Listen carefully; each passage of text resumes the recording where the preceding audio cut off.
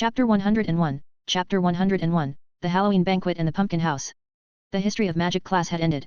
Although Professor Bin's answers were somewhat unreasonable, when had magic ever been reasonable? Perhaps only alchemy had some semblance of reason. That evening, the sweet smell of pumpkin filled the entire castle, signifying that Halloween had arrived.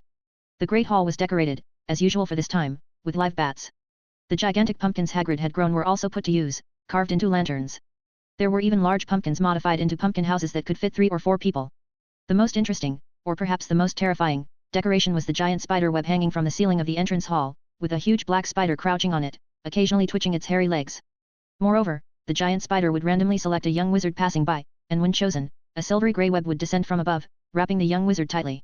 Of course, whenever this prank happened, it would cause everyone around to laugh heartily, especially the younger students who would even stand aside waiting to see this magical scene. Click. A crisp sound accompanied by a flash of white light. Colin was quite excited, feeling as if this was all a dream. From receiving the owl letter, boarding the Hogwarts Express, to rowing across the lake to the castle. Everything here seemed incredible to him, especially today, his first holiday and first banquet since starting school. Countless magical scenes made him worry that he might run out of film. On the other side of the hall, as Eno noticed the flash of white light, he also realized something. Not only could he be a bard in this fantasy world, but he could also be a professional photographer. Considering the stories he had experienced over the past 3 years, there were many regrets and farewells. If only he had a camera back then. The town square of Old John, the ice castle of the White Witch, the elves in the dense forest, the battle under the lonely mountain, if all these could be preserved. Looks like I need to find the dervish and banjas to modify a camera tomorrow. While Eno was lost in thought, Draco's voice came from beside him. Why are you so late? Come on. I had Goyle reserve a pumpkin house a while ago.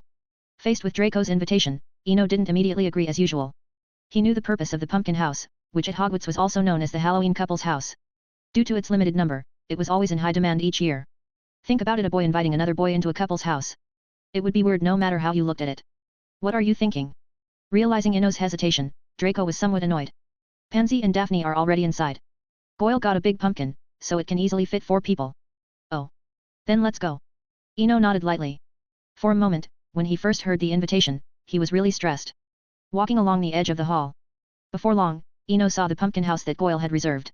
He wasn't sure what method Hagrid used, but a perfectly good pumpkin was grown to the size of a small car. Eno, come in. A small head suddenly popped up at the window of the pumpkin house. Daphne was leaning out of the pumpkin window, smiling and greeting. Entering the large pumpkin, there was a stalk-like table in the center, with the inside hollowed out. A circle of raised seats around it was covered with cushions, forming the most natural seating. Pansy and Daphne were sitting opposite each other, with all kinds of candies and snacks on the small table in the middle. This is my first time coming in. I didn't expect it to be like this inside. Eno looked around the pumpkin house with interest. Honestly, this little house filled with a sense of security was hard not to like. Last year, I had Goyle reserve one, but Quirrell ruined the banquet. Draco proudly recounted his past success. As the 3 chatted, Pansy, who had been silent, suddenly spoke seriously. Eno, isn't this like what you said on the train? The difference is, the rats hide in the sewer, and we hide in the castle, hide in the pumpkin house. To be fair, Pansy's words were somewhat of a mood killer for a festive banquet. However, as Pansy's words fell, Draco and Daphne also quieted down. Seeing their inquisitive expressions, Eno felt a bit overwhelmed. He hadn't expected them to remember this for more than 2 months. This was truly unexpected. But after a moment of thought, he decided not to delay any longer. After all, it had been proven that the young Slytherins were not easily fooled. If they could remember once, they could remember countless times. All right. Let's talk about it. Although this topic is a bit heavy. Eno sighed lightly and then looked around. The little pumpkin house isolated them from everyone's gaze, including the portraits hanging on the walls of the hall. Before we talk about this, we need to understand one thing, which is the International Statute of Wizarding Secrecy signed in 1689, and the changes in wizards' lives after it took effect in 1692. To be honest, if it weren't for hearing Professor Binns mention the Muggle repelling charm today, it would be difficult for him to recall these dates so easily.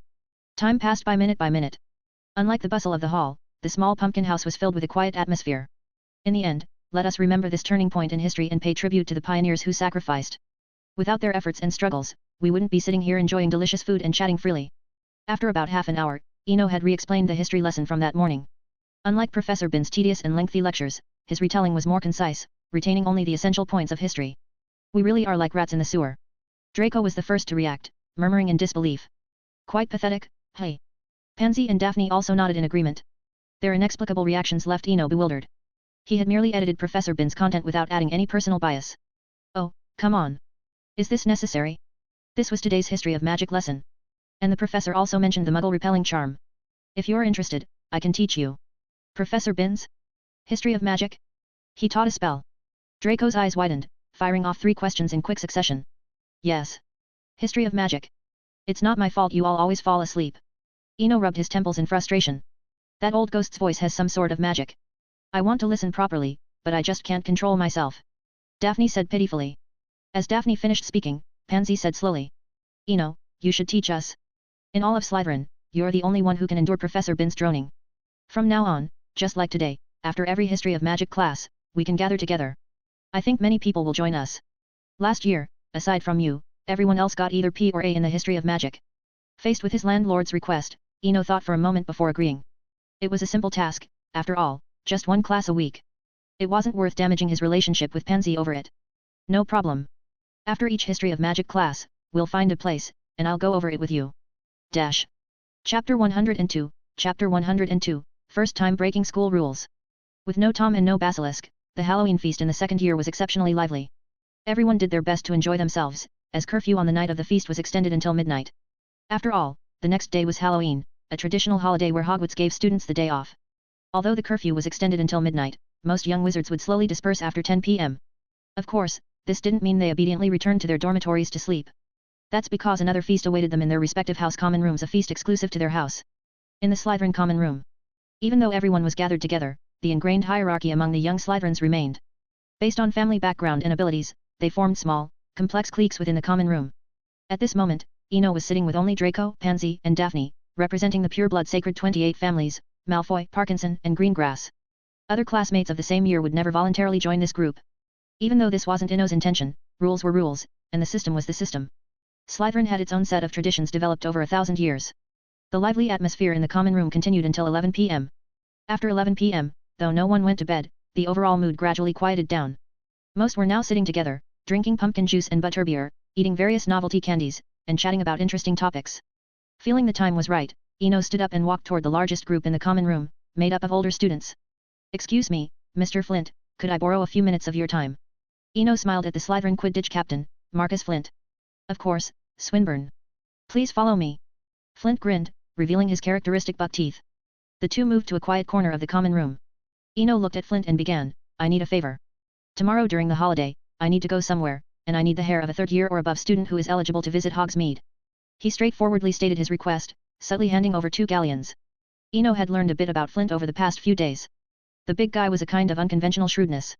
Flint might not seem very bright, but he had his own set of rules, no benefit, no action. In other words, he loved to gain advantages. If he thought he could benefit from you, even if not immediately, he would greet you with a smile. Conversely, if he deemed you mediocre, useless, and valueless, he would drop the smile and become a stingy and rude senior. Ha ha ha, that's a small matter. Flint, evidently used to such requests, naturally took the money, smiling even more broadly. With a wave, the 2 galleons disappeared into his pocket, and he promised, I'll have it for you by 8 a.m. tomorrow. And don't worry about getting caught, the donor will stay in the common room until you return. I guarantee it. I trust your word, Eno smiled. Flint had a good reputation in Slytherin for reliability. There were no stories of him taking money and failing to deliver, and plenty of tales of him compensating double if he messed up. After making arrangements, Eno informed Draco and the others before heading straight to bed. He needed to ensure enough sleep for his early trip to Hogsmeade. They don't even know how to break the rules properly, no wonder they get points docked. As he walked, he couldn't help but think of the stories about the Gryffindors sneaking to Hogsmeade. Secret passages, invisibility cloaks, lots of fancy methods but not much brain work. Not only did they end up anxious and acting like shady wizards, but they also missed out on the experience, spending most of the time running through tunnels and exercising their legs. The night passed without incident. The next morning at 8, Eno arrived punctually in the Slytherin common room. On the other side, Flint, yawning widely, got up from the couch when he saw Eno, took out a folded parchment envelope from his pocket, and handed it to him. Rick Spiro. Half-blood, 3rd year. This is enough hair for you to use all day. Don't worry, I'm here. Eno took the envelope, thanks, Mr. Flint. After exchanging a knowing glance, Flint headed back to his dorm, as holiday mornings were meant for sleeping in. On the path to Hogsmeade, a slightly chubby, short Slytherin student with a face full of acne was walking alone. This was Eno after drinking Polyjuice Potion. Having easily fooled Filch, he quickly made his way to Hogsmeade. The main reason was that the taste of the Polyjuice Potion was awful. Every sip tested his taste buds to the limit.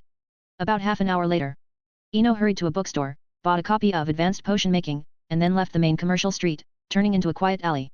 Dervish and Banja's shop was far from Hogsmeade's main street, located in a relatively secluded residential area, near the end of High Street. This made sense, as it was primarily a repair shop. Much like Muggle appliance repair shops, they were never on bustling commercial streets but nestled in community corners, convenient for housewives needing their appliances fixed. In Hogsmeade, on a hidden street.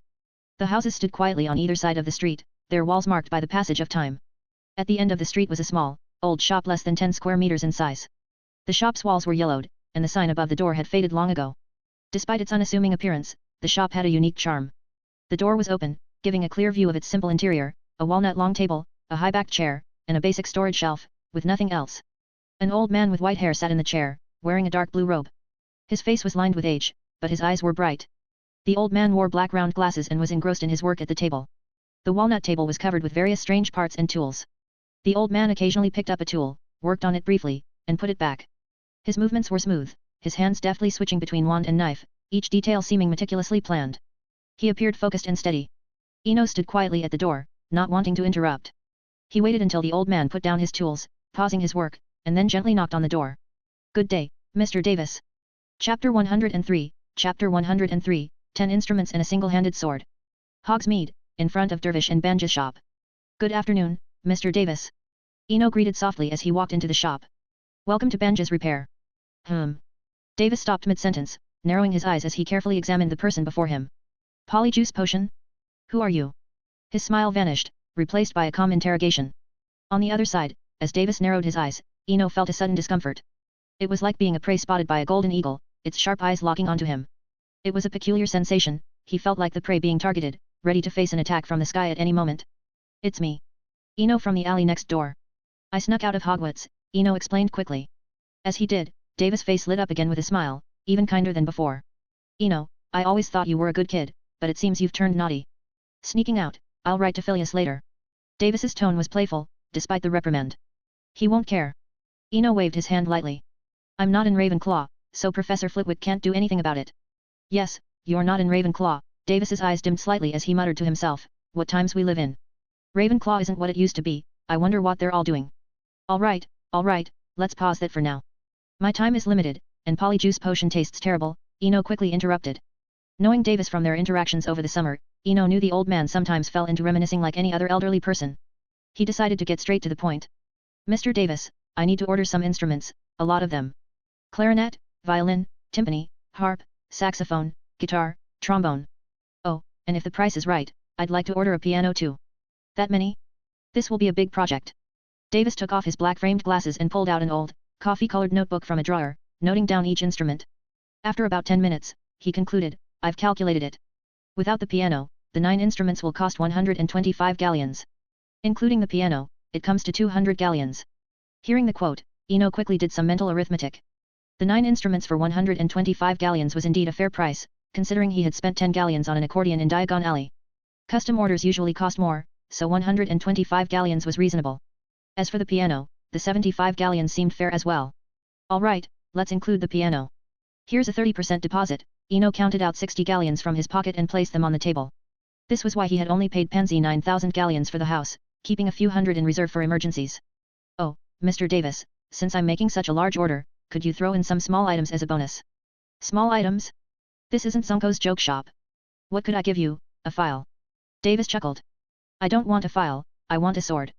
Not a decoration, but a real single-handed sword, sharp enough to cut through a troll's hide.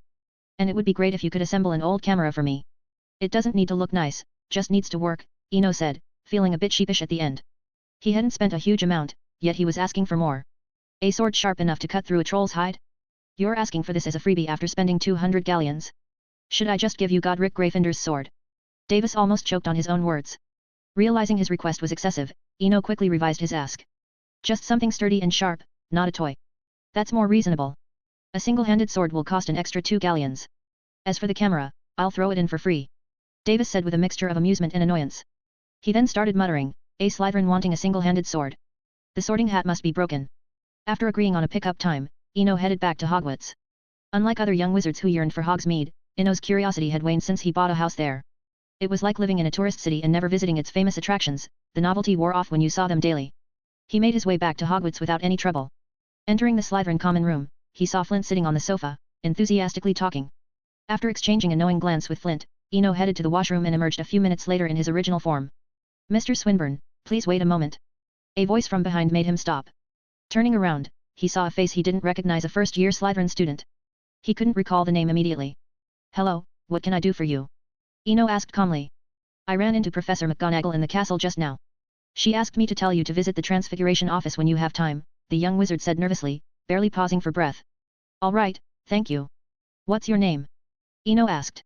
"Harper, my name is Harper Vick," the young wizard replied excitedly. "Okay, see you later, Mr. Vick." Eno nodded in a friendly manner. At the Transfiguration office. Despite it being Halloween and a holiday, Professor McGonagall was busy at her desk. Unlike her usual stern expression, she seemed in a particularly good mood. The editorial office of Transfiguration today had replied, and Hogwarts would soon have another student winning the Best Newcomer award, following Bill Weasley. Knock. Knock. At the sound of the door, Professor McGonagall waved her wand, opening it without looking up, her anticipation clear. "Eno. Come over, your paper has been accepted. Transfiguration today sent a prize and a certificate of honor," she said, putting down her work with a smile. "Good afternoon, Professor. This is the best news I've heard today." Eno was equally pleased. His joy wasn't about the honor but the prize money, as his funds were nearly depleted after ordering the instruments. Walking to the desk, Eno first took the certificate and letter, though he was more eager to check the Gringotts marked money pouch.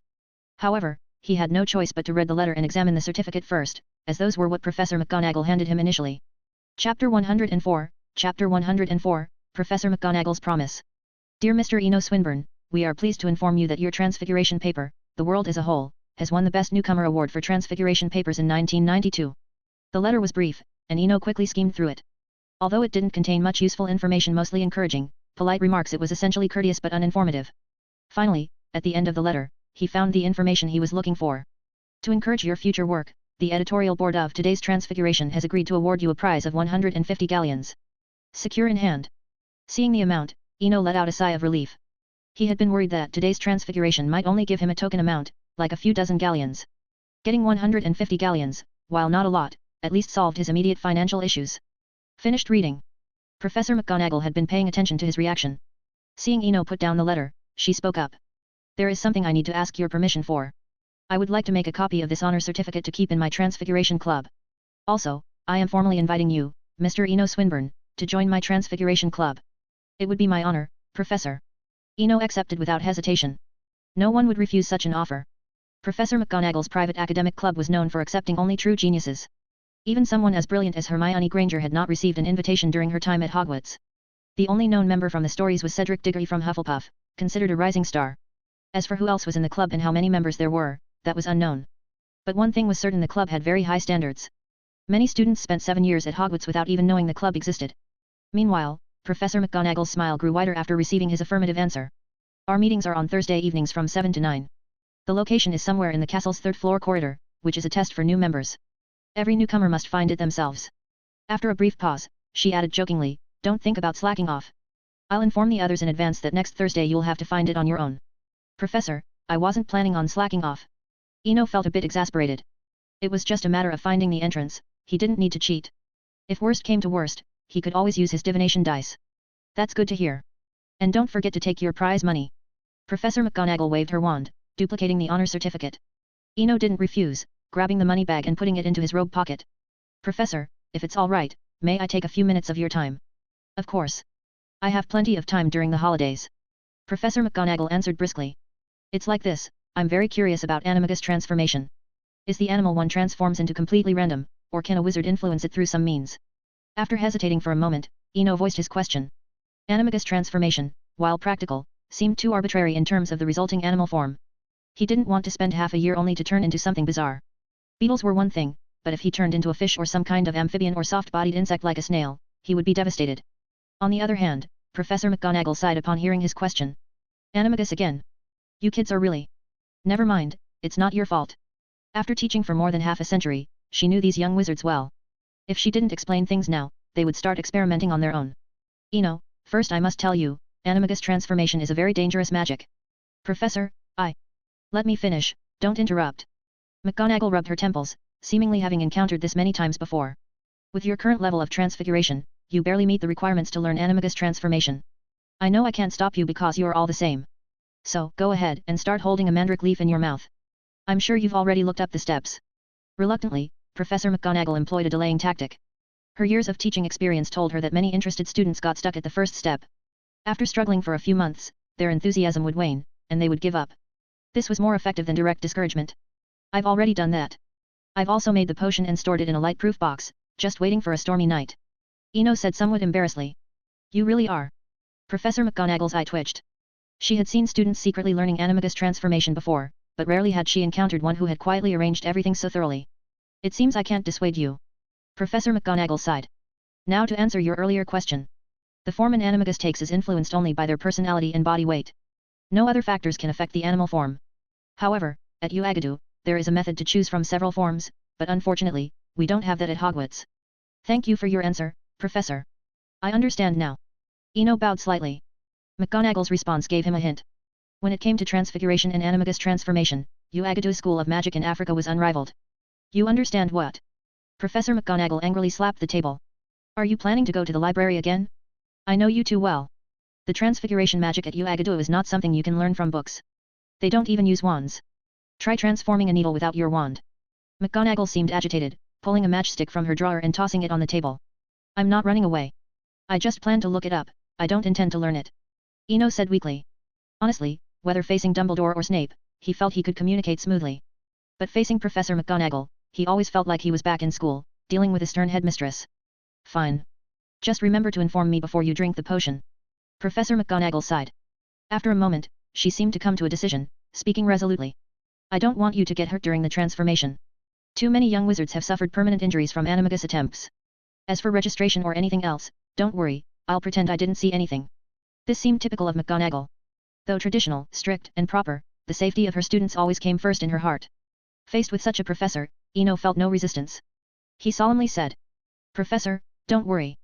I will definitely notify you before drinking the potion. Chapter 105, Chapter 105, The Dueling Club Without the Basilisk.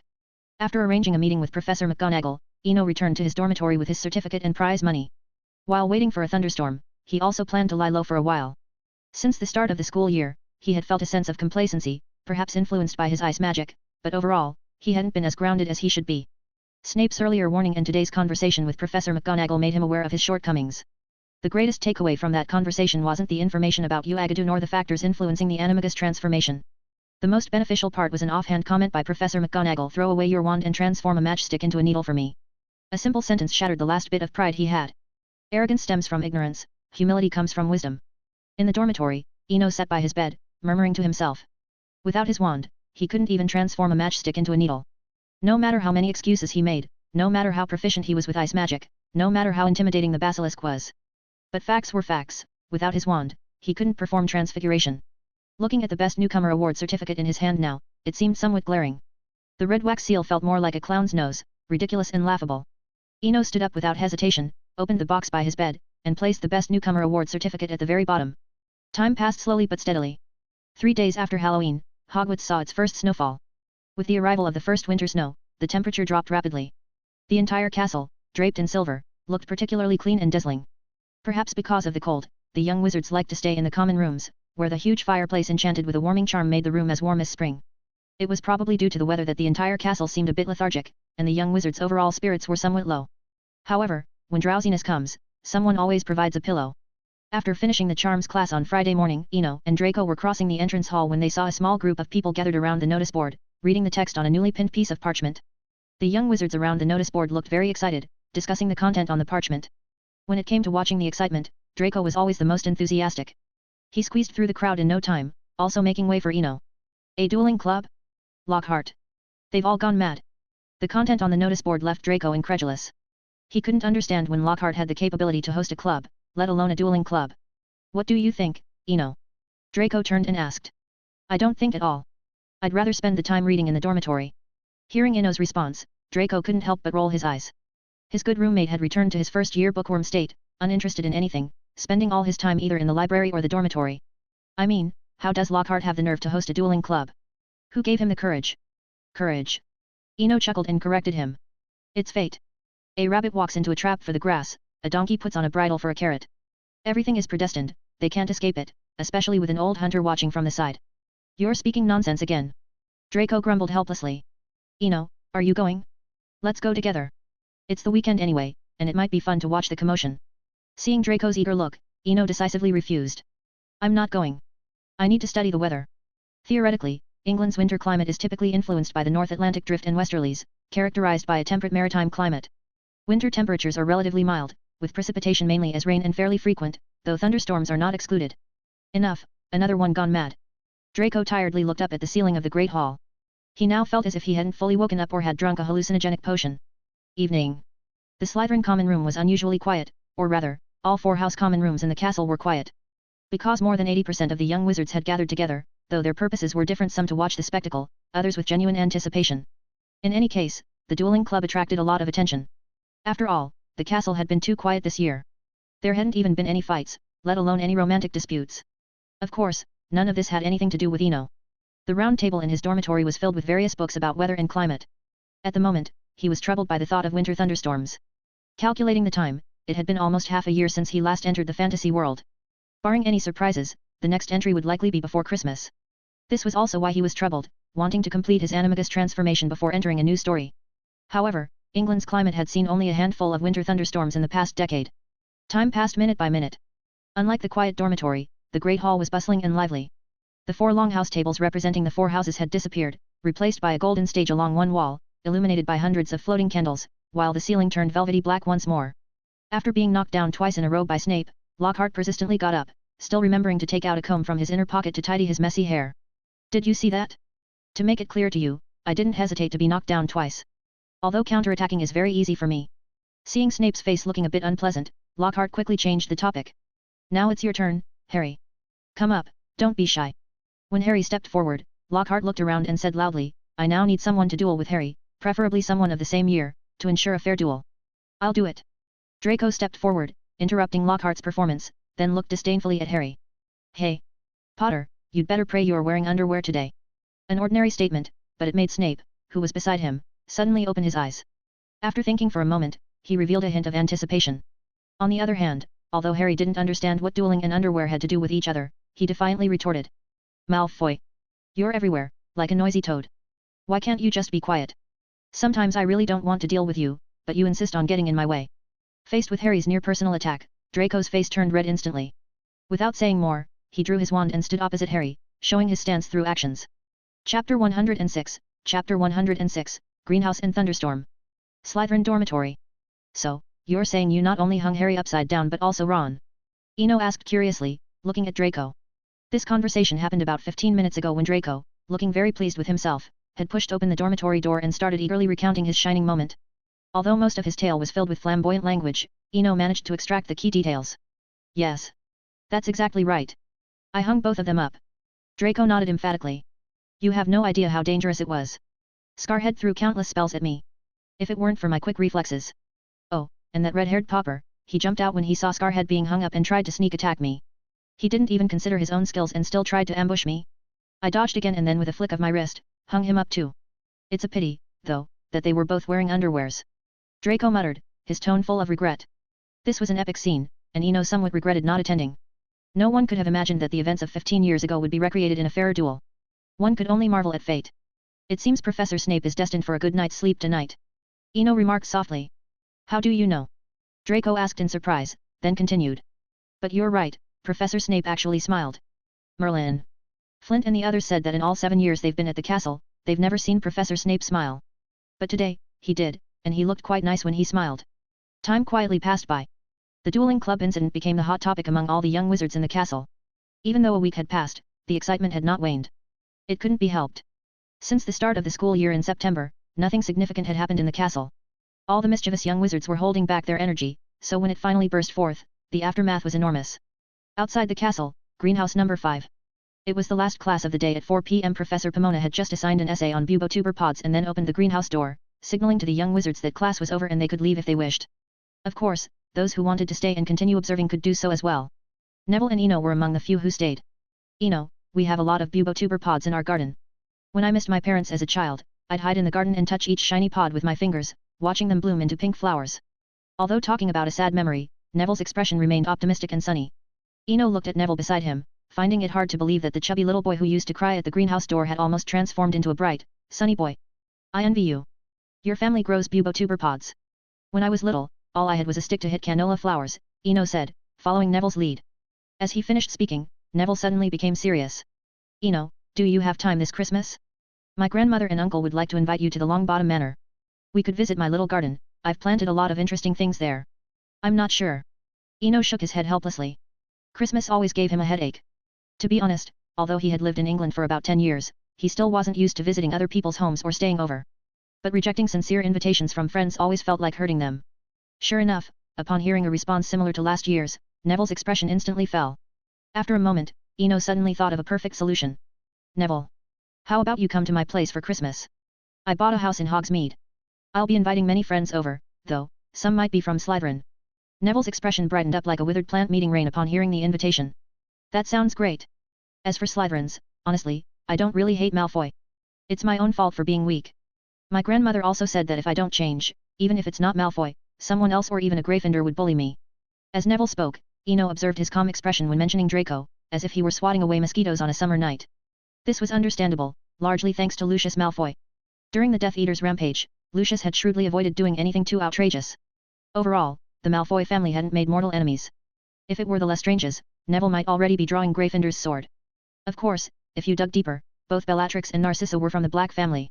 But if you went down that route, the intermarriages among pure-blood families would be endless, possibly even looping back to the Longbottoms. Though was lost in thought, he assured Neville after he finished speaking. Then it's settled. We'll meet at the Three Broomsticks in Hogsmeade, and I'll pick you up. The Three Broomsticks? Doesn't your house have a fireplace? Neville looked surprised. Fireplace? Was suddenly startled. He seemed to have forgotten about this crucial feature since he hadn't planned on hosting visitors. All right, I forgot about flow powder and fireplaces, but... Before he could finish, a loud boom echoed from outside the greenhouse. Sorry, Neville. We'll talk another time. I have something to deal with. Leaving these words behind, quickly ran out of the greenhouse. If he hadn't misheard, that sound must have been thunder in the distance. Sure enough, stepping outside the greenhouse, he saw the western sky of the castle, as if an invisible giant hand had wound it tight. The clouds hung low, heavy as lead, seemingly ready to envelop the entire world in their shadow. Without further thought, swiftly made his way to the castle. He needed to prepare everything before dark and inform Professor McGonagall. Yet, some things are always unexpected. Just as he reached the castle gates, he saw Professor McGonagall standing in the entrance hall with a resigned expression. I knew it. When I saw the second-year timetable. Professor McGonagall's tone was slightly reproachful but also somewhat gratified. Quick, get the potion. I'll be waiting for you by the Whomping Willow, at the Black Lake dock. Remember, don't rush into anything. Bring the potion to me first for inspection. Thank you, Professor. I'll be right there, replied quickly and headed into the castle without looking back. Chapter 107, Chapter 107, Felix Felicis and Old John's Matches. Back in the Slytherin dormitory. Opened the sealed wooden box, took out the Animagus potion inside, then picked up the Felix Felicis next to it. Without a second thought, he uncorked the bottle and drank it in one gulp. The Felix Felicis entered his mouth, bringing a cool sensation that slid down his throat, feeling like drinking a chilled mint-flavored soda on a scorching summer day. The coolness and fragrance instantly swept away the summer heat, leaving only a sense of freshness and tranquility. It feels so good. Murmured, feeling incredibly clear-headed and comfortable at this moment. Perhaps this is the true essence of Felix Felicis, the blessing of luck, making everything go smoothly. After a brief pause, he quickly opened his suitcase and took out a worn, scorched box of matches from a compartment in the Muggle mode. These were the matches old John had given him as a parting gift. Since receiving the matches, had kept them in his suitcase as a keepsake. But at this moment, with the help of Felix Felicis, he had a feeling, as if a voice told him, that taking these matches would be very useful. Outside the castle, the clouds in the western sky rolled and changed shape continuously. Occasionally, flashes of lightning flickered within the depths of those clouds, moving like ghosts, a precursor to a thunderstorm. On the eastern side of the Whomping Willow, near the dock by the Black Lake, handed the Animagus potion to Professor McGonagall. After a moment, after thoroughly checking it, Professor McGonagall said, "The potion is fine. When I tell you to drink it, drink it. And be sure to pronounce the incantation clearly, this is very important. Do you understand?" Facing Professor McGonagall's admonition, nodded earnestly. "Thank you. I will be very careful." Regarding the Animagus transformation, from the beginning of preparation to now, it had taken nearly a whole year. During this time, he had read a lot of information, all of which highlighted the dangers of the magic and various real cases of injuries. In the original story, the success of the Marauders was truly a stroke of luck. Time passed minute by minute. At some point, the wind around them gradually died down, replaced by a stifling silence. "Be ready. When the first thunderclap sounds, and the potion turns bright red, drink it quickly," Professor McGonagall said, drawing her wand and standing by. Her voice now carried a hint of anxiety and unease. After hearing Professor McGonagall's instructions, didn't speak, just nodded seriously, knowing that this was a moment not to be distracted. Then, he took the box of matches from his pocket, gently opened it, and saw that only about a third remained.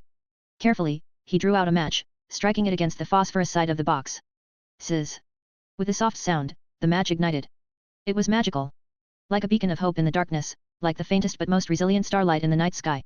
The ignited match didn't blaze like a raging fire but burned quietly and profoundly in the darkness. This faint light was warm and gentle, flickering softly, each flicker seeming to tell forgotten stories about love, redemption, and hope. In the glow of the match, the surrounding darkness seemed to be gently dispelled, bringing a trace of warmth. The small flame, though weak, was filled with strength. It was like the tenacity and resilience of life, a comfort to those struggling in difficult circumstances. In this faint light, one could almost see the possibility of salvation and being saved. The match burned slowly, like a small candle, taking over 10 seconds to burn just a tenth of its length. Eno, standing within the illuminated area of the match, felt more relaxed than ever. The previous worries, troubles, and doubts about the Animagus transformation all disappeared, leaving only hope and tranquility in his heart. Boom! In the sky, the first clap of thunder sounded. Eno quickly drank the bright red potion, then drew his wand from his pocket, pointing it at his heart. Amato, Animo, Animato, Animagus. After a brief delay, his breathing began to quicken, his chest rising and falling as if another heart was beating, like the birth of new life. But this was just the external manifestation. In reality, after drinking the potion, he felt as if he were being torn in two, an excruciating pain surging through him. However, just as he was about to grit his teeth and try to use his willpower to resist the indescribable pain, the match in his hand burned out quickly. Then a thumb-sized flame floated in the air, burning quietly. In a second, or perhaps even less, the small flame, as if alive, flew into his body, completing everything in an instant. The pain dissipated like a tide, replaced by a warm and reassuring feeling, like a mother's embrace. Eno exhaled deeply. Just as he was about to close his eyes and rest for a moment, he heard Professor McGonagall's voice. Merlin, it's so beautiful. Professor McGonagall exclaimed. Eno, you've succeeded. You've completed the Animagus transformation. You can't speak now, so just listen to me quietly.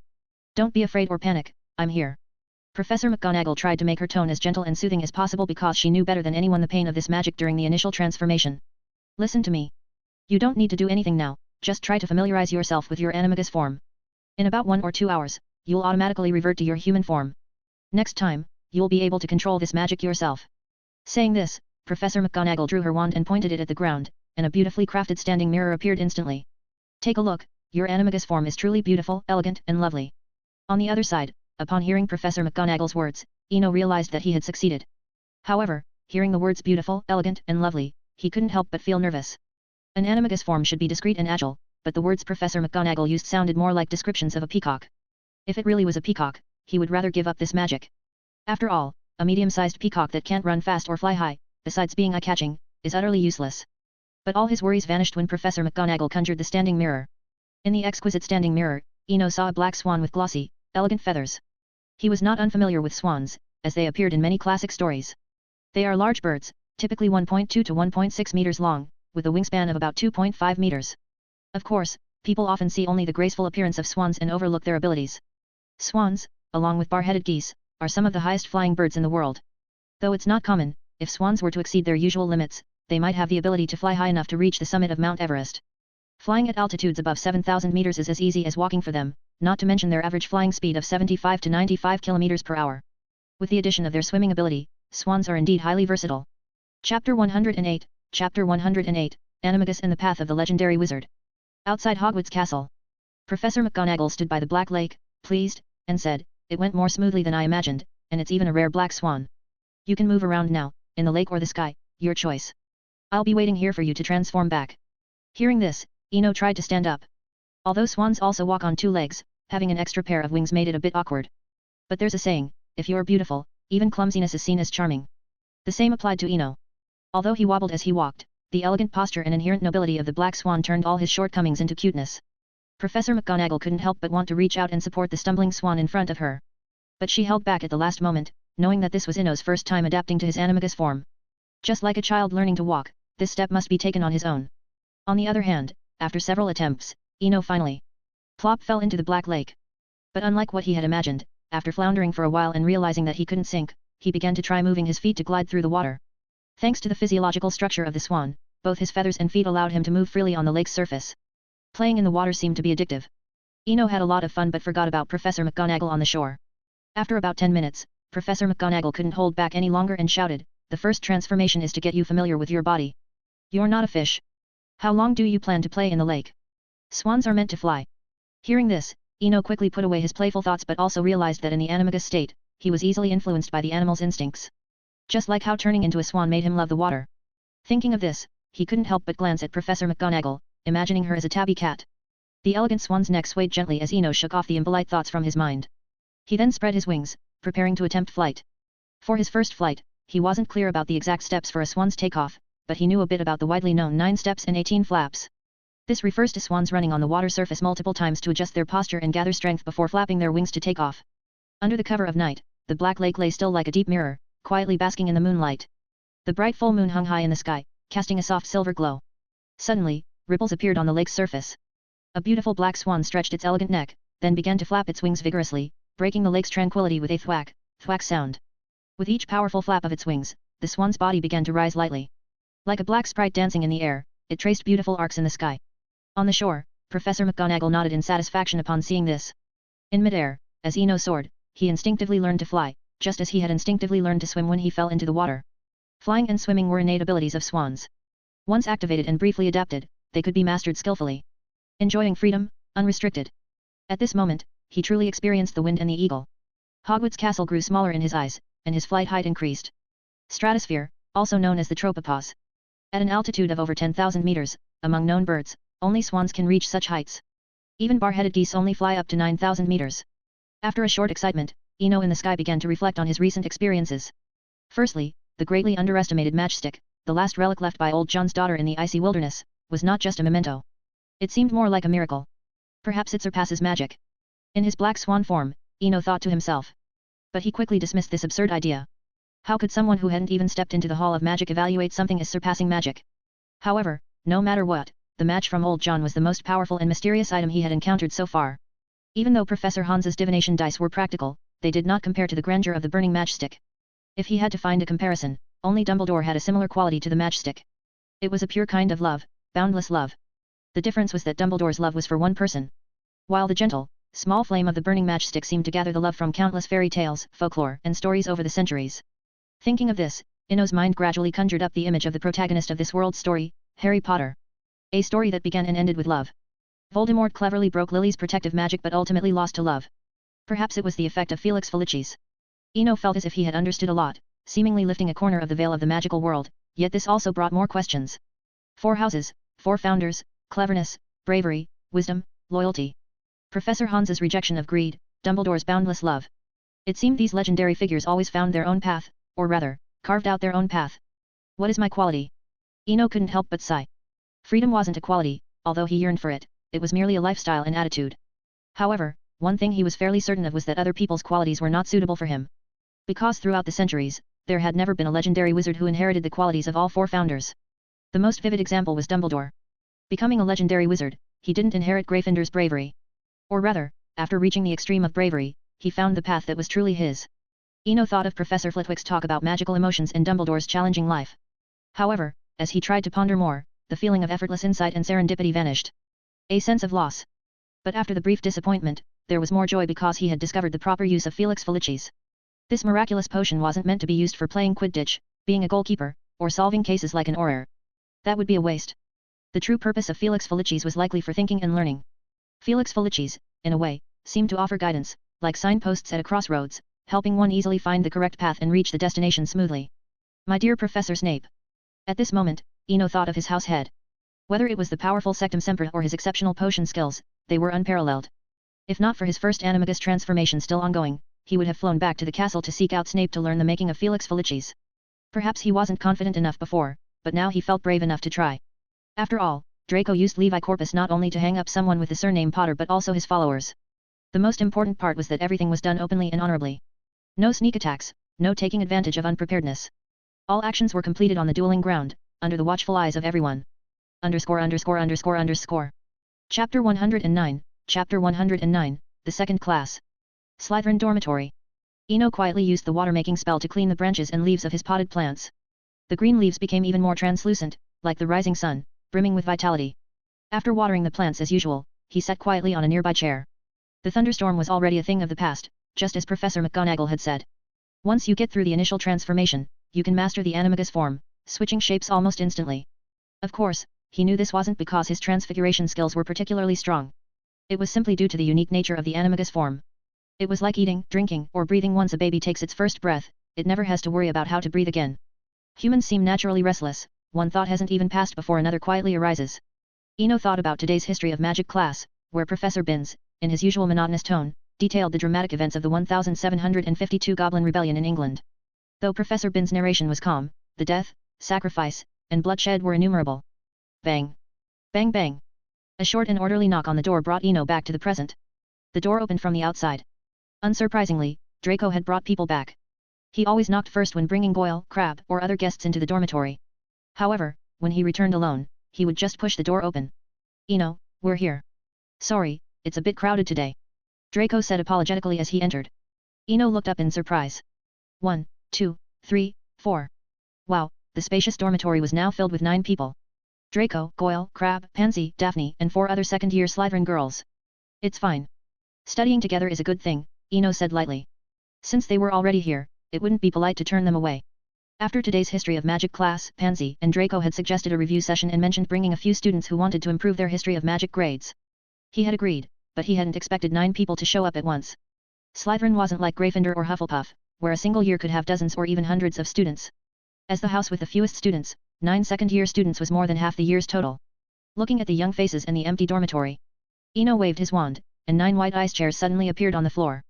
Then he used Transfiguration to turn the icy chairs into ordinary wooden ones. He didn't rely on Transfiguration for this feat, the credit went to frost magic. Transforming the texture of the same volume was much easier.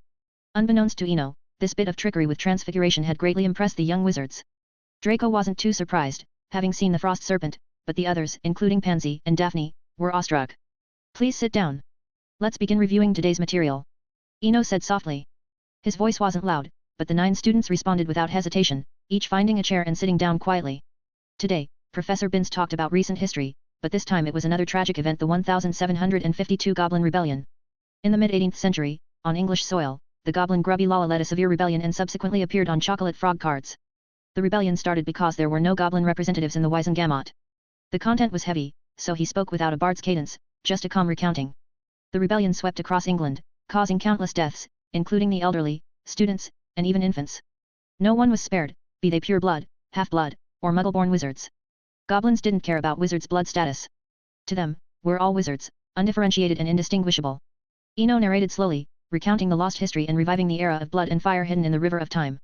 Eventually, then Minister of Magic Albert Boot stepped down, and his successor, Basil Flack, resigned after just 2 months due to the Goblins' alliance with werewolves.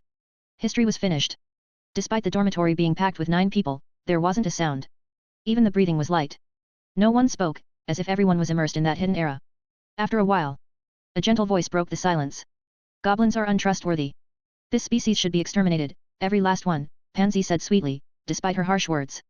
On the other side, Daphne shared her thoughts. Goblins can't be trusted, but they are useful. Brand them, control them with magic, like house elves. Wouldn't that be interesting? Eno listened to their statements, subtly glancing at Draco and Goyle. All right, he saw confused and bewildered faces. It seemed pure-blood girls were indeed much stronger than boys. It reminded him of the saying, while you play games, your peers are reading Plato, studying rationalism and human nature. All right, we're here to study history of magic, not to discuss positions and views. To prevent more shocking comments, Eno changed the topic.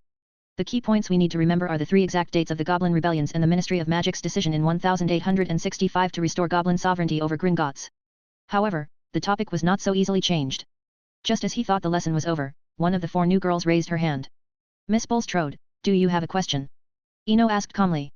He recognized the girl, Millicent Bulstrode, the sturdy girl who dueled Hermione in the original story, essentially the female version of Goyle. Mr. Swinburne, I'm puzzled. Why did goblins repeatedly rebel, causing wizards so much pain, yet we gave them benefits after winning? I'm curious, do wizards lack power, or is the Ministry of Magic weak? But we won, didn't we? Bulstrode's voice was rough, almost like a boy's. But regardless of her voice, her question was sharp and to the point, directly addressing the crux of the issue. Chapter 110, Chapter 110, A New Journey. Dormitory Classroom. After hearing Bulstrode's question, Eno felt a headache coming on. It's hard to imagine that these second-year students, only 13 or 14 years old, already possess such analytical abilities. If they continue to develop like this as they grow up, perhaps there is some justification for the purebloods controlling the Ministry of Magic. But obviously, now is not the time to ponder this question.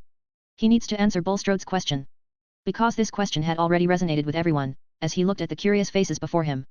Ahem, before answering that question, let me tell you something else. Eno cleared his throat. This question was too sharp, but during the brief moment of thought, he had already come up with a strategy. Did you know? Among common animals, the only bird that dares to attack an eagle is the crow. They will perch on the eagle's back and peck at its neck. To divert attention and avoid the sharp topic, he conjured an eagle and a crow using ice and snow as he spoke. However, the eagle does not pay attention to the crow. It doesn't waste time and energy fighting it. Instead, it spreads its wings and flies high. The higher the eagle flies, the harder it becomes for the crow to breathe, eventually causing the crow to fall to its death because it can't breathe. Pausing for a moment, Eno gave everyone some time to think. In light of this, I have a suggestion. Why should we waste our energy pondering over the goblins or the Ministry of Magic? We are here at Hogwarts to learn, so let's focus on improving our grades and learning more knowledge, just like the eagle flying higher and higher. When we reach a certain height, many doubts will no longer be doubts because they will fall away like the crow. Using a tactic similar to Professor McGonagall's, he stalled for time, hoping they might forget about it in a few months.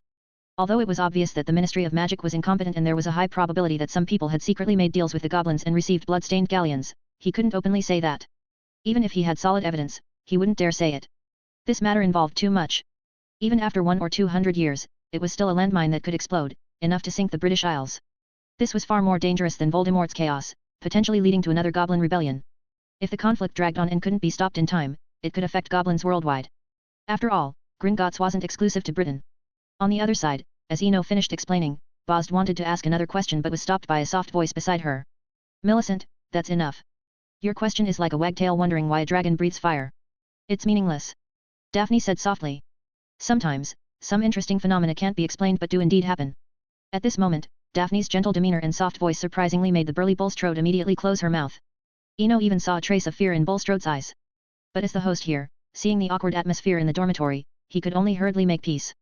All right. That's all for today's review. Remember to do your History of Magic homework, as Professor Binns assigned. An hour ago, the dormitory was filled with 9 little wizards. An hour later, 8 little wizards left. After everyone had gone, Draco couldn't help but complain. She just keeps asking. Next time, tell Daphne not to bring her. Let it be. Eno stopped Draco's gossiping and explained, actually, it's a good thing. Her questions show that she listened carefully, which is the purpose of the review, isn't it? Maybe. But I don't like her. Draco clearly expressed his opinion but stopped gossiping and instead asked. Eno, I'm going to the Quidditch pitch later. Are you coming? Sorry, Draco. I'm very tired. I need to take a nap now. Speaking, Eno quickly went to his bed, drew the thick curtains around it, and the whole process was done in one go. Are you that tired? Draco muttered, looking at the thick curtains, but then he picked up his broom and left the dormitory. The sanctuary. A snow-covered path. The reason for his haste in lying down was that he felt a long-lost sense of unease after 5 months. Eno picked up his suitcase and slung his accordion over his back. He glanced at the thriving ice flowers, then walked straight to the end of the path. As for the ever-growing, seemingly more agile frost serpent, he ignored it. He didn't have the time to deal with it now. The path paved with red maple leaves leading to the wood elves was still shrouded in thick fog. On the other side, the previously foggy fork in the road was now less misty, revealing a faint country path. Passing through the thin mist, Eno found himself on a country road. The road wasn't very wide, about 3 or 4 meters, with various unknown weeds growing on either side. At the end of the road, a quaint little town loomed in the distance. Perhaps it had just rained, the road was very muddy. Clear tracks left by carriages could be seen, mixed with various animal droppings on the ground. He glanced down at his new boots, then looked at the town not far away, reluctantly stepping into the dark, soft, and ambiguous mud. Walking slowly along the path for about 15 minutes. What came into view was a typical medieval western town. The houses were scattered and orderly, mostly made of wood and stone, with thick thatched roofs and handmade curtains on the windows, gently swaying in the breeze. At the town's center stood an old church, not very large, only about a few dozen square meters. The church's outer walls were built of rough stones, with gaps eroded by time and wind, making them mottled. The walls had no elaborate carvings, only a few narrow windows with some pieces of colored glass. However, just seeing this small church made Eno grateful for his caution. He didn't rashly use magic to avoid dirtying his boots. In such typical medieval western stories, magic and wizards were never considered bright existences. As he walked, the whole town gradually unfolded before him. Although small, it was bustling with activity. Various shops and busy people of all sorts. The bakery assistant in a brown apron kneading dough, the shirtless blacksmith hammering away, the lively tavern at the roadside. Of course, there were also the loaded carriages and resting caravans in the open area next to the town. Seeing the lively scene before him, Eno understood why, upon entering the village, people paid no attention to him as an outsider. Clearly, this was a typical rest stop town. It also explained the numerous cart tracks and animal droppings on the muddy road outside the village. A rest stop town is a village located on important trade routes. Perhaps it initially had just a well and a small tavern. But over time, with the frequent passage of caravans. More and more people joined in, gradually adding tailor shops, blacksmith shops, bakeries, churches, monasteries, and so on, forming a small village. The people living here didn't survive by farming crops but by serving passing caravans to earn money, which they then used to buy living supplies from the caravans. In short, it was a balanced cycle. Chapter 111, Chapter 111, The Merchant Town. On the vacant land beside the town. Eno glanced around and then walked toward the bakery. Of course, if he were an adult, he would have gone straight to the tavern to get the basic information here. But although he had suddenly shot up to about 1.6 meters tall this year, his youthful face still betrayed his true age. In a place crowded with mixed people, it wasn't a wise choice for a half-grown kid to venture into a tavern. Meanwhile, on the other side of town, the bakery owner, Pen, was also busily engaged in his day's work. First, he poured rough wheat flour, mixed with sand grains, into an old, yellowed wooden basin. Then, he scooped some murky water from a bucket in the corner and added it in. Finally, he began mechanically kneading the dough. Although working, Pen's eyes were not idle. He kept observing the passing merchant caravans and unfamiliar travelers. Today, he noticed something new early in the day. A stranger had arrived in town. Of course, many strangers came here daily, but what caught his attention today was the age and attire of this stranger, and the beautiful accordion on his back. The grey robe didn't look special at first glance, but Pen knew that such finely woven fabric wasn't something an average person could afford. Even the wealthiest person here, the tavern owner Mrs. Sophia, only owned one dress made of such fine woven fabric. And she only wore this dress during the annual harvest festival, showing how much she treasured it. Time to make some money again. Pen thought secretly. To have achieved owning his bakery before the age of 20, he relied on his shrewd mind and keen observation. He knew very well that honestly selling bread would only keep him from starving. To make money and open a bakery in the city, he had to cater to these well-dressed wealthy people. Seeing his target walking towards him, Pen's mind worked quickly, recalling various events from recent times. After all, the only things valuable to these wealthy people coming to the poorly conditioned merchant town were various news and fresh stories. Eno slowly walked towards the bakery. The small shop had only a 20-something young man busy working. Interestingly, Eno saw a shrewdness in this young man's eyes, similar to Flint's. This was good. Shrewd and profit-driven people were often more straightforward than those with honeyed words and daggers behind their backs. "Excuse me. Sorry to bother you," Eno said slowly as he walked up to the young man. "How much for your bread? They look very tempting." For their first interaction, he had to lie through his teeth to compliment these black loaves, which had pitted surfaces and even some unidentified hair mixed in. "Hey. Sir, they are worthless, and I don't think you can stomach them." Pen spread his hands, his expression somewhat odd. He dared to swear by the harvest goddess that if this young man could eat a bite of the bread, he would give up his entire year's income next year. "If you're really hungry, I suggest you go to the tavern across the street. Mrs. Sophia's roast beef is famous in the merchant town." "Really? It's my first time here, and I've heard this place is interesting." "I am a traveling bard," Eno said, seizing the opportunity after hearing the location name. "A bard, hey." Pen felt a bit disappointed. In his impression, these people usually weren't wealthy. But he quickly realized he could profit in another way and immediately said, "Do you want to hear the story of Merchant Town? Then you can tell others later. But it costs 2 copper coins per story." "Sure. Start your story then." Inner pulled out 2 copper coins from his pocket and placed them on the bread table. Although he had spent all of old John's gold coins, he still had some silver and copper coins left. Half an hour later. After spending 12 copper coins, Eno had a fair understanding of the place. First, this was a vast world with endless lands, countless cities and kingdoms, a world full of stories. Elves in the forests, devils in the wilderness, witches in ruined towers, mermaids by the sea, and many more tales abound. After leaving the bakery, Eno walked straight to the space where the carriages were parked. In such a vast world, if he didn't encounter a happening story, it might take a long time to leave. Sometimes living for a month or even half a year was common. Given this, he planned to resume his old profession to keep himself busy and also to expand his pocket. After all, the few silver coins left probably couldn't cover a few days' rent at the tavern. On the vacant land where carriages were parked, under the curious gazes of many merchants, Eno slowly pulled his accordion. This was a means to attract customers. Bards had various tricks, some drew pictures on the ground, some beat bamboo clappers, and some performed tricks. The purpose was the same, to attract attention. Only by attracting enough attention could he earn profits from the upcoming story. Otherwise, if only 1 or 2 people listened and left, it would be a huge loss. A few minutes later, after finishing a piece, Eno looked at the roughly 20 people gathered around and slowly began. In the distant misty mountains, there lies a hidden kingdom among the mountains. In the capital of this kingdom, countless treasures are piled up, with endless gold and gems. This immense wealth eventually attracted the attention of a dragon. He opened with a thematic statement, followed by a flashback to keep more people listening. The dragon's name was Smog. He seized the dwarves' wealth. Brave Prince Thorin gathered many dwarf warriors, and together they embarked on a great journey to kill the dragon and reclaim their homeland. As time passed, the story gradually unfolded, and more people gathered around. When the dwarves entered the lonely mountain and were about to face the demon, Eno stopped, stood up, and slowly bowed to the surrounding people, then spread a square piece of linen on the ground. The well-traveled merchants understood what this meant.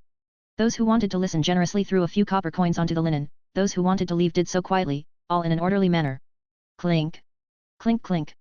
Clear and pleasant sounds rang out, and suddenly a shiny gold coin appeared on the linen. Inner looked up in surprise.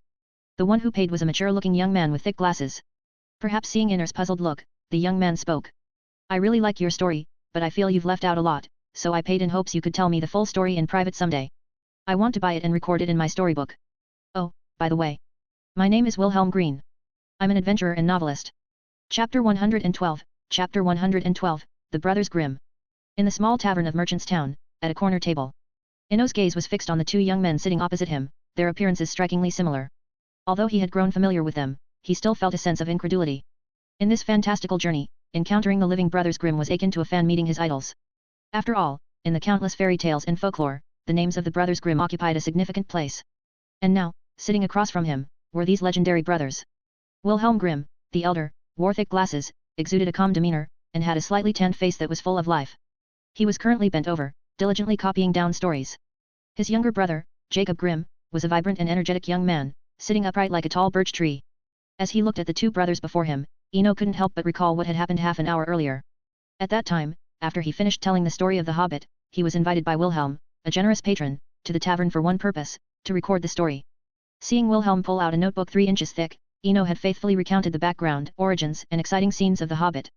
Though he spoke at an even and slow pace, one would expect a disparity between speaking and writing speeds. Yet, Wilhelm's transcription speed was astonishingly fast, almost keeping pace with Eno's narration. Thus, he spoke non-stop for a full half-hour. Just as he was about to continue with the Battle of the Five Armies, Wilhelm suddenly interrupted. Thank you very much, but we need to pause and let my wrist rest for a bit.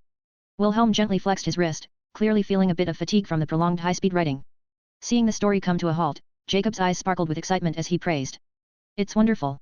I haven't heard such a great story in a long time. I wish I could personally go on an adventure in Middle-earth one day. Eno smiled and shook his head. You're destined not to go there, because that world is too far from here. He had a good impression of Jacob, who was not much older than himself, a very pure young man. On the other side, hearing that he couldn't go to Middle-earth, Jacob shrugged indifferently. I know, you and my brother are both great storytellers. Wilhelm's brow furrowed slightly, and he spoke with a more serious tone. Jacob, you should learn to be polite. He felt his brother was too blunt. Even if they knew it was a made-up story, they shouldn't expose it directly. Eno waved his hand to show he didn't mind. Actually, we're colleagues in a sense. You know, some stories need to be embellished to attract an audience. If we told them exactly as they happened, they might not be as engaging. Wilhelm nodded in agreement. You're right. Nowadays, listeners won't believe bizarre stories, but they find ordinary stories boring. As novelists, it's quite a challenge. Eno asked curiously, speaking of bizarre, have you encountered many strange things? Must be quite dangerous, right? He was puzzled because the Grimm brothers seemed like ordinary people with no extraordinary abilities. This made him very curious about how these brothers survived in those bizarre stories. Jacob eagerly replied, we have encountered many strange things. Although it's sometimes dangerous, I love the thrill. Eno expected Wilhelm to refute his brother, but to his surprise, Wilhelm nodded as if agreeing with him. Well, no wonder you call yourselves adventurers before novelists. No, you're only describing my brother. Jacob shook his head, then pulled a silver short sword from his boot, confidently declaring. I'm not a novelist, I'm an adventurer and demon hunter. Wilhelm's face instantly darkened. Jacob. Merchant's Town forbids showing weapons. Have you forgotten you were jailed for 3 days last time for this? Chastised, Jacob quickly sheathed the sword, lowering his head like a scolded child. Wilhelm turned to Eno, apologetically explaining, sorry. Jacob is always so impulsive. Last time, he caused trouble by brandishing a weapon. Witnessing this, Eno also smiled and shook his head. It's okay. Besides, I didn't see clearly, was it a silver quill pen he just took out? Sometimes, relationships between people are like gentle rain, those seemingly insignificant details can silently bring people closer. Hearing Eno mention the silver quill pen, Jacob quietly raised his head. The three of them exchanged smiles without saying more. In the small tavern of Merchant's Town, on a corner table, 3 plates of fragrant roasted beef steak were laid out, along with some candies and dried cheese. The steaks were Wilhelm's treat, while the remaining food was what Eno took out from his suitcase. After dinner, the 3 of them leaned lazily in their chairs, waiting for the food to digest. At this moment, they all felt a bit stuffed. Eno indulged in the delicious steak, while the Grimm brothers enjoyed the candies. In this world, which had only medieval material standards, sugar was still considered a luxury. Eno. When I become a legendary adventurer, I'll give you a silver quill pen. Jacob said, eyes half closed, savoring the taste of the candies, making a promise. Then I'll look forward to that day. When Wilhelm's story is printed, I'll be the first to buy a copy, and you both have to sign it for me, the signature of the brothers Grimm. Eno also leaned back in his chair, murmuring. Don't worry. No need to buy it, I'll give you a copy. You're the first to believe we can become legends, others think we're just idlers. Wilhelm said earnestly. Time always slips by unnoticed. Eno had stayed in Merchant's Town for a full 7 days. During this time, he would go to the market square outside the town during the day, where the merchants parked their wagons, to tell stories. After dusk, he would return to the tavern to chat with the Grimm brothers. Though they called it chatting, it was more about him telling stories, with Wilhelm recording them. As for Jacob, he was just there for fun, sometimes even asking for a few candies. In a corner of the tavern. After finishing the 7th volume of Narnia, The Last Battle, Eno picked up the raspberry berry wine on the table, moistening his lips. Another wonderful story. I feel a bit ashamed for listening to so many of your stories for free. Wilhelm sighed as he put down his quill. Hearing this, Eno waved his hand. It's okay. We agreed to keep a tab, so you don't have to feel bad about it. As their relationship grew closer over time, he also learned that the Grimm brothers were really short on money. Their only income came from their part-time job as demon hunters, earning a modest living, often just scraping by. And that first gold coin from the first day was purely Wilhelm's way of keeping up appearances, likely the last coin in his pocket. After a few moments of silence, Wilhelm suddenly asked. Eno, do you believe in magic? I mean real magic, not the evil arts of witches and demons. Chapter 113, Chapter 113, Wilhelm's Magic Beans and a New Story. In the dimly lit tavern, Wilhelm's words blew past Eno's ears like a breeze, leaving him somewhat unprepared. So, is there a difference? Eno's voice carried a hint of curiosity as he tried to digest this sudden piece of information. There's a huge difference. Jacob, who had been sitting quietly in the corner, chimed in confidently, wizards are honored guests in courts, wise men invited by kings. Those who dabble in dark arts, like witches and demons, lurk in shadows like filthy creatures, shunned by society. However, he continued, real wizards are indeed rare. I've only seen one once. They are highly knowledgeable and often reclusive, silently studying in libraries. Many people even think wizards are just mythical beings. Listening to Jacob, Eno subconsciously touched the wand hidden in his sleeve. To be honest, this week living in a medieval town had been quite an ordeal for him. The inability to bathe and walking through streets filled with manure every day was exhausting. Especially in Merchant Town, where horse and mule droppings were everywhere fresh and dry, mixed together making it unbearable. Since you believe in magic, that's good. Wilhelm sighed in relief and continued, I can pay for your stories in another way by giving you some magic beans. However, before he could finish, Jacob interrupted, come on. My dear brother, that's not right. Someone tricked you, and now you want to trick Eno? That's not fair. Wilhelm felt a bit embarrassed by Jacob's words and tried to defend himself, that can't be called a trick. But his voice grew softer and softer until it was barely audible. All right, Jacob. Maybe you're right. Wilhelm sighed helplessly and then turned to Eno, we'll put the payment for the stories on account. I'll pay you when I have money. Although William didn't mention the magic beans again, Eno's curiosity had been piqued. Having read many stories about magic beans, he was very curious about what kind Wilhelm had. Wilhelm, money isn't an issue. I'm more interested in those magic beans. What exactly are they? Wilhelm sighed slightly, revealing a kind of Ukrainian melancholy on his face. The person who gave me the beans was a forest elf I met during an adventure. She told me these were magic beans blessed by the goddess of harvest. If you let the seeds sprout, they would grow into a 3-foot-tall oak tree. As he spoke, William took out a small wooden box from his pocket and placed it on the table. Opening the lid, inside were some slightly yellow seeds that looked like peas. Look, these are the ones. Once planted, after the oak tree grows, its branches will bear countless gold coins every harvest festival, letting people feel the joy of harvest. But they have never sprouted. Jacob mercilessly debunked his brother's lie. And are you sure you haven't eaten them as snacks? There were half a bag left last time, and now there's only this much. Seeing the interaction between the two brothers, Eno smiled silently. After thinking for a moment, he said, Wilhelm, I'm interested in these beans, but I need to be upfront. Upon seeing the magic beans, Eno wanted to try a different path than his teacher Hans, a path of equivalent exchange, a unique path of his own. After all, following someone else's path limits how far you can go, just like the 4 founders of Hogwarts. Wilhelm. Jacob. Eno looked seriously at the brothers. Actually, I am an apprentice wizard. And what I need to say is, these magic beans might be real, but I need to take them to my teacher for verification. So, would you still want to use them to pay for the stories? Fair trade isn't about using the information gap to deceive but a transparent transaction with known information. As Eno finished speaking, the Grimm brothers raised their heads suddenly. Unlike Wilhelm's contemplation, Jacob's eyes shone brightly like the morning glow piercing through thin fog. Despite this, Jacob didn't speak out as usual but turned to look at Wilhelm, as if waiting for his brother's decision. The well-informed Wilhelm, after a brief silence, smiled and said, it's really unexpected. Although I had initially suspected you might have a noble background, I never guessed you were a wizard apprentice. As he spoke, Wilhelm pushed the wooden box forward, I agree to the trade. Even if it can yield gold coins, in my hands, it's just a snack. Eno didn't take the box but carefully picked out 3 beans from it. A fair trade.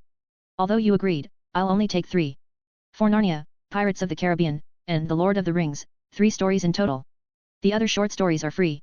Seeing the deal concluded, Jacob impatiently said, tell me about wizards. I'm really curious. He had mentioned seeing one once, but that was at a king's coronation in another country, and he and his brother were hundreds of meters away in the square, not even knowing which one was the wizard. Just as was about to speak, there was a loud bang. The tavern door was violently pushed open. What a strange sight. Do you know what we saw today? Entering the tavern was a burly man with nostrils the size of walnuts, followed by 5 oddly looking men, some with arms as thick as legs, others wearing fur hats in the summer, looking very peculiar. While was observing the newcomers, he heard Jacob's voice in his ear. That's Cruise Caravan. They're well known here. My brother even wrote a story about them called 6 Men Wander the World. 6 Men Wander the World. Ino's mind instantly conjured the corresponding story, so familiar. It was the first story he read as a child, holding a cartoon-illustrated fairy tale book with phonetic annotations. Before he could think more, Crew, seeing everyone's attention in the tavern, loudly said. Strange things are happening in Clint Town. In broad daylight, a horse swallowed a little girl whole. By the time people noticed, the horse's belly was as big as a water tank. Counting this girl, many strange things have been happening there. Crew had a naturally loud voice, and as he spoke, noticed the Grimm brothers' growing interest. Clearly, the Grimm brothers were about to start a new adventure. Such eerie events not only provided interesting stories for them to record but also often brought lucrative exorcism fees.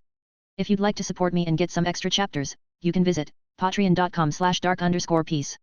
Chapter 114, Chapter 114, The Ruined Tower in the Forest. Kellen Town. An old carriage was making its way through the small town.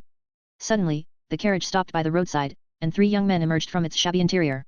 After took a silver coin out of his pocket and handed it to the driver, he began to observe the town that was rumored to have experienced strange events. Standing beside him were the Grimm brothers. They did not rush in but stood outside the town, examining it as well. Yesterday, after hearing Clue's account in a tavern, the 3 of them had packed up and set off overnight. Unlike the Grimm brothers, who were motivated by adventure and the chance to earn some money, simply wanted to experience the situation firsthand to enrich his collection of stories. As a bard, it was undoubtedly interesting to go through events alongside the legendary Grimm brothers. Additionally, this was backed by his newfound confidence from his acquired skills. In the past, encountering such strange events would have made him think of running away first and foremost, without the slightest curiosity to get involved. Outside Kellen Town, a haze hung over like an eternal, unchanging curtain, firmly enveloping the sky. The clouds were thick and heavy, seemingly ready to crush the precarious town at any moment. Something is wrong here. Outside the town, Wilhelm pushed up his glasses and suddenly voiced his opinion. As soon as he spoke, Jacob swiftly drew a silver short sword from his boot. A magical scene unfolded, the seemingly ordinary silver short sword began to emit a faint glow. Though the light was weak, it radiated a sense of inviolable sanctity. Reveal yourself. Held his wand and cast a spell to detect dark magic toward the town, but nothing was revealed. There is something wrong here, but my magic cannot detect it. Don't worry. I'm here. Jacob said, holding his short sword. At this moment, he was no longer the youth who loved candy in the tavern. He seemed to have undergone a transformation, becoming sharp and courageous. Did not let Jacob's words lower his guard. He was well aware that he was not a legendary protagonist like the Grimm brothers. Some things could not be taken lightly. After casting a protective charm, he stood aside, holding his wand. Let's go in and gather information first, Wilhelm said, looking up at the clouded sky before turning to the others. Jacob, put your weapon away, it's not time to use it yet. The 3 slowly walked into Kellen Town. The town was desolate and even somewhat bleak. Most of the buildings were small stone houses, their walls covered in moss and vines, and all the doors and windows were tightly shut. Occasionally, someone passed by, their face clouded with worry. Let's split up and gather information. You go with Jacob, Wilhelm said, looking at the deserted street and then turning to the others. He was somewhat worried about now. This boy, who looked younger than his own brother, claimed to be a magic apprentice but had done nothing but mutter incantations, without casting a single spell along the way. Just as they were about to split up, a piercing scream rang out from the other side of the town. The 3 exchanged glances and immediately ran toward the source of the sound. On the other side of the town, by the well, a faceless little girl was stumbling along, followed by a humanoid monster made entirely of mud, hopping along behind her. A crowd had already gathered by the well, armed with scythes, pitchforks, and other farm tools, attacking the monster. However, since the monster's body was made of mud, these attacks had no effect. The only thing they managed to do was slow it down slightly. Though the monster was covered in foul-smelling mud, upon closer inspection, it had a face. Given the faceless little girl, the answer seemed obvious. Petrificus totalis. Just as the monster was about to catch up with the girl, a white light flashed. The mud monster instantly froze, its body starting to show white marble-like lines. Moments later, it was as immobile as a statue. Lowered his wand. Though he hadn't figured out the situation, upon seeing the monster, he had decisively cast a petrification spell. Perhaps a fire spell would have been more effective, but considering the faceless girl, he opted to immobilize the monster first. A magician. A demon hunter. Black magic, Seeing the monster controlled, the town's residents began to murmur amongst themselves. Before Eno could explain, Jacob drew the silver short sword from his boot and precisely stabbed the heart of the petrified monster. With a crack, the monster shattered into variously sized stone fragments, and the faceless little girl regained her original appearance. "Mommy!" The previously quiet girl burst into loud sobs. At the same time, a middle-aged woman with a scythe rushed over and embraced the crying girl. In the girl's home, Eno and the Grimm brothers listened quietly to the girl's mother's account.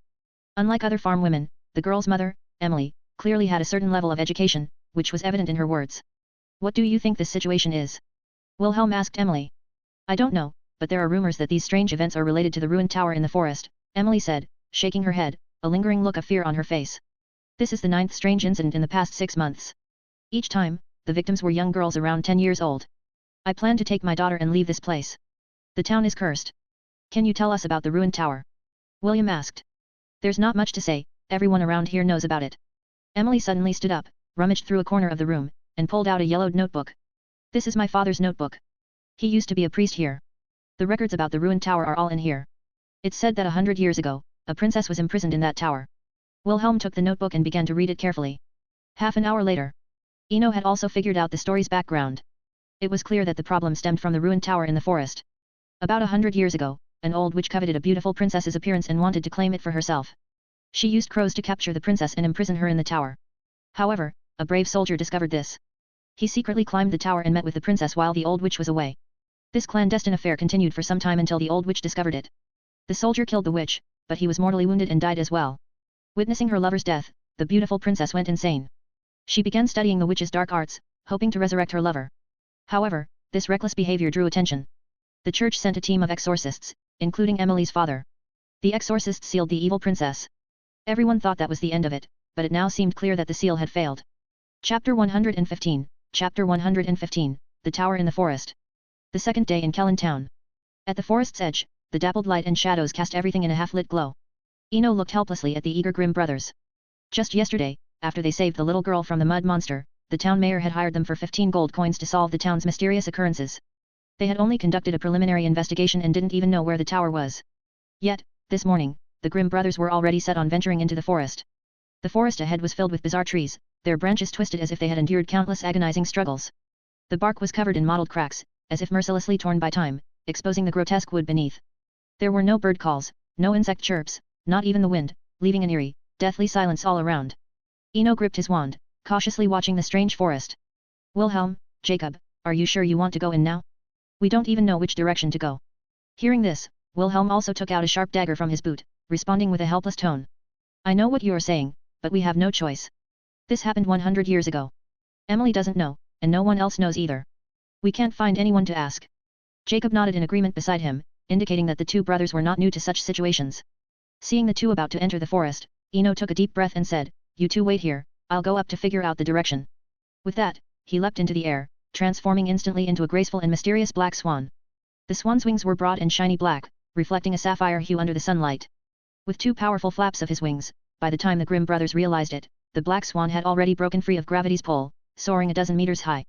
From the sky, Eno overlooked the entire forest. It was larger than he had imagined. With no clues, he ascended higher, as the principle of seeing farther from a higher vantage point held true everywhere. As he spiraled upward, everything below became smaller and smaller. Finally, something different appeared in his sight. To the southwest, a large barren area emerged in the strange forest, like a leaf gnawed into a hole by an insect. Having found something different, he had to check it out. After pinpointing the direction, he flapped his wings, and after about 15 minutes of full-speed flight, he arrived above the barren clearing. It was a truly desolate area, with grey-brown soil devoid of any vegetation. In the center of the clearing stood a dilapidated tower. The spire had collapsed, but the main tower still stood. Using the 3 to 4 meter high strange willows in the distance as a reference, this slender tower was clearly 100 meters tall. Eno slowly descended, flying low enough to take in the full view of the tower. The decaying tower looked as if it had been eroded by acid, its surface pitted and scarred. The surface was also covered in withered vines, resembling a decayed arm with dried-up blood vessels. Everything around exuded an ominous, graveyard-like aura. Surrounding the tower were 12 massive coffins, arranged in a circle. These coffins were made of an unknown black material, edged with eerie patterns. The layout of the coffins remarkably resembled the 12-hour markers of a clock, seemingly indicating the passage of time. A dilapidated tower and 12 stone coffins. Viewed from above, it resembled a giant, abandoned clock face. The difference was, this clock had only the center and the markers, lacking the hour and minute hands. Eno didn't linger. After getting a clear view of the tower, he swiftly ascended and headed back the way he came. The atmosphere here was overwhelmingly oppressive.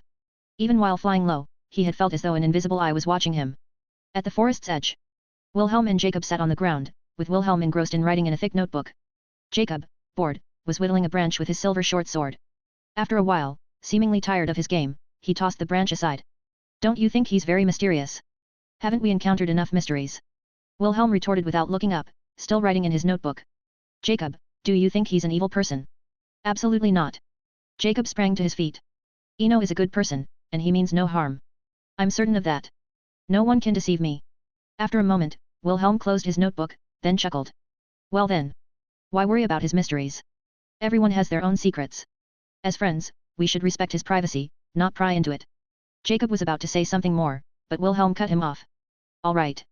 Our friend is back." At the same time, a black swan descended from the sky. At 3 feet above the ground, it instantly transformed back into a young man. "I found the tower, southwest. But it's very peculiar there." Ending his Animagus transformation, Eno immediately recounted what he had seen, including his estimation of the distance. "The missing girls from the town are likely in the coffins. We must reach the tower before dark." As he spoke, Wilhelm took out a small compass from his pocket. After setting the direction, he led the way into the forest. The trio navigated through the labyrinthine forest. Wilhelm held the compass and led the way, with Eno and Jacob following behind. Whether it was the compass or something else, the journey was surprisingly smooth. 2 hours later, the towering structure was now visible in the distance. "Stop!" Wilhelm suddenly shouted, putting away the compass and adopting a defensive stance. The sky suddenly darkened. Unbeknownst to them, hundreds of crows had gathered above. They circled in the air, emitting harsh, piercing cries. "Someone is trying to stop us from approaching the tower." Jacob raised his silver short sword high. The gleaming sword emitted a dazzling light. The crows, as if encountering a natural enemy, though no longer diving to attack, didn't leave either. They continued to circle above. Seizing the brief respite, the trio arrived at the base of the tower. Seeing the towering structure over 100 meters tall but without any stairs, Wilhelm turned and asked. "Eno, can you get us up there? We found the source of the curse. Now all Jacob needs to do is plunge his sword into the witch's heart to break it completely. As long as you don't mind the cold, I have a way." Eno replied after surveying the surroundings. While answering Wilhelm, Eno couldn't shake a feeling of unease, sensing this trip had been unusually smooth. It felt like a boxing match where the opponent lay down as soon as the bell rang. Even though the Grimm brothers were the story's protagonists, this felt like a rigged match. And the arrival of these crows was equally suspicious. They didn't seem to be blocking them, but rather signaling, silently saying, "Look. You found the right place." Chapter 116, Chapter 116, Princess Olivia. Under the tower, Eno's mind was racing. Although he found the situation strange, he had no evidence at the moment and could only proceed cautiously. He decided to enter the tower first and see what happened. If things went wrong, he could always use his Animagus form to escape. After all, that was the primary reason he had learned the spell in the first place. For now, entering the tower was his main priority. As an independent structure, the tower's only entrance was a small window at the top, just big enough for a person to squeeze through. Seeing Wilhelm's anxious expression, Eno waved his magic wand. Winter's breath. Snowflakes began to fall from the sky. But these snowflakes didn't fall randomly. They seemed to have a purpose, concentrating around the tower. A miraculous scene unfolded. The accumulated snow gathered together, slowly forming a staircase that spiraled around the tower. "You two follow me and be careful not to slip." Under the astonished gazes of the Grimm brothers, Eno slowly stepped onto the snow. Each step he took transformed the soft snow beneath his feet into solid ice. Eno led the way, creating the staircase, while Jacob held a short sword to ward off the crows, and Wilhelm took up the rear. The three of them climbed the stairs for half an hour, finally reaching the top of the tower. A small window, seemingly enchanted to block light, was pitch black inside. "Wait, I'll go first." Jacob suddenly grabbed Eno's sleeve.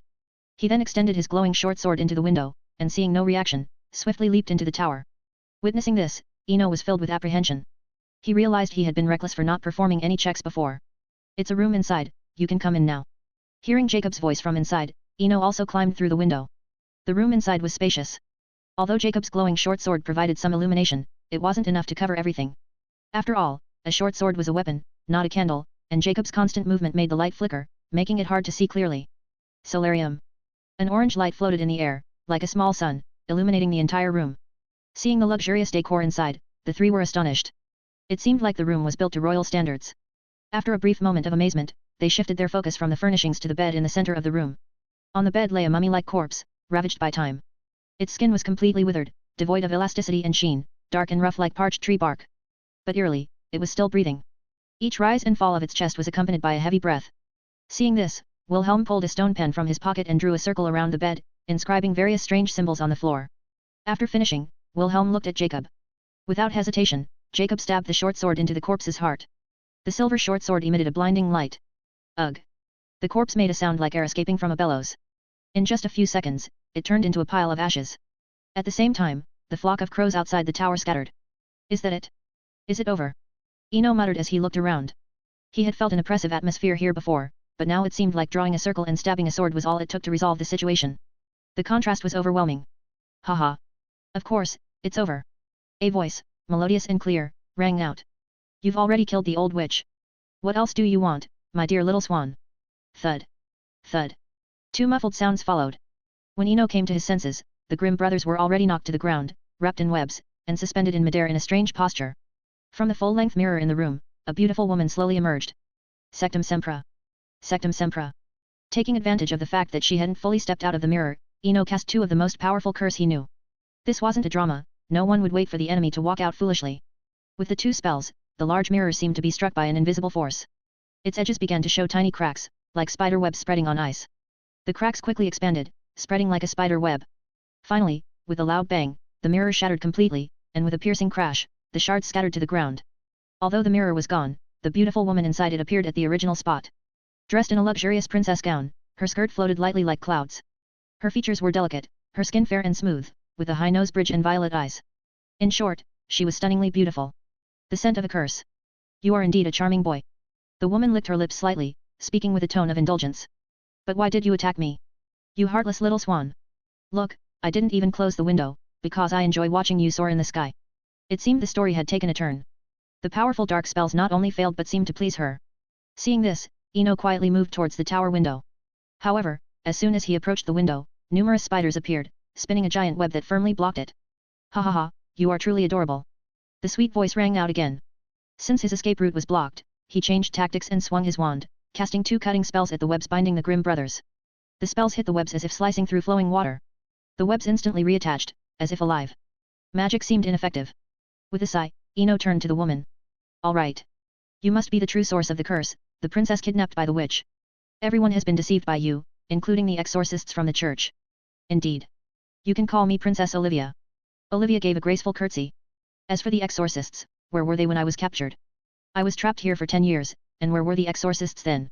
Ha ha ha, but when I killed the witch and was about to escape. The exorcists came, like heavenly soldiers, a team of 15, well-equipped, experienced. Although Olivia's tone remained unchanged and she still wore a gentle smile, her violet eyes were filled with hatred. Maybe they got lost, the exorcists were originally meant to deal with the witch. Eno nonchalantly chatted. At the same time, he slipped his hand into his inner pocket, tightly grasping an irregular die and a box of matches. These were his life-saving tools. As long as he held the die, no matter how deadly the damage, he would be transported to Professor Hans's side before suffering it. It could only be used once, but it was invaluable. This was why he always felt confident, whether facing Dumbledore, Gandalf, or Voldemort. Chapter 117, Chapter 117, The Black Swan Sorcerer. At the top of the tower, a sunbeam spell quietly hovered in the air, providing a steady and bright light source for the room. But in this brightness, the dilapidation of the room was clearly visible. Holding the dice in his hand, Eno's expression relaxed. Even if the story was a bit over the top, at worst, they would waste the props and run away. As long as their lives were not in danger, everything was negotiable. Although I don't know what you've done, you don't need to be so tense, as if facing a formidable enemy. Olivia observed the ruined room, a look of regret in her violet eyes. Suddenly, she sighed, be thankful you are not an exorcist. Otherwise, you wouldn't be standing here peacefully from the start. I actually met a sorcerer once in the palace. The Grimm brothers are not exorcists, they are novelists. Eno quickly clarified his identity during the pause. We three will leave right away, it's all a misunderstanding. Sorry, but you can't leave. Olivia politely refused. Although we're short 3 girls, if we don't complete the ritual soon, they will find out. So, we'll have to use you 3 as substitutes. But after the ritual is completed, I'll let you go. Short 3 girls. Eno suddenly thought of the 12 coffins outside the tower and the 9 strange incidents Emily mentioned in the town. Well, he and the Grimm brothers came here voluntarily to make up the numbers. As for letting them go after the ritual, he no longer believed a word. It was clear she intended to resurrect her lover. In all the stories, as the sacrifices for resurrection, no one has ever survived. Can't you really let us go? Glancing at the firmly bound Grimm brothers, Eno sighed. At this moment, he regretted not learning the killing curse or apparition, too many spells he hadn't learned, leaving him helpless now. Really can't go. Although I like you very much, Olivia said softly. Snick. With a soft sound, a match was struck and ignited. The weak flame flickered gently. Eno put away his wand, tightly holding the dice in his left hand, and threw the match onto his robe. In fact, when the Sectum Sempra spell failed, he knew that relying solely on magic couldn't deal with this princess who had learned dark arts.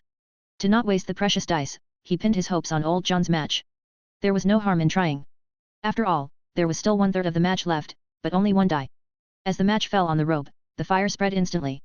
Although it was a gentle redeeming flame, fire was still fire, and its high-temperature nature hadn't changed. Striking the match, he ignited a corner of his robe, and the fire quickly licked the fabric. In an instant, the robe was thoroughly ablaze. Enduring the burning pain, Eno swiftly lunged at Olivia, the process decisive and without hesitation. Ugh! When the fire touched her skin, Olivia let out a terrified low cry. Feeling the soft touch from her body, Eno tightly hugged Olivia. No. You're mad. Let me go, and I'll let you go, okay? Take your 2 companions and leave now. Olivia screamed and struggled. Eno ignored her, not only tightening his arms but also using his legs, hugging Olivia tightly. The flames completely enveloped them both. Ah! Olivia let out a piercing scream, and then countless black vapors erupted from her body. Eno was also in great pain but still gritted his teeth. He was gambling that he could finish her off before he was fatally injured, otherwise, he would have to waste the precious die. But the burning flames made him somewhat dazed. 1 second, or a minute, he didn't know how long had passed. In any case, feeling no more struggle from the person in his arms, Eno slowly loosened his grip. And before his eyes, a vague scene seemed to appear. In the cold winter, a barefoot little girl was holding a match and smiling while saying something. However, the pain in his body made him unable to hear what the girl was saying. It seemed the girl noticed this and drooped her little face in disappointment. At the same time, beside the girl, another figure gradually appeared. It was Olivia. The difference was that her violet eyes were gone, replaced by a pair of eyes as pure as sapphires. As if sensing his gaze, Olivia gave a slight curtsy. Moments later, she and the little girl disappeared into the air together. Watching them disappear, Eno also slowly closed his eyes. Merchant Town. Sophia's Tavern. Opening his eyes again, Eno found himself lying in a bed, his body wrapped like a mummy. You finally woke up. Thank goodness. Eno, you saved me and Wilhelm. We couldn't speak then, but we saw everything, really, thank you. Jacob leaned in with a happy face, then mysteriously said. Actually, I secretly read Wilhelm's story. He wrote it early on. Before entering the forest, the story's title was The Black Swan Sorcerer. Listening to Jacob's words, Eno felt a thunderous shock in his mind. Everything made sense now, whether the over-the-top story or how easily the Grimm brothers were subdued. The protagonist of this story had always been only one, the Black Swan Sorcerer. Chapter 118, Chapter 118, The Protagonist's Treatment and Gains. Sophia's Tavern, a gem embedded in the heart of the ancient merchant town, glimmered with the light of ages. The guest rooms, a hidden and cozy corner of this gem, offered a peaceful haven for weary merchants. The light in the room was soft and dim. On a bed made of rough cloth and soft hay, Eno applied white fresh essence to himself, reflecting on the events of the past few days. It had been a week since the Kellentown Tower incident, and he had been in a coma for an entire week, only fully waking up this morning. Thanks to the wizard's constitution, even severe burns healed completely with the help of potions. A lot had happened while he was unconscious. The curse on Kellentown was lifted. The Grimm brothers found the missing girls in the coffins. Fortunately, they were unharmed, merely unconscious. The whole story seemed to be over. Eno stood up and put on the linen robe hanging by the bed. The custom-made robe from his elegant outfit had long been burnt beyond recognition, but he was grateful that he had thrown away his wand at the last moment. After putting on the medieval linen robe, his gaze naturally turned to the small storage shelf by the bedside, which held his wand, dice, and a small wooden box. These items were picked up by the Grimm brothers while he was unconscious, and the wooden box was a gift from William, containing half a box of magic beans. The 3 magic beans in his pocket had already been consumed by the flames, along with the matches left by old John. He accepted this box of magic beans without guilt. Not to mention the great cost he had paid before, just being the protagonist of the story meant that even if he emptied the tower, he would remain unharmed. This was the treatment of a protagonist. Just like Aladdin obtaining the magic lamp, or Ali Baba finding the thieves' treasure, whatever the protagonist gains in the story is reasonable. Lost in thought, Eno looked out the window, where the merchant town appeared desolate in the twilight. The merchants had already parked their carriages, packed up their goods, and entered the tavern in groups, chatting or exchanging market information. Only a few attendants guarding the carriages remained in the square. As the sky darkened, he picked up his wand. Incendio. A brass oil lamp on the table was lit, the flickering flame adding a touch of warmth to the room. But that wasn't the point. Eno lowered his head, staring blankly at his wand. After a moment, he spoke again. Incendio. The flame at the tip of the wand was no longer the bright blaze it had been. Instead, it was deep and restrained, a flame of hope and redemption, similar to the one from old John's matches. In the room, the light flickered between bright and dim. Time seemed to rewind to last summer, under the bridge by the Thames, where the light had similarly flickered. The fire-making spell, or the fire-making charm, was the first spell he learned after obtaining his wand, one he had played with for over an hour. But later, after entering Hogwarts and a new Narnia, learning more spells, the fire-making charm was only occasionally used to light the fireplace. Today, this spell became magical again. It was no longer an ordinary flame, but a symbol of redemption, hope, the weakest yet most tenacious persistence. This flame was no longer ordinary, it felt like a sacred fire. This is like a realistic version of A Song of Ice and Fire. Eno murmured to himself. After a brief contemplation, he roughly understood the reason for the change in the flame. It likely required two crucial conditions, using up all the matches at once and setting oneself on fire to save others. Of course, above these two conditions, there was a hidden one being the protagonist. Otherwise, just setting oneself on fire would be a gamble with life, not to mention the subsequent rescue of others. If not the protagonist, anyone doing this would be making a self-sacrificing act. But fortunately, everything ended smoothly. Looking at the change in the fire-making charm, Eno couldn't help but recall in the original story, Dumbledore using the Fountain of Magical Brethren in the Ministry of Magic Hall to create a water prison, and later, the spectacular firestorm spell. The former involved elemental transfiguration, the latter was an advanced application of the fire-making charm. Time passed silently. The sky over the merchant town had completely darkened. In Sophia's tavern, Eno extinguished the oil lamp in the room, then quietly opened the window. With a soft poof, an elegant black swan appeared above the town. As the protagonist of the story, he now had to clean up the battlefield at the tower and collect his spoils. After all, the treatment of a protagonist was rare, almost once in a century. Imagine meeting the storyteller in the story, and this person writes you as the protagonist, though it's a bit convoluted, that's the reality. Unless he meets someone named Anderson next and successfully gains their trust, this kind of protagonist treatment is almost one time. In the deep, ink-like night sky, a black swan danced silently. The black swan's feathers blended perfectly with the darkness, making it almost undetectable. Every gentle flap of its wings seemed to stir the still air, yet everything returned to calm instantly, leaving an invisible trail across the night sky. About an hour later. In the sky, Eno looked at the familiar tower, feeling as if a lifetime had passed. The tower remained unchanged, the stone coffins remained unchanged, everything around remained unchanged. Of course, setting aside the visual perception, everything here had changed. The ominous atmosphere like that of a graveyard had disappeared from the air, and the forest and soil were nurturing new life. Perhaps by next September's harvest festival, this place would be green and full of life again. Finding the right angle, Eno swooped through a window. Entering the room, he was greeted by emptiness. It seemed the Grimm brothers had already visited. The delicate candlesticks, gold and silver utensils, and even some of the paintings on the walls were gone. Apparitium. Holding his wand, Eno pointed it at the floor, and the incantation echoed in the empty room. Moments later, a section of the wall began to glow faintly, as if a hidden power was being awakened. A trace of joy flashed in his eyes. He finally found the hidden items, making this trip worthwhile. Alohomora. As the spell fell, the wall slowly separated, revealing a small hidden cabinet. The cabinet was about a foot square, embedded in the wall. Inside were two yellowed books, their edges worn, exuding an ancient feel. Interestingly, these two books gave no sense of dark magic or evil, just like normal books. But to be safe, Eno cast a detection spell, and after confirming there was no danger, he took the books from the cabinet. In the following time, he thoroughly inspected the entire tower, including the 12 black coffins below. After ensuring there were no omissions, he returned to Sophia's tavern with the two books. Chapter 119, Chapter 119, Every journey has an end. Inside the small tavern room. The oil lamp on the table was lit once more, along with two old, yellowed books. Resurrection Ritual Magic. Time Reversal. Eno marveled at the two books on the table. This felt like buying a lottery ticket to get some change and then finding out he'd won a £10 million jackpot. This sense of surprise left him a bit dazed, incredulous, and even a little unreal. Two books, one about time, the other about resurrection, complemented each other well. Putting resurrection aside for now, what truly excited him was the book on time. Though the content was obscure and required some dazzling auxiliary rituals, its effect was something no one could refuse: time reversal. This reversal wasn't powerful enough to turn back the entire world. Its effect was only on the caster.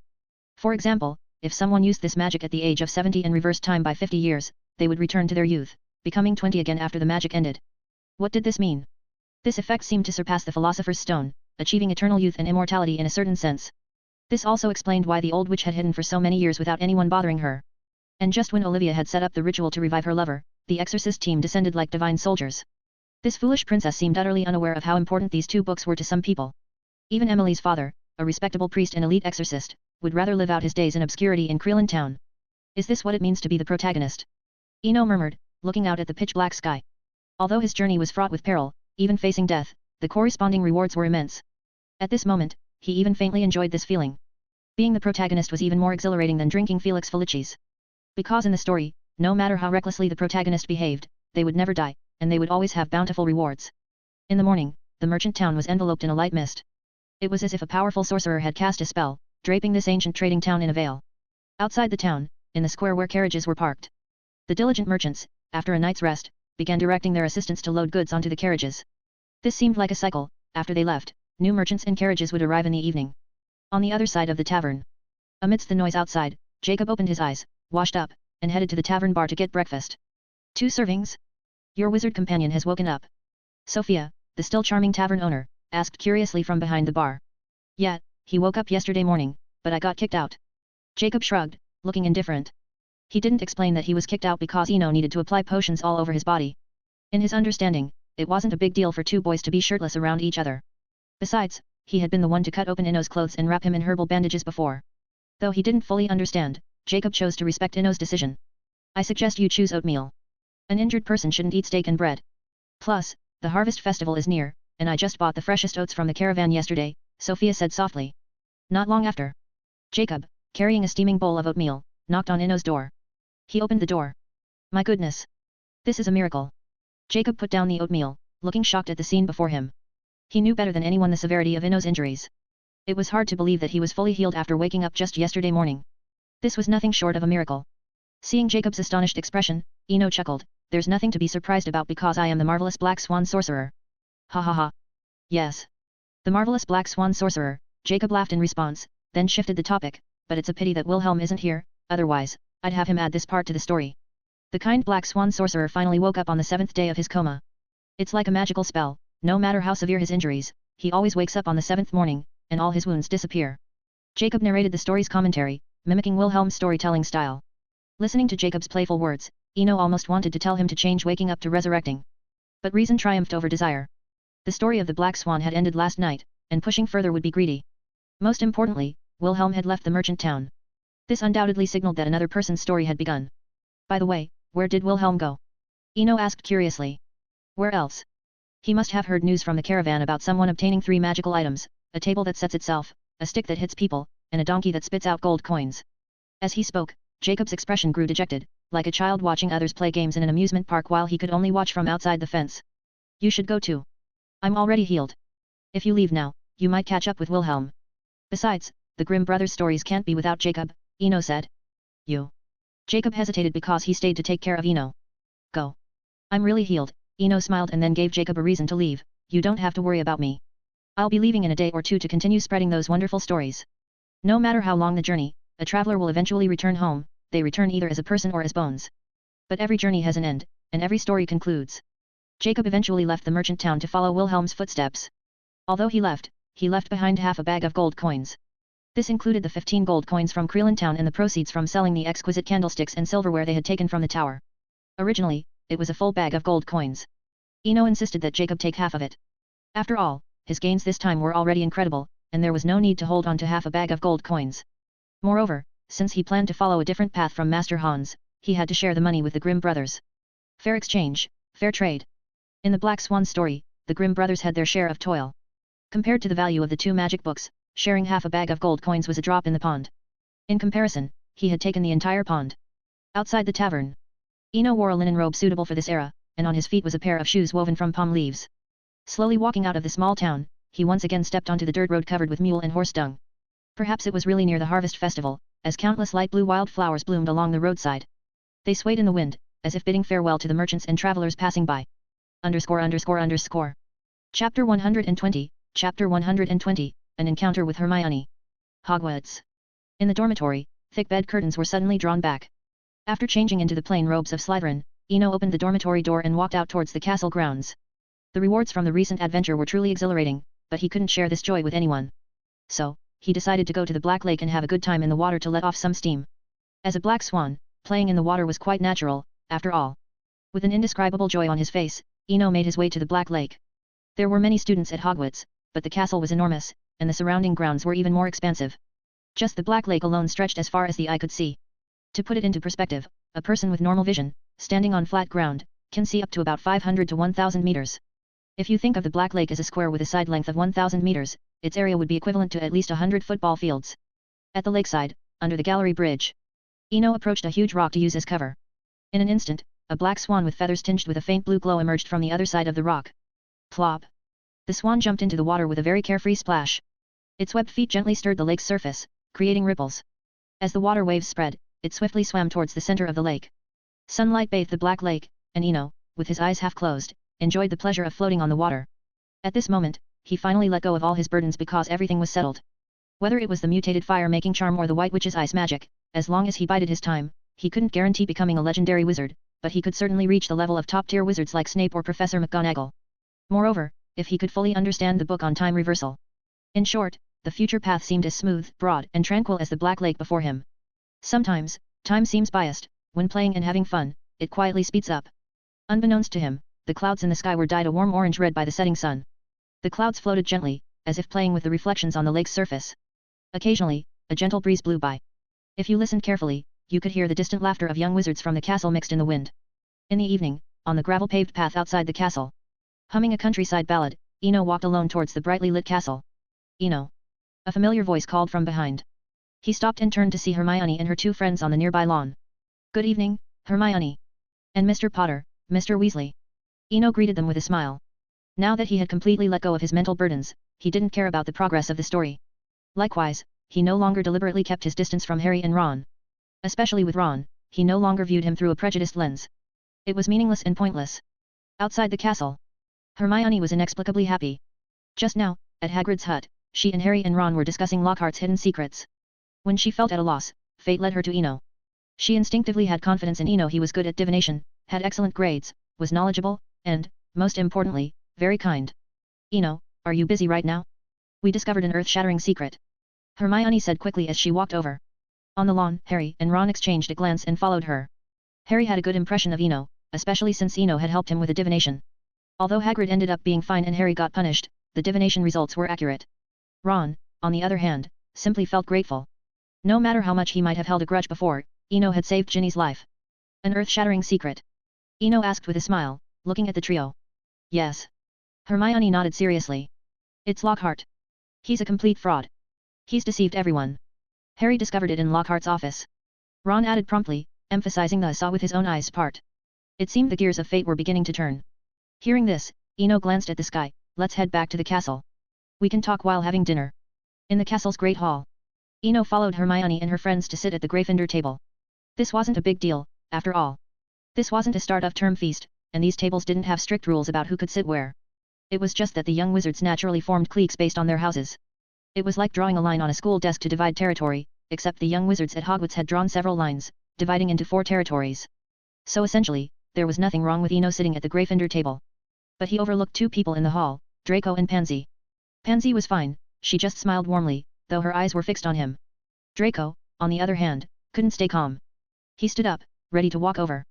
But after a few steps, his gaze shifted, and seeing Hermione sitting beside Eno, he displayed a meaningful expression and returned to his seat. On the other side of the hall, at the Gryffindor table. After sitting down next to Eno, Hermione began to recount the entire incident. Since it was a significant matter and the hall was crowded, she leaned in close and spoke softly to ensure no one else would hear. From afar, it looked like they were sharing a secret, heads close together. Meanwhile, Harry and Ron, sitting opposite them, looked like 2 bodyguards. They kept a vigilant eye on their surroundings, and if anyone approached, they would stare them down with a look that seemed to silently warn them off. As Hermione explained, Eno gradually understood the gist of it. To increase his fame by associating with the Savior, Lockhart frequently invited Harry to his office. They would talk about dreams and experiences, doing everything to strengthen their bond. At first glance, this didn't seem like much. But the interesting part came when, during one of their conversations, a paper airplane suddenly appeared in Lockhart's office. Lockhart left to deal with it but told Harry to wait. What happened next was intriguing. A book suddenly fell from the shelf, and when Harry picked it up, he saw a pink hair clip under the sofa. In a series of bizarre, intricate coincidences, like luring a cat with treats, Harry eventually found a cheap notebook in a hidden corner. Though most of the content was scattered in disjointed notes, Harry managed to find useful information and discovered a shocking secret: Lockhart had been using magic to steal others' experiences. All of Lockhart's books were fabricated. If you can, consider supporting me on Patreon. I'll also post early chapters there. Here is the link. patreon.com/dark_peace. Chapter 121, Chapter 121, Eno's Suggestion. Castle Hall. It took about 10 minutes for Hermione to explain the entire situation. We're stuck right now, and I suspect Lockhart has realized it. He's been looking at me strangely, Harry said, worried. Seeing Harry's anxiety, Eno chuckled lightly. Mr. Potter, I think your worries are unnecessary. As long as you don't go wandering outside, no one can harm you within the castle. With Professor Dumbledore here, you're safe. Dumbledore's name seemed to have its own kind of magic. Upon hearing it, Harry visibly relaxed. That's true. With Professor Dumbledore around, he wouldn't dare do anything, Ron agreed, nodding. Seeing the 3 of them nod in agreement, Eno changed his tone. But this issue needs to be resolved, you can't stay in the castle forever. But we have no evidence. Hermione interjected, pinpointing the crux of her dilemma. Accusing a professor without sufficient evidence would not be believed, especially someone as famous as Lockhart. Some things don't need evidence, just clues. Someone will find the evidence for you. Eno explained to Hermione, then turned to Harry and lowered his voice, go back and try to recall the contents of your notes in as much detail as possible. Write it all down. If you trust me, I can handle this. Lockhart won't get away. After learning it was about Lockhart, Eno had already thought of a plan. He could do the headmaster a favor while helping Harry gain some prestige in his second year. Though Harry would no longer be obsessed with fame after realizing the truth about Lockhart, certain things simply couldn't be done without some level of fame, like forming Dumbledore's army in the story, which wouldn't have happened without Harry leading it. I trust you. Hermione was the first to express her stance after Eno finished speaking. Ron also voiced his opinion, I trust you too. Although I don't like you much, you're different from other Slytherins. If it were anyone else, they would just watch Ginny get hurt and laugh at my family. Seeing his two friends' opinions, Harry nodded decisively, I'll start writing now. By tomorrow afternoon, I'll have it all written down for you. Slytherin Dormitory. After dinner, Eno parted ways with the trio and returned to the dormitory. The matter with Lockhart wasn't critical, even if he didn't help, someone else would eventually handle it. The reason he wanted to act was purely his bard's instinct. You can listen to stories, tell stories, and spread stories, but you can't harm the source of the stories. What kind of behavior would that be? Like biting the hand that feeds you. Making money off someone's story only to erase their memory later is worse than theft. Click. The dormitory door opened softly. Draco had returned from his rounds, striding into the room with a confident gait, Eno, you're in love. And with a Gryffindor. His tone was similar to Harry's earlier, as if he had discovered a great secret. I'm not. Don't talk nonsense. Eno rubbed his temples, feeling a headache coming on. He hadn't accounted for the bored little wizards in the castle. Even if he did want to fall in love or had a vague crush, they were still too young for such things. I can keep quiet, but others will talk. Draco said with a smug smile. You should have seen the looks on the girls' faces in our house. It was like they had saved up money to buy candy, only to see someone else take it all. Just stop it. Eno couldn't bear to listen anymore. They were just sitting together and talking, there was no deep romance involved. By this logic, would a dance at the Triwizard Tournament end in marriage? By the way, Draco, can you write a letter to Uncle Lucius for me? A letter to my father. Draco's expression turned serious. What happened? I'll write it right now. It's nothing major, but it needs to be arranged in advance. Eno decided to let Lucius handle the Lockhart issue after some thought. Everyone has their methods, Lucius, with his cunning, would know what to do once the stakes were made clear. Helping Dumbledore while doing Harry a favor would be an opportunity Lucius wouldn't want to miss. It wouldn't take much effort on his part. Here's the situation, but there are two conditions. First, Harry must get the credit, that's crucial. Second, give them some rewards. After hearing Eno's explanation, Draco thought for a moment before nodding, this won't cause any trouble. As for the credit, only Harry would want it, Lockhart has not been idle these years. His novels have garnered him many loyal supporters who are blind to his faults. Good. Let's get this done. Eno leaned back in his chair, pleased with Draco's insight. It seemed that as long as Harry wasn't around, Draco's intelligence stayed intact. The best way to do someone a favor quietly is not to draw attention. Taking Harry's credit would not only negate the favor but also offend many of Lockhart's fans. Only a fool would do that. I'll write the letter now. My father should be prepared. Draco said as he walked towards the desk in the dormitory. Defense against the Dark Arts office. Lockhart paced nervously in his office, increasingly certain that his secret had been discovered. It was obvious, during defense against the Dark Arts classes, Harry's gaze had shifted from disdain and helplessness to anger and vigilance. Such a clear change was hard to miss. After pacing for a while, Lockhart, now tired, slumped into his office chair, pulling at his smooth, golden hair. Why can't we just cooperate?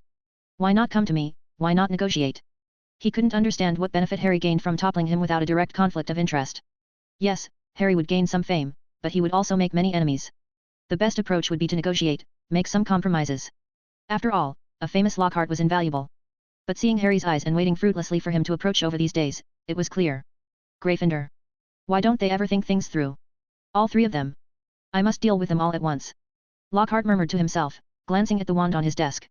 A few minutes later, the defense against the Dark Arts office fell silent again, with only occasional soft bird calls coming from the landscape painting on the wall. Dash. Chapter 122, Chapter 122, Snape's Little Classroom. Slytherin. At 8 o'clock in the morning, the common room was rather quiet, with only first and second year students present. It was quite rare not to have classes this early in the morning. In a corner of the common room, Eno sat quietly on the sofa. Beside him were two old books and a purse with the Gringotts emblem. These two books were borrowed from Pansy earlier, concerning the freezing charm and the snow-making spell, while the purse contained melted gold. Today's goal was to pay Pansy the rent and return the books. When he had no money, he had no choice. But now that he had a bag of gold coins left by Jacob, it would be immoral not to repay. As for the books on the freezing charm and the snow-making spell, he had schemed through them and found that the contents were very superficial, not delving into the principles of the spells but rather just some practical tips. What he lacked the least now were tips on controlling ice and snow. For instance, humans need to learn swimming techniques, but fish in the water? Swimming is an innate instinct. So he planned to return these 2 books as well, to avoid another situation like last time, where he borrowed them for several months and forgot to return them, which was quite embarrassing. Meanwhile, in the Slytherin girls' dormitory. Upon hearing a first-year girl come in to deliver a message, Pansy immediately put on her robe and walked out of the dormitory. "Don't you wear makeup?" Daphne, lying on the bed, looked at Pansy helplessly, feeling that some people just didn't get it. "No need. I'm not that Moodblood witch from Gryffindor. Compared to a pretty face, I think Eno values capable girls more." Although she said this, Pansy still casually picked up a bottle of perfume from the dressing table and sprayed herself a few times on her way out. In the common room. "Good morning. Sorry to bother you so early." Eno stood up, apologetically looking at Pansy. Hearing this, Pansy showed a faint smile. "It's okay, and I usually don't sleep in. I'm just idle in the dormitory." "All right then. I have some matters to discuss and I was afraid I might forget," Eno said as he placed the purse and books on the small table in the common room. "There's about 3 pounds of gold here, to repay the rent I owed. The excess can be considered as interest." 3 pounds of gold, compared to the exchange rate he got at Gringotts, 145 galleons per ounce, calculated to be just under 7,000 galleons. The extra was considered a token of appreciation, as it was rare to find anyone selling Hogsmeade property through regular channels. Contrary to his expectations, Pansy accepted the purse without any hesitation. "I'll take the money, but if you need it in the future, you can always come to me." "Ha, sure." Eno laughed, and smoothly transitioned to the next topic. "And these 2 books, I've finished reading them, so I'm returning them to you." "Thank you." Both matters were resolved in less than 15 minutes. On the sofa, watching Pansy leave, Eno felt more and more that she was reliable. She handled things efficiently, without delay, and without superficial politeness or courtesy.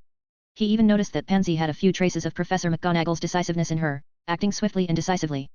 Of course, Pansy appeared much softer than Professor McGonagall. Although he knew this was just a composed and reserved facade, it made interactions much easier. Returning Pansy's books is done, now it's time for Professor Snape. Eno looked at the clock in the common room. It was 8:30 in the morning, half an hour before the first class. This was just enough time for him to have breakfast in the Great Hall and then return to catch the end of Potions class, to return the Half-Blood Prince's notes. Potions classroom. After a class ended and the young wizards filed out, the classroom fell into temporary silence. Knock, knock. Although the classroom door was open, Eno chose to knock first. Snape looked expressionlessly toward the door, and upon seeing who it was, switched to a mocking tone. "Finally willing to spare a bit of attention for Potions class? Has Transfiguration lost its charm for you? Mr. Best Newcomer Award winner Swinburne." Eno instantly felt a headache. Professor McGonagall probably said something, although she never mentioned it in front of the students. But judging from Snape's tone, McGonagall must have talked about it in the staff room. "Professor. I'm actually here to return a book." After some hesitation, Eno decided to be honest. Returning the notes early would save him the embarrassment of forgetting. Forgetting to return borrowed items was mortifying. "Ha. I take back what I said earlier. It seems someone is unwilling to spare any attention at all. That's fine, you can focus on learning Transfiguration." Snape's tone became even more mocking. Despite the mockery, this was a good sign. Given Snape's personality, saying so much was actually a silent acknowledgement. Similarly, Eno noticed that Snape's face had a bit more vitality these days. But now was not the time to think about that. The priority was to return the book and hopefully dispel Snape's bias. "Professor, you misunderstand. I've copied all the notes, and I even made a special trip to Hogsmeade to buy advanced potion making. Upon hearing this explanation, Snape uncharacteristically refrained from further mocking. He pointed to the desk. "Leave it here. If there's nothing else, you may leave." Hearing this, Eno put down the notes but did not leave immediately. "Professor, I want to learn how to brew Felix Felicis. It would be very useful to me." Felix Felicis. Snape was about to mock again but fell silent upon seeing Eno's serious expression. "Go learn how to handle potion ingredients first," Snape said calmly. "Distilling, extracting, slicing, fermenting, purifying, calcining, moistening. When you can do all of these properly, come back to me for Felix Felicis." "Understood, Professor." Eno nodded seriously. He understood that this was not a brush-off, it was genuine teaching. As he prepared to leave, Snape's voice came again. "Every Tuesday, from 7 to 9 p.m., I have a lot of ingredients that need processing. I will be there on time." Eno turned around, bowed slightly to Snape, and performed a bow. It's important to remember the kindness of others, and he willingly gave this bow. A private class from a contemporary potions master was something many sought but couldn't obtain, even with money. After all, potions masters had no shortage of wealth. Chapter 123, Chapter 123, Hogsmeade, Cameras and Musical Instruments. Hogwarts. Time in this ancient castle, which has stood for 1,000 years, seems to stretch gently by magic and be quietly scattered by the wind. 2 days, for the young wizards here, feel both long and short, like a peaceful dream. In the morning, when the first ray of sunlight filters through the crevices of the spires, shining on the stone-paved corridors of the castle, it heralds the arrival of a new day. It's another ordinary weekend. After waking up, Draco instinctively glanced to the other side. Although there was a new exquisite alarm clock in the dormitory since the start of this school year, meaning he no longer had to wake up early to call others, the habit of last year still made him turn his head after getting up. After all, it's not easy to change habits formed over a year or two.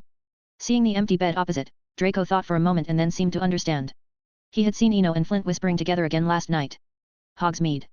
At 9 in the morning, after passing through a winding alley, Eno returned to his small house. At the end of the alley stood a 2-story building, as if forgotten by time. Although the outer walls of the house were a bit mottled, it felt endearing, like how one feels about their own family. This was his house. He opened the door, and the spacious and bright living room on the first floor, with its sofa and quaint coffee table, had already gathered some dust. This was normal, considering he hadn't cleaned the house in the 2 months since school started. Scour Jiffy. Eno waved his wand and cast a cleaning spell, making the entire room spotless again. Then he slowly walked upstairs, where there was a combined bedroom and study. Sunlight streamed through the stained glass window, bringing warmth and brightness to the entire second-floor space. It felt like a quiet harbor, a place of peace amidst a busy life. Walking to the windowsill, Eno removed the bluebells from the vase, which he had placed there during the summer holidays. Now, the bluebells had withered. Looking at the cozy scene before him, he gently pushed open the stained glass window, letting more sunlight into the room. In the sunlight, Eno slowly leaned back, and an ice crystal rocking chair appeared instantly on the previously empty floor. Sitting on the ice chair and basking in the autumn sunshine. The reason for coming to Hogsmeade today started from yesterday. Yesterday morning, Eno received a letter from Mr. Davis saying that the custom-made musical instruments were ready. Considering the next day was a weekend, he found Flint that evening and bought a permit to visit Hogsmeade. As a result, he came a bit early today. At 8 in the morning, he picked up all the instruments at Dervish and Banj's store. Eno then returned to his little house on the way back. There were 10 instruments in total, including a sharp single-handed sword and a large box camera. All these items were now quietly placed in the sanctuary. It's worth mentioning that the camera was a late 19th century wooden folding dry plate camera. It had a nice name, Junior Sanderson Camera, with a film size of 6x 4.5 inches, made of teak or mahogany. Though it was an antique, as a free gift, he couldn't be too picky. After all, his initial condition was just that it should work. Under Davis's teasing expression, he had no choice but to accept it reluctantly. Basking in the sunlight, Eno thought about the past. If he had thought of buying a camera earlier, perhaps many people and events could have been commemorated: Old John, the White Witch, the Skin Changer Bjorn, the brothers Grimm. As he thought, his mind gradually emptied, and he slowly closed his eyes, enjoying the peace of the moment. Time quietly passed. It was unclear how much time had passed when the outside gradually became lively. It seemed the upper year students had woken up and, after eating their fill, came to Hogsmeade in groups to play and relax. The faint noise from outside made Eno open his eyes. He looked at the sky. The sun had quietly moved to the southwest, indicating it was about 3 or 4 in the afternoon. Sigh, time to go back. Next year will be better. With a light sigh, Eno stood up and walked downstairs. Although he had paid and Flint had guaranteed the permit's validity until curfew, there was no point wasting more time since he had done everything he needed to do. Before leaving, he forced himself to drink a mouthful of the nauseating polyjuice potion and then walked back to Hogwarts. Slytherin dormitory. Eno took a big gulp of honey lemon water and then looked at Draco beside him. I'll tell Potter to behave himself for now. But is it confirmed on your father's side? It's confirmed. There are 2 victims left, but they are far away, so it will take some time. Draco's lips curled up, he was already impatient. Just thinking about the Scarhead's expression when he found out the truth made him happy. It also served as a reminder to the Scarhead that being friends with the Weasley was useless. But when he thought of the contents of the letter from home, Draco's mood deflated like a punctured balloon. The letter instructed him not to mention this matter at all, not even a word, to act as if he knew nothing. Meanwhile, Eno didn't pay attention to Draco's changing expressions, he was marveling at Lucius's efficiency. From receiving the letter to collecting solid evidence, it had only taken 3 days. Although not all the evidence was gathered, it still proved the other's capability. Similarly, Lucius handled this matter quite delicately. He collected evidence, then passed it to Harry through a third party, leaving the rest alone. And Eno was the third party designated by Lucius. Selling one favor to 3 parties, Lucius's maneuvering was impressively smooth. Eno also understood that Lucius wanted him to owe a favor. After all, it was Eno who proposed the matter, and Lucius executed it. But instead of leveraging it for personal gain, Lucius handed everything back to Eno to handle. However, what puzzled him was that Lucius's roundabout way, while making Eno owe a favor, would also lose Harry's goodwill, which seemed counterproductive. After pondering for a while, Eno sighed lightly, gradually understanding Lucius's intention. He turned to look at his clueless roommate. Draco, you really have a great father. My father is always great. Draco replied, puzzled but proud. He genuinely thought his father was wonderful, fulfilling all his reasonable demands from childhood. Even some absurd requests would be seriously considered before providing a reasoned refusal. Chapter 124, Chapter 124, Innate Elegance, Transfiguration Club. Evening, 3rd floor of the castle. A cold corridor, only 100 meters long, stretched out on the 3rd floor. There were no classrooms, no professors' offices, not even a decent room in sight. Thus, apart from the first half-month of the school year, when a few energetic freshmen might wander around, this corridor became a true no-man's land. Sometimes, not even Filch would come by. Of course, there were several similar deserted corridors in the castle, but that wasn't the point. The point was that Eno had already paced this corridor several times. Today was the day for the Transfiguration Club. Though it had only been a week since the school year started, during which he had experienced many things, including a fantastical world, he always paid close attention to the Transfiguration Club. This was because transfiguration was the closest thing to the essence of magic. Moreover, elemental transformation was also an important part of his plans. To maximize the power of ice and fire, transfiguration was essential. The flames of redemption and hope needed to be controlled at will and wielded like a fire shield. Otherwise, they would only be good for lighting a fireplace. After all, no one would stand still to be burned. In the original story, he had admired that heterochromatic-eyed prophet, standing alone on a stage of blue flames, like an elegant symphony conductor, using a wand to orchestrate a magnificent composition with fire. Influenced by Animagus, Eno found himself not only liking to play with water but also appreciating that innate elegance. Elegance is not pretentiousness, it is not being affected or poorly imitated. It is a confidence and demeanor that is in one's bones. Elegance never goes out of style. However, at this moment, he felt that he could not remain elegant. Glancing at the pocket watch in his hand, it was 6:45 p.m., only a quarter of an hour before the club meeting at 7 p.m. Since I have no talent, I have to use the clumsy method. Eno took a deep breath. No matter what, he couldn't give up on the Transfiguration Club, even if it meant losing points or standing out once more. He didn't care anymore because he was running out of time. Winter is coming. There was no extreme cold or strong wind, just countless snowflakes floating around him, as if they had been enchanted to hover in midair. Eno, holding his wand, flicked his wrist again, and the countless snowflakes seemed to receive an order, instantly transforming into countless white butterflies, all rushing toward the 3rd floor corridor. To be honest, he had considered using a detection spell, but thinking about Professor McGonagall's test, if a simple detection spell could solve it, it would seem too trivial. 3rd floor of the castle. In this 100-meter-long corridor, it felt like another world. Countless white butterflies danced gracefully, their delicate wings shimmering in the candlelight like sparkling snowflakes, or like elves descending from the sky. They elegantly fluttered between the columns, lightly gliding over every inch of space. They were in the air, on the walls, on every brick, every suit of armor, every painting. The dancing butterflies and the candlelight intertwined into a dreamy, mesmerizing scene. At the end of the corridor, Eno was also a bit stunned. Truth be told, the scene before him was quite beautiful. However, all of this was an accident. He had intended to transform them into billywig insects, but at the last moment, he hesitated, disliking the appearance of those odd wasp-like creatures. As a result, his moment of hesitation led the butterflies to replace the billywig insects. Just as Eno was about to use ice to sense changes in the corridor, a familiar voice came from behind him. This is the Transfiguration Club. Professor McGonagall stood in the corridor, looking at the beautiful scene of butterflies fluttering around, pursing her lips. Sorry, Professor. Hearing the voice, Eno quickly turned around and explained, I had no choice, I was about to be late and still couldn't find the entrance. Listening to his complaint, Professor McGonagall's eyelid twitched slightly. Then she extended her wand and lightly tapped one of the butterflies nearby. Instantly, all the butterflies turned back into snowflakes and slowly dissipated in the air. Well, this is still transfiguration, but why didn't you consider Gamp's law of elemental transfiguration? Look at the painting, the pineapple leaves on the apple and the fruit bowl are a hint. Transfiguration can't create real food. Professor McGonagall's tone was complex, showing both some appreciation and some frustration. Follow me. I'll take you in personally this time. Really, in 20 years, you're the first. Eno followed behind Professor McGonagall, staying silent. He knew well, like the matron at the orphanage used to say, when she was angry, just listen quietly, don't talk back or make excuses, and it would be over soon. But if anyone dared to talk back, well, that would be a lot of trouble. Professor McGonagall walked up to the painting of a banquet, drew her wand, and tapped several pieces of unusual food or transformed items in the fruit bowl at the corner of the table. It was like unlocking a combination lock, she tapped several times on these unusual items. Then the entire painting disappeared, replaced by a short corridor of only 5 or 6 meters, ending in a wooden door. As Professor McGonagall pushed open the wooden door, Eno could see inside. Wow! Handsome boys and beautiful girls. There were only 2 people in the room, and judging by their looks and the colors of their robes, he recognized them by chance. Blue and yellow. Welcome. Hufflepuff, 4th year, Cedric Diggory. Cedric stood up and greeted him first. Great. Finally, a new member. Welcome. Ravenclaw, 3rd year, Cho Chang. Unlike Cedric's formal greeting, Cho was more enthusiastic, even extending her hand.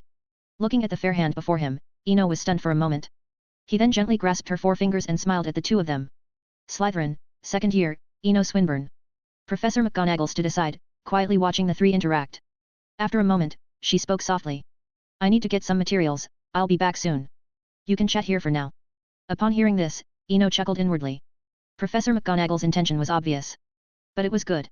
If all went well, he would be spending the next few years with Cedric and Cho, so building a good relationship was important. After the professor left, the atmosphere in the small classroom relaxed. I've heard about you, freezing the classroom with a freezing spell. Cho broke the silence first. And then, ha ha ha, Lockhart regained his confidence. That was tough for the third years. She covered her mouth, giggling. That wasn't my fault. Eno spread his hands, explaining innocently, he released a whole cage of bugs in the classroom. Dash. Chapter 125, Chapter 125, True Flights of Fancy. The small classroom of the Transfiguration Club.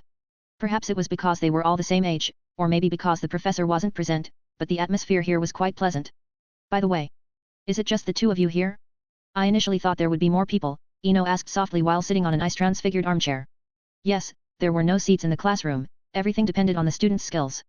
If you lacked the ability, you would sit on the floor or conjure a small stool. If you were skilled enough, you could even transform a bed. Of course, no one would be foolish enough to lie on a bed in front of Professor McGonagall. There were 5 of us last year, but 3 graduated this year. Cho said, sitting in a semicircular hanging chair, gently swaying it, looking somewhat cute. All right. It seems this place is really strict, Eno casually remarked. At first, I thought Prefect Weasley would be here, as it's said his grades have always been perfect. You mean Percy? Cedric took over the conversation, smiling. Percy's grades are indeed excellent, you could even say he's very versatile. But Professor McGonagall values transfiguration talent, or rather, those moments of inspiration. Perfect grades in transfiguration are just a basic requirement, talent is the most important. As the few chatted, footsteps could be heard coming from the hallway. Click. The wooden door was pushed open, and Professor McGonagall walked in, holding 3 parchment scrolls. Ladies and gentlemen, let's pause our chatting and start today's discussion. The author of our discussion topic is someone you are all very familiar with. At this point, Professor McGonagall paused deliberately, as if to keep them in suspense. The 1897 Today's Transfiguration Best Newcomer Award winner, Hogwarts Student Council President, Albus Percival. Dumbledore's paper The Possibility of Spellcasting in Animagus Form. Seeing the 3 of them look dumbfounded, a glimmer of amusement flashed in Professor McGonagall's eyes. This was exactly the effect she wanted. Read the paper first. But before that, let me state one thing. If you want to learn to become an Animagus, just tell me, I won't stop you. Don't follow the example of some students from a few years ago, who prepared everything secretly. By the time I found out, they were just short of drinking the potion. Eno shifted his gaze slightly, knowing very well who she was referring to, despite her using a few years ago to obfuscate. No surprise, he would likely become one of those certain students mentioned by Professor McGonagall in the coming years, leaving a legacy at Hogwarts. He shook his head lightly and then focused his attention on the old parchment in his hand. As they read, the small classroom fell into absolute silence. Time passed quietly. About half an hour later. Professor McGonagall clapped her hands lightly. Now, share your thoughts. No need for theoretical basis or to conform to logic. Feel free to be as imaginative and absurd as you like. After a while, seeing the 3 young wizards still silent, Professor McGonagall could only call on someone. Eno. You start. You're the only award-winning newcomer in recent years, set an example. All right, I'll share my shallow thoughts. Without any hesitation, Eno cleared his throat and said. Professor Dumbledore's paper, in my view, is feasible. Where does magic come from? It isn't something learned later in life, otherwise, there would be no muggles in this world. So I believe magic comes from blood, an innate talent. But speaking of talent, there are many examples, the seer's vision, parcel tongue of the Slytherins, even natural occlumency, too many to count. This leads me to a hypothesis, what if a wizard could still use these talents in animagus form?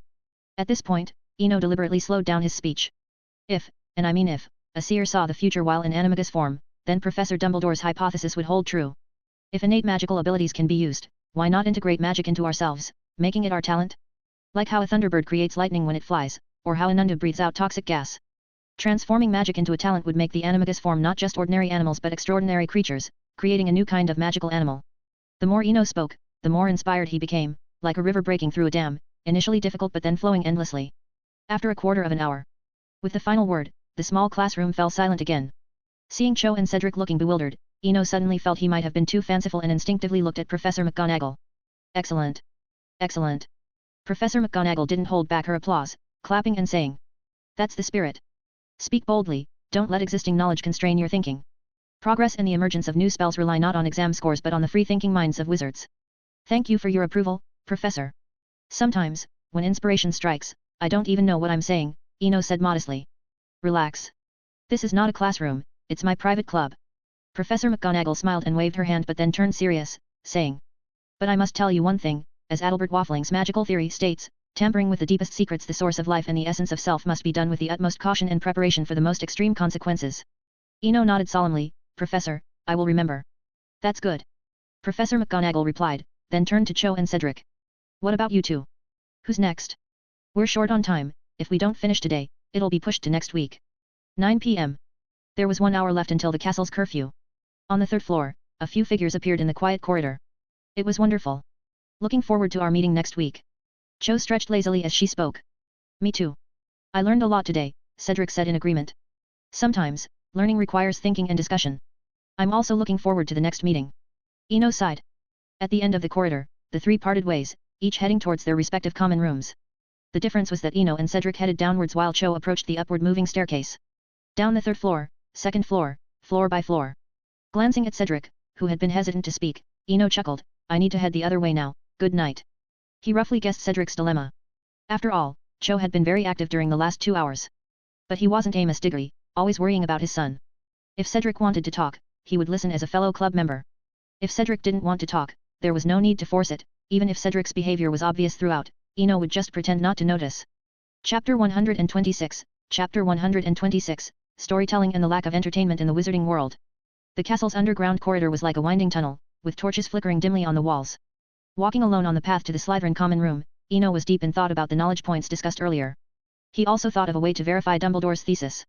It wasn't too difficult. Find an artifact similar to the Mirror of East, then transform into a black swan and see if this mind-probing tool gets frozen.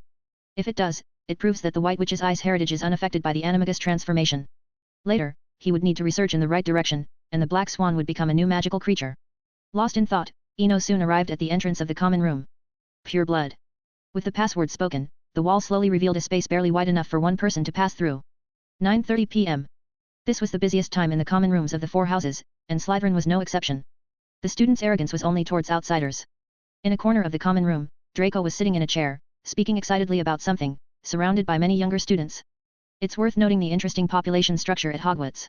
Students from years 1 to 3 formed a group, years 4 to 6 another, and the 7th year students yet another. These three groups rarely interacted much, even within the same house, mostly due to the age gap. After all, you can't expect an 11-year-old to have a deep conversation with a 17-year-old. Meanwhile, upon seeing Draco, Eno decided to join him. Since he was at Hogwarts, he might as well enjoy himself. School life wasn't all about studying, there was also youthful play. Seeing Eno quietly sitting next to him as a listener, Draco's enthusiasm grew even more. He began to talk vividly about his past adventures to the young students.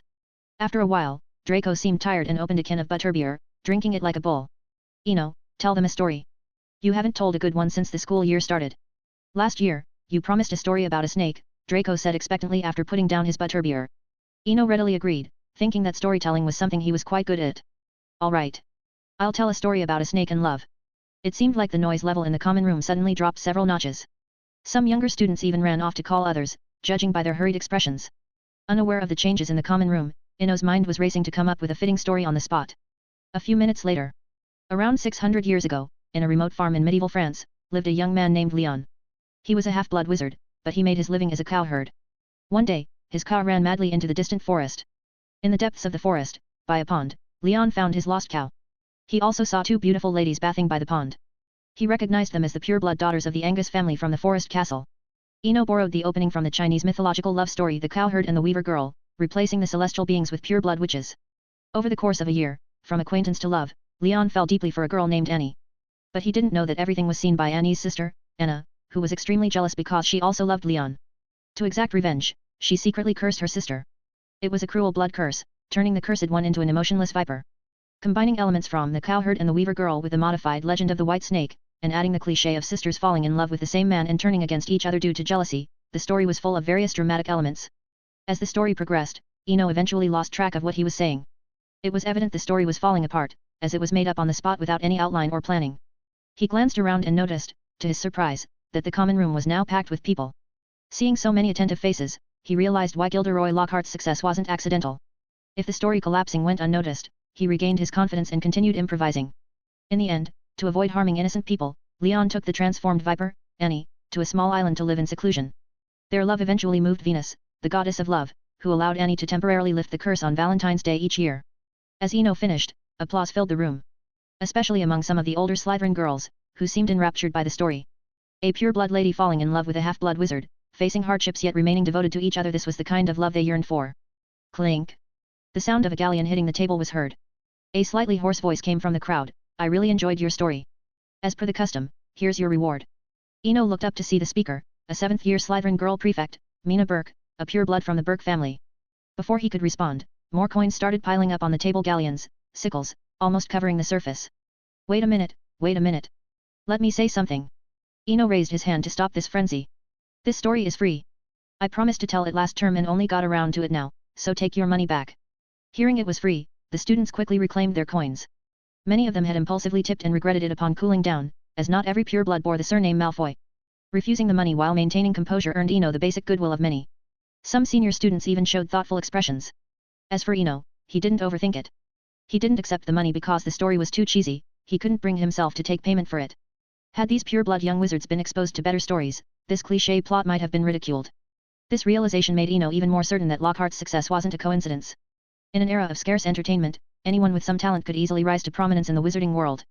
Chapter 127, Chapter 127, The Magical Beans and the Greenhouse Encounter. In the Slytherin dormitory, Eno gently strummed the harp resting on his lap. Following the melody in his memory, he began to slowly compose a new piece.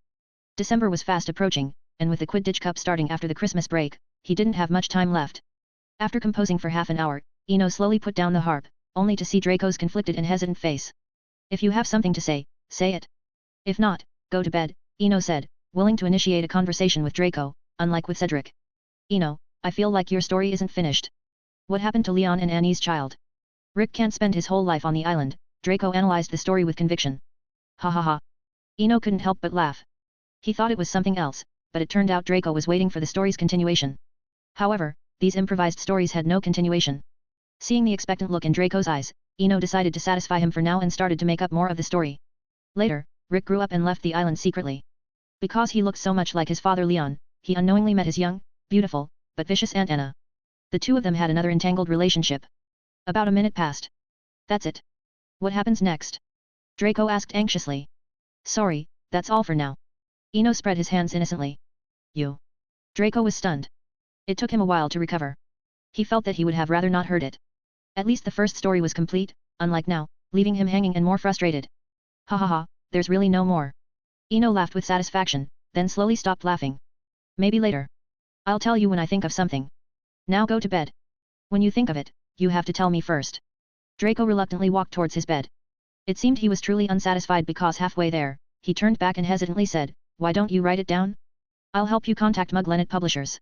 My dad is friends with their editor. Believe me, this story will sell better than Lockhart's books. Hearing Draco's suggestion, Eno was also somewhat tempted. Probably no bard would refuse to publish a book, just like the brothers Grimm, who collected and recorded stories to publish them. That's a good idea, but let's wait until the summer break. I'll organize some good stories then.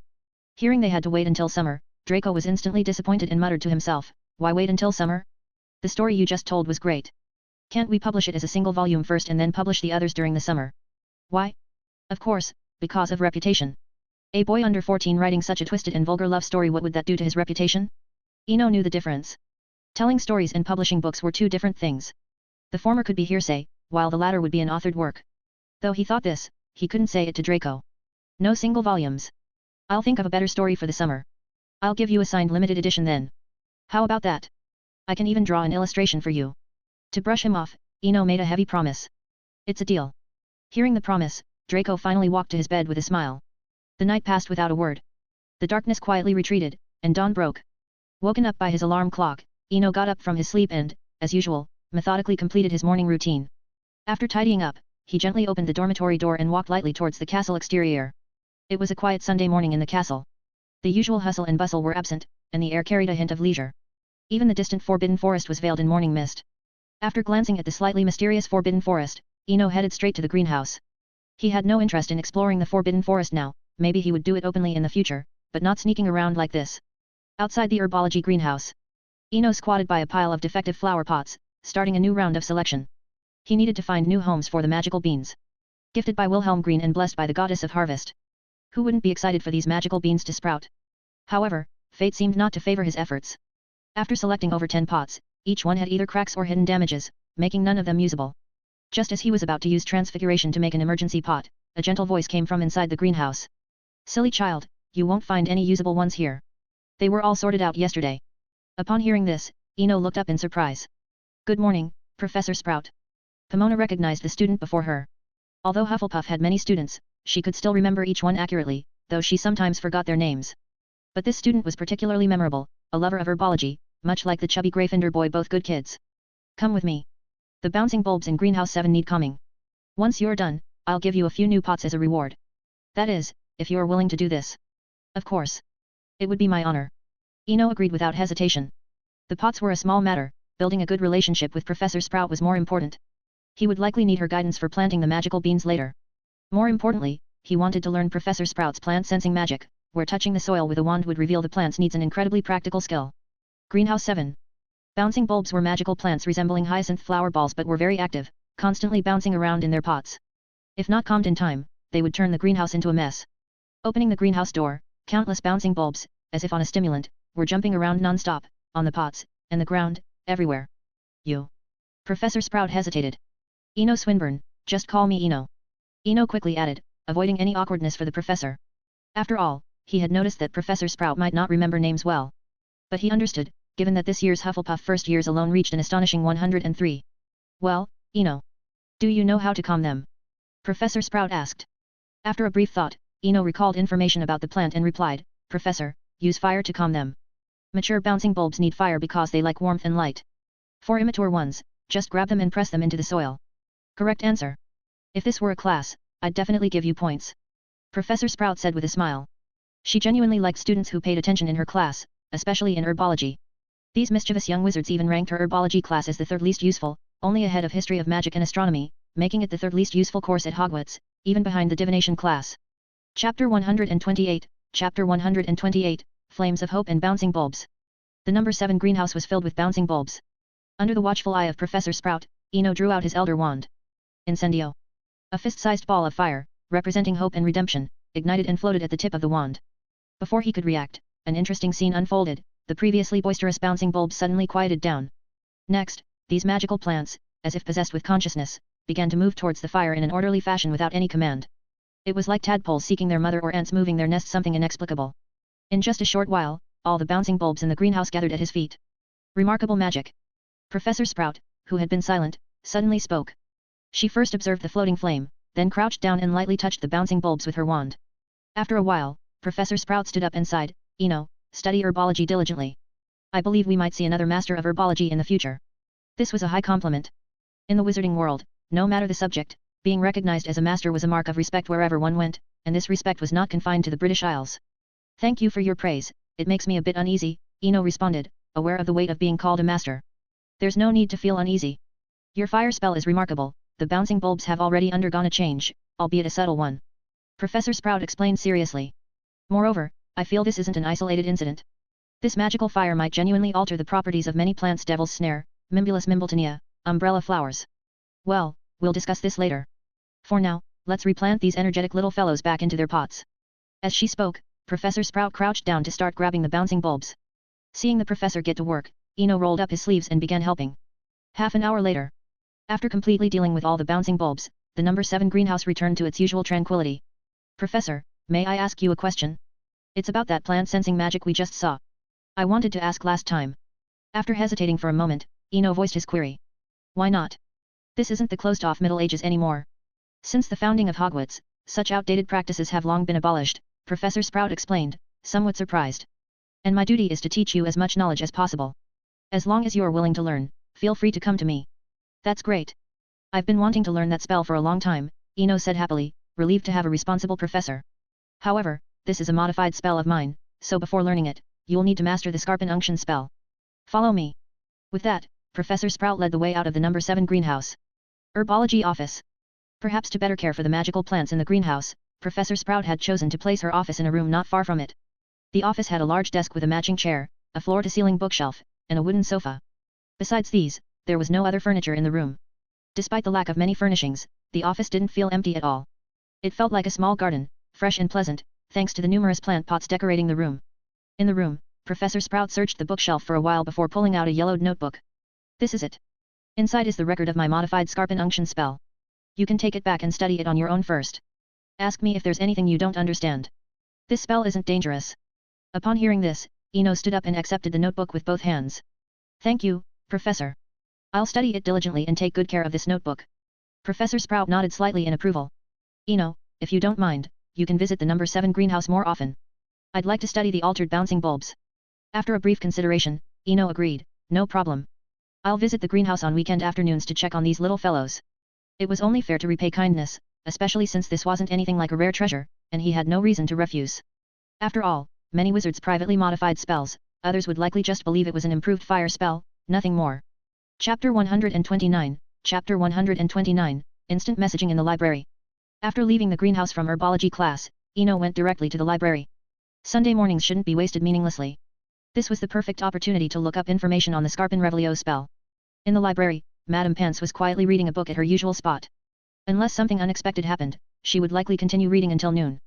Facing a fully absorbed Madame Pants, Eno didn't rudely interrupt her. Instead, he picked a few books from the charms section and found a favorite spot to quietly read. The experience in the greenhouse today made him realize the importance of charms class once again. Though it felt a bit like a bear trying to gather corn dropping some while picking up others, he had no choice. Coming from an orphanage with a lack of foundation, this was all he could do. Maybe it was slower and more cumbersome, but at least there were no deeters. In one corner of the library, Eno sat by the window, engrossed in a 6th year standard book of spells. Although there was an inconvenient presence opposite him, the library was almost empty on a Sunday morning. He had been careful to sit in a corner, but someone still chose to sit with him. Yet, absorbed in his reading, he didn't bother to look up and see who it was. At least the person across from him was polite, as there had been no noise for quite some time. Meanwhile, Hermione came to the library, as usual, to do her homework. The noise in the dormitory made it impossible for her to focus. But when she arrived at the library, she was captivated by a beautiful scene. Morning sunlight streamed through the ancient stained glass windows, casting dappled light into the tranquil library. By the window, a boy with short black hair sat quietly reading. His elegant amber eyes were focused and deep, seemingly lost in the world of books.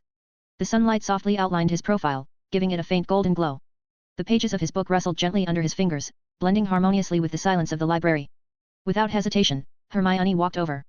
She wanted to admire the scene a bit longer, but a closer view was undoubtedly more delightful. She quietly sat across from the boy, resting her chin on her hand, and was momentarily at peace. Eno, after finishing the 6th year standard book of spells, looked up to find Hermione staring at him with slightly dazed eyes. He waved his hand in front of her face to bring her back. With a soft thump, Hermione, seemingly startled, let her arm go limp, causing her chin to knock lightly on the table. She immediately looked around, relieved to see that Madame Pants hadn't noticed, and then rubbed the spot where she had hit. Eno couldn't help but chuckle at Hermione. It was hard to imagine the valiant girl from the original story showing such a cute, dazed side. But considering they were in the library, he stifled his laughter and drew his wand from his sleeve. Quietus. After casting the silencing charm, he felt reassured and teased, "What's the matter, Miss Granger? You seem a bit out of it today, like a tipsy puffskein." Expecting a sharp retort, he was surprised when Hermione shyly lowered her head. Since the latter half of last year, she had shed her initial sensitivity after entering the school. Curious, he looked at the girl across from him. "Did something happen? Or is someone bullying you?" Although in the original story, by the second year's Halloween, no one could bully Hermione, one couldn't rule out exceptions. Stories are always partial. Hermione felt almost mortified, having been caught staring and then performing a silly act of bumping her chin on the table, all in front of Eno. Her cheeks felt like they were burning, the heat spreading down to her toes. Hearing Eno's question, she lowered her head, pretending not to hear. Seeing her reaction, Eno roughly guessed the reason. She was simply embarrassed in front of a friend for feeling she had made a fool of herself. With that in mind, he opened his notebook and quickly wrote a line before pushing it in a quill towards her. Girls in shy states usually didn't speak easily. On the other side, Hermione was momentarily stunned by the sudden appearance of the notebook. Realizing what was happening, she picked up the quill and started writing. Despite the silencing charm, they chose to communicate the old-fashioned way through written messages. The notebook became an invisible bridge, creating a channel for mutual exchange. Time seemed to lose meaning in the autumn sunshine, with the small notebook passing back and forth between them. Gradually, Hermione no longer felt constrained or shy, and a faint smile unknowingly appeared on her face. After writing the last line and handing over the notebook, she looked up at Eno expectantly. Eno, holding the notebook, glanced at her neat handwriting and then at her eyes. Finally, he nodded helplessly. Time passed minute by minute, and the sun moved to its highest point in the sky. It was noon. Rubbing his protesting stomach, Eno closed his book and walked towards Madame Pance's desk. Hermione had left half an hour ago, and he now needed to check out the books he hadn't finished. As he approached the desk, he was met with Madame Pance's amused gaze. "I saw it all. You and that Gryffindor girl were exchanging instant messages. But you know, what you just did, I did 20 years ago. Madame Pance's tone was somewhat boastful, like children showing off to each other. It was as if she were saying, look. The new toy you have, I played with it too. Before Eno could speak, she continued, her tone turning wistful.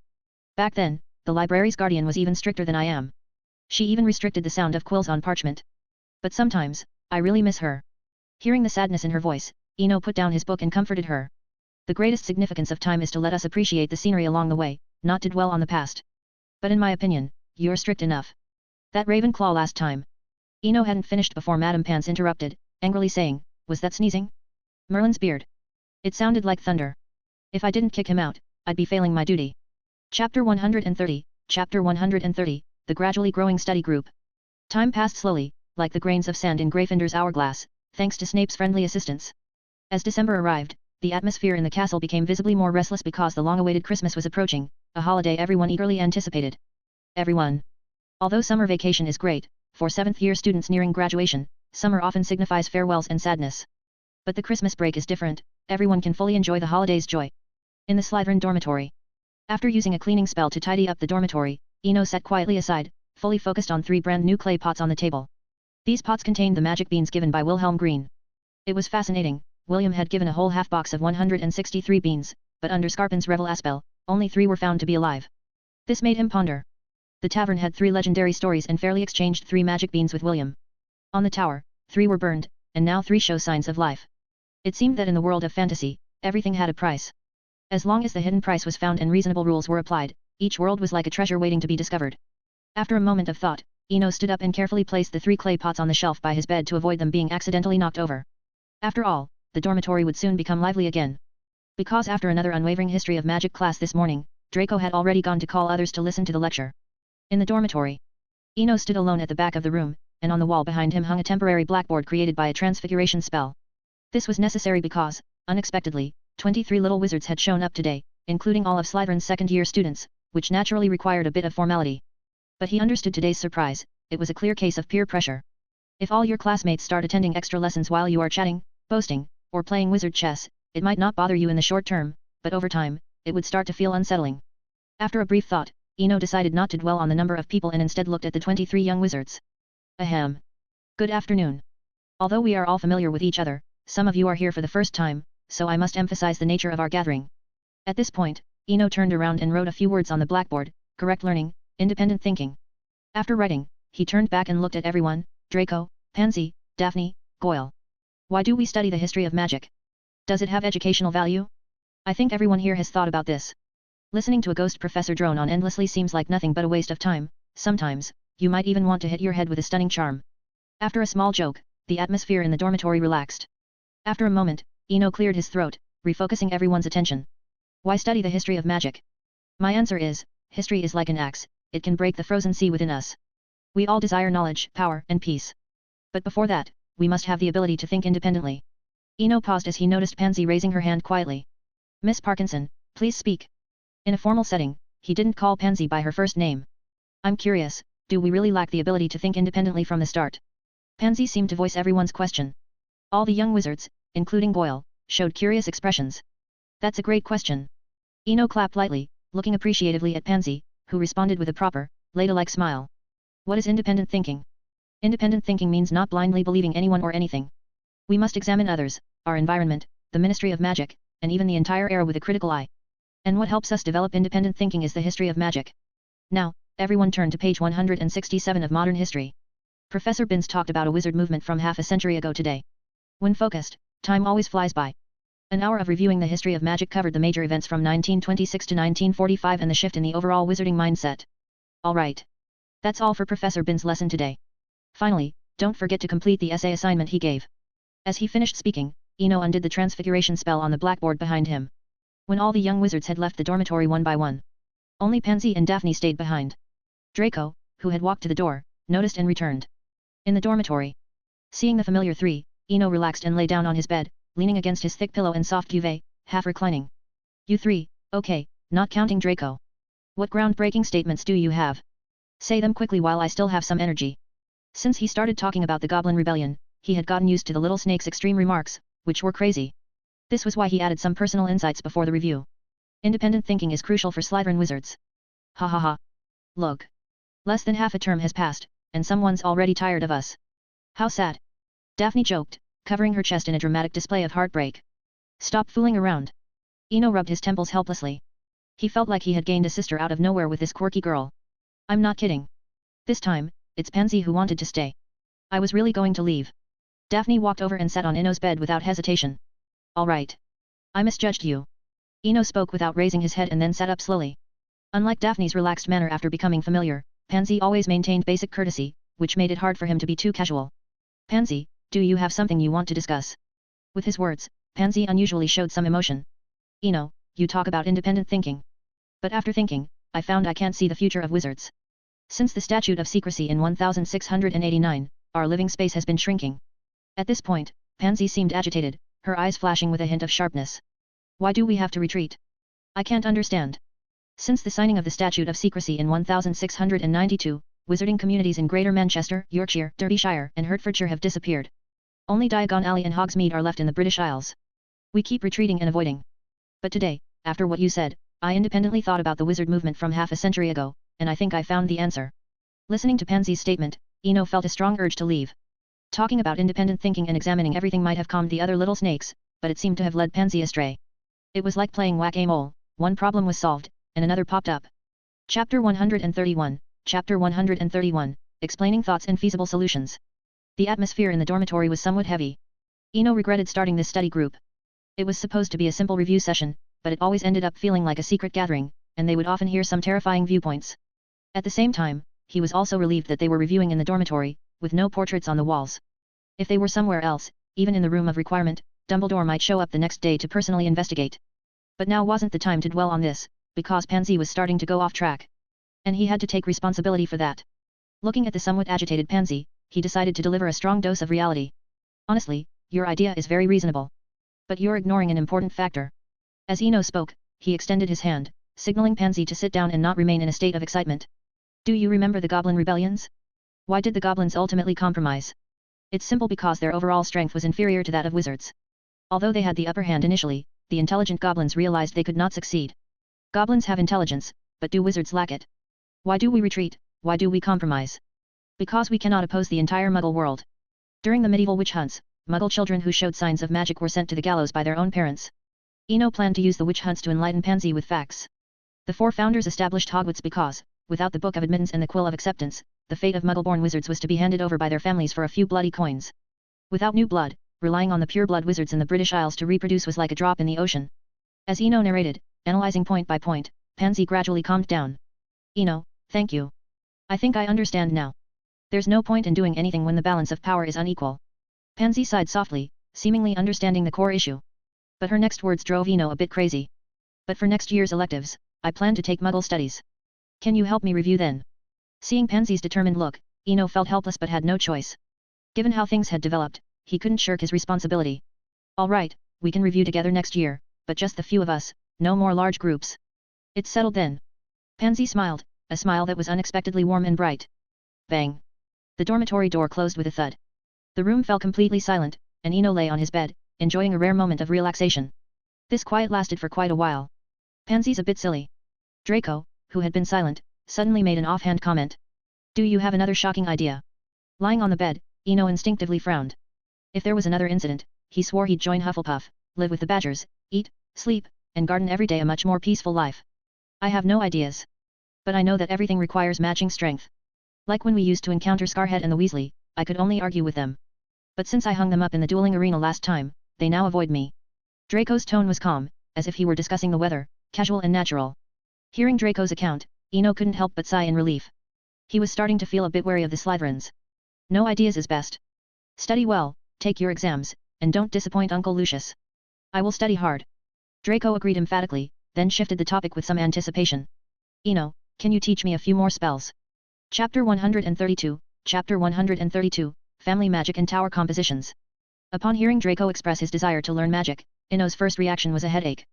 By now, he had a sufficient understanding of the little snake's ability to cause trouble.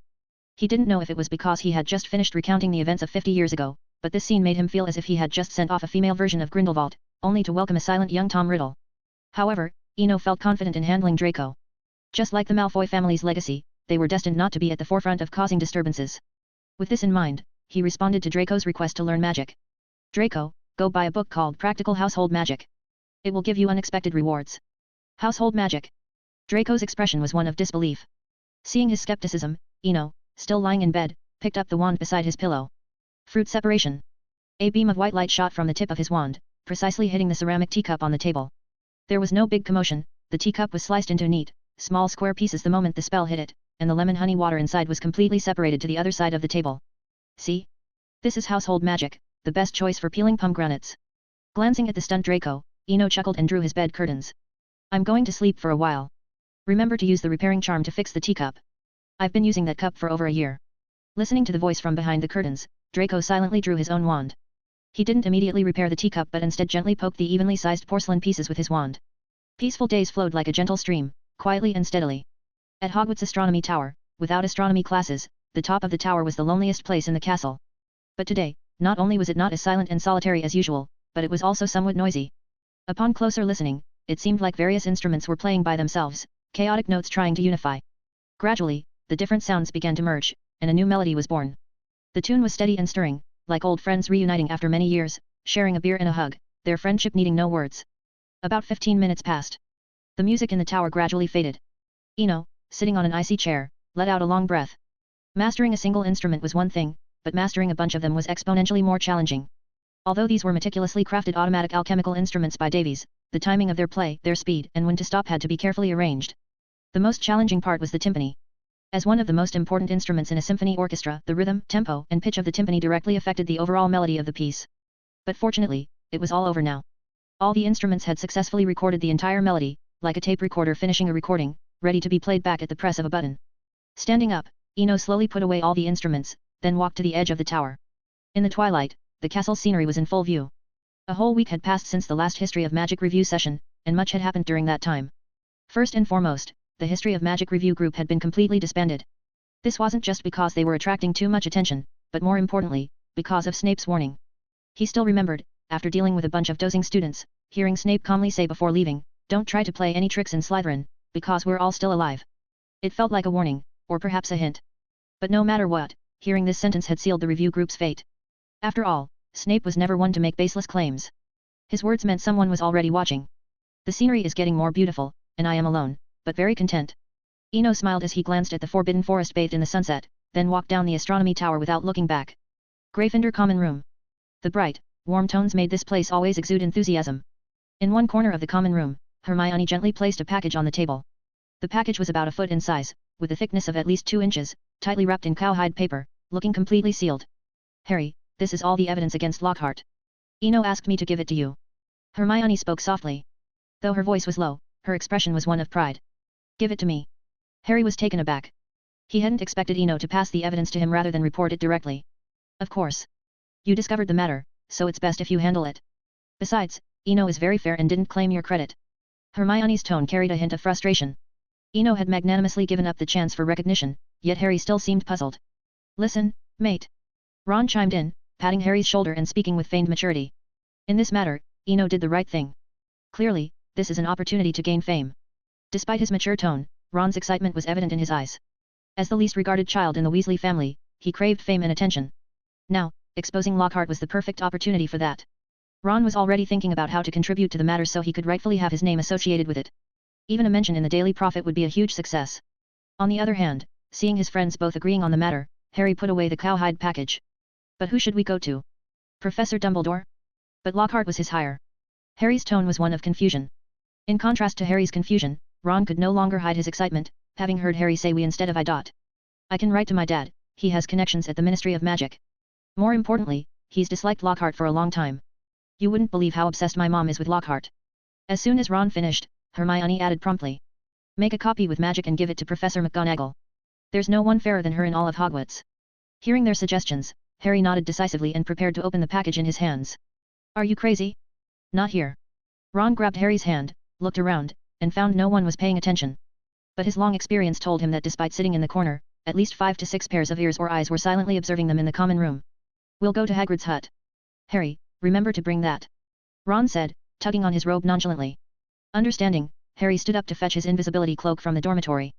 Chapter 133, Chapter 133, Registering as an Animagus. The spiral staircase of the astronomy tower was ingeniously designed, winding upwards with a width of 2 feet, giving those who walked there a sense of elevation. Leaving the astronomy tower, Eno suddenly stopped in the corridor, noticing a few Ravenclaw girls laughing and walking by. The moonlight, or perhaps the candlelight illuminating the corridor, softly fell on the face of an East Asian girl, different from the predominantly sharp features of most girls at Hogwarts. The girl before him was gentle and delicate, her thin lips revealing a warm and lovely smile. Eno saw Cho Chang not far away, but considering the many girls around her, he chose to greet her in an understated, Eastern manner, smiling and nodding. However, Cho did not respond subtly. Instead, she left her companions and walked over alone. I thought you only occasionally acknowledged my existence on Thursday evenings.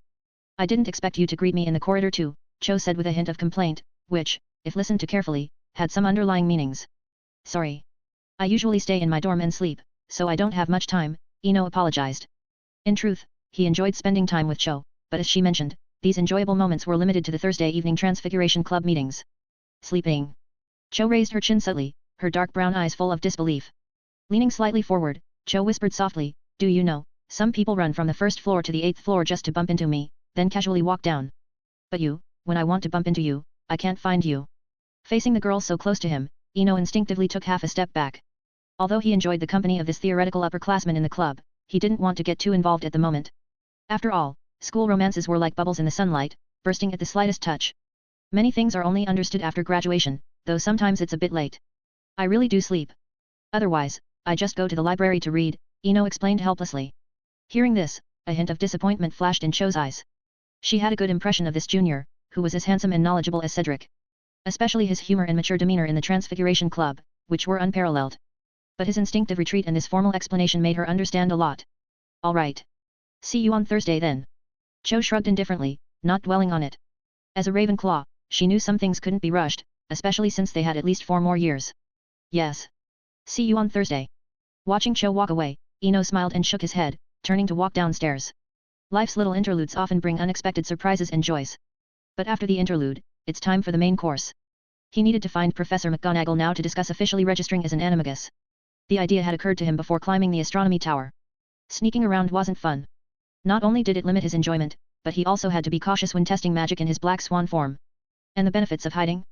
Seemed to be just one easier to escape from Azkaban. Well, who in their right mind thinks about breaking out of prison every day? And even if he did end up in Azkaban, he had already thought of hiding in the sanctuary, staying there forever. Only when he became a legendary wizard would he come out. Moving staircases in the castle. Eno stood on the stairs, waiting for them to move slowly, but another thought suddenly popped into his mind. Thinking about the sanctuary, he wondered about the supplies and food, and another important issue came to mind. Could the sanctuary accommodate living beings? Whether it was the ice flower he planted or the transfiguration owl Professor McGonagall gave him, they weren't truly alive. If living beings could enter, what about wizards? If wizards could enter, what about magical worlds?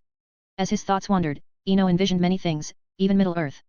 Hundreds of wizards on broomsticks guarding Helm's Deep, the battle of Minas Tirith against orcs, trolls fighting each other, Thestrals biting Nazgul. One fantastical image after another flashed by, and soon he arrived at Professor McGonagall's office. Just as he raised his hand to knock, the office door opened from the inside, and 3 young wizards came out. The air suddenly became a bit quiet. Eno. Hermione was the first to react, greeting him excitedly. What a coincidence, you're here too, Eno replied with a smile, nodding at Harry and Ron. We came because.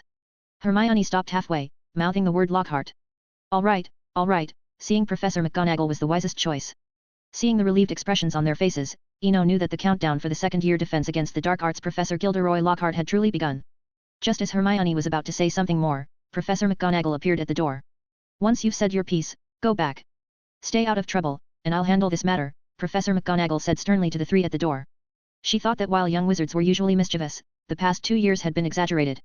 These 3 silently gathered all the evidence against a professor. In terms of causing trouble, these 3 compared to the Weasley twins were like professional Quidditch brooms compared to children's brooms. We'll go right away. Ron and Harry nodded quickly, pulling Hermione's sleeve. After they left, Professor McGonagall, feeling a bit weary, looked at the door, knowing another troublemaker was there. And her intuition told her that the silent troublemaking style of the 3 just now might not have been their idea. As a long-time Gryffindor head, she knew her students well. They were never short on courage, but always short on scheming. Go ahead, what's your matter this time? Since last year, this castle has never been so strange. Though complaining, Professor McGonagall's tone and expression showed no impatience. She was very satisfied with the student before her. Combining transfiguration with Muggle philosophy, Eno's discussions in the club were always refreshing. Transfiguration Office. Professor. I intend to register as an Animagus. Without any pleasantries, Eno went straight to the point. It's rare for you to come around. Professor McGonagall sighed. Although she promised to keep it a secret, as a teacher, she didn't want her student to be discovered by the Ministry of Magic and punished. You don't need to worry about anything. Just wait for my news. I happen to be going to the Ministry of Magic soon, in a day or two. Dash. Chapter 134, Chapter 134, The Downfall of Lockhart. By mid-December, temperatures in the Scottish Highlands had plummeted below freezing. Hogwarts experienced its first real snowfall of the academic year. The entire castle was draped in a pure white veil of snow, the sky a deep, dark blue that seemed reminiscent of a winter in Narnia. Countless snowflakes drifted leisurely from the sky, covering the grounds in a thick blanket of snow. The lawns, once green, were now home to snowmen who greeted passers-by. Of course, anyone wanting to see these charming snowmen needed to be cautious. Due to someone's prank, a few mischievous snowmen were hidden among them, ready to throw enchanted snowballs silently at unsuspecting students. While this might have been entertaining, today, the grounds were eerily empty. All the students were inside, gathered together, discussing the significant event that had occurred just 2 hours earlier. The head of the Aura office, Gadvin Roberts, had personally led a team into the Great Hall to arrest Professor Gilderoy Lockhart during lunch, accompanied by reporters from the Daily Prophet. It had been many years since such an event had transpired, a professor being arrested at Hogwarts. In the Slytherin common room, even 2 or 3 hours after the event, the atmosphere remained lively, even chaotic. Draco Malfoy entered the common room, holding a special edition of the Daily Prophet. Ignoring the bustling scene around him, he headed straight to the dormitory. With a loud bang, the door shut, cutting off the noise from outside. Eno. Check out the latest news, Draco said, waving the newspaper. Potter's famous again, along with his Weasley sidekick. I can't believe how efficient the ministry was this time. Lockhart's already been convicted. Convicted in 3 hours. Eno was astonished as he took the newspaper. The headlines screamed, shocking scam. The trial of Lockhart, Harry Potter's role in the case, the scandal between the celebrity professor and student. Clearly, the Daily Prophet knew what its readers wanted. These headlines alone made one eager to read on. In what could have been conveyed in a single article, the Daily Prophet stretched it to a full page. It detailed Lockhart's crimes, included some salacious gossip, and featured random student interviews from the castle. Finally, Eno reached the pertinent information. Lockhart was convicted of fraud and intentional harm, sentenced to 3 years in Azkaban, with all his assets confiscated. The ministry would handle his assets to compensate the injured wizards. Money talks. The ministry's swift action was likely due not only to Professor McGonagall's influence but also to the considerable fortune of the famous author. It was a shrewd move.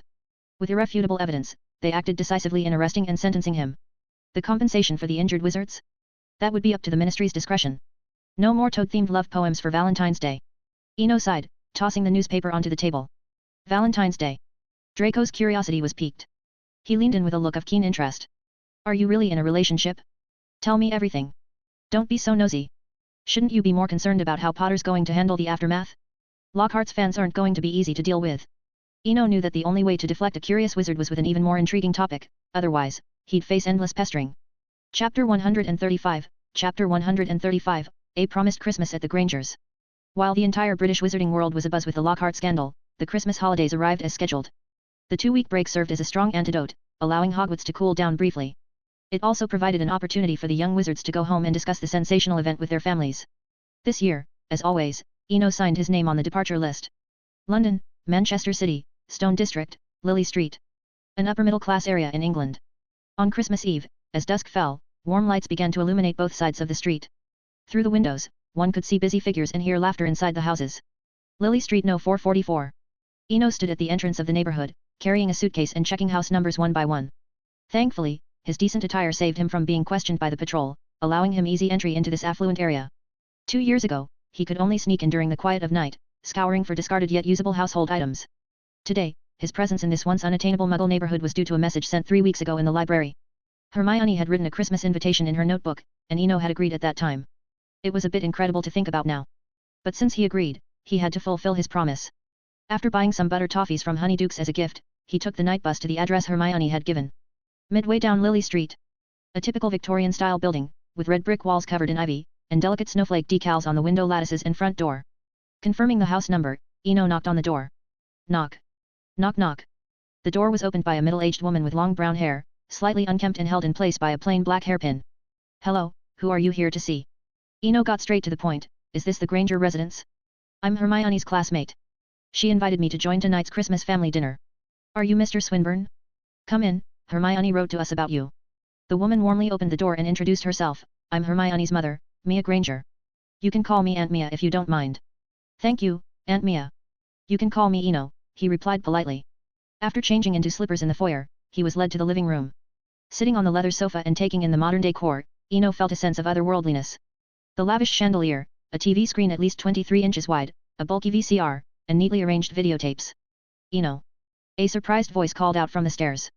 Hermione hurried down the stairs, chattering excitedly as she walked. I've been waiting for you since this afternoon, worried you might forget. I almost thought you wouldn't come, and I was afraid you wouldn't find the address since it's already evening. Thank goodness. Merry Christmas, Hermione. Eno interrupted her babble, pulling out a prepared gift from his suitcase. This is your Christmas present. What is it? Hermione eagerly unwrapped the gift, both out of anticipation and as a courtesy, showing respect by opening it in front of the giver. What a beautiful gift. It's stunning. Mrs. Granger exclaimed from the living room doorway, admiring the gift in Hermione's hands. Mom, it's mine. Hermione hugged the crystal ball tightly, as if fearing it would be taken away. It was a custom-made crystal ball with a miniature Hogwarts castle inside. It seemed to have a weather charm, changing the internal weather according to the outside conditions. As night had fallen, the miniature Hogwarts was also in darkness. Tisk. I'm just looking. I wouldn't take your gift, Mrs. Granger teased, laughing at her daughter's protectiveness. Sitting on the sofa, Eno watched the scene quietly, feeling the warmth and harmony of the family. Hermione clearly had a very close relationship with her mother. 2 hours later. In the dining room, Eno eyed the sumptuous spread but noted the absence of the infamous dentist, Mr. Granger. But it wasn't his place to ask about another family's affairs, so he simply followed Hermione to a seat at the dining table. I'm sorry. It'll just be the three of us tonight. Mrs. Granger entered from the living room. Her expression was calm, though her eyes betrayed her disappointment. Is Dad working late again? Was that his call just now? Hermione quickly deduced. Yes. Your Uncle George has an acute pulpitis. He called to say he can't come home tonight. Such unfortunate timing. She stopped mid-sentence, realizing it wasn't appropriate to complain in front of her daughter's friend. She swiftly changed the subject. Eno, Hermione mentioned you live in a wizarding community. Can you tell us about it? Of course, Aunt Mia. Eno agreed readily. Hogsmeade is the last remaining all-wizard village in Britain. The train to Hogwarts stops nearby. As Eno explained, Mrs. Granger listened with interest. Aunt Mia, I'll be staying there for the holidays. If possible, I'd like to invite you, Mr. Granger, and Hermione to visit. Reciprocating the invitation, Eno extended a warm invite. Mrs. Granger looked tempted but, after a moment's thought, declined with regret. We'd love to, but our clinic is booked solid until the new year. Unperturbed by the refusal, Eno understood that adults couldn't just drop everything and go. For the rest of the evening, the trio enjoyed a delightful dinner and conversation. Time flew by, and an hour before midnight, Eno excused himself. Politely declining Mrs. Granger's offer to stay and bidding Hermione farewell, he picked up his suitcase and headed out. Staying the night wasn't an option, after all, he had plans with Draco, Pansy, Daphne, Neville and others for Christmas Day. Under the deep blue night sky. A black swan soared over England. As one of only 8 registered Animagi in the century, Eno's transformation was documented by the Ministry of Magic, though not widely publicized at Professor McGonagall's request. Thus, he could use this magic without any trouble. The best part was, as a special transformation spell, Animagi could not be tracked by the trace. Clearly, those who established the trace never expected an underage wizard to master such an advanced transformation spell. Chapter 136, Chapter 136, A Gathering in Hogsmeade. Hogsmeade. From a bird's eye view, the entire village glows with light. Especially during Christmas, not only are every store and shop adorned with beautiful lights, but magical candles also illuminate the streets on both sides. Soaring in the air. Eno pinpointed the location of his little house and then dove straight down, flying directly into the open window on the second floor. As he landed, he dispelled the magic, waved his wand to light the candelabra on the table, and then half lay on the bed. Honestly, after experiencing the modern lifestyle at Hermione's house, returning to Hogsmeade felt like traveling back to the Middle Ages. This isn't to say that magic isn't good, but the difference between wizards and muggles is significant. The gap between these two groups is quite large. In all aspects, whether it's the way of life or the mindset, it feels like two completely separate worlds. Two worlds without any intersection or relation. The first rays of dawn gently weave like fine threads, gradually tearing apart the darkness of the sky. The ancient village of Hogsmeade also awakens under the eastern sun. The 3 broomsticks in. Having ordered a kidney pie, Eno sat in a corner of the hall, planning to eat breakfast while waiting for his friends, who would arrive via the Flow network later. After about 10 minutes, Madame Rosmerta gently placed a plate of tempting food on the table. However, instead of returning to the bar as usual, she sat opposite Eno, teasingly saying, I always thought this dish was a middle-aged man's exclusive, but I didn't expect you to like such flavorful food. Eno didn't immediately respond to the tease but first tasted the delicious food before him. This is a traditional British culinary delight. Kidneys, fresh vegetables and unique spices are baked in a pie crust. After a moment, Eno, satisfied, put down his utensils and looked up. One shouldn't judge a dish by its intended audience. Besides, your culinary skills are truly exquisite. Madame Rosmerta chuckled lightly at his words. Oh, stop it. Keep your sweet talk for the girls. Or maybe you don't need to sweet-talk them, I know them too well. Though she spoke teasingly, there was a hint of pride in her eyes. She knew well that while her pub might not be extremely popular, the quality of the food had never been questioned. After a moment, she seemed to recall something, glanced at the fireplace in the bar, and asked curiously. Why don't you try connecting to the flow network? I remember all properties in Hogsmeade are connected. And household flow networks can be one way, like opening a door that only allows exit but not entry without your permission. Considering the boy's background, she used a more relatable analogy to explain how the flow network worked. Eno sensed the concern in her words, which warmed him. He explained with a hint of helplessness. It's not that I don't want to open it. I just don't know how. I've never lived in a house with a flow network before. You should have said something. I'll come over later and help you connect it. I always thought you were afraid of people barging into your room. With that, Madame Rosmerta got up and walked back to the bar. Although it was early, guests had already started to arrive for the Christmas holiday. With the brief conversation over, Eno focused on the delicious food in front of him. The kidneys were cooked to perfection, soft and flavorful, with no hint of gaminess. The Three Broomsticks Hall. At a corner table, several young wizards sat around. Eno, maybe we should stop waiting for Daphne. She might be delayed by something again. Draco held a can of butterbeer, sitting idly on the bench. This was his third attempt to persuade them. Opposite Draco sat Pansy and Neville, who, while silent, also seemed a bit restless. Glancing at the clock on the wall, it was supposed to be 9 a.m., but it was already 9:45. All right, then let's. Eno stopped mid-sentence because the fireplace flared up with green flames. Sorry. I'm late because I had to bring along a nuisance. Stepping out of the fireplace, Daphne immediately apologized to everyone. You stop it. I'm not a nuisance. If it weren't for Mom's request, do you think I wanted to follow you? The fireplace flared green again, and this time a girl who resembled Daphne by about 70% stepped out. Ignoring the rebuttal, Daphne quickly pulled the girl beside her and introduced her to everyone. This is my sister, Astoria. Sorry for bringing her along without asking. She'll probably come to Hogwarts next year. As soon as Daphne finished speaking, the girl beside her stepped forward and said gracefully. Hello. Sorry for coming uninvited. I'm Daphne's sister, Astoria Greengrass.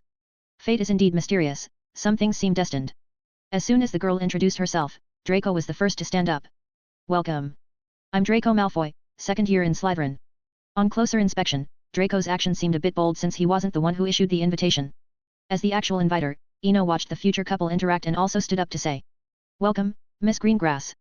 And there's nothing to apologize for, this isn't a formal banquet, just a small gathering of friends. Hogsmeade. In a quiet two-story cottage deep in the alley, the lively noise finally arrived. In the living room on the first floor, three girls sat together, chatting about various topics of interest, occasionally letting out a light laugh. On the other side, Draco surprisingly chatted with Neville, and they seemed to get along well, almost as if all past grievances were forgiven. Eno sat quietly nearby, watching the harmonious scene before him, especially the reconciliation between Draco and Neville, which made him very happy. To be fair, Draco isn't inherently bad, he's just been spoiled by his parents. The original story depicted Draco's repeated conflicts, and after a year and a half of interaction, Eno had already formed a certain judgment. In the midst of joyful chatting, time slipped by unnoticed. Approaching noon. With the combined efforts of 3 house elves, a table full of delicious food appeared in the dining room.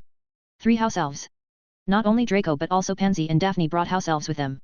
After lunch, it was tea time, which also included the exchange of gifts. Eno's gifts were still crystal balls, custom made in bulk from Davis. Even with a discount, each one cost 9 galleons. However, unlike the castle he gave Hermione, Neville's crystal ball contained a beautiful garden, while Draco's had a Hungarian horntail dragon spitting fire.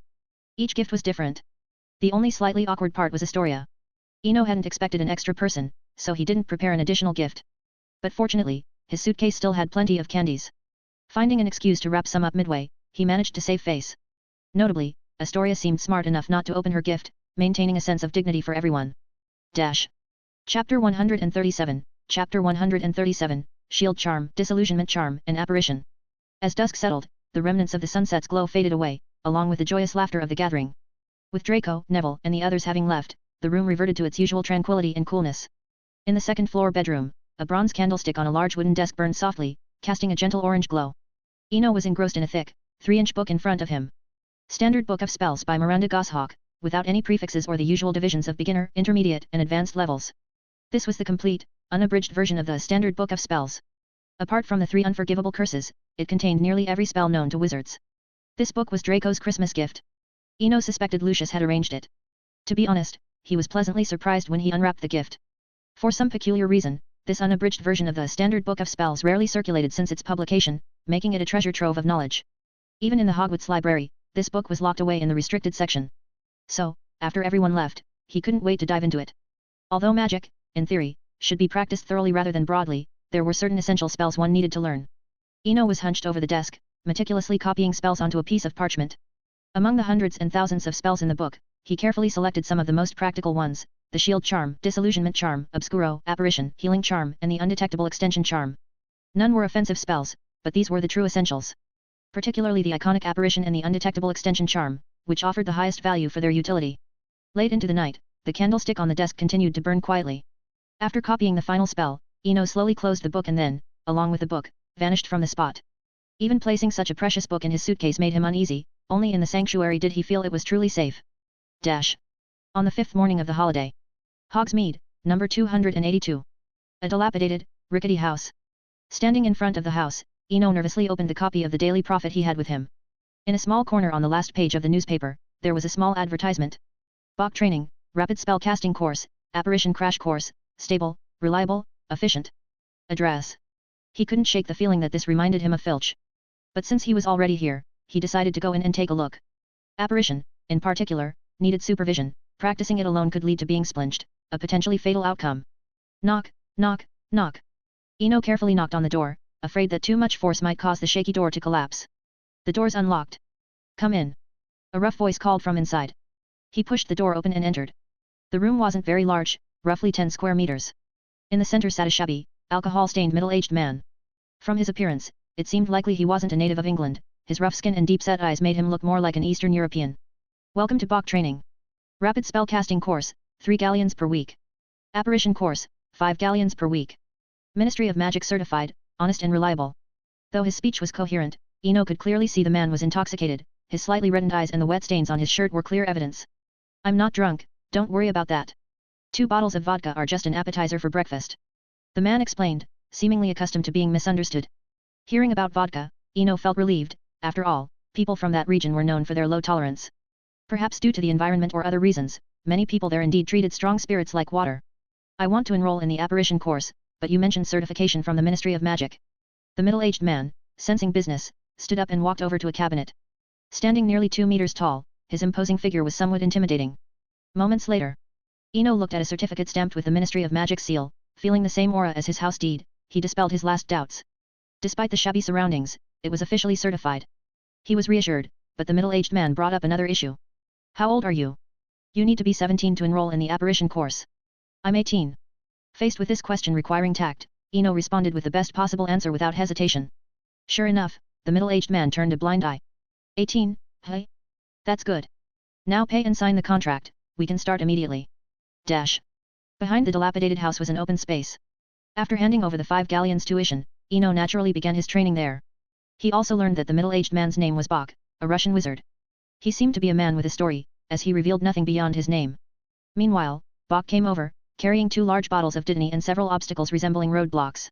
Whether you know it or not, I must reiterate the 3 key elements of apparition: destination, determination, and deliberation. Bach explained while setting up conspicuous obstacles around the open space. But this is a special training course, so we have a unique method. You just need to focus on the space 1 meter away, then firmly recite the incantation, and don't worry about anything else. Seeing someone was there to supervise, with dittany ready, Eno felt at ease. After all, it was a ministry-certified institution. He adjusted his breathing, drew his wand, and focused on the space 1 meter away. Apparate. In an instant, everything around Eno darkened, followed by an immense pressure from all sides. He felt suffocated, as if his entire body was being squeezed into a tiny rubber tube. He didn't know how long it lasted, but finally, the rubber tube burst. He was expelled out, the pressure releasing suddenly, and tears and snot flowed uncontrollably. It took a while for him to regain his senses. I believe you're 18 now. All right, lesson's over. Though it's not a full week, there's no refund. Bach's rough voice sounded again. I've learned it. Just like that. Eno muttered, looking around. With the roadblocks as a reference, he easily noticed he had moved to the space 1 meter away. The process was so simple it felt surreal. How else would you expect it? But you've learned it. Should I go buy you some fireworks from Zonko's? Don't worry, I'll cover the cost. Bach seemed exasperated. If possible, he didn't want it to be this way either. After running the training for years, this was the first time something like this happened. He had just collected the fee, and it seemed like he might have to refund it before it even warmed up. No need for fireworks. Seeing Bach's troubled expression, Eno shook his head with a smile. I plan to come here daily for an hour of practice for the next week, is that all right? Of course.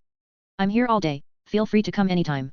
Bach agreed firmly, as long as there was no talk of refunding the tuition, everything else was fine. Dash. Chapter 138, Chapter 138, Practice in the Forbidden Forest. Hogwarts Christmas holiday is a standard 2 weeks long. From December 21st to January 5th, if the first day back falls on a weekend, the 15-day holiday is extended to 17 days. In his second-floor room, Eno glanced at the brand new 1993 calendar on the desk, realizing that it was already time to return to school. Unlike the mandatory train ride at the start of each term, Hogwarts had no strict requirements for returning from holidays. This allowed many pureblood wizards to travel to Hogsmeade via their home fireplaces and then walk back to the castle. After watering the magical beans on the windowsill, Eno packed his belongings and prepared to return to the castle. Although the holidays seemed to have flown by, he had no complaints. The short 15-day Christmas break had been incredibly productive, equating to the gains of an entire year. Not only could he now use apparition proficiently, but he could also successfully cast other spells, including the shield charm. Of course, it was just casting, and the quality and proficiency still needed improvement. Especially with the undetectable extension charm, his most successful attempt only expanded a coffee cup's volume by twice. But that's the nature of magic, as long as one can cast a spell successfully, the rest is just a matter of time and practice. Dash. On January 5th, nearing noon at Hogwarts. Probably due to the train's arrival in the evening, the castle was rather quiet. On the lawn outside the castle, Eno looked around to ensure no one was nearby before drawing his wand and pointing it at himself. Disillusionment. A cooling sensation rose from the top of his head, like someone pouring a basin of thick, cold liquid over him from a stool. Even with the White Witch's bloodline, making him immune to any cold, the feeling still made him shiver involuntarily. As the cool sensation spread, he saw his body gradually become transparent. Transparent, not invisible, that's the effect of the disillusionment charm. It could be considered a form of optical invisibility, as long as the distance was sufficient or the surrounding environment was dark, it would be hard to detect him. At the edge of the Forbidden Forest. After securely placing his suitcase in a tree fork, he waved his wand again. Protego. An invisible shield rose, serving as the pinnacle of single-target defense. The shield charm could effectively block all physical damage and deflect spells to some extent. It was extremely practical, which is why it was a basic requirement for aura recruitment by the Ministry of Magic. However, it's certain that the upper limit of a spell depends on the wizard's upper limit. For example, even Mad-Eye Moody's shield charm couldn't block a casual attack from Voldemort. With this in mind, he planned to test the shield charm in the Forbidden Forest and verify a hypothesis related to the sanctuary. Holding a sharp one-handed sword in his right hand and his wand in his left, he slowly walked into the depths of the Forbidden Forest. Dash. The Forbidden Forest in winter was quite bleak. It lacked its usual vitality and instead felt somber. Eno frowned as he surveyed the surroundings. He was in a cave filled with spider webs. This wasn't surprising, as many spiders would seek out burrows to hibernate and lay eggs, typically lining the cave with thick webs. The problem was, he found the right place but not the main attraction in Acromantula, a 5x rated giant spider. The enormous cave, spanning dozens of square meters, had no sign of a spider. Of course, the cave also had a deep tunnel, its entrance covered in webs. But regarding the tunnel, he had no interest in exploring it. This trip was for practice, not thrill-seeking. Just as he was about to leave the cave and continue his search, he sensed a weak danger from behind. Before he could react, it felt like being hit by a speeding motorcycle, sending him tumbling forward. This was followed by a piercing screech sound. During this pause, he saw the creature behind him. A spider the size of an adult horse, covered in thick black hair, with 8 stone-sized eyes gleaming with fierce malice. This was a young Acromantula. Seeing its size, Eno instantly understood. A fully grown Acromantula could reach up to 15 feet in width, comparable to a large bus. Despite its terrifying appearance, he wasn't afraid. The earlier attack proved that this Acromantula couldn't break through his shield charm. With no more worries, he picked up his fallen sword and charged at the Acromantula. Dash. Inside the large cave. Eno, holding his one-handed sword, looked helplessly at the Acromantula moving around. Despite its large size, it was incredibly agile, especially in the web-filled cave where climbing walls was just basic movement. After about 7 or 8 minutes of fighting, he had been knocked down 3 times and hadn't hurt the spider at all, except for a lucky strike that slightly injured one of its legs. Seeing the still energetic Acromantula, he slowly lowered his sword. Diffindo. Without any flashy effects, the Acromantula suddenly froze, then its massive body and the webs behind it split in half. As a sentient species, even in death, the Acromantula's stone-sized eyes were filled with confusion and disbelief. Hey! Don't blame me. I wanted to play a bit longer, but you were just too agile. He muttered, squatting down to take out a pre-prepared glass bottle. After assisting Snape with harvesting materials many times, he knew some basics of the trade. For instance, the venom of an Acromantula was expensive mainly due to its scarcity. The venom from this horse-sized spider only filled a small bottle, about a few dozen milliliters. After finishing the task, he cleaned up the site and prepared to verify his second objective. After a meticulous search for over 10 minutes, he finally found what he was looking for in a hidden corner of the cave. A silk cocoon the size of a basin, containing a dozen quail-sized eggs and several translucent spiderlings. Carefully picking up the cocoon, he disappeared from the cave with a thought. Dash. In the sanctuary. A 4-foot-wide icy path, with a basin-sized cocoon in the middle. Eno squatted beside the cocoon, lost in thought. The items were brought in, but all the translucent spiderlings had died. However, that wasn't the main issue. The main point was that he now seemed to have some faint connections in his mind, all originating from the cocoon. The spiderlings were dead, but the eggs were miraculously alive and had established a connection with him. Submission, obedience, trust, the information in his mind gave him a different feeling, as if his own miracle had once again worked its magic. It's getting more interesting, adulthood, embryo, birth. Eno murmured as he looked at the dozen or so spider eggs in the cocoon, feeling a sense of absolute control. Chapter 139, Chapter 139, 2 months, fishing in the Black Lake to feed spiders. The sunset's afterglow spilled over the Black Lake, casting golden light that danced across the rippling water. On the lakeshore, Eno sat quietly in a specially designed chair, holding a delicate fishing rod and intently watching the bobber on the lake's surface. Suddenly, the bobber began to move violently. A gleam of excitement flashed in his eyes. Swiftly, he lifted the fishing rod and gave it a strong pull. A silver fish, about a foot long, arced gracefully through the air before landing on the shore. Though he had caught the fish, Eno remained seated, watching the fish flop around on the ground. By his side, a suitcase lay open, and in moments, around 20 fist-sized 8-eyed spiders emerged, quickly surrounding the struggling fish. Within seconds, all that remained of the fish was a cleanly picked skeleton. Eno lifted his fishing rod with his left hand and waved his wand with his right. The fishhook was now baited with a fat, wriggling worm. He cast the line and resumed waiting.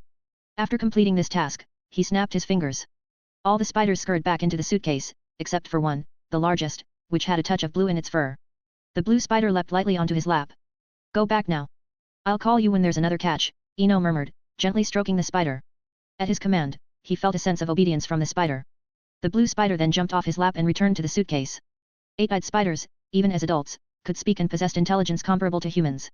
They also had a strict hierarchy. The blue spider was the leader of the 20 spiders that had come out earlier. Eno stared at the floating bobber, lost in thought. 2 months had quietly passed since Christmas. During this time, the castle had returned to its routine. The incident with Lockhart was rarely discussed anymore. After all, so much time had passed. Lockhart had been arrested by the Ministry of Magic, tried by the Wisengamot, and sent to prison. This was an unchangeable fact, no matter what the public said. As time went on, the castle's atmosphere became less tense and more romantic. Valentine's Day was approaching on February 14th. But Eno didn't care about Lockhart or Valentine's Day. He was more concerned about himself, or rather, the miracle within him. The spider eggs in the sanctuary had hatched, and he now had 23 obedient young spiders. But that seemed to be the extent of his gain. In the past 2 months, he had tried various things. Whether placing other magical creatures' eggs, ordinary animals' eggs, or regular insect eggs into the sanctuary, there was no reaction like before. Not only did he not feel the previous connection, but these eggs felt lifeless, as if devoid of any vitality. However, he had a theory about this situation. If his guess was correct, then in future journeys into the fantastical world, he wouldn't just travel. He might consider other actions. Time flew by. After catching several fish, the lake became calm. For over an hour, there wasn't a single bite. Even the bobber didn't move, as if the fish in the Black Lake had wised up and were immune to the transfigured worms. Next time, I'll use live bait. Eno grumbled as he cancelled the transfiguration on the fishing gear and picked up the suitcase. The sanctuary was covered in snow, and the spiders inside were in a semi-hibernation state. The suitcase became their temporary nest. Walking across the castle lawn, Eno glanced at the distant round stone house, which was still Hagrid's hut. Realizing the sanctuary could only house one species, he thought of the castle's resident magical creatures expert, Rubius Hagrid. Hagrid had remarkable skills in breeding magical creatures, even crossbreeding different species. Using a manticore and a fire crab, Hagrid had created a new magical creature, the blast-ended Scroot. That ability wasn't something just anyone could achieve. Mid-February. In the Scottish Highlands, the temperature was gradually rising, and so were the hearts of the castle's young men and women. In the Gryffindor dormitory, Hermione tightly gripped her bedsheets, fuming as she listened to her roommates' wild discussions. They were anything but ladylike, even though they seemed very demure outside. Today, they were openly discussing Eno again, his paler hair, his deep, captivating eyes, and how he had exuded an aura of elegance and nobility since last year. Hermione felt she couldn't take it anymore. Even if she found herself affected, she couldn't allow others to discuss him so openly. Parvati. Can you help me for a moment? Hermione called out to her neutral roommate. In a dormitory of 6, they had split into 4 factions. As the representative of the neutral faction, Parvati Patil stood up and walked over to Hermione after hearing her call. Though the others continued their conversation, their pace had slowed, clearly curious about what Hermione, always so proper, wanted to say. I'm here, Hermione. What do you need help with? Parvati asked as she reached Hermione's bed. Can you help me get my luggage down from the rack? They're placed too high, and some are heavy. We'll need to work together to get them down. As Hermione spoke, she kicked off her slippers and stood barefoot on her bed. At this moment, she deliberately forgot about magic and levitation charms. 2 minutes later. It's beautiful. I've never seen anything like this in Diagon Alley. Is it custom made? Parvati asked, amazed. Hearing this, Hermione raised her voice by half a decibel. She had been waiting for this moment. Really? I didn't know. Eno gave it to me as a gift when he visited my house for Christmas. Maybe he bought it in Hogsmeade since he lives there. Without turning her head, Hermione could imagine the expressions on some faces, but she continued, I visited his house last summer, a lovely two-story house. Parvati smiled silently, realizing she had been used as a tool. But she didn't mind. Being neutral meant accepting harmless exploitation, and she found it rather amusing. Undoubtedly, the dormitory would soon become lively again. Chapter 140, Chapter 140, Valentine's Day Gift. February 14, 1993, Valentine's Day. In the early morning, after confirming he had no classes, Eno left his dorm room, suitcase in hand, just like any other day. He planned to have breakfast in the Great Hall and then head to the Black Lake for some fishing. Although Acromantulas, like all spiders, could endure hunger, they needed a steady supply of various meats to grow properly. Eno made it a point to carry his suitcase everywhere, even to class, since these seemingly obedient little creatures were still classified as a 5x dangerous species. Even though they were still spiderlings, their venom was potent. Eno didn't want to follow in Hagrid's footsteps and become another student expelled in 50 years. Lost in thought, Eno arrived at the Great Hall. Though there was no longer the spectacle of Lockhart, the hall was still decorated for the occasion, with blooming roses adorning the walls. Taking in the festive decorations, Eno chuckled softly as he sat at the Slytherin table. A light tap on the table and an English breakfast appeared before him. During breakfast time, all it took was a tap on the table for the house elves in the kitchen to deliver a standard meal. Whatever the kitchen prepared was what you got, except for Hufflepuff, who could order directly from the kitchen. Eyeing his sandwich and pumpkin porridge, Eno began to eat, placing his wand on the table within easy reach, just in case. Last year, he had almost gotten into trouble due to a lack of vigilance. At 8 a.m., numerous owls swooped into the Great Hall, as if on cue. The owls circled overhead, searching for their recipients. Upon spotting their targets, they would fly to them and drop their deliveries. In no time, a large number of owls had found their destinations, with most heading towards the Slytherin and Hufflepuff tables. Wingardium Leviosa. Seeing a wave of owls flying towards Slytherin, Eno quickly put down his sandwich, grabbed his wand, and cast the levitation charm. Even after casting the spell, he kept his wand raised, ready to use it again. This was a technique he had found in the library, holding the wand and focusing allowed for multiple objects to be levitated in quick succession. Like playing a shooting game, Eno pointed his wand at various parcels and letters, making them float gently in the air. Meanwhile, at the Hufflepuff table, Cedric Diggory used a different approach. A web of devil's snare appeared, its tendrils wrapping around the packages and letters. Seeing this, Eno couldn't help but admire Cedric's transfiguration skills, always so precise and steady. They exchanged a brief, rueful smile before leaving the hall with their piles of packages. Back in the Slytherin dormitory, Eno had just put down his packages when Draco entered. Hey! I counted, there are 32 of them. Draco teased. Without turning, Eno replied, you have a lot of time on your hands. How about you get Goyle in here? We can't finish all these sweets, and it'd be a shame to let them go to waste. Sure, I'll go get him. Draco left quickly, used to Eno's preference for sharing with Goyle. He couldn't understand why Eno favored the simple-minded Goyle so much. With the dormitory door closed, Eno began opening his packages. On Valentine's Day, all the packages contained nothing but chocolate. A stack of 2-inch thick postcards went into an unused cabinet. Though he had no time to read the sappy messages, he respected the effort people had put into writing them. Looking at the mountain of chocolate on his table, Eno drew his wand. Specialis Revelio. Seconds later, pink glows began to appear among the pile of sweets. 16 of them. You've outdone yourselves, Eno muttered. Feeling exasperated, he considered taking the tainted chocolates to the Aura office. Unlike others who found additives in normal chocolates, he had to find normal ones among the spiked ones. Of the 30 packages, over half had been tampered with. He was tempted to expose the pranksters, but he knew nothing would come of it. Anonymity made it hard to find the culprits, and even if they were caught, the punishment for students was usually just a warning. Only after graduating did one face the harsh realities of life. At the same time, a small discussion was taking place in the Slytherin second-year girls' dormitory. Daphne lay on her bed, teasing Pansy. Are you really going to just watch? You're not even using the love potion I gave you. You must have heard the rumors, right?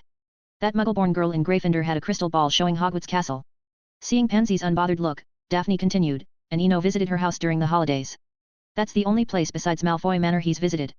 I don't care, but some silly girl might cry in her bed. Before Daphne could finish, Pansy pounced on her bed. Hey! Why are you attacking me? Go after the person who upset you. After some playful wrestling, Daphne asked seriously, are you really going to do nothing? What can I do? Use the Imperious Curse or a love potion. Pansy rolled her eyes at Daphne's childishness. I'm talking about that Gryffindor mood blood. Daphne whispered. Stop it. That won't work. Eno's not stupid, and I don't think I'll lose to her. There's plenty of time. Lying on Daphne's bed, Pansy stared at the ceiling. After a while, she turned over and whispered in Daphne's ear, "Don't forget, this is Hogwarts." Chapter 141, Chapter 141, Quidditch Pitch, Classic Tune. Sometimes people are puzzled about what joyful education truly looks like. If anyone is really unsure, they should be recommended to visit Hogwarts. Hogwarts has genuinely achieved half a year of study and half a year of fun. After the Christmas holidays, all the young wizards' schedules are drastically reduced, with barely a few classes a week. Strictly speaking, the school is providing ample review time for students to better prepare for the end-of-term exams. As for whether they review or not, that depends on the individual's self-discipline. The time is certainly provided. As time passed, the aftermath of Valentine's Day gradually faded. Although the scene of Eno and Cedric receiving gifts in the Great Hall is occasionally mentioned, just like the Gilderoy Lockhart incident, there are no eternal topics at Hogwarts, nor is there eternal popularity. 2 weeks after Valentine's Day, the Quidditch House Cup began. Saturday, 9 a.m. Today is the first match of the academic year, Ravenclaw vs Slytherin. In the morning, not even 8:30, all the students in the castle were flocking to the Quidditch pitch in groups. At this moment, no one was thinking about Hogsmeade. On the contrary, people from Hogsmeade were coming to Hogwarts. These were Quidditch enthusiasts who chose to buy tickets to watch the game. At the Quidditch pitch, Eno did not squeeze into the spectators' stands. Instead, he stood quietly on the edge of the pitch holding his broomstick, surrounded by a dozen floating instruments of various sizes. The match hadn't started yet, but the Slytherin and Ravenclaw spectators had already begun their customary shouting match. The stands started lighting up with various dazzling slogans and banners. Just as no one wanted to miss such an event, no one wanted to miss the opportunity to make money either. George and Fred, each with a small box hanging around their necks, skillfully moved through the crowd, selling their 2-nut firecrackers. "Give me 20 firecrackers," a crisp voice rang out. Despite the surrounding noise, George accurately pinpointed the customer and quickly walked towards her. "Why are you buying so many firecrackers?" "This isn't even our match," Ron said, somewhat puzzled, looking at Hermione. 20 firecrackers cost a total of 40 nuts, nearly 2 sickles. He couldn't understand why she would spend that much instead of saving it. "If I were you, I'd learn to keep quiet, dear little Ron." "This firecracker is a reward for good behavior," George said, somewhat annoyed. They had been there for a quarter of an hour and hadn't sold more than 10 firecrackers. Finally, they had a big order of 20, and his dear brother was trying to ruin it. "I'm not buying them for the match. Eno will be singing before the match starts, so I'm buying firecrackers to create some atmosphere," Hermione explained while taking out 2 sickles and handing them to George. "Eno is going to sing?" George asked, not taking the money but rather out of curiosity. "Yes. Cheerleaders, like in Muggle sports games." Hermione quickly explained about cheerleaders. George left, taking 20 firecrackers and 40 nuts with him. Firecrackers on sale. Buy one, get one free. Selling at cost price. Time passed second by second. At exactly 9 a.m., a figure on a broomstick suddenly appeared in midair above the Quidditch pitch. Upon closer inspection, it wasn't Madame Hooch, the usual first one out. Although it was unexpected, the young wizards did not make too much noise. The main reason was that the figure in the sky was very attractive. Delicate features, blue-black hair, a magnificent silver gown, all of this shone brilliantly in the sunlight, like a magnet, attracting everyone's attention. Floating in midair, Eno arranged all the instruments and then placed his wand against his throat. "Welcome, everyone, to the first match of the season, Ravenclaw vs Slytherin." With the sonorous charm, his voice was clearly heard throughout the entire pitch. "And before that, I persuaded Professor McGonagall to let me take a few minutes of your time to praise the upcoming exciting match with my song." On the other side, Professor McGonagall also showed a gratified smile. She had already been persuaded by the song when she heard it in her office. In the sky, after a simple opening speech, Eno waved his wand, and all the instruments began to play. Accompanied by a passionate and steady musical rhythm. "Ahoo! Give me freedom, give me fire. Give me reason, take me higher. See the champions, take the field now, unify us, make us feel proud." The future 2010 World Cup song Wave and Flag was now being sung at the Hogwarts Quidditch pitch in 1993. The passionate song, under the influence of magic, resonated throughout the entire sky. Regardless of houses, races, professors, or students, at this moment, everyone's emotions were led by the music. This is the power of a classic song. After the first verse, during a brief musical interlude, Eno flew around the pitch on his broomstick, reaching out his hand to signal everyone to sing along. "Under the sun, we are one, all the joy and all the fun. It's the best of all, here we come, together we are one. When I get older, I will be stronger." Just like the lyrics said, under the sunlight, all the young wizards in the pitch began to sing along. Even those who couldn't remember the lyrics were still making sounds in rhythm, and no one laughed at them. Because at this moment, everyone was genuinely cheering, fully immersed in the music. In the stands, firecrackers were being lit one by one. Although it was daytime and each firecracker was weak, when all these colorful little fireworks gathered together, they seemed to truly rival the sun. Seeing the sea of fireworks before him, Eno couldn't help but raise his wand. He didn't cast a spell or recite any incantations, but his wand seemed to understand his inner desire. Countless flames representing hope and redemption continuously flowed from the tip of his wand, gradually gathering in the sky to form a large orange-red cloud. The sky was covered with flames, blocking the sun. In this scene that seemed like a natural disaster, everyone not only did not feel fear but showed a trace of longing, as if they saw what they most wished to see in their hearts under the flaming sky. In the stands, Dumbledore smiled, his smile mixed with nostalgia and relief. His blue eyes were as pure as a baby's at that moment. Professor McGonagall, Snape, Professor Sprout. Everyone couldn't help but smile. In the Gryffindor stands, Colin kept pressing the shutter of his treasured camera, as if he wanted to forever capture this wonderful moment. Chapter 142, Chapter 142, The Prophetic Fire of the Daily Prophet. In the Scottish Highlands, June. A more passionate yet fleeting summer has begun. These hot days, though long, burn like flags, vanishing in blazing flames. And at night, the brief and humid moonlit nights, like dreams, shimmer with layers of light. The last day before the summer break. In the dusk, Hogwarts, illuminated by the evening glow, remains stunningly beautiful. At the top of the astronomy tower, Eno sits before a simple easel, focused on painting something. As you get closer, you can see that the canvas depicts a colorful image of Hogwarts Castle. Beside the easel lies a spider the size of a wash basin. Despite its large size, its long, light blue fur hides the horror of its jointed limbs, making it appear somewhat cute at first glance. One might mistake it for a large plush toy at first sight. With the final brush stroke, Eno gently sets down his paintbrush. Unknowingly, the second school year has ended, and at this final moment, he feels an urge to leave something behind, or perhaps just to prove he existed. Why do you seem a bit sad? In the silent tower, a cool female voice breaks the silence. This isn't sadness, it's the melancholy of parting. Eno sighs lightly, walking towards the edge of the tower and gently touching the weathered marble wall. You'll understand when you're older. From now on, some people will never return to this castle for the rest of their lives, and they'll never return to the dormitories that accompanied them for 7 years. Feeling a movement at his feet, Eno turns to see the blue eight-eyed giant spider suspended in midair by its silk. He says with a bit of helplessness. Lena, I've told you not to randomly spit silk. It would be troublesome if someone found out. What's the big deal? Besides, they're all afraid of you. The cool voice rings out again. Suspended in midair, the wash-basin-sized giant spider defies common sense by speaking. You know, a speaking eight-eyed giant spider, without a doubt, is an adult spider, much like Aragog in the original story, a behemoth nearly 5 meters in diameter. Perhaps miracles are called miracles because they can't be explained. As for Lena, this blue eight-eyed giant spider that can speak, although her initial words startled him, he became accustomed to it soon after. After all, the sanctuary itself is a miracle. But regarding the misunderstanding, Eno still corrects her. Lena, that's not fear, that's respect. By the tower's edge, the last traces of the sunset disappear.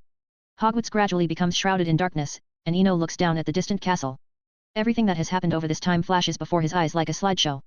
Since the day he covered the entire Quidditch pitch with Frost 4 months ago, the attitudes of the other young wizards have quietly changed. It wasn't as exaggerated as Lena said, but there was a barrier between them. Like students seeing a professor, though not afraid, their every word and action were filled with awe. What further elevated this awe was the Daily Prophet and Colin's photo. Every time he recalls that newspaper, Eno feels a sense of restlessness. The front page headline featured a wizard holding a wand towards the sky, with a backdrop of overwhelming flames. Colin must have understood photography, the angle and lighting were perfect, and with the soaking of the developing potion, the whole photo, except for the lack of sound, looked like a short video with added filters.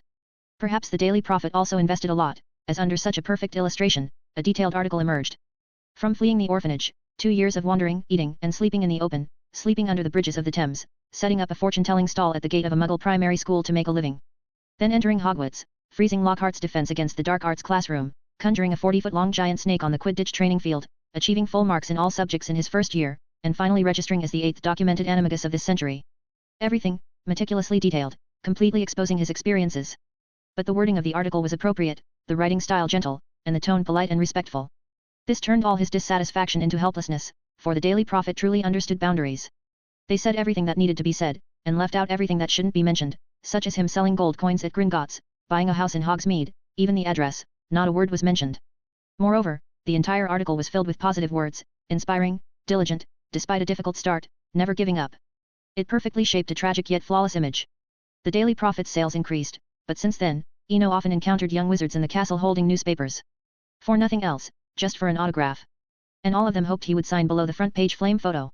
While he was lost in thought, Lena's cool voice echoed in the tower again. I felt a vibration, someone's coming up. I'll go back to the box first. A blue light flashed in midair. Lena snapped the silk and accurately landed in the suitcase. At the same time, as Lena entered, a figure appeared at the astronomy tower's entrance. Good evening, Professor Dumbledore. I didn't expect you to be here at this hour. Are you here for some stargazing and divination? Eno greeted, making a small joke. Good evening. Although I love divination, I know nothing about it. Dumbledore slowly walked into the tower, seeing the easel, a wonderful oil painting. It reminds me of a friend who also loved to paint. Ha ha ha, Thank you for the compliment. I just started developing an interest in painting recently. Eno walked to the easel, deftly untied the canvas. If you like it, it's yours. You've helped me a lot, and I haven't given you a proper gift. As he spoke, he couldn't help but think of the undetectable extension charm on the suitcase, knowing that without Dumbledore's help to expand it, the mere double space would have been useless. I'll accept it, then. Not many give me paintings, they always think I prefer books. Dumbledore took the painting, his gaze unintentionally sweeping towards the suitcase. Eno. Do you need me to expand it further? It's not quite enough for some big friends to live in. I knew I couldn't hide it from you. Eno smiled wryly, rubbing his forehead. He had tried to avoid opening the suitcase where there were portraits, but still couldn't hide it from Dumbledore. That's normal. When you become the headmaster of Hogwarts someday, you'll find many secrets in the castle, but I can't tell you now. Dumbledore smiled with a touch of pride, like a child showing off his toy. Chapter 143, Chapter 143, Preparing for the Summer Vacation. As dawn broke, the sun began its ascent over the eastern horizon, painting the sky with a faint orange-red hue. The majestic castle stood proudly, bathed in the early morning light. The last day of the second school year had quietly arrived.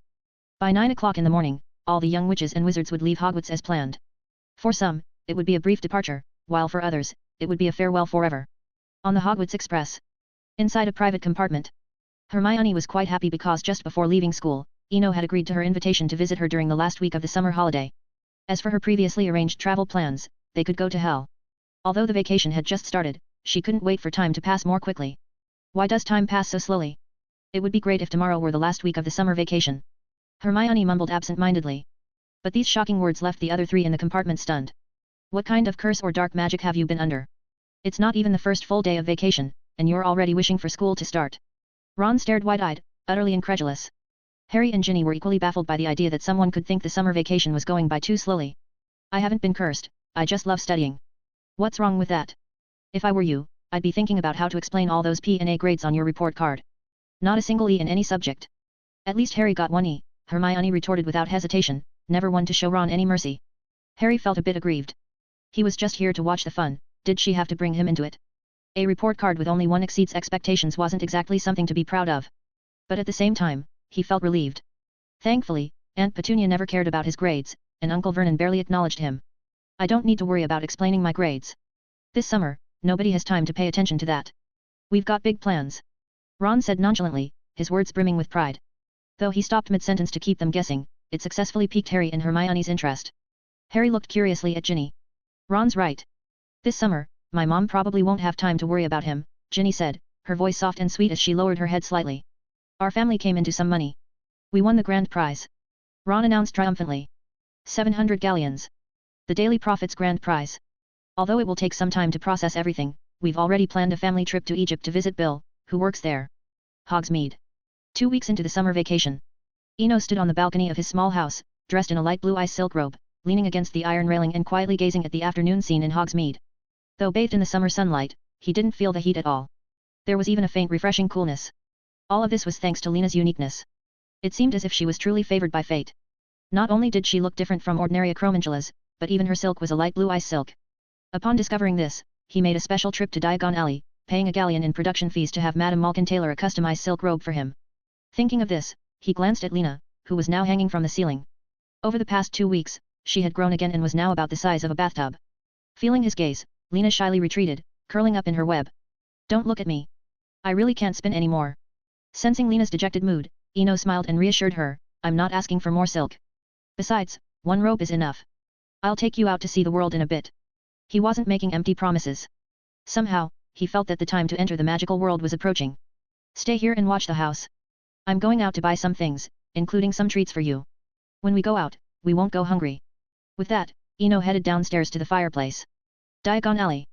As the only commercial area in the British magical world, its bustling atmosphere far surpassed that of Hogsmeade. Here, if you could imagine it, you could buy it.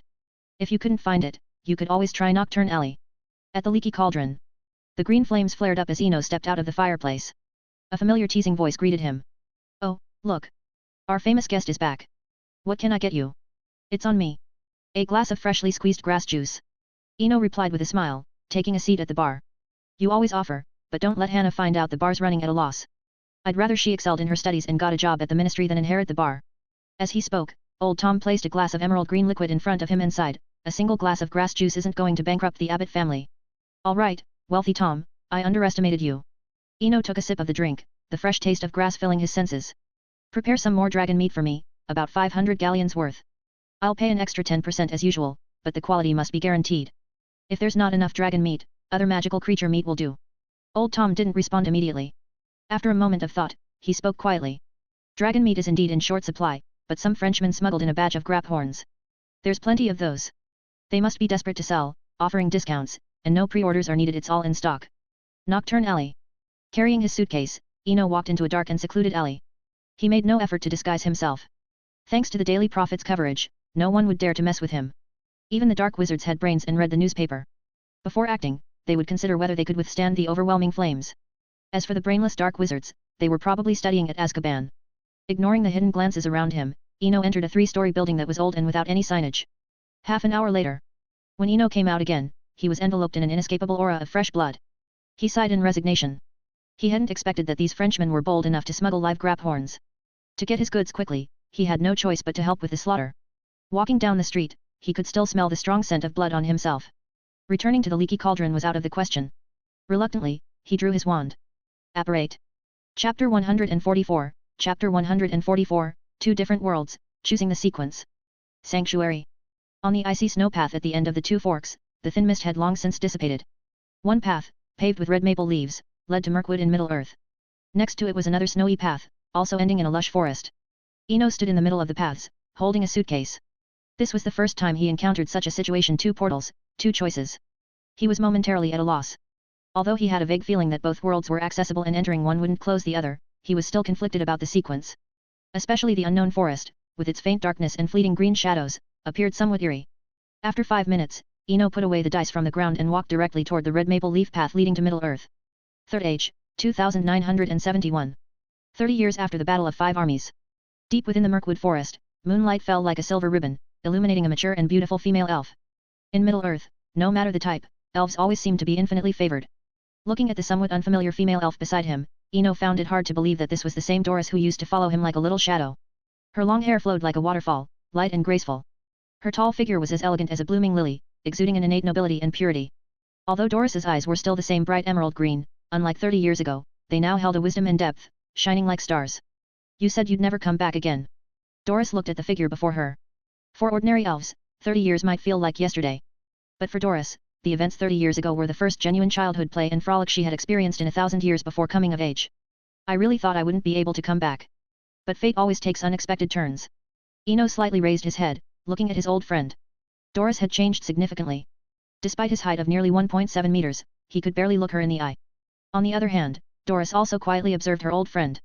Over 30 years, apart from growing a bit taller, he hadn't changed much, seemingly immortal like an elf. This discovery made her somewhat delighted.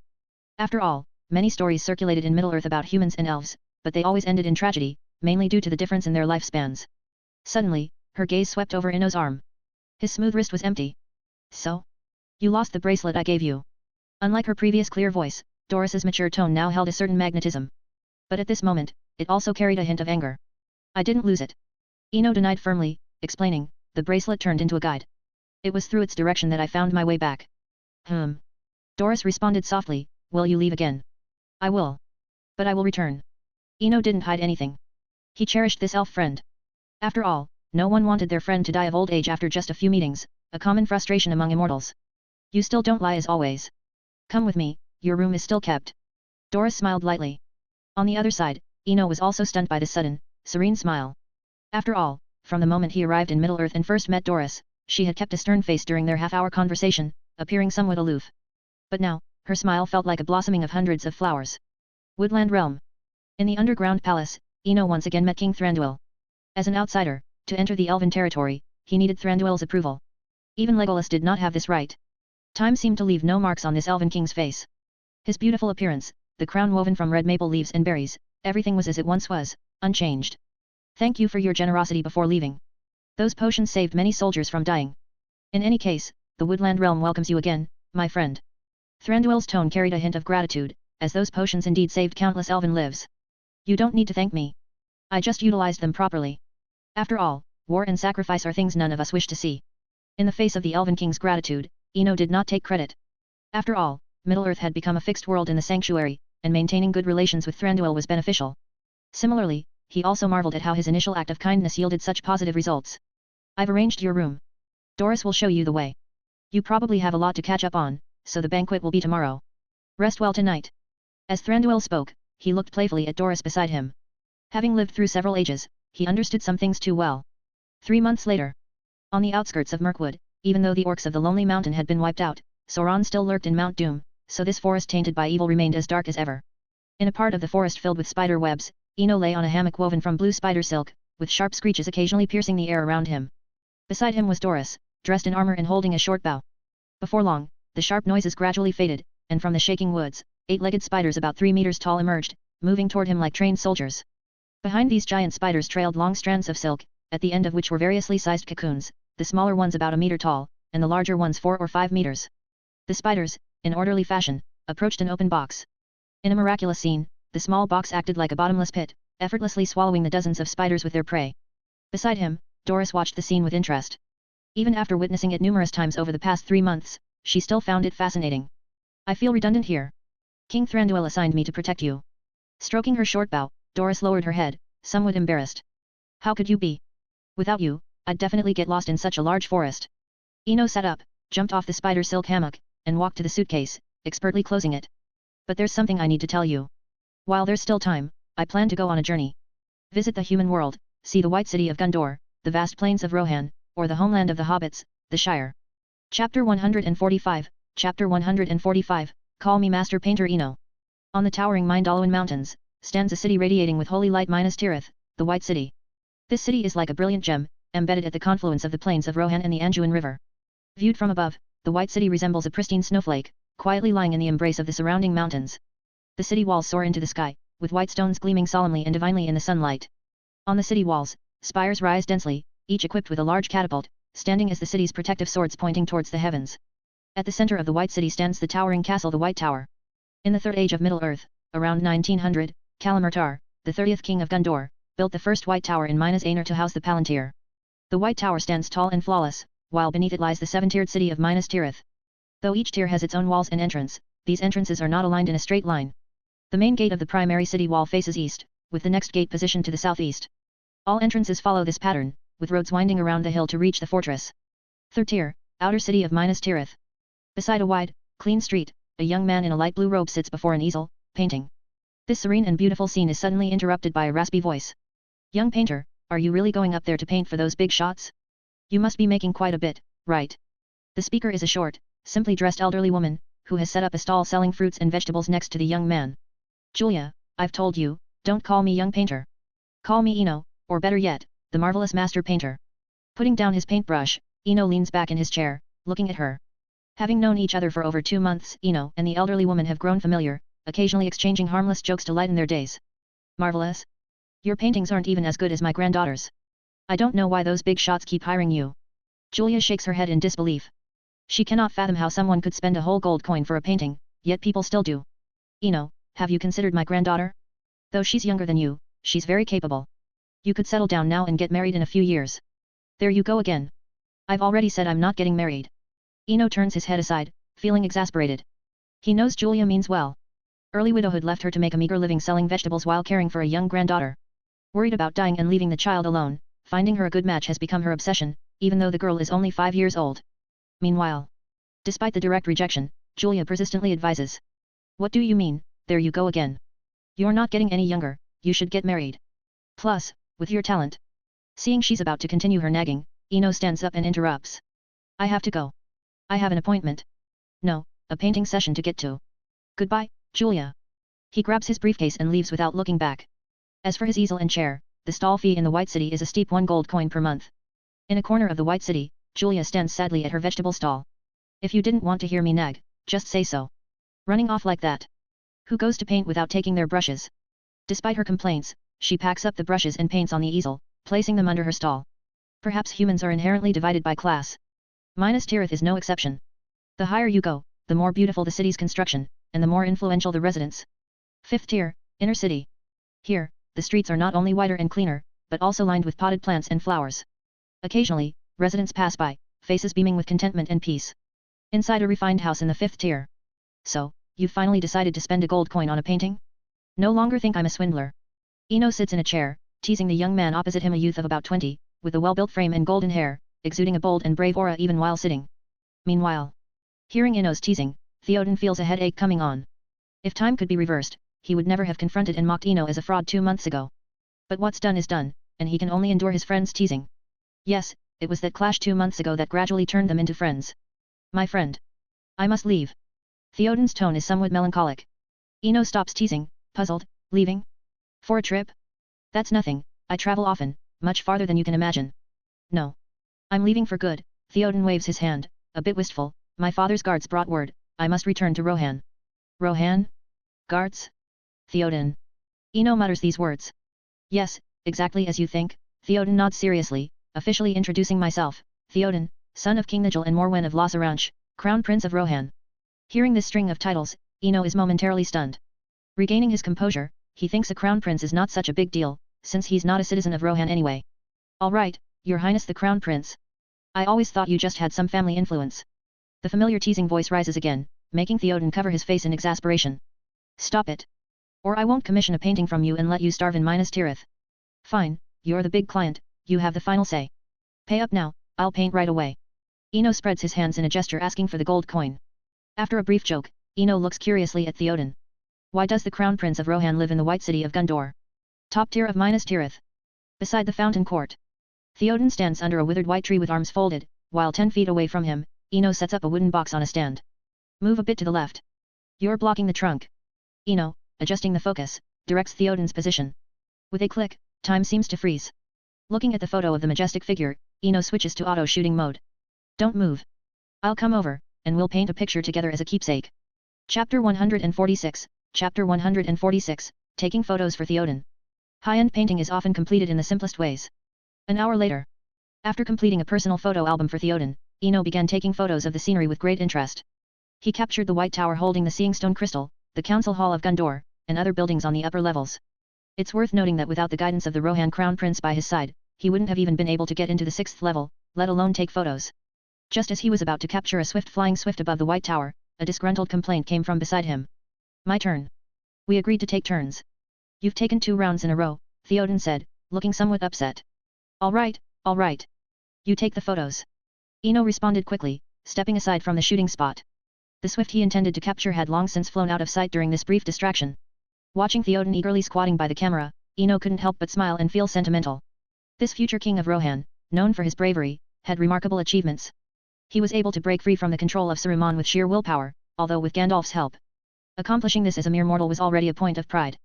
Not to mention, he later kept his promise, leading Rohan's cavalry to aid Gondor despite just having experienced a war, truly embodying the spirit of leading by example and facing death without regret. Yet now, he was still just a young man in his early 20s, a bit playful, snapping photos here and there with his camera as if it were a treasured possession.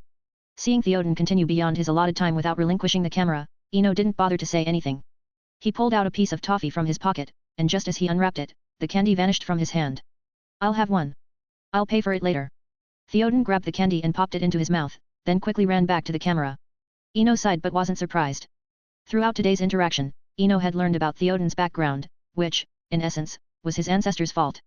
Theoden's father had a falling out with his grandfather and left Rohan in a fit of anger, settling in Gondor, where he was welcomed by the then steward of Gondor. In this environment, Theoden was born in Minas Tirith in the year 2948 of the Third Age, 7 years after the Battle of 5 Armies. It was truly a case of being born, growing up, and finally leading an army to aid Gondor, before being laid to rest here. As dusk fell and the sky darkened, the 7 walls of Minas Tirith lit up with lamps. Like stars, the lights enveloped the entire city in a soft glow. Under the night sky, Ino hurried back to the outer third tier of the city just before the inner city gates closed, safely walking on the wide streets. Suddenly, he quickened his pace, almost running back to his stall. On the empty street, a short old woman stood quietly with a lantern, and a frail little girl nestled beside her. Julia, ma'am. Ino called out softly, mindful that shouting was forbidden in Minas Tirith at night. Brother Ino. Before the old woman could respond, the little girl beside her ran over with her short legs. Ino picked up the little girl and approached the stall. Why didn't you go back? These things aren't worth much, no one would bother with them.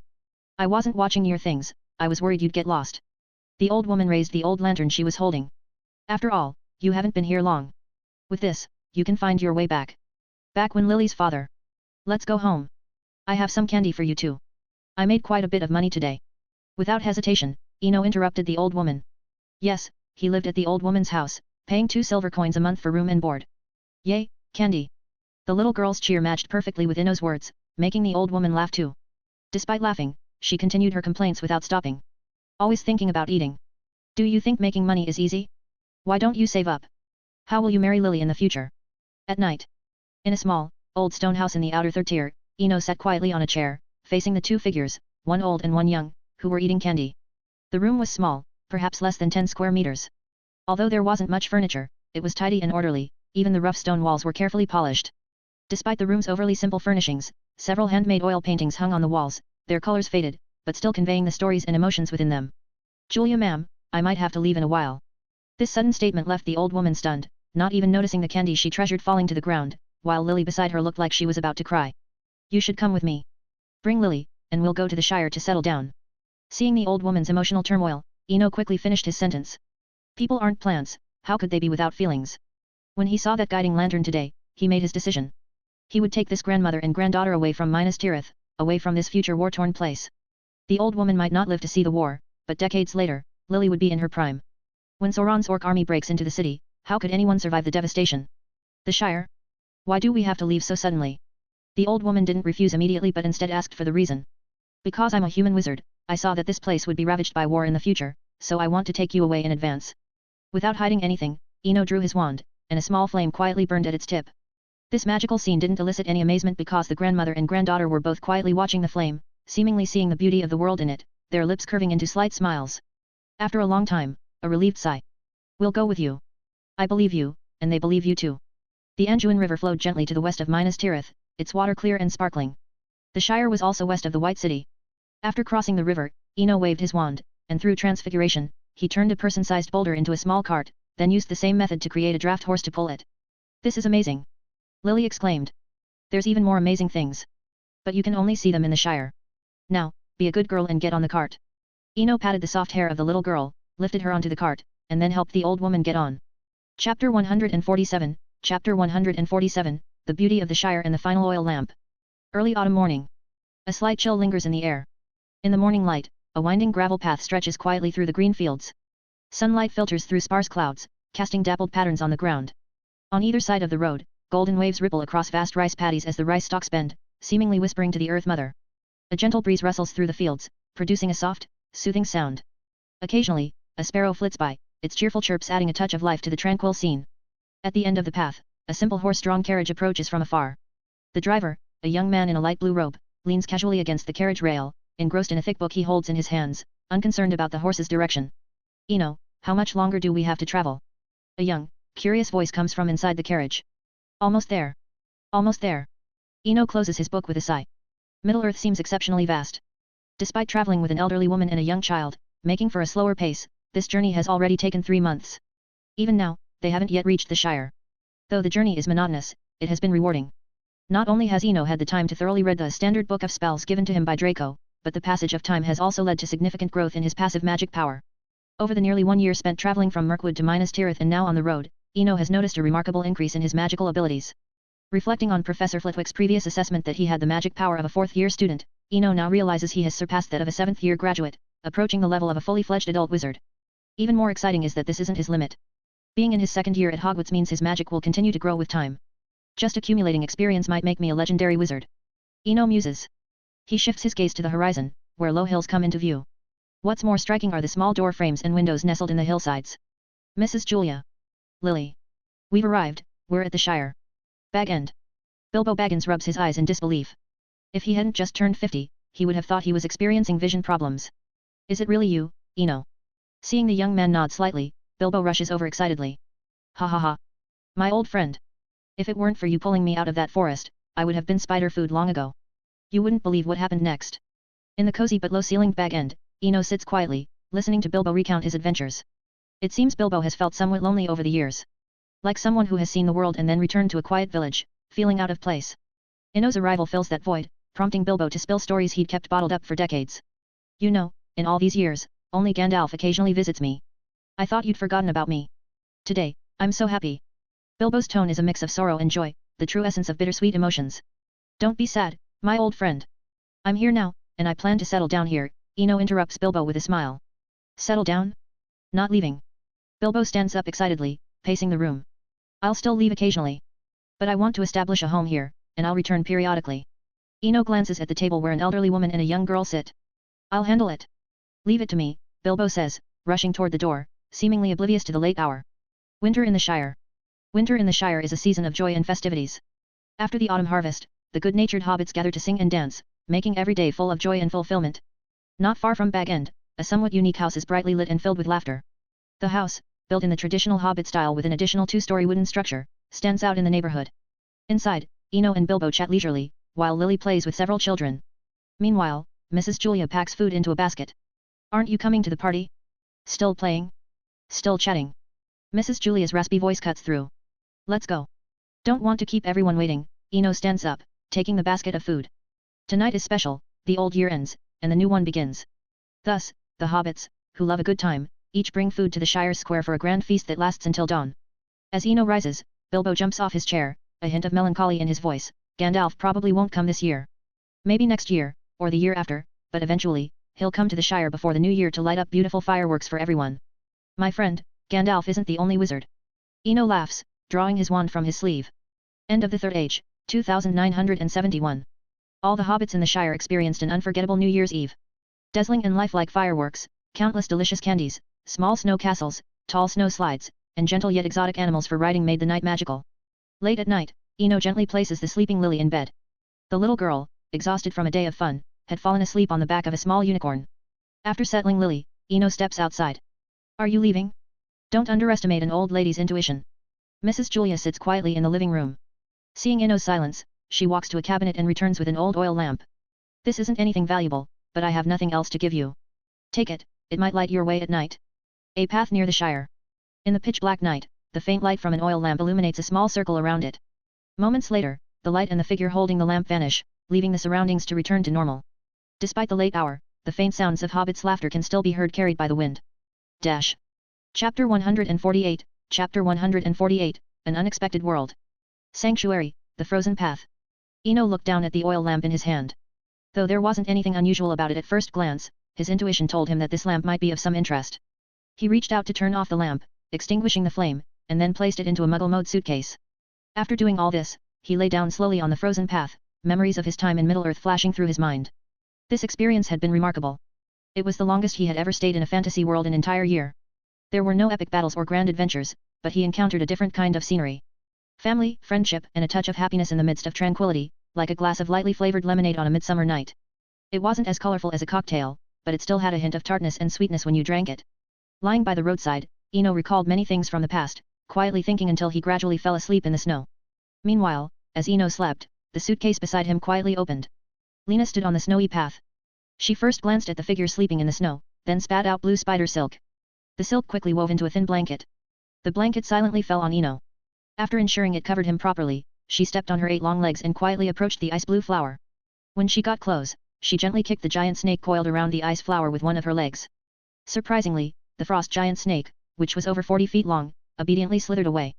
With the snake gone, Lena quietly crouched in front of the ice blue flower, her 8 eyes staring at it in a daze. Time passed by slowly, second by second. It was unclear how much time had passed. Eno slowly opened his eyes. Everything around him was still covered in white, just as it had been before he fell asleep, with no change at all. Suddenly, he seemed to sense something. He first glanced at the ice flower planted in the sanctuary, then smiled knowingly. The first thing to do after waking up was, of course, to eat something. After eating 2 pieces of chocolate and 3 packets of Bertie Bott's every flavor beans, he picked up the suitcase beside him and walked to the other side of the path. Unlike the freely chosen red maple leaf path in Middle-earth, the mist on the main road had cleared. If he didn't enter, he truly couldn't leave the sanctuary. A serene forest, surrounded by towering trees. Between the trees, vines intertwined like green ribbons, tightly connecting the forest. Sunlight poured down like golden waterfalls, penetrating the dense foliage. Of course, this was the scene when looking up. Eno slowly lowered his head. Despite the sunlight, what lay before him was a desolate and bleak scene of withered branches and leaves. The scattered bones gave an air of chaos to the place. Prodigo. Without hesitation, he cast the shield charm on himself. With basic protection in place, he then examined the battlefield-like forest filled with bones. After a few minutes of careful observation, he discovered something unusual. Most of these bones were not human, or if they were, there were very few human ones. From some fresher bones, he found that these creatures were generally short, ugly monsters. Goblins. The name flashed through his mind. This discovery made him sigh with relief. After all, goblins were always depicted as cowardly and timid creatures in stories. With this in mind, he chose a direction with fewer bones, carrying his suitcase in one hand and holding his wand in the other, strolling leisurely forward. 2 hours later. In front of a fork in the road, Eno looked at the two almost identical paths with some hesitation. This forest seemed exceptionally large. Despite walking for so long and killing many goblins, he still hadn't seen any signs of human activity. Bang!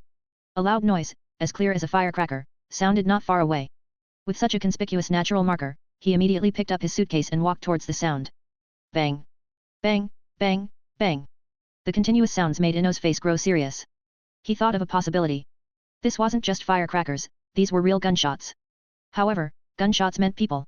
Facing an unknown story, he decided to follow the sound. After about 15 minutes, Eno, through the dense vines, saw a tall, valiant girl standing not far away. Behind the girl was another girl in a red dress, looking frightened. At this moment, the girl was holding a revolver in each hand, continuously firing at a group of green-skinned goblins. Despite her firearms, she was struggling against the endless waves of goblins emerging from the forest. Just as the goblins were about to reach the girl, a calm voice rang out. Sectum Sempra. With the power of an adult wizard, Eno unleashed his full strength. Dozens, if not hundreds, of goblins were slashed in half as if mown down by a giant scythe. The sudden turn of events frightened the remaining goblins, who scattered into the forest. Equally startled was the girl with the guns, who now aimed outward in a defensive stance. Who's there? I'm Caitlin, a disciple of Lady Curie from Hendenmire. Her clear voice rang out. Though Eno didn't recognize the names immediately, he suddenly felt a strange attachment to his magic wand. I'm human.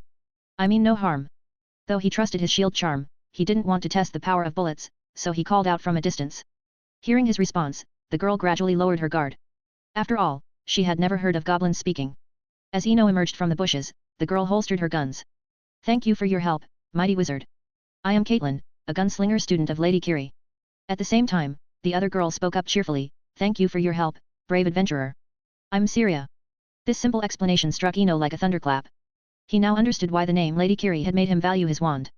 Distant, almost forgotten memories began to surface, memories of protecting the land of Arad with millions of brave warriors in Dungeon Fighter Online. One by one, the memories unlocked. However, after the brief recollection, Eno put down his suitcase and looked solemnly at the girl in the red and white dress. Hello, Syria. On behalf of the fallen warriors, I greet you. In that moment, he wanted nothing more than to greet Syria on behalf of his former guild and friends. After all, countless nights had been filled with Syria's greetings, but no one had ever responded. At this moment, his wish came true. Hello, adventurer. Though I don't know the warriors you mentioned, I received your greetings. Syria spoke cheerfully, with no trace of the fear she had shown when surrounded by goblins. Chapter 149, Chapter 149, Elvengard. Afternoon. After dealing with a large number of goblins along the way, Eno followed the two girls out of the Grand Flores and arrived at a sparsely populated market. This market also bore another meaningful name, Elvengard. This defense line was established by the local people to fend off goblin invasions from the forest. Unlike the scenes in his memory, Elvengard, though sparsely populated, was equipped with all necessary shops and buildings, blacksmiths, taverns, inns, tailors, and more. Eno looked around curiously at the surroundings, a curiosity that did not go unnoticed by Syria. Is this your first time at Elvengard? Syria asked curiously, then continued without waiting for a response. Syria invites you to stay at our inn, which I run with Caitlin. We won't charge you anything. Hearing the girl's clear voice, Eno turned and smiled. That sounds wonderful, but I insist on paying. Consider it my final stand on the matter. Syria's inn. Sullia's inn was located on the west side of Elvengard, at the back of the entire town according to the map. In a standard medieval single room, there was nothing besides the bed and some furniture. Eno sat in a high-backed oak chair, his suitcase and wand placed on the large round table before him. Adventures in Arad. He murmured, gazing out the window as he fell into contemplation. There was no doubt that this was a vast world, perhaps even larger than any he had encountered before. This world not only included places like heaven and the underworld but also the concept of the universe itself, making it incredibly complex. However, complexity isn't always a bad thing. It often implies diversity and inclusiveness. A simple example is Middle-earth, where Eno always felt like a guest, an outsider among a close-knit family. In contrast, Arad is like a large inn or tavern, filled with people from all over the world. There's no distinction between locals and outsiders, as long as he doesn't draw too much attention, no one would care about a wizard. Yes, a wizard. Mistakenly identified by Caitlin, he decided to adopt the identity of a wizard for his adventures on this continent. Lotan. Eno murmured. After confirming the story world in the Grand Flores, he had set a goal for the first time in countless story worlds. It wasn't about precious potions or powerful spells. Though this world's power level was indeed high, his own ice and fire magic had significant potential. It was all about not biting off more than one could chew. What truly mattered to him, or rather the ideal contact, was Lotan, the head of the Alchemist Guild in Hendenmire. And his interest in Lowden wasn't about alchemy but another profession, the disassembler. In the story of the brothers Grimm, he obtained 2 magic books. One contained ritual magic for time reversal, with conditions he still remembered clearly. Although the ritual involved many odd items, one stood out as particularly precious: pure time sand. A thing he had never heard of. He was about to give up on it when fate offered a glimmer of hope. The machine claimed to disassemble all items. No matter if it's the time turner from the magical world or other time-related items from various worlds, throwing them into the disassembler might yield something useful. There's always a chance, however slim. Nightfall. As night fell, Elvengard was slowly enveloped in darkness. At dusk, countless adventurers emerged from the eastern Grand Flores, unwilling to fight goblins at night. When the last bit of light disappeared, Elvengard closed its heavy iron gate, creating a safe environment for the resting adventurers. Incendio. Eno waved his wand, lighting the oil lamp in his room, or rather, the one he brought with him. The lamp in Siria's inn was too crude, a small coarse porcelain dish with a cotton wick, barely enough to illuminate anything. Knock. Knock knock. There was a rhythmic knock on the door. Come in. Eno waved his wand, opening the door. Sorry to bother you.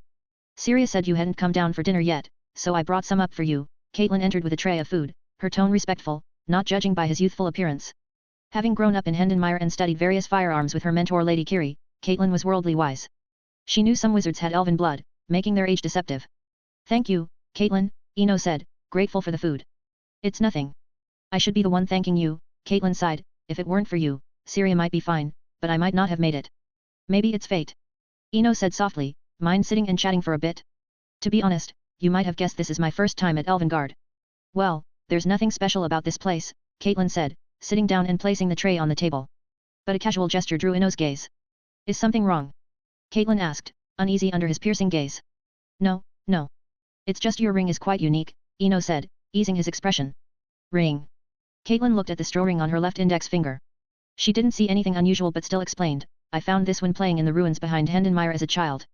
It looked delicate, so I've worn it ever since. As she spoke, Caitlin began to remove the ring. Wait. Put it back. Eno grabbed her hand, then quickly released it. Sorry, I meant keep it in the light. Chapter 150, Chapter 150, Clearing the Mist, Revealing the Truth. In the dim room, invisible dust slowly floated in the air. In the center of the room, an old oil lamp flickered with a weak light, the flame wavering as if it might go out at any moment, yet tenaciously illuminating everything around it. The flame on the wick was sometimes bright, sometimes dim, accompanied by a slight crackling sound, like the deep and distant breath of the night.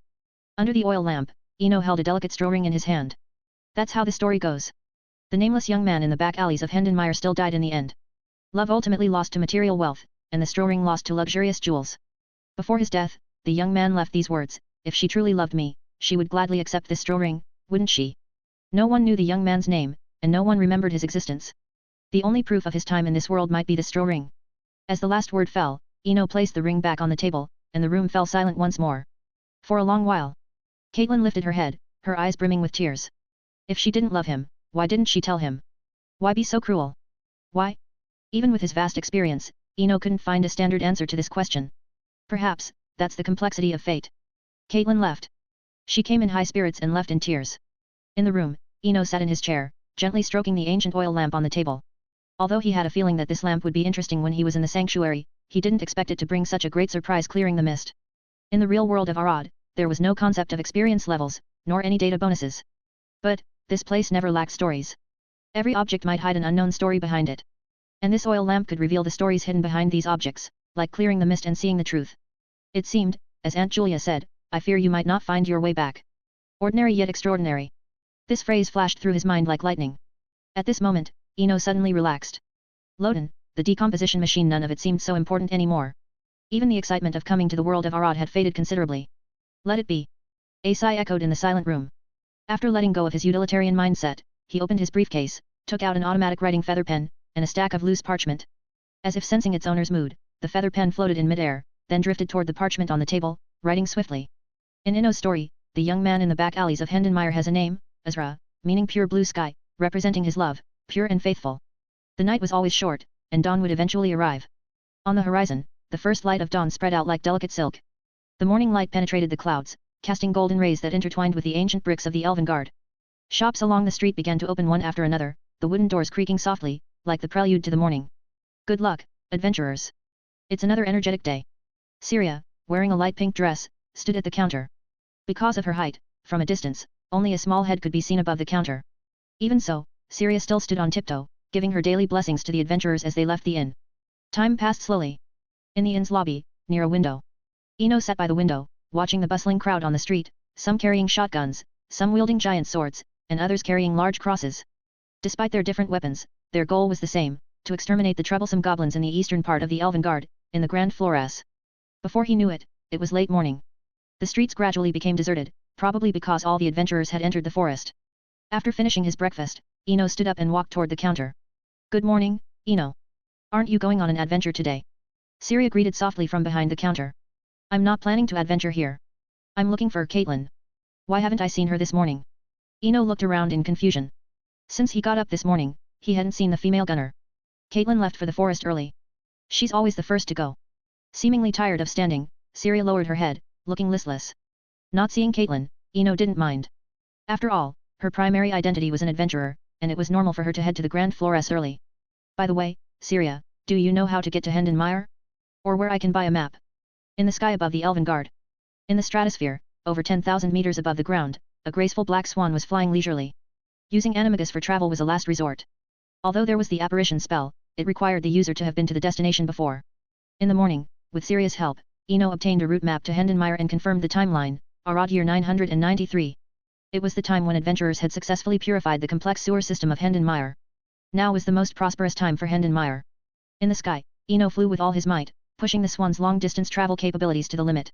After flying non-stop for several days at a maximum speed of 90 km per hour, he finally saw in the distant horizon a large city encircled by white walls. The Principality of Belmire, a free city that revered magical civilization Hendenmire. As he got closer, he could clearly see the towering buildings and countless magical devices within the city.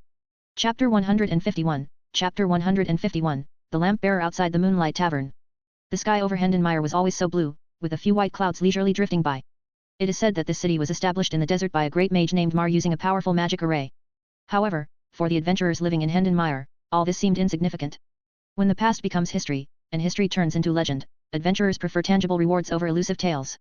For example, 2 months ago, a strange magician arrived in Hendenmire. He always carried paper and a pen, holding an old bronze oil lamp, and sat alone at the entrance of the Moonlight Tavern. Whenever someone passed by, he would ask if they had anything interesting. At first, everyone thought he was crazy. Many even avoided him, thinking a mad magician could be quite dangerous. However, conventions are always meant to be broken. About a week ago, a female gunner handed a worn leather belt to the magician in front of everyone. The magician shone his lamp on it and immediately told a captivating story. The female gunner was rewarded with a gold coin, though the reward wasn't much, it was still a tangible gain. Since then, every adventurer visiting the Moonlight Tavern would bring 1 or 2 items for the strange magician to inspect. Because he always used his lamp to look, people jokingly called him the lamp bearer. Morning brought another energetic day. Eno, as usual, arrived at the entrance of the Moonlight Tavern, casually placing down his folding stool. Leaning against the tavern wall, he basked in the sun, waiting for adventurers to arrive.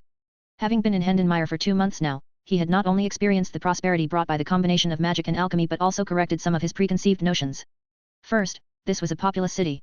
Not counting the original inhabitants, Hendenmire alone had tens of thousands of adventurers. The vast Grand Flores, with countless cat demons and goblins, successfully supported these tens of thousands of people with their own flesh and blood. Secondly, Loden Maximug, the president of the Alchemy Guild, was not the shabby old man standing on the street as in the original story, approachable by anyone.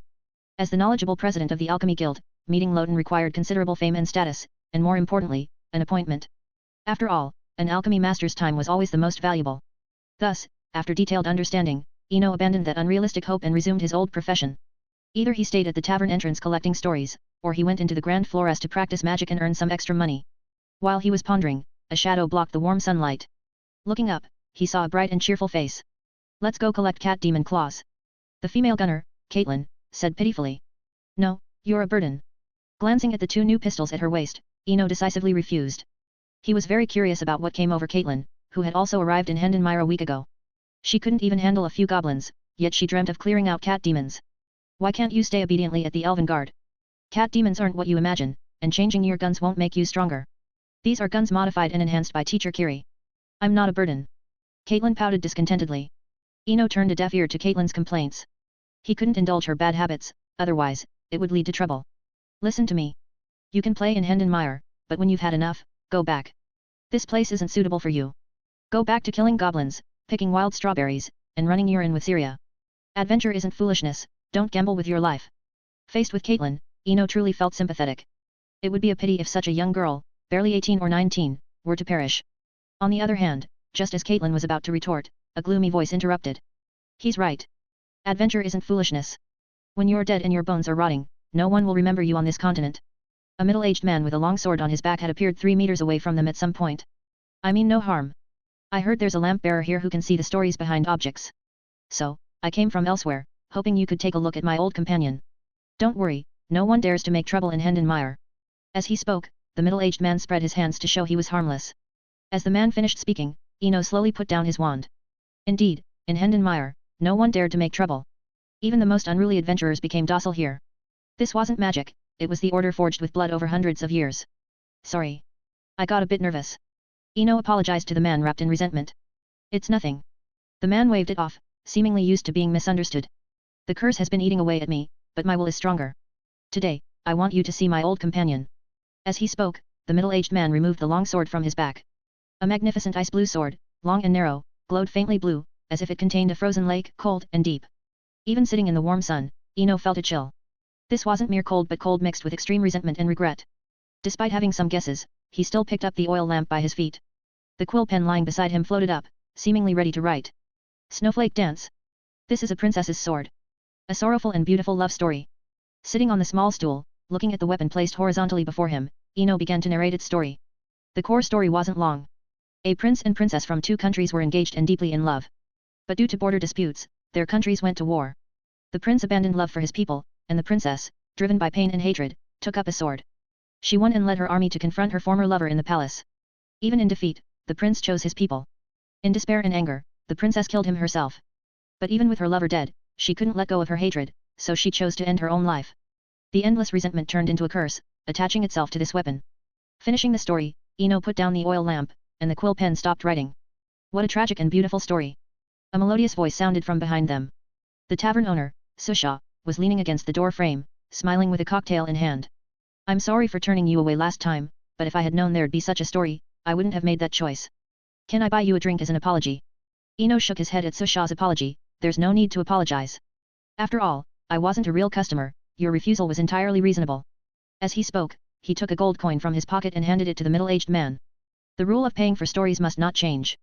Chapter 152, Chapter 152, Book Publishing and the Frost Blade. Looking at the gold coins in front of him, the middle-aged man did not reach out to take them. Instead, he stared blankly at the long blade.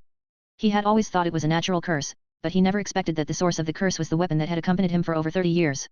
He didn't doubt the magician's story across from him. After all, some things only need a trigger. When linking the past events together, the truth was already clear.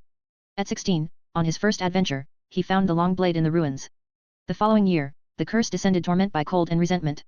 His 30 years of perseverance seemed like a joke. Suddenly, the middle-aged man pushed the long blade away. Magician, you give money every day for looking at things, you must be quite wealthy, right? Faced with the sudden inquiry, Eno was also a bit stunned. Why was he suddenly being asked about his wealth? Before he could react, the middle-aged man seemed to have made a decision. His demeanor lost its previous sharpness, and he became completely dejected. Do you want this magical weapon full of stories? I'll sell it to you for 20,000 gold coins. 20,000 gold coins? Eno was momentarily speechless. He had been intermittently hunting cat demons in the Thunder Ruins for the past 2 months, and the claws of hundreds to thousands of cat demons had barely fetched him 1,000 gold coins. The man in front of him was asking for 20,000. The middle-aged man seemed to notice something, and he rewrapped the weapon in burlap. I'll wait for you here for a month. During this time, you can try to find out the price of magical weapons. Even though it carries a curse. The middle-aged man left, as quietly as he had come, disappearing into the crowd. That man was so scary. I felt like he could attack us at any moment. Caitlin clutched her chest, still frightened. Now you know to be scared. Eno chuckled as he glanced at the tall girl beside him. Teaching by words doesn't work, but experiencing something once teaches a lesson. At most, we'll stay another week, then it's back to Elvengard to pick wild strawberries. Why do you always mention wild strawberries? They're not even tasty, sour and astringent. Caitlin did not refute returning to Elvenfront this time but curiously asked about the wild strawberries. Because wild strawberries also have a sad love story. But now I want to go to the tavern for a drink. I can't keep the beautiful Lady Susha waiting. As he spoke, Eno began to pack up his things, simultaneously undoing the transformation spell on the small folding stool. Moonlight Tavern. As one of the most famous taverns in Hendon, its reputation wasn't solely due to the beautiful and charming Susha. More so, it was the atmosphere and experience within the tavern. Unlike other taverns that were noisy and bustling, anyone entering Moonlight Tavern would feel a clear and refined air, seemingly isolating the outside clamor and disturbances. The interior of the tavern was clean and elegant. The white walls were as smooth as mirrors, and the wooden floor shone with a soft glow. Delicate magical chandeliers hung from the ceiling, casting a warm light. In one corner of the tavern, 3 carefully crafted cocktails were served on a table. 3, because Caitlin had also come in, determined not to leave without hearing a story. In the morning, the tavern wasn't too crowded. After placing the drinks, Susha elegantly sat beside them, then picked up a glass. Apologies for my earlier actions. The story was fascinating. No need to apologize, it was my recklessness. The atmosphere here shouldn't be disturbed. After glancing around, Eno also raised his glass and lightly clinked it with Susha's. I see you've recorded many stories. May I have the honor of reading them? I'll pay you, Sasha asked softly after putting down her glass. Of course. I record them to be shared, so that the forgotten stories can be known again. Saying this, Eno opened his box and took out the bound parchment. In 2 months, he had collected over 300 stories. They varied in length but were all deeply moving. Only true emotions could leave hidden stories on objects. Geminio. Seeing Caitlin's pitiful expression, he waved his wand, made a copy, and handed it to her. In the quiet atmosphere, Eno carefully savored the meticulously mixed cocktail. It lacked the harshness of regular liquor, perhaps due to the added fruit juice, making it overall sweet. Time passed slowly, about an hour. Ordinary people, ordinary objects, ordinary stories. But the emotions behind the stories are far from ordinary: sacrifice, love, rescue. Susha set down the bound parchment, emotionally commenting on the stories within. However, just as Eno was about to respond, Susha changed the subject to something unrelated. The price of that weapon is not high at 20,000 gold coins. In fact, it's quite cheap. Perhaps he wanted to find a good home for the weapon, someone who understands it. Although the topic changed abruptly, Eno didn't mind too much and naturally spread his hands, helplessly saying. I know it's not expensive, but I don't have the money to buy it. Not to mention 20,000, he couldn't even muster 2,000. He also sensed that his journey across Arad was nearing its end, and the remaining time wouldn't be enough to gather the money. You don't have the money, but I do. Susha chuckled. I really like this book of stories, so I want to publish it. I'll pay 20,000 gold coins for a 50% share of the profits. What do you think? Are you sure? This book might not make much profit because it doesn't match adventurers' tastes. It's too plain. Although tempted, Eno didn't agree immediately. Since he had decided to follow his own path, there were some things he needed to clarify. There are more ordinary people living in Arad than adventurers, Susha calmly replied. In that case, I agree. Eno decisively nodded. Since everything was clear and the other party still chose to proceed, refusing would be foolish. After all, it was a one-time journey. Even if she bought all the profits, he would have agreed without hesitation. On the other side, Caitlin looked at the two in confusion. How could a drink turn into a 20,000 gold coin deal? This wasn't 200 or 2,000, but a whole 20,000 gold coins. If she had that money, she would have already sought out teacher Kiri to learn mechanical skills. After all, a mechanic wasn't like a wandering gunslinger, carrying 2 pistols around. As the most expensive profession, without ample funds, she couldn't even afford a small self-destructing robot. Maybe I can collect stories too. This thought suddenly flashed in Caitlin's mind, and her eyes brightened. Chapter 153, Chapter 153, which came first, the Phoenix or the Fire? In the year 930 of the Arad calendar, during autumn, a prose novel titled The Departed Warriors emerged from Hendenmire and spread across the continent through the hands of countless adventurers. From the serene forest of Grand Flores to the bustling sky city on the west coast, the eternally frozen 10,000-year snow mountain, the chaotic Namenlos, and even the dark city of the Dark Elves. People came to know the youth who made rings out of straw, the princess who went mad for love, and the blacksmith who sacrificed himself to forge weapons. Likewise, they met a magician named the Lantern Bearer. Sanctuary. Eno stood quietly on the icy path. At the end of the path, another fork had appeared, a road composed of countless parchment papers. Each piece of parchment recorded a different story in golden ink. The sanctuary had undergone drastic changes, the most noticeable being the icy path. It had become wider and longer, transforming from a narrow, 10-meter-long path into a broad road over 100 meters long and 5 to 6 meters wide. Red maple trees now adorned both sides of the road. Strangely, instead of bearing beautiful red leaves, the tall, straight trees bore parchment leaves. Friendship? Fame? Legends? Eno murmured, looking around. The tremendous changes in the sanctuary made him contemplate his recent experiences. I have forsaken my utilitarian mindset. He sighed softly. In an instant, Eno and his suitcase vanished from the sanctuary, leaving it silent except for the gently swaying parchment leaves. Hogsmeade Village. In a small, historical building, the second-floor ceiling was covered with blue spider webs, forming an unusual canopy. At the center of the web rested a large, 3-foot blue 8-eyed spider, quietly reading a thick book. Upon closer inspection, the book was Newt Scamander's Fantastic Beasts and Where to Find Them. Eno lay on his bed, watching the spider on the ceiling. Unknowingly, half of the summer vacation had passed, and it was now late July, over 20 days since he left the continent of Arad. Lena, what do you think would be the most useful kind of magical creature to add to the sanctuary? A cool voice echoed from the ceiling. Lena poked her head out after a moment. You mean, like how you control me, by mastering a new species? Such a simple question wouldn't have mattered a few months ago. Even though Eno felt Lena was overly mature when she first spoke, he didn't think much of it, attributing it to the nature of an eight-eyed spider. After sharing the sensations of the ice blue flower upon awakening in the sanctuary, the term control now felt awkward to him. We're friends. That will never change. Eno explained helplessly, though he knew the explanation sounded weak. As Lena had pointed out, he could indeed completely control the eight-eyed spider hatched in the sanctuary. Forget it. Let's not talk about this. Lena's cool voice came from the web again, this time tinged with a hint of resignation. Perhaps some things are best left unspoken. She briefly complained and then moved on from the topic. If you're talking about the creatures from that book, my suggestions are either a thunderbird or a phoenix, but I recommend the phoenix. As for other rubbish, you don't need to bring them in, including those so-called fire-breathing lizards called dragons. Hearing the names Thunderbird and Phoenix, Eno turned his head with a bitter smile. She really dared to speak her mind.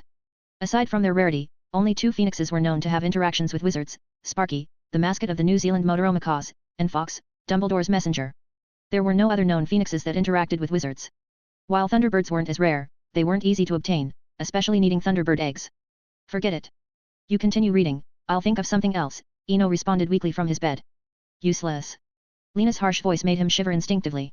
He complained, it's not that I'm useless, they're just hard to find. You're still so naive. Second row on the bookshelf, Ravenclaw's riddles. Which came first, the phoenix or the fire?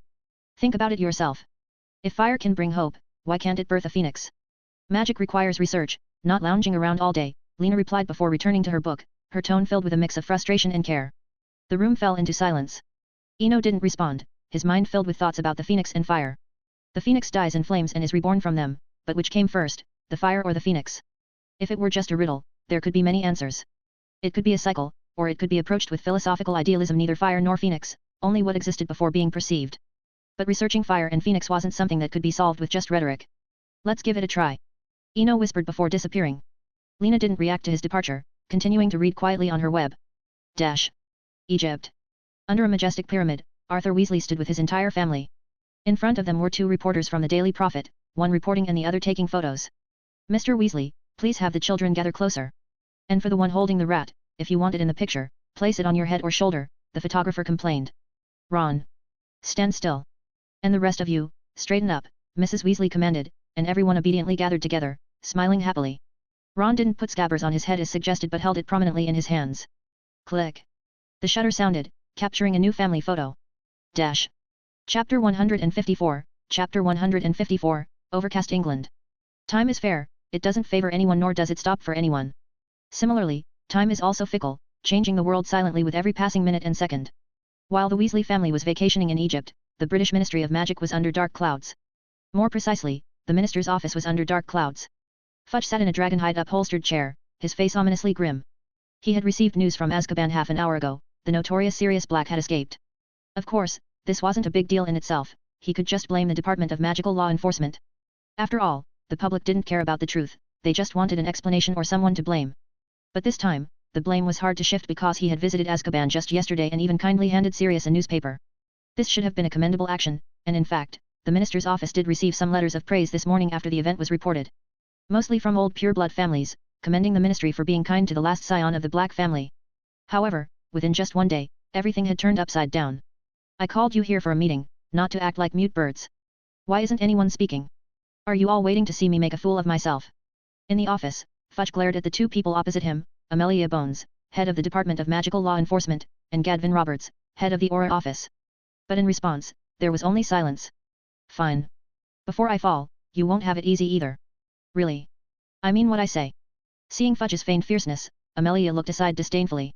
The entire Ministry of Magic had only 7 departments, and each head was powerful and influential. The minister? Perhaps in the eyes of the general public, the minister was high and mighty, but in the eyes of the department heads, he was just a title. Amelia's disdainful attitude was clear to Fudge, but he was helpless. The minister didn't have the power to dismiss department heads. The minister's authority was limited to proposing dismissals, and then the remaining 6 department heads would vote. Only if more than half agreed would a dismissal be final. However, due to the intertwined interests of pureblood families, unless someone did something that harmed everyone's interests, they wouldn't be dismissed, no matter how much public outrage there was. At most, someone would take the blame. Fudge didn't focus on Amelia, instead, he turned his gaze to the head of the Aura Office. Seeing Fudge's predatory look, Roberts was also in a tough spot. Unlike his calm superior, he couldn't withstand the minister's pressure as a mere office head. We've dispatched all our aurors, including this year's interns. We've identified the general area, but finding Sirius Black really takes time, Minister. Roberts carefully explained his arrangements and plans. Of course I know it takes time. Fudge slammed the table in anger, the loud noise echoing in the office. By tomorrow morning at the latest, I must see Sirius Black, dead or alive. Do you understand me, Mr. Roberts? I understand. Roberts nodded slightly, a hint of determination in his eyes.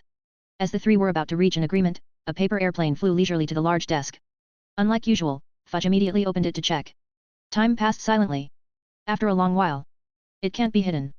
Contact the Daily Prophet and immediately announce Sirius Black's escape. Someone saw him in London, not only was there an attack, but even his wand was stolen. Fudge slumped in his chair, feeling as though he had aged significantly in an instant. Time flowed on. Just as the ministry was preparing to release the news, Eno sat in the sanctuary, staring blankly at a luxurious and beautiful long sword.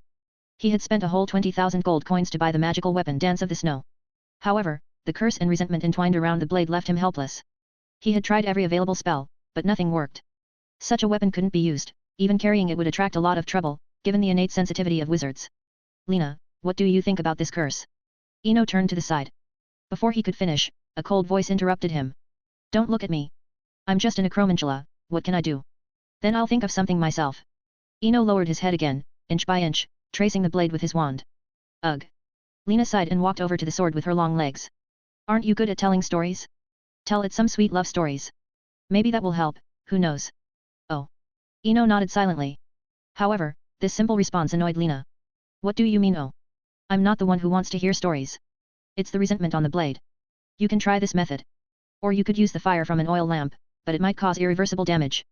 Fire? Eno glanced at the oil lamp hanging on the maple tree and shook his head, refusing. Sorry, Lena. I was a bit dismissive earlier, but I think telling stories and using fire are unreliable. Let's just leave it be. He decided not to bother removing the curse of resentment anymore. After all, it was just an interesting toy, he wasn't planning to wield it like Gandalf in battle. Suit yourself. If it doesn't work, just hang it up as decoration.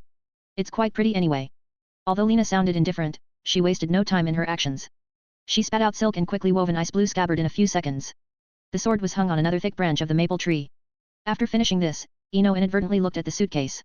Lena, how many Acromantulas are there in the suitcase now? Is there still enough space? Although Dumbledore had expanded the space with an extension charm on the last day of the summer term, he was still worried. Acromantulas were notoriously prolific. 420 young spiders, about 2,000 spiderlings, and I haven't counted the eggs. Indeed, Lena's answer confirmed his suspicion, though the numbers. Suddenly, Eno seemed to remember something and turned sharply. How long have you been in the suitcase lately? How long? Lena's tone was hesitant, as if calculating something. 2 years? Or maybe less than 2 years, around that. After all, the breeding cycle of Acromantulas is fixed. Hearing this, Eno looked at Lena apologetically. Sorry, I didn't consider it properly. You can stay outside from now on. I'll use a shrinking charm, no one will notice. Chapter 155, Chapter 155, Repaying Snape's Favor. Diagon Alley during the summer holidays is always bustling with activity, and sometimes this liveliness continues late into the night. Today, however, is an exception. As night falls, Diagon Alley seems to be shrouded by the gown of Nyx, the goddess of night. The entire street is not only dark but also chilly, and there are hardly any people in sight. Even if 1 or 2 people pass by occasionally, they always look hurried. The Leaky Cauldron. Although other shops have closed early, Old Tom's pub is still lit. He stands behind the bar, wiping a counter that has been there for countless years with a rag of indeterminate color, while his eyes occasionally glance toward the 2 well-known figures in the hall. The moment Harry saw Fudge, he became visibly nervous. He couldn't understand why inflating his aunt would alarm the Minister of Magic. It all seemed rather bizarre. Minister. I didn't mean to use magic outside of school, Thank goodness you're okay. Thank goodness. Fudge interrupted Harry, clearly relieved.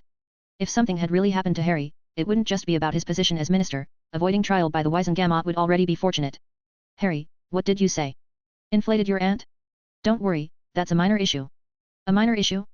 Then why are you here? Harry's eyes showed confusion. If it's a minor issue, why come here specifically at night? Oh, haha. I'm just here for a routine check. I'll be leaving soon. Fudge lied smoothly. By the way, for your safety.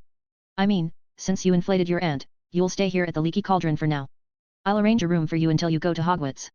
As if in a hurry, Fudge turned and walked towards Old Tom after finishing his sentence. In the pub hall, Harry was somewhat incredulous and confused. However, this scene seemed to be a good sign. Perhaps his mistake would just be glossed over lightly. Once he calmed down, he realized that everything that happened today was bizarre and strange.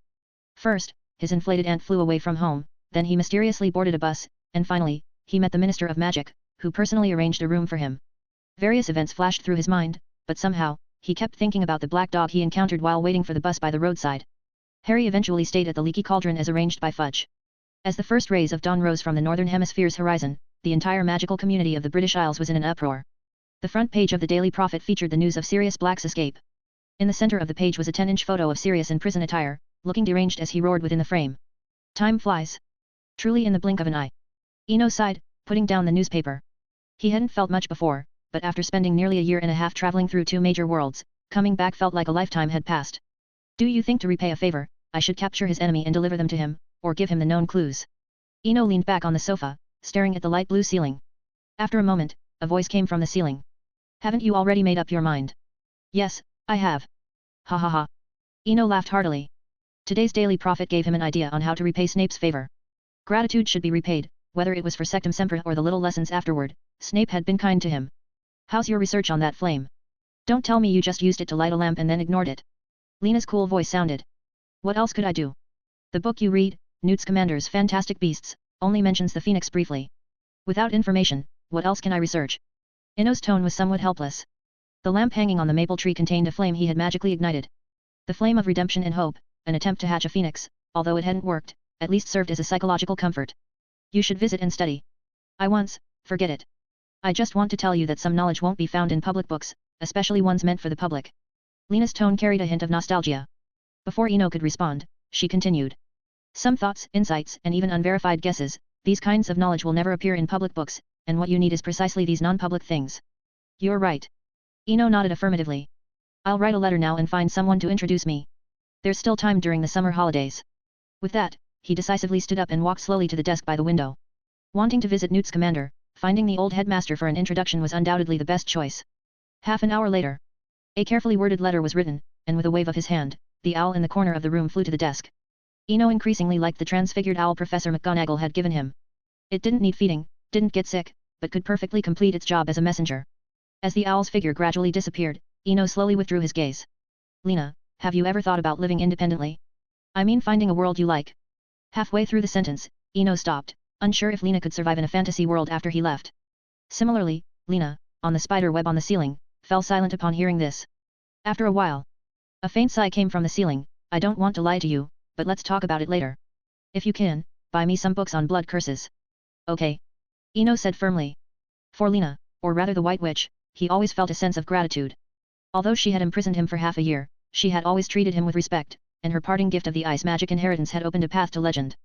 Gratitude should be repaid, that's a simple truth, especially with the experiences in the fantasy world making him value his inner growth more. If possible, pay more attention to that flower, connect with it, resonate with it, perhaps you'll have unexpected gains. And the last spell, use it sparingly if you can. With your current state, it's really a bit early. Listening to these heartfelt instructions, Eno smiled silently and sighed softly, thank you. Although I don't plan to use it, it seems to have already manifested. This time, after returning from 2 worlds, the third spell, the final spell recorded on the petals, had appeared in his mind. Perhaps it was due to the accumulation of magic, or some other reason, but the once vague spell was now clear. Chapter 156, Chapter 156, Hello, Newt Scamander. London, Gatwick Airport, Southwest. Although not as famous as Heathrow Airport, Gatwick is also an international airport with comprehensive facilities, offering a wide range of shopping and dining options for travelers, including various shops, restaurants, and bars. In the waiting area, Eno sat empty-handed on a standard bench, quietly awaiting his flight to the United States. 2 days ago, he received a reply from Dumbledore, along with a phoenix tail feather. The letter informed him that Newt was not, as in the original story, living in seclusion in Dorset, but rather residing in a small town in Massachusetts, only 300 miles from Ilvermorny. Appearing at the airport was a careful decision made after understanding the processes of the Ministry of Magic. Not only is the British Ministry of Magic's process for traveling abroad complex, but the American process is even more cumbersome. It's said that wizards traveling from London undergo thorough inspections, almost to the point of personal checks, especially if carrying luggage, which is scanned and registered repeatedly. Rather than being treated like a monkey on display, taking a plane seemed more convenient. If it weren't to save time, he might have flown across the Atlantic himself. Time quietly passed. After passing security and successfully boarding, Eno sat in his seat and began to rest with his eyes closed. He was somewhat looking forward to meeting Newt, not for any other reason than to have a phoenix that could travel the world. Apparition had too many restrictions, too far a distance wouldn't work, unfamiliar places wouldn't work, and it couldn't be used during combat. Thus, Owning a phoenix would offer countless hidden conveniences. Eno pretended to sleep, not paying attention to anything else. Massachusetts, USA. In the town of Amherst, located in the western part of Pioneer Valley, in an ordinary small estate. Newt smiled and greeted the red figure that suddenly appeared beside him. Long time no see, Fox. This was Dumbledore's phoenix, and many years ago, Newt had become friends with it through his own talents. Upon hearing the greeting, Fox nodded anthropomorphically and then placed the letter it was holding on Newt's lap. It seems someone doesn't want me to have a peaceful life again. Though complaining, Newt still opened the envelope immediately. At the same time, after getting off the plane, Eno handed an address to the taxi driver in front of him. Sir. Please take me to this place. Brit. The driver glanced at the address and then started chatting. Are you here for tourism? Compared to Amherst, I'd recommend Rockport, where not only is the scenery beautiful, but it also has the famous lobsters. It seems that taxi drivers have a knack for chatting. Eno remained as silent as possible, but during the nearly hour-long drive, the driver managed to cover topics from Washington to Lincoln. The car stopped in front of a small estate. Though the car had stopped, the driver continued talking. A wasteland? You're coming here? Never mind, here's my card. Call me when you need a ride back, and we can chat about Roosevelt and how he saved the collapsing economy. That's enough, sir. Eno cut off the topic, decisively paid, and got out of the car without hesitation. To the taxi driver, it might be a wasteland, but to Eno, it was a delicate small estate, with lush trees and vibrant life inside. After the taxi drove away, he didn't go to knock on the door immediately but chose to enter the roadside bushes. When he came out again, he had an antique suitcase in his hand, ready to take this opportunity to inquire about raising Acromantula. Outside the small estate. Just as Eno raised his hand to knock, the door automatically opened. In his moment of surprise, something soft touched his hand. Looking down, he saw a lion-like tail gently brushing against the back of his hand. It was an easel, nearly 2 feet long, with ginger fur and large ears. At this moment, it was wagging its tail and meowing crisply, seemingly asking what the matter was. All right, this is very Newt. Eno chuckled and squatted down. I'm here to visit Mr. Scamander, introduced by Dumbledore. The soft touch came again as the Neasel wagged its tail and walked gracefully ahead. As if worried Eno might not understand its intentions, it turned back after a few steps to check before continuing forward, ensuring Eno was following. After about 3 or 4 minutes, through a lush green lawn, Eno saw the person he was visiting, the previous protagonist, nearly 90 years old, with white hair and beard, Newt Scamander. Newt also seemed to notice Eno's arrival, leisurely stood up from his chair, and walked over, followed by 2 other beautiful Neasels. Good morning, Mr. Scamander. Sorry for the abrupt visit. I'm a Hogwarts student, Eno Swinburne. While speaking, Eno took out the phoenix tail feather from his pocket. Come sit, no need to be formal. Dumbledore has already written to me about you. Newt responded with a smile. Dressed in a blue robe and carrying an antique suitcase, this familiar attire made Eno nostalgic. On the lawn. As soon as Eno sat down, a drink resembling orange juice appeared on the chair next to him. I know why you're here, but Dumbledore didn't tell me what you wanted to learn. But I guess it's not about the dangerous creatures in the suitcase, as they are all very tame with me. It seemed that after staying in America for a long time, Newt had shed his naturally reserved demeanor and even made a small joke. Mr. Scamander, I'd like to learn about phoenixes. Eno got straight to the point. Seeing Newt listening attentively, he continued. From my limited understanding, phoenixes are magical creatures that do not reproduce through normal means. This makes me curious about where the first phoenix came from. Chapter 157, Chapter 157, Sacrifice and Courage, Fox and Sparks. Massachusetts, USA. In a remote little estate on the outskirts of Amherst, the gentle sunlight softly kissed the lawn. An elderly man with white hair and beard sat leisurely in a wicker chair. Although his face was lined with age, his eyes sparkled with wisdom. At this moment, he seemed to be deep in thought. Opposite him sat a young man in a light blue robe, holding a cup of orange drink and savoring it slowly. Beside them, 3 beautiful Neasels were lazily basking in the morning sun on the grass. Time seemed to slow down. Eno quietly sat aside, waiting for Newt's answer. In the realm of magical creatures, no one had more authority than Newt. After a long while. I've thought about your question before, but no one knows, or rather, there's no record of it. Phoenixes are too mysterious. They resurrect from their ashes upon death, can appear anywhere at any time, perform powerful teleportation, have tears that can heal, and their cries inspire courage. Newt explained in a slow and steady pace. Eno did not speak hastily, he knew this was not the end of it. A Grand Master of magical creatures would not simply dismiss the question with a brief statement about the mystery of phoenixes. Sure enough, after a brief pause, Newt continued. However, I have closely interacted with both Fox and Sparks. But it is precisely because of this that I find phoenixes so mysterious. Hearing this, Eno became instantly more attentive, sitting up straight and listening closely. Though both are phoenixes, they give me different impressions. Fox embodies the rebirth from ashes, symbolizing sacrifice, while Sparks' inspiring cry symbolizes courage. Newt's tone grew more intense as he spoke. This is a major discovery. Truly. So, based on these 2 points, I conducted an investigation and reviewed the history of the Motor Akea Parrot team from New Zealand. Something very interesting came up. Sparks appeared after the year 862 AD, and for over 1,000 years since then, it has always been the team's mascot. Newt, seemingly slowed by age, now picked up a nearby glass of water and slowly fell into contemplation. Eno did not rush him, patiently waiting. He increasingly felt that this trip was worthwhile. Perhaps Dumbledore knew Fawkes, but he might not understand the species of phoenixes as thoroughly as Newt did. After all, Fawkes is a phoenix, but not all phoenixes are Fawkes. After a while, Newt seemed to recall something deeply embedded in his memory, and began speaking slowly.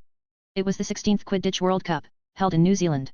The New Zealand national team, the predecessor of the Kia Parrots, fought relentlessly despite being far behind in score. According to records, 10,000 wizards sang an inspirational war song together for them on the field. After a brutal 7-day and night battle, the New Zealand team miraculously won, but regrettably, many players could never play again, including the Seeker who completely lost an arm. However, the next year, the New Zealand national team changed their mascot to the Phoenix Sparks. At this moment, Eno already had a vague answer in his mind. Especially when thinking about the Dumbledore family and the fate of Principal Dumbledore in the original story, it seemed everything was coming together: sacrifice and courage, Fawkes and Sparks. Born from flames, a mythical species, the embodiment of the wizard's spiritual power. Eno slowly voiced his inner conclusion. Exactly. Newt clapped his hands excitedly, as if he had found a kindred spirit. Only this explanation makes sense. Phoenixes are immortal because their mission still exists. For example, the Dumbledore family or the New Zealand Kia Parrots team, as long as the spirit persists, the phoenixes persist. But similarly, phoenixes are rare because their mission fades over time, or some families become extinct, and thus they lose their reason to exist. Born from fire, vanishing in fire. Suddenly, Newt smiled apologetically and said with a somewhat helpless tone. But all of this is just my speculation, not proven, so I dare not write it in my book. Thank you for your teachings. Eno stood up and slightly bowed to Newt. Your hypothesis is very helpful to me, really very helpful. To be honest, I want to hatch a phoenix of my own, or rather, a phoenix whose mission is tied to me. Hatch a phoenix? Hearing this, Newt's eyes lit up. For someone who spent a lifetime with magical creatures, witnessing the birth of a phoenix in his later years might be the ultimate fulfillment. Of course, if someone else had spoken of hatching a phoenix, Newt might have dismissed it with a laugh. But this young man was different. After receiving a letter from Dumbledore, Newt had specifically learned about him. The young man before him might really be able to do it. Especially after seeing an old newspaper from a few months ago about the Grand Quidditch match at Hogwarts. Even without sound, the photos alone conveyed the atmosphere of the time, not to mention the flames that enveloped the entire sky at the end. Perhaps, he just needed an extra push back then. For this reason, Newt did not withhold any information when asked about the phoenix. All his hypotheses and speculations, mature or not, were laid out in full. Stay here with me, and we'll research together. I'll handle things with Hogwarts. If you really want to go to school, Ilvermorny is 300 miles away. My wife has some connections in America, I can have her help you transfer. Newt's smile was bright, he was genuinely happy. Thank you for your kindness, Mr. Scamander. But transferring schools is not necessary. Eno politely declined the offer. 2 years ago, he might have agreed, to avoid the troubles in England. But now, people do have attachments. We'll start our research first. If we run out of time, we can delay this semester a bit. After careful consideration, Eno offered a compromise. Similarly, Newt didn't insist. What he cared about was the research on phoenixes, whether Eno attended school or not was secondary. Even being expelled wouldn't affect a wizard's achievements. On this matter, Newt's commander had the most authoritative opinion. Rest today. I need to organize some materials overnight, and we can start our new research project first thing tomorrow morning. Newt, seemingly a man of action, stood up as he spoke, but just as he was about to leave, he stopped suddenly. Oh, right. There is a house elf in the estate. You can call on it for anything you need, its name is Kiki. With that, Newt walked towards his room without looking back. From his back, he seemed much younger now, without the leisurely old age demeanor he had when they first met. Chapter 158, Chapter 158, Dumbledore's Gift. August 5, 1993. With less than a month left of summer vacation, it was an otherwise unremarkable day. However, today held significant meaning for Eno. It was his 14th birthday, or more precisely, the day he arrived at the Crumb Children's Welfare Institute. On the 6th day of staying at Newt's small estate. Early in the morning, after washing up, Eno went to the dining room to enjoy the breakfast carefully prepared by the house elf. As soon as he sat down at the table, the once empty surface filled with delicious food, a serving of golden fried dumplings, a glass of freshly squeezed orange juice, and a small dish of bright chili sauce. Kiki, the Chinese breakfast is excellent. Eno praised, looking at the dishes on the table. As his voice fell, a light pop sounded in the air, and a house elf, about 2 to 3 feet tall and wearing a linen tunic, appeared out of nowhere on the ground. It seemed that house elves and Gringotts goblins had some similarities, as both had bat-like pointed ears and disproportionately large eyes. After appearing, the house elf immediately placed one hand on its chest and bowed deeply. Serving Mr. Swinburne is Kiki's honor. Your praise makes Kiki truly happy. House elves are generally not accustomed to appearing in people's sight. After bowing and expressing thanks, another light pop sounded, and the elf vanished from the spot. However, fate seemed to have destined this day to be extraordinary. Just as Eno was about to enjoy his sumptuous breakfast, a red shadow flashed by, and a second visitor appeared. Fawkes the Phoenix arrived with a wrapped gift box and placed it on the table. Unlike Kiki, who would linger for a moment, Fawkes demonstrated perfect efficiency, dropping off the gift and disappearing in an instant. Eno was not annoyed, understanding that they were not familiar with each other and couldn't expect Fawkes to be as affectionate as a cat. Opening the letter tied to the gift box, it was no surprise to find a birthday present from Dumbledore, a thick book. The book appeared to be quite old, bound with hemp thread and parchment, and had no title on the cover. Opening the first page, he saw a sentence written there. The value of life is not in its length, but in the sacrifices we make for higher goals, a tribute to every future Dumbledore. Seeing this sentence, Eno immediately recognized it as a historical compilation of the Dumbledore family. What a truly great white wizard. Eno sighed with a touch of admiration. Perhaps Dumbledore's achievements were not mere accidents. Even in a world without magic, with such a character, he would undoubtedly have made significant contributions. Moreover, this was a magical world where dreams could come true. British Isles, London. In a 3-story residential building in Manchester's Stone District. On the 3rd floor, in a room decorated in cool blue tones, Hermione sat quietly at her desk, resting her chin on her hands, daydreaming. She was calculating the time. In half a month, it would be the last week of the summer vacation as promised. On the wall opposite her, there was a clipping from the Daily Prophet, or rather, a front-page photo, a large picture of someone performing at the Hogwarts Stadium. Even though I didn't ask, can't you just give me an autograph? Hermione pouted at the photo, mumbling in a complaining tone. Every time she saw the newspaper, she got angry. Everyone in her dormitory had an autograph except her. She could only secretly stick the newspaper up at home, unlike some shameless girls who pasted it on their dormitory beds. Even though she didn't ask Eno for it directly, still. Knock. Knock knock. The crisp sound of knocking on the door interrupted her thoughts. Come in. Hermione said, quickly opening a book on her desk, pretending to study. Ha! I knew it, a certain girl is daydreaming again. Mrs. Granger, upon entering the room, immediately noticed her daughter's unusual behavior. Mom. Hermione complained, if you're so free, why don't you go help Mr. Granger at the clinic? His hair is already turning white. Mrs. Granger, quick-witted, retorted. Yes. I should help Mr. Granger. But you? Helping Mr. Swinburne. Stop trying to argue with me. At least, haha, at least put your book the right way up. Hey! Hermione exclaimed in surprise. Looking down, she saw that her copy of Jane Eyre was upside down. She stopped talking, choosing instead to engage in silent resistance. But her silence only amused Mrs. Granger. It's nothing, really. You're 14 now. Glancing at her daughter, Mrs. Granger sat on the bed and continued. Like this book Jane Eyre, it's considered a model of modern women's literature. Why does it receive such praise? Not just because of Jane's attitude toward love. I think it's more about her wisdom, knowing the difference between love and affection when dealing with Rochester and Rivers. Mrs. Granger stopped, knowing her daughter well. Hermione was smart and opinionated, some things only needed to be hinted at. After a while. Thank you, Mom. I understand. Love is not like it's depicted in novels, full of pastoral scenes. Hermione said, her gaze turning toward the window. August in London, though not as rainy as October, was not entirely dry. Looking southward, dark clouds were gathering, accompanied by gusts of wind. It seemed a thunderstorm was coming. Retracting her distant gaze, Hermione continued. Just like Jane, her pursuit of love was always filled with twists and turns. But if a bit of wind and rain could stop me, how would such laziness prepare me for the future I've planned? All right. As long as you understand. Mrs. Granger smiled at her daughter. True wisdom lies not in talking about oneself, but in listening to others talk about themselves. But I do like Eno, if you get a chance, bring him home again so your dad can meet him. Eno doesn't like visiting other people's homes, I don't know why. Hermione, a bit frustrated, shook her head, her previously neat brown hair instantly becoming messy. Stop shaking your head. Either use a hairpin to tie it up or get some good smoothing serum, no one likes a girl with messy hair. Mrs. Granger felt a bit weary. Her daughter seemed to understand but not entirely, still somewhat unkempt. The dark clouds in the sky had crept closer, and a gust of wind blew in from the window, further messing up Mrs. Granger's already untidy brown hair. Likewise, the wind also tousled Hermione's hair. Chapter 159, Chapter 159, Extreme hatred is also a kind of emotion. Compared to the sudden thunderstorms in London, Massachusetts, USA, was bright and sunny. After a morning of discussions, Eno and Newt were sitting under the shade of a tree in the courtyard, leisurely enjoying afternoon tea. Mr. Scamander, perhaps we can change our perspective. The birth of a phoenix can be seen as a result of two conditions, quality and quantity. For example, the Dumbledore family ancestor created Fawkes through great self-sacrifice.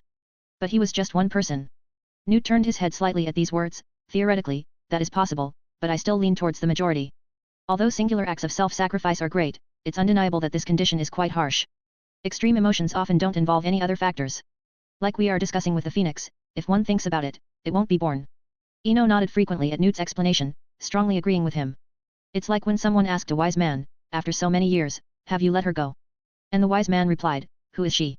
He didn't say he let go, nor that he couldn't let go, just simply forgot. Eno, don't be pressured.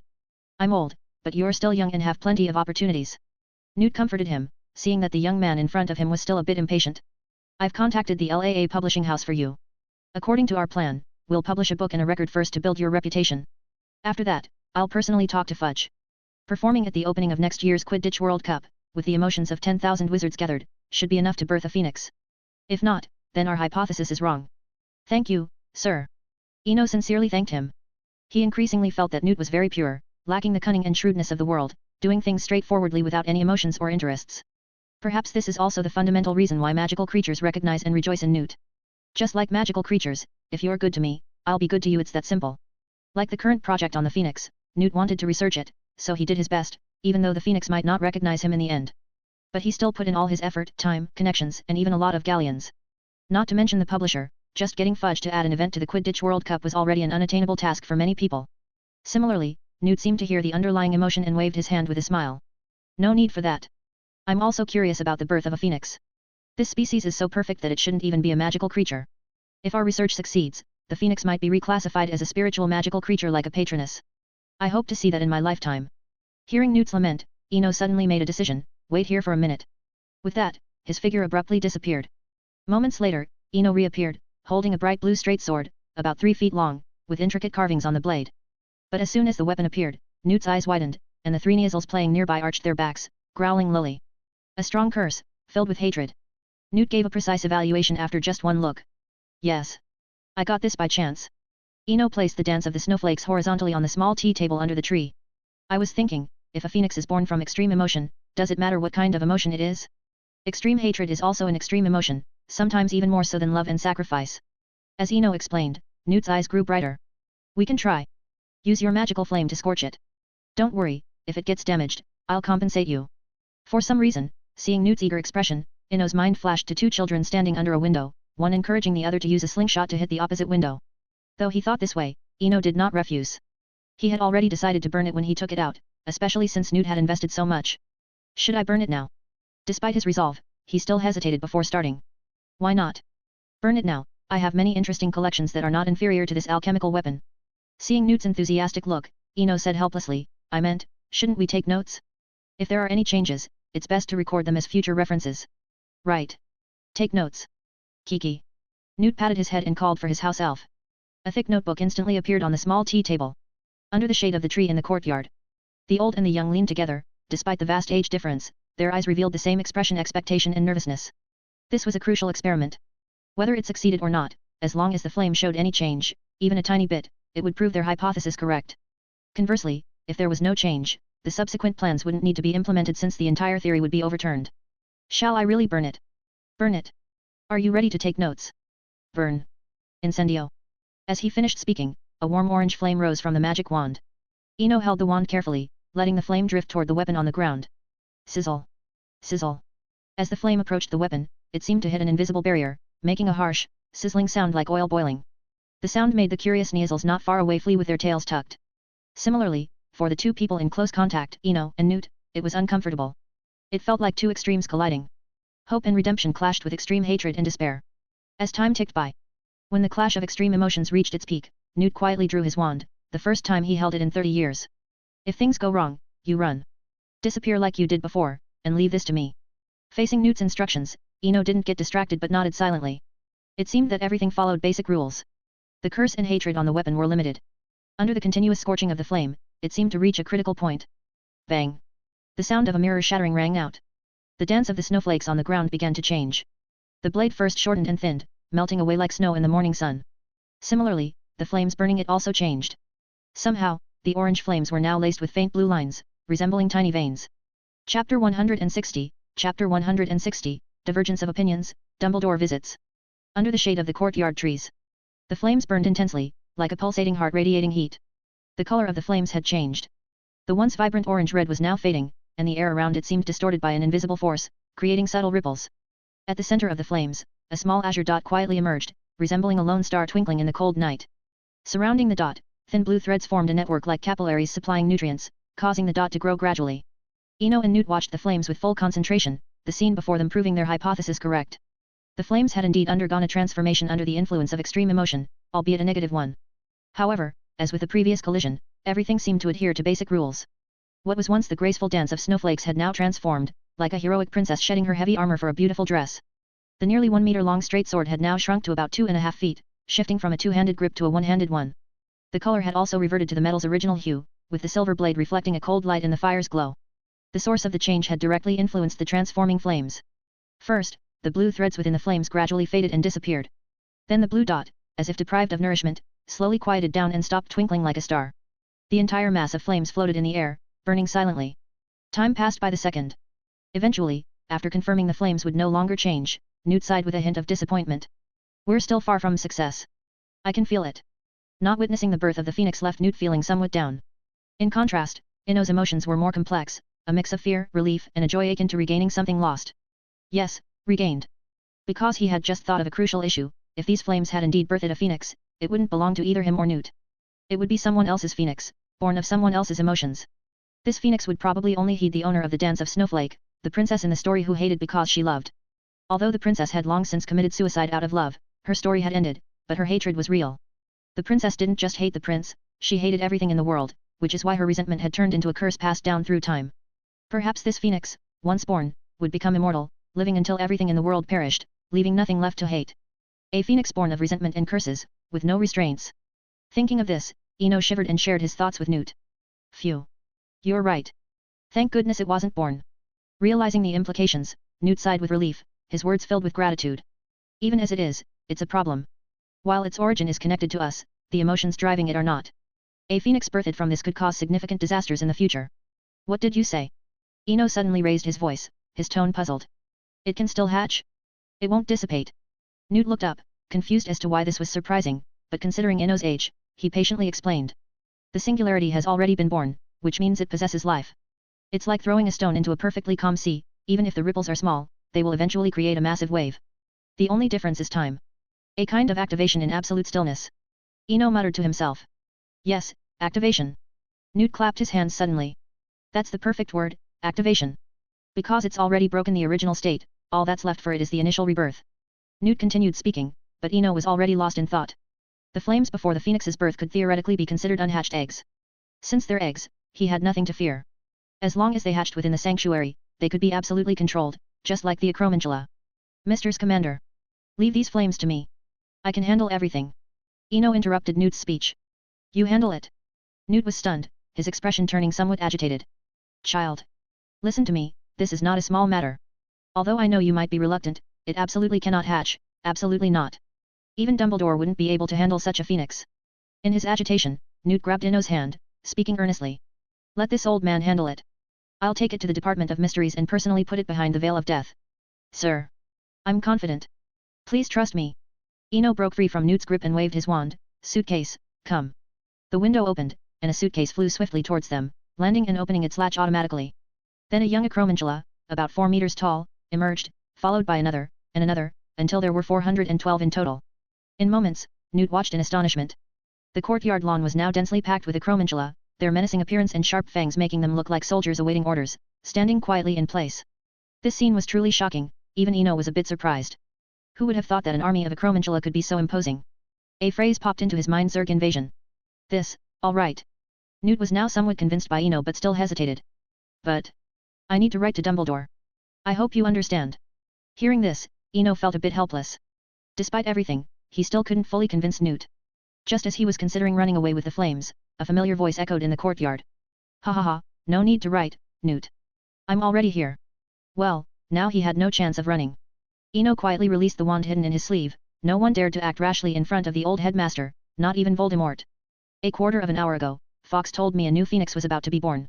I figured it must be you too, so I asked Fox to bring me here. Dumbledore said with a smile, his bright blue eyes calmly sweeping over the floating flames before focusing with interest on the army of Acromantula. Impressive, he remarked with an inexplicable sigh. Eno, you're sure to be friends with Hagrid. By the way, he'll be teaching care of magical creatures this year. I recommend you take his class, I'm sure you'll have plenty to talk about. Chapter 161, Chapter 161, A Sunset Photo and the Forgotten Basilisk. Dumbledore's sudden appearance caught both Eno and Newt off guard. Quickly recovering, Eno was the first to greet him. Good afternoon, Professor. The Care of Magical Creatures course was already a planned elective for me. As for Hagrid, though we aren't familiar with each other, I'm sure we'll get along well. On the other side, despite his white hair and beard, Newt's expression still held the respect and enthusiasm of a student towards his professor. He spread his arms and walked towards Dumbledore. You haven't visited me here in ages. Today, Eno and I might have caused some trouble. While speaking, Newt turned and gave Eno an apologetic look. Eno, however, raised his head to the sky in exasperation.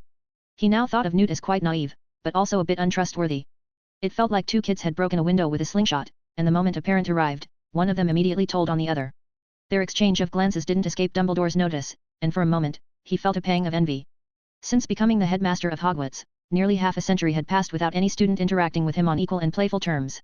Reputation was both an honor and a shackle. At school, he even tried to act quirky, like a mad old man, hoping to be approachable. Unfortunately, even then, students still maintained a respectful distance. With a sigh, Newt had already reached him, and Dumbledore also opened his arms to embrace his former student. Newt, you haven't caused any trouble, and this doesn't count as trouble, trust me. Dumbledore's voice was gentle, and his tone was casual, like discussing the weather, which put Newt at ease. Thank goodness. I thought we'd caused a problem. And that one over there, he was about to run off just now, don't think I didn't notice. Newt deliberately raised his voice, as if afraid someone wouldn't hear. Hearing that he'd been ratted out again, Eno stopped pretending to stargaze in broad daylight and turned to counter indignantly. I wasn't running away. That was a strategic relocation. Besides, you were the one who encouraged me to burn it, the sword was mine, the fire was mine, and now you want to send the result behind some veil. You just said you weren't planning to run? Your eyes betrayed you. Newt retorted with a smile. I had a reason for wanting to run, some old guy wants to steal my stuff. You. Sometimes, things are quite remarkable. With Dumbledore acting as a lubricant, this banter suddenly made Newt and Eno relax, shedding the previous formal and distant etiquette. Dumbledore watched with a smile, observing their interaction. Unnoticed, the sun gradually set. Time slipped away like fine sand, coloring the world with a gradient. The evening breeze in Massachusetts brought a slight chill.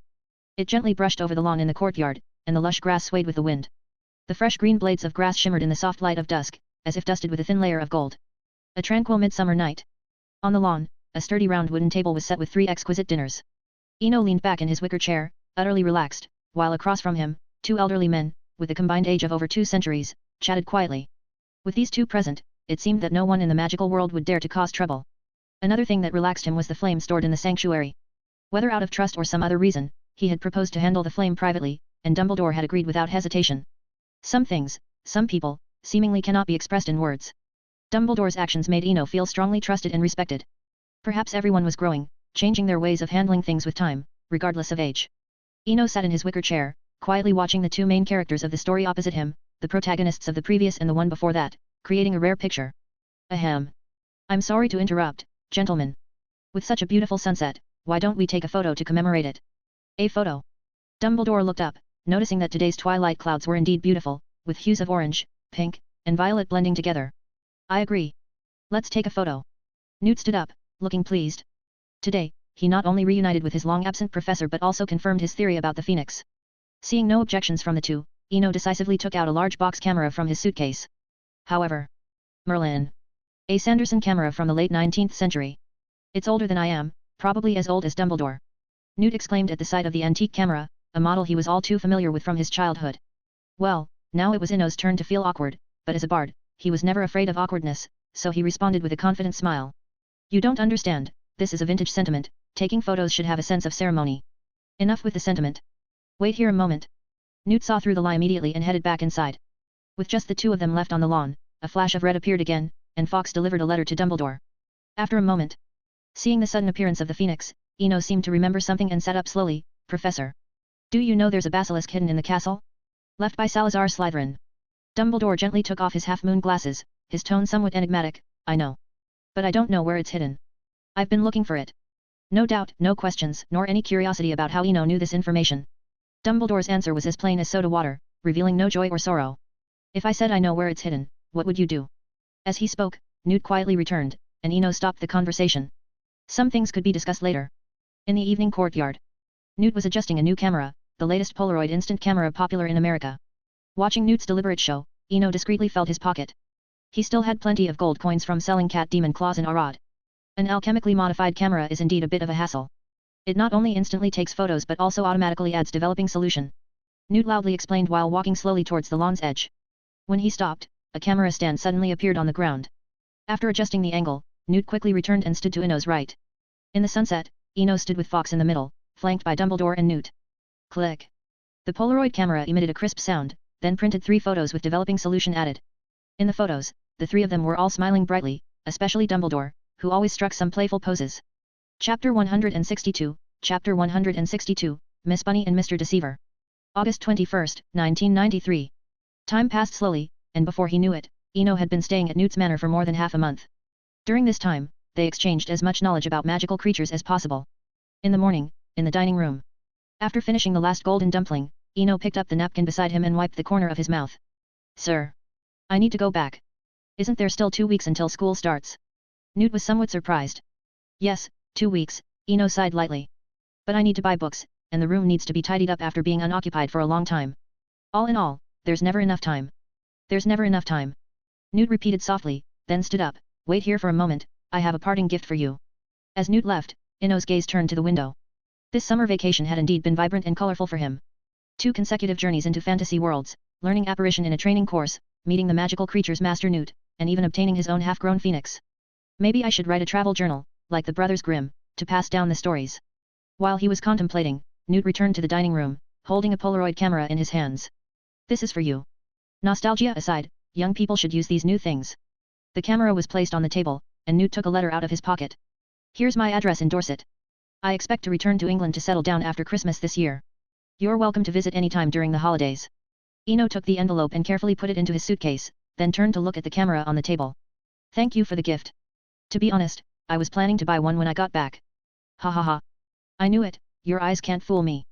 They can't fool me, not even Dumbledore. Newt laughed heartily.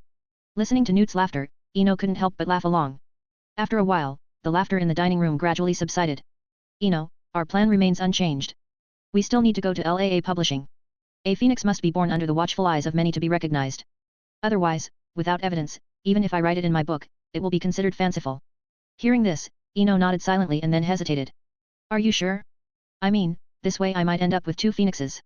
It wasn't his fault for being puzzled, after all, phoenixes were too precious.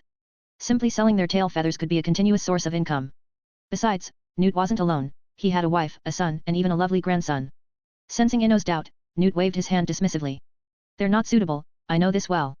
They're shy around strangers, and expecting them to perform on a stage with 10,000 people? That's more painful for them than being killed. Newt explained with a bitter smile, clearly feeling helpless about his son and grandson's lack of social skills. Besides, no one said a person can't have 2 phoenixes. One for the Swinburne family and one for Eno. Isn't that interesting? With this explanation, Eno agreed. All right, it's settled then. I'll contact the publisher before school starts. Not only for the record, but I also have a fantasy prose story to publish. No one would complain about having too many phoenixes. His earlier hesitation was simply due to his innate sense of fairness. After all, Newt had given everything, just to gain recognition for his views, which seemed like a poor deal. Time flies, looking back. Those familiar people and things seem like a distant memory. London, 84-119-125 Charing Cross Road, Foyle's bookstore. On the sidewalk, a tall girl was standing outside the bookstore, looking bored, as if waiting for someone. Sorry. I'm late. A familiar voice came from behind, and Hermione turned around with some surprise. Eno seemed to have grown a lot taller over the summer. His light blue vintage robe made him look quite mature. Likewise, Eno was also observing Hermione. The girl seemed to have transformed, going from a little girl to a young woman. In her 3rd year, Hermione appeared to have undergone some kind of metamorphosis. Not only had she grown significantly taller, but her facial features and contours had also become more defined. Even her sense of fashion had drastically improved. A pair of blue skinny jeans paired with white sneakers perfectly highlighted her legs and youthful vibe. Her top was also stylish, a cream-colored, fitted short sleeve that concealed the flaws typical of her age, making her look more poised. Although they were observing each other, it was just a moment. Coming to her senses, Hermione smiled demurely. I was early. There are still 15 minutes until the appointed time. Let's go in first. I plan to buy quite a few books today to enrich myself. While speaking, Eno glanced at the Foyles bookstore. He used to come here often to read for free because of financial difficulties. Now that he was well off, he felt he should give back. On the 5th floor of the bookstore, in the leisure area. Hermione looked at Eno with some confusion. In just half an hour, there were already more than a dozen classic books on the table, including those she knew well, Jane Eyre, The Moon and Sixpence, The Three Musketeers, Walden. Are you buying all of these at once? Although she loved reading too, Hermione felt that buying so many at once was somewhat imprudent. It's not that many, is it? Mainly because I want to write a novel, but I need to draw inspiration from these classics. Otherwise, what I write will probably be ignored. Faced with Hermione's confusion, Eno explained indifferently. He knew well that to craft a good piece, one had to read at least a dozen related classics. The context, diction, overall structure, and scene transitions were all crucial. Meanwhile, seeing Eno so serious, Hermione suddenly thought of their first meeting 2 years ago, also in this bookstore. He had explained the value of 1001 Nights with the same expression and tone. Thinking about it, she couldn't help but laugh. All right, Mr. Deceiver. Are you planning to spin stories and deceive people again? Things had changed. Facing Hermione's teasing, Eno retorted as he did back then, Miss Bunny. Have I ever deceived you? My divinations have always been accurate. They glanced at each other and laughed again. After a moment, Hermione took out a 1-pound note from her pocket and gently placed it on the table. Eno. Please divine for me again. All right. Without refusal, Eno pocketed the note. But for some reason, the old, slightly doodled 1-pound note gave him a faint sense of familiarity. Tell me what you want to divine, Eno said, holding the dice. No. I want to divine myself. Hermione firmly refused. Faced with such a request, he didn't hesitate and handed the dice to Hermione, also curious if someone else could successfully divine with them. A few minutes later, Hermione seemed a bit hesitant. Eno, help me out. I'm afraid I don't have the talent for divination. Seeing the open palm on the table, she knew Eno had misunderstood and could only clarify again. Not to take the dice, but to hold my hand. We'll throw them together, so I can also participate in the divination process. All right, all right. It could be simpler, but you insist. Eno complained. Though he was grumbling, he covered Hermione's hand with his palm. After all, she had paid. On the other side, Hermione closed her eyes slightly, as if thinking of something. After a few seconds, she suddenly released the tightly gripped dice. Ding ding. The wooden dice hit the table, making a crisp sound as they rolled. Soon, the dice stopped, showing a big 6. _____. If you want to support me and get access to an additional chapters, you can check out patreon.com/dark_piece right bracket. http://patreon.com/dark_piece right parenthesis. Chapter 163, Chapter 163, The True Use of the Oil Lamp. London, Diagon Alley. Nearly a month had passed since the serious Black Escape incident. During the first week, people were still on edge. However, as time went by and Sirius seemed to vanish without a trace, the incident's fervor died down, and Diagon Alley gradually regained its usual bustling atmosphere. Especially as the start of the Hogwarts term approached, many shops opened early for business. As for Sirius, sorry, but he wasn't as important as Galleons. Life seemed to return to its normal rhythm. But this was true only for ordinary wizards. This summer was unusually tough for Harry. Not only was his activity range limited to Diagon Alley, but even his daily outings were constantly accompanied by Aurors. All he could do was sit by the window on the second floor every day, watching the bustling crowds outside in Diagon Alley. Today, after finishing his homework, Harry moved his chair to the window as usual, preparing for his daily observation. It had been over a month of the same routine. Sometimes he thought, even running into Malfoy and having a good argument would be better than his current life. However, fate always loved to play tricks. He had just sat by the window for a few minutes when Harry suddenly stood up and walked downstairs. He had seen 2 familiar figures at the corner of the street, Hermione and Eno, laughing and talking as they headed towards Flourish and Blots. On the cobblestone road of Diagon Alley, Eno suddenly noticed Hermione acting a bit unusually, especially after he mentioned that the number 6 represented absolute success in divination. Her smile hadn't faded since. But regarding the second occurrence of 6 on the dice, he had a rough guess. It seemed the dice recognized people. Otherwise, even if Hermione divined whether Hogwarts would start normally this year, the result would likely be 5, not an absolute divination. However, sometimes it's better to leave things unsaid. Divination can be akin to psychological therapy. Making the person happy is enough, no need to quibble over everything. Eno, what electives are you planning to take in the 3rd year? Hermione asked curiously as they walked. Ancient runes and care of magical creatures, just 2 subjects that interest me. Having anticipated Hermione's question, Eno replied without a second thought. 2 elective courses were enough, taking more would be a waste of energy. Besides, he didn't plan on working at the Ministry of Magic. Even having 12 certificates wouldn't be useful. You're not planning to take divination? Hermione stopped in her tracks, her tone incredulous. Facing Hermione's confusion, Eno revealed his inner thoughts. Divination is very mysterious and powerful. But I don't want to rely too much on it. Just as they were chatting, they heard a faint voice calling behind them, Hermione. And Mr. Swinburne. Great to see you. Harry shouted as he ran towards them, followed a few meters behind by an adult wizard. Long time no see, Mr. Potter. Eno greeted with a smile, glancing at the adult wizard, who returned a friendly smile. Harry? You're here too. Hermione's tone was indifferent, akin to hearing the doorbell ring during dinner. Of course I'm here, and I've been here for over a month, staying at the Leaky Cauldron. Harry's spirits sank as he spoke about his grievances. But after a brief slump, Harry began to talk incessantly about his experiences over the past month. It seemed that being alone for so long had made him overly talkative, oblivious to Hermione's expression. The three of them continued walking towards Flourish and Blots. Inside the bookstore, they noticed it was quite different from usual. Typically, the store displayed thick, gold-lettered spell books. But now, behind the glass was a large iron cage containing about 100 copies of the Monster Book of Monsters. These books were all entangled, fiercely fighting each other as if in a wrestling match, with torn paper flying everywhere. Why would the owner stock such books? Harry asked curiously. Because it's listed as a textbook for care of magical creatures. Didn't you read the Hogwarts letter? Hermione said, looking at Harry in surprise. Hearing Hermione, Harry suddenly thought that the professor for the care of magical creatures might have a lot in common with Hagrid. He took out the book list from his pocket and looked at it properly for the first time. It clearly stated, Care of Magical Creatures Textbook, The Monster Book of Monsters. Seeing Harry's dumbfounded expression, Eno said softly, it's not entirely Mr. Potter's fault. Anyone under such close watch would hardly care about other things. Grateful for the defense, Harry shot Eno a thankful look. Similarly, after Eno spoke up, Hermione dropped the subject and cleverly changed the topic, let's buy the books first, but they don't seem easy to handle. You're absolutely right. A complaint came from beside them, it was the bookstore manager. The usually well-dressed middle-aged man looked rather disheveled. Not just difficult to handle, they're a total mess. We once bought 200 copies of the Invisible Book of Invisibility, spent a fortune, and then couldn't find a single copy. I thought nothing could be worse. Invisible books? Hearing the manager's complaint, Eno suddenly thought of something and immediately asked. Sorry to interrupt. Did you say you have the Invisible Book of Invisibility for sale? In theory. For sale, but as you see, I can't find them. The manager spread his hands helplessly, recognizing the boy who had appeared on the cover of the Daily Prophet months ago. So he chose to be honest instead of selling a pile of air like before. Are you sure you received the shipment? And they're in the store? Eno asked again. Absolutely. I have the receipt. If it weren't for them, sigh. Anyway, according to them, the books are in my store. The middle-aged manager sighed deeply. There was something he didn't say. If he could afford to offend the suppliers, he would have gone to them with the receipt long ago. Hermione. Mr. Potter, please wait here for a moment. I'll be back soon.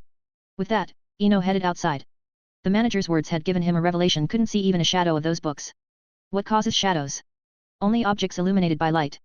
With this in mind, he remembered the oil lamp that could reveal illusions. So he hurried off to find a secluded spot to test the oil lamp from the sanctuary. Chapter 164, Chapter 164, The Invisible Book of Invisibility.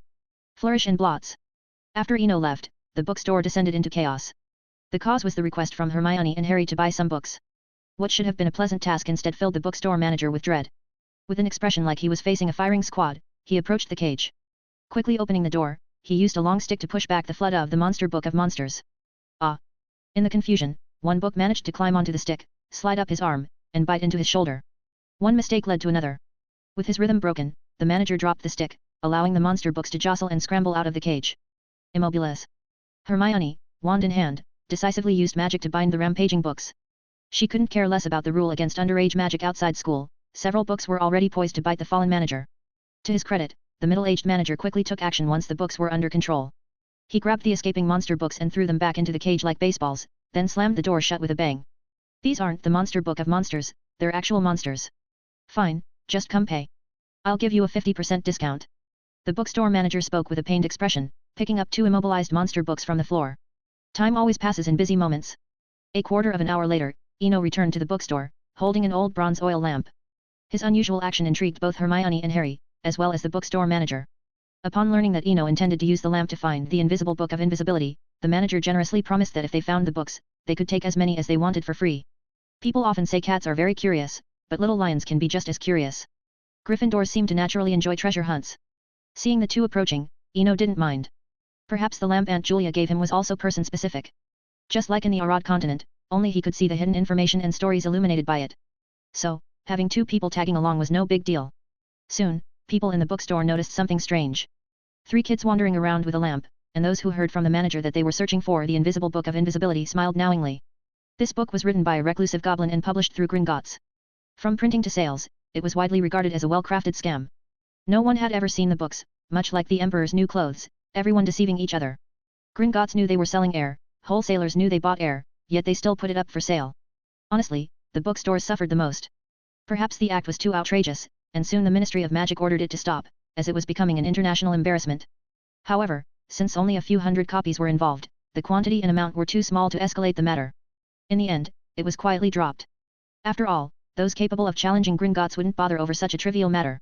Those incapable, like the bookstore manager, had no choice but to consider themselves unlucky. Meanwhile, in the bookstore, Eno held the lamp, carefully searching the corners for clues. Behind him, the other two simply enjoyed the treasure hunt. Perhaps because Harry had just found a nut in a corner, the discovery greatly increased the fun of the game.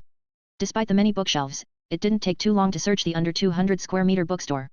After a few minutes of searching, a nearly broken bookshelf caught Eno's eye, or rather, the floor beneath it, scattered with a few books that shimmered like silver light.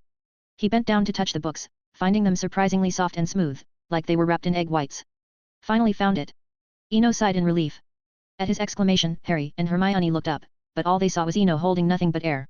Not wanting to believe Eno would joke about this, Harry tried to touch it, but his hand easily passed through what Eno claimed to be a book, making him look resigned as if Eno had successfully pranked him.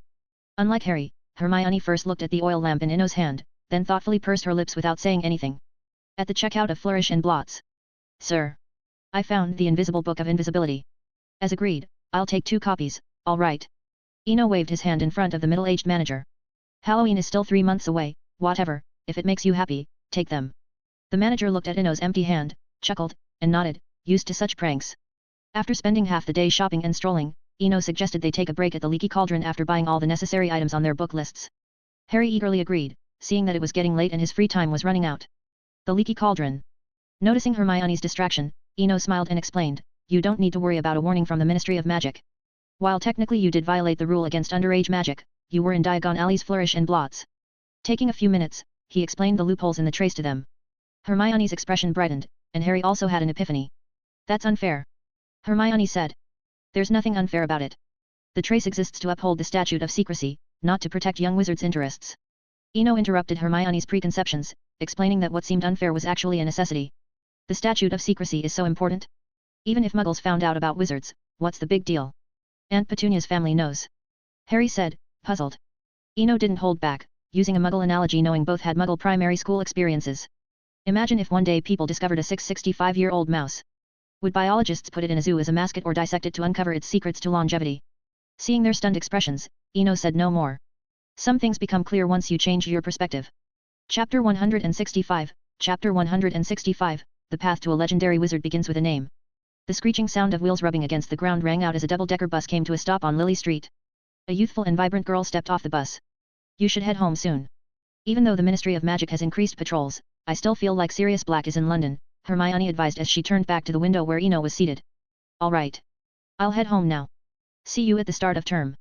Eno waved his hand in a goodbye gesture. A few seconds later, the night bus suddenly disappeared from the roadside. There's still 4 days until the start of term. Hermione pouted as she walked towards a brightly lit house not far away. Hogsmeade again? That'll be 3 Sickles, the ticket seller, Stan Shunpike, leaned against the beam of the bus, speaking with a knowing look.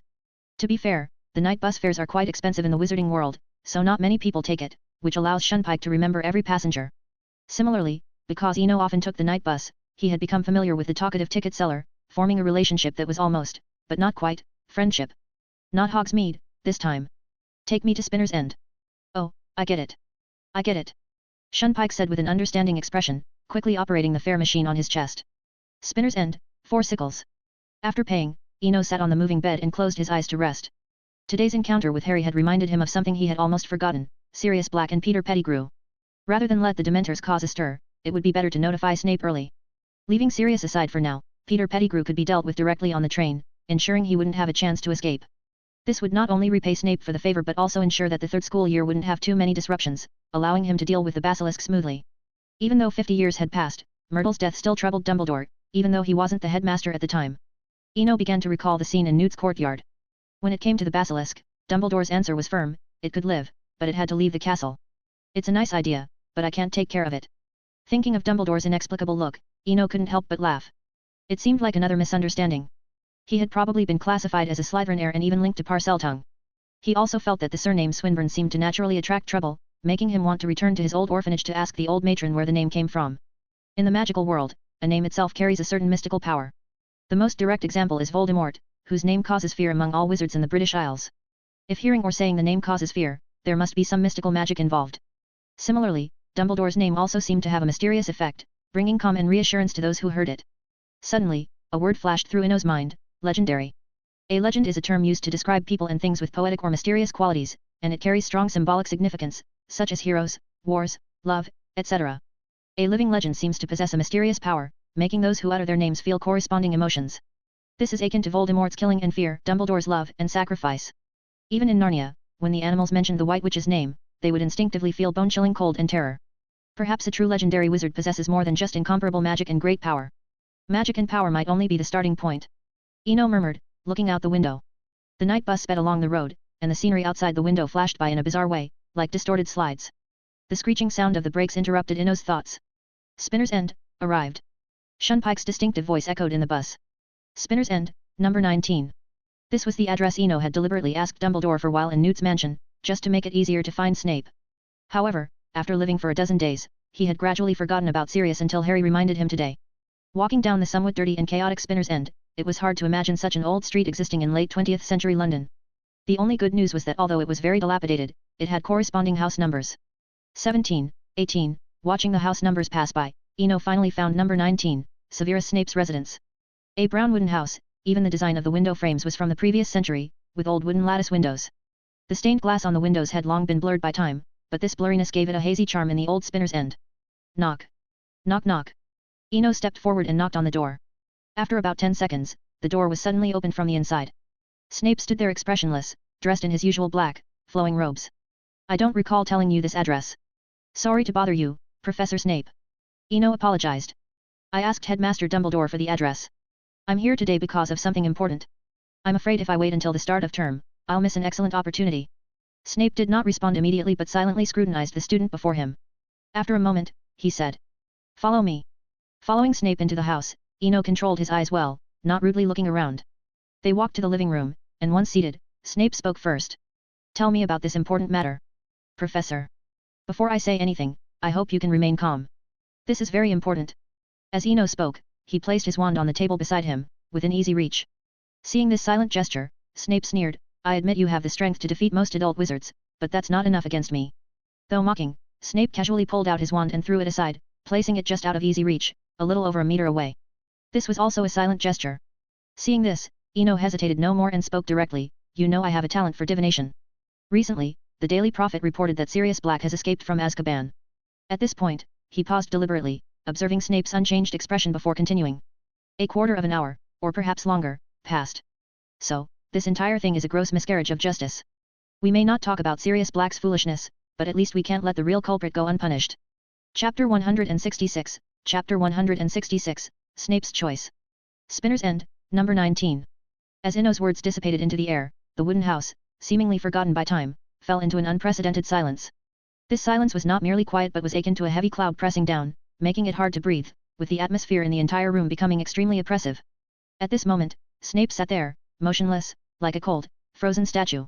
Though he remained silent, a closer look would reveal that Snape's eyes were no longer empty, his black pupils now shot out a hawk-like sharp gaze. Suddenly, Snape spoke, his voice as calm as water. Very well. This is very good. Peter Pettigrew, Sirius Black. Although his tone was unruffled, Eno could hear the hatred in it, as well as the chilling coldness permeating the air. Although he also believed that Pettigrew deserved to die not just for the Potter couple, but for the 12 innocent Muggle lives his fate was sealed. Death was certain, but he couldn't die by Snape's hand, otherwise, the Ministry of Magic alone would be a major obstacle. Thinking of this, Eno decided to try to dissuade him, Professor. It's not worth it. However, he was cut off by Snape. This has nothing to do with you. But in this matter, I owe you a favor. Open the cabinet on the second floor, everything inside is yours. The situation seemed to be spiraling out of control. Eno suddenly realized he had underestimated Snape's hatred. Snape's current actions looked like he was willing to go all out to kill Pettigrew.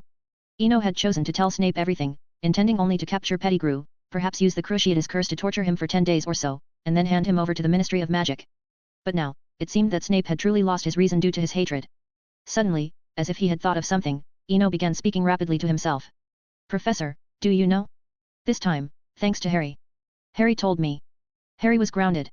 Although speaking rapidly, he deliberately paused and emphasized Harry's name each time. To be honest, this made him seem like a gossip, but the effect was surprisingly good. Snape couldn't hold back any longer. Shut up. Either go upstairs and get the things or leave here and gossip elsewhere. Hearing this sarcastic tone, Eno instead felt relieved. He wasn't afraid of Snape talking too much, he was afraid of Snape saying nothing and silently going about his business. Similarly, with Snape's scolding fading away, the old room fell into a new round of silence. However, as time passed, the overall atmosphere in the room gradually eased, no longer as heavy and oppressive as before. After a while, Snape broke the silence on his own. I don't know where you heard certain things, whether through divination or otherwise, but it doesn't matter. On the day of the school opening, I'll take the train to verify it. If it's true, all the potions in the cabinet are yours. Although his tone remained unchanged, it sounded less crazy than before. Seeing that Snape had almost regained his composure, Eno decisively shook his head and refused. I'm repaying a favor, not seeking something in return. Suit yourself. Snape retorted and fell silent again. Spinner's End, number 19. In the old room, a sudden burst of green flames rose from the fireplace, and Eno's figure vanished within the fire. On the other side, Snape remained quietly seated in his chair, his gaze still fixed on his arm. He had said he would verify it personally, but in truth, he had believed it from the start. Though his hatred remained, he had always had doubts about that night because everything had happened too coincidentally enough to seem meticulously planned. Today, he had finally filled in part of the missing pieces in his mind. Time passed silently. Snape's eyes lost their earlier sharpness, becoming somewhat blurred and sorrowful. After a while, he slowly closed his eyes. When he opened them again, only emptiness and numbness remained. Hogsmeade. As the green flames from the fireplace lit up, Eno returned to his small house. Having resolved a matter weighing on his mind, he walked briskly towards the second floor, still thinking about another matter. Incendio. Before the desk on the second floor, Eno lit an old oil lamp again. Under the warm light of the lamp, a silver glowing book gradually appeared on the desk. Reaching out to gently stroke the book's cover, he recalled today's experience at Flourish and Blots. He clearly held the book in his hand, but Harry's palm bizarrely passed through it. This scene was either not magical or too magical. After a moment, he decided to open the book. No matter what, he had to read it first. Flipping open the pages, under the illumination of the oil lamp, a passage slowly appeared on the title page. Reality is not always visible, but what is invisible often brings us closer to reality. An anonymous goblin. Gazing at this passage, Eno couldn't help but fall into deep thought, as it seemed to have a peculiar flavor between the lines. Fortunately, this was Harry Potter's story. If it were any other unknown story, he would have turned away immediately upon seeing this passage. Without rushing to turn to the second page, Eno leaned back in his chair, carefully savoring this philosophical and mysterious sentence. The unseen, but does seeing it mean it exists? Invisibility spells, invisible books, invisibility cloaks. Invisibility cloak. He suddenly sat up straight, thinking of a legend in the original story, recorded in the Tales of Beedle the Bard, about the invisibility cloak. Death is invisible, and so is the Grim Reaper. However, in the story, the three brothers not only saw the Grim Reaper but also received real gifts, which even became known as the Deathly Hallows. Thinking of this, Eno looked at the passage on the title page again, with a different perspective. The night in Hogsmeade was exceptionally quiet. So quiet that one hardly noticed the passage of time. Before dawn, Eno extinguished the oil lamp on the desk, and along with it, the invisible book of invisibility also disappeared. After spending nearly an entire night, he managed to roughly finish reading the book. Firstly, it's worth confirming that this book has nothing to do with the Deathly Hallows, nor does it touch upon them. Because it entirely focused on explaining one thing, or rather one concept. Ancient runes concealment. And the opening passage on the title page was probably inserted by the author to elevate the book's style. Everything was fine, but this self-proclaimed anonymous fairy author forgot one thing: ancient runes possess magic. Coincidentally, the author extensively quoted the rune for concealment in the book, explaining it thoroughly. As time passed, the book naturally concealed itself. Chapter 167, Chapter 167, The Publisher's Discussion. The sun was slanting, and the day was well advanced. In a quiet room, Eno was sound asleep, until a sharp knocking on the window broke the silence. Knock. Knock, knock. A grey long-eared owl stood outside the window, persistently pecking at the glass with its hard beak. Lena, answer the phone. No, open the window and let it in. It won't stop knocking. Lying in bed, Eno didn't even lift his eyelids. After a while, a cool response came from the ceiling. Are you sure? If it gets scared to death, it's not my fault. Okay, I'll do it.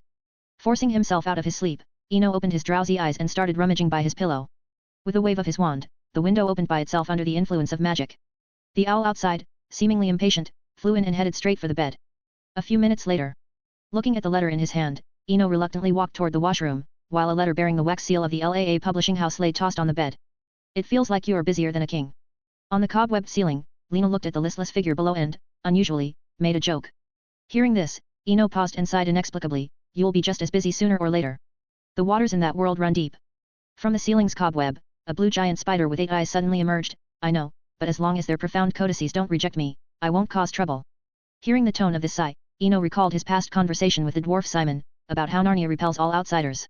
At the same time, he also remembered why Santa Claus chose to give gifts in the end. First, it was his age, just an 11-year-old child at that time, which fit well with the style of the Narnia world. Secondly, his act of releasing the talking rabbit, a kind gesture, led the profound codices to accept him. And Santa Claus was the executor of all this. Once he accepted those precious gifts, he could never leave Narnia for the rest of his life. Shaking off these meaningless thoughts, Eno looked up at the ceiling.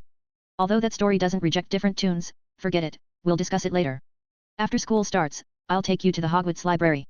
There are many books there that can't be bought elsewhere. For Lena, or the former White Witch, he always held a sense of gratitude, much like he did with Snape. So the best method was to give the other party some freedom, visiting like old friends every few decades, rather than forcibly keeping them close in the sanctuary, treating them like pets. This had nothing to do with stance or societal norms, it was merely a principle of conduct. Eno was very clear that he didn't have much of a great self-sacrificial sentiment but had the basic conscience of an ordinary person. Repaying kindness was a must. At 3:30 in the afternoon. On the west side of Diagon Alley, just around the corner from the main entrance of Gringotts, at the entrance of a side alley. Eno, holding a letter stamped with a wax seal, slowly walked into this relatively quiet alley. South side, number 21. His pace was slow because finding a small house number among these relatively tall buildings was a difficult task. It really is a rich person's hobby. Eno sighed as he looked at the relatively luxurious buildings on both sides. The South Alley seemed like London's affluent area, with little population movement, but whether it was the environment or the surrounding architectural styles, it all subtly conveyed one thing: the residents here were extraordinary. After a while, as time passed, he finally found his destination. A white 5-story building, with 3 light brown letters hanging in the middle, LAA. Looking at the luxurious building in front of him, Eno leisurely stepped onto the white marble steps. Entering the lobby, a buzz of noise and chatter greeted his ears. It was a busy publishing company. After handing the letter to the receptionist, he was guided to an office on the top floor. After the receptionist which left, Eno began to examine the surroundings. It was an unusually simple, even somewhat plain office, completely out of tune with the style of the entire building. Although a bit surprised, he wasn't too curious. He was here to publish a book and record an album, and the office decor had nothing to do with him. With that in mind, he quietly sat on the wooden sofa, waiting calmly. After about a quarter of an hour, the office door was pushed open, and a hearty laugh came from outside. Ha ha ha, finally, I've been waiting. Newt wrote to me about this. Eno turned his head and saw an equally white-haired old man walking in. For some reason, the shrewd look in the man's eyes seemed familiar. Thoughts aside, Eno politely said. Hello, sir. I'm very sorry for the delay due to some personal matters. No need to apologize. We didn't set a specific time. The old man walked into the office and extended his hand seriously. LAA Publishing House welcomes you, Mr. Swinburne. I'm the owner, Knock Flint. In an instant, Eno realized where the familiar feeling came from. Another Flint. The demeanor was exactly like Marcus Flint's, that extreme shrewdness in reasoning. Though a bit emotional, he quickly extended his hand. After shaking hands, old Flint got straight to the point. Mr. Swinburne, after receiving Newt's letter, I looked into your story. To be honest, I think you have the potential to become the next Weird Sisters, perhaps even surpass them, but it requires proper packaging. Here, he paused slightly, and Eno picked up on the implication. This was probably the usual negotiating tactic, likely aiming for better terms in the upcoming agreement. However, things took an unexpected turn as old Flint resumed. But that's a minor issue. L.A.'s specialty is exactly that. Likewise, in terms of profit distribution, we'll follow the standards set by the Weird Sisters. Hearing this, Eno found it increasingly strange, feeling like it wasn't playing out by the usual rules. But seeing those shrewd eyes, he began to understand Flint's thinking. Flint likely had a mindset similar to Lucius Malfoy. Because throughout magical history, most wizards were mediocre. The bottleneck at 17 years old meant that overall, wizards didn't vary much in strength. However, there were always exceptions. Some people broke this limit, leaving a significant mark in history. While Eno was contemplating, Flint was filled with joy inside.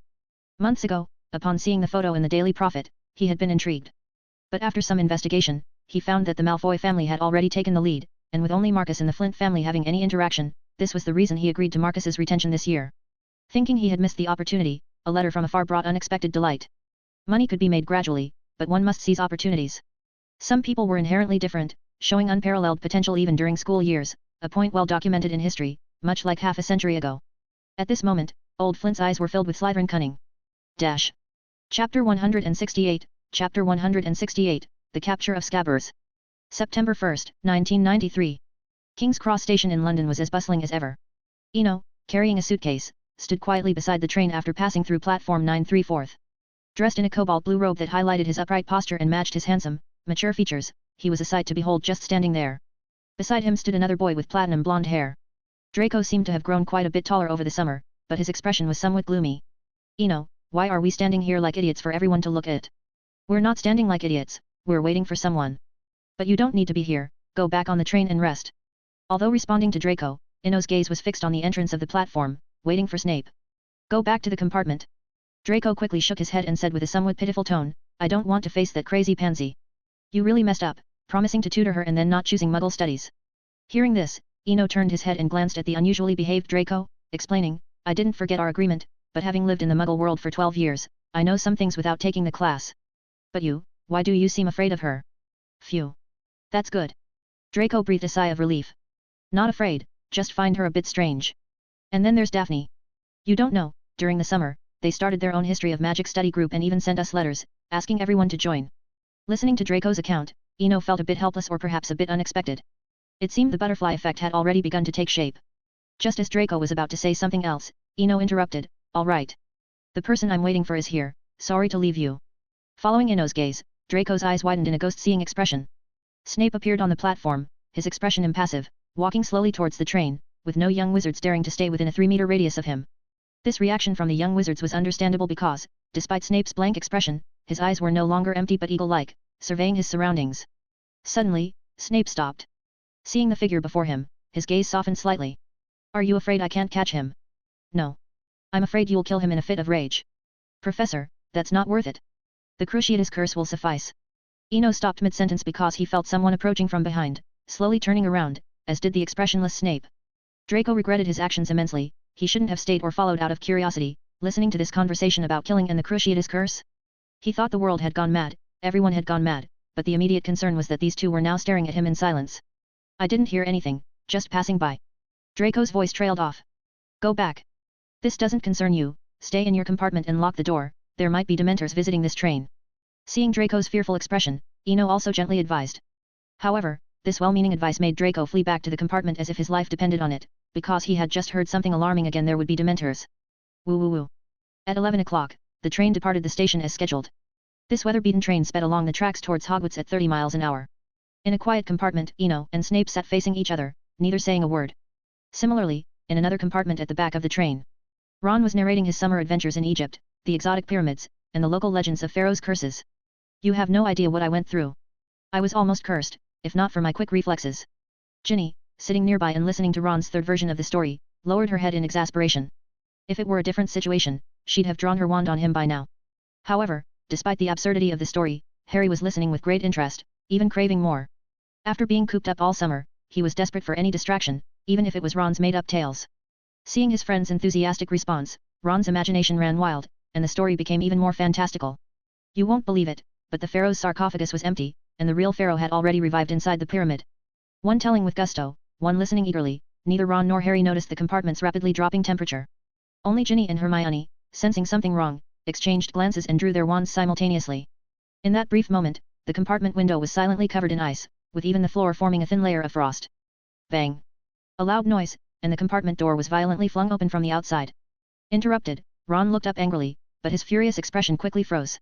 Merlin's beard, he thought it might be Malfoy causing trouble or a prank from George and Fred, but he never imagined Snape would kick in the door. Snape's sudden appearance caught everyone's attention, and at that moment, another familiar voice came from outside the compartment. Sorry to disturb you. But I need your cooperation for Professor Snape's inspection, I'll explain everything later. Eno poked his head in, apologetically looking at the people inside. He had to come along, given Snape's current state, it wasn't reassuring to leave him alone.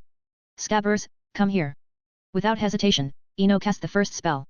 As he spoke, a fat, yellow rat flew out of Ron's pocket, struggling frantically mid-air but instantly froze in ice. Scabbers. Ron was visibly agitated seeing his pet captured, immediately trying to stand up. Petrificus totalis. Eno cast a second spell, immobilizing the overly emotional Ron. He had anticipated this scenario, otherwise, Ron could get hurt, and Snape would face consequences. Professor, it's all yours. Handing over the frozen rat, Snape turned without a word. Snape left swiftly, but Eno couldn't leave just yet. Looking at the varied expressions, he slowly took out a newspaper. Give me 5 minutes, just 5 minutes, then you can even duel Snape if you wish. Surveying the compartment, Eno's gaze settled on Ron. But hearing about dueling Snape, Ron seemed deflated, no longer struggling. Chapter 169, Chapter 169, The Hidden Past. In the small train compartment. Upon hearing that he might have to duel Snape with a wand, Ron suddenly ceased his violent struggles. Although he still occasionally twitched, expressing his unwillingness, it wasn't as intense as before. In truth, this wasn't a major issue, at least not in the eyes of the other three in the compartment. Hermione aside, Harry had, after previous divinations, developed a subconscious trust in Eno, and as for Ginny, the Tom Riddle's diary incident was only a year past. Seeing the tension in the compartment ease, Eno began to speak. This matter concerns the Dark Lord, or rather, it concerns Harry's parents. With just one sentence, Ron completely calmed down, even ceasing his mild struggles. Conversely, Harry's expression grew tense. Since entering Hogwarts, or rather, since stepping into Diagon Alley, all he had heard were praises. Yet, nothing about his parents was ever mentioned.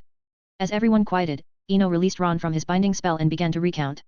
This story begins 30 years ago, during a new school year at Hogwarts. Among the new students were James Potter, Sirius Black, Lily Evans, and Severus Snape. Starting from the beginning, Eno did not intend to hide the stories of the Marauders. It was better than Harry hearing only bits and pieces and then confronting Snape with incomplete knowledge, claiming his father had saved him. 4 Gryffindors bonded over their shared interests, forming a group with a bold name, the Marauders. They engaged in numerous activities they considered pranks. As time passed, Eno reached the turning point and the climax of the early narrative, the public humiliation of Snape with the Levi Corpus spell. As the story progressed, Harry's expression became increasingly peculiar. He couldn't help but envision Malfoy, constantly flanked by cronies, strutting about. The only difference was that the Marauders seemed worse than Malfoy, who merely bullied Neville. But Harry's father and his friends led a classmate to a transformed werewolf. Thankfully, it hadn't ended in tragedy. At this moment, Harry understood why Snape always targeted him.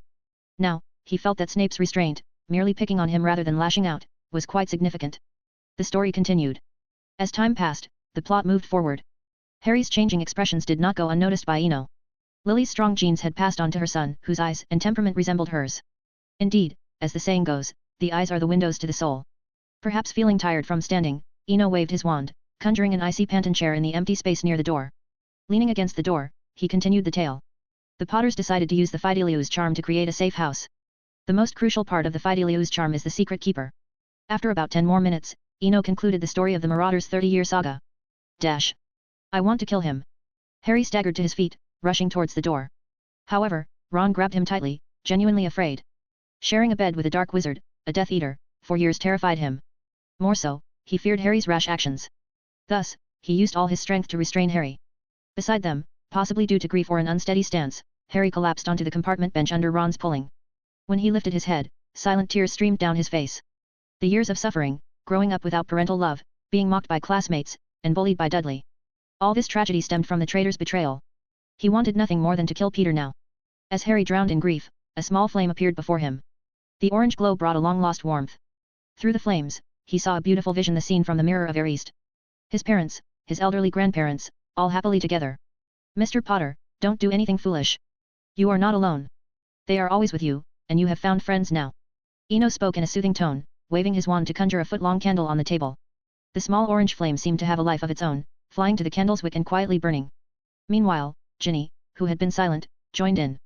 Harry, don't let hatred cloud your heart. You have friends, you have us. As for that traitor, don't worry, I won't let him get away with it. Under the orange candlelight, Ginny gazed into Harry's green eyes, her heart aching at the sight of his tear-streaked face. Feeling uncomfortable, Harry turned his head away. Next to him, Ron slowly released Harry, sensing the change in the atmosphere. The train continued to move leisurely through the fields. The scenery outside, like a series of moving paintings, displayed their unique beauty through the train's window frames. However, this fleeting beauty and the passing time were both ephemeral, soon replaced by the encroaching darkness outside. Eno quietly watched the compartment's main characters.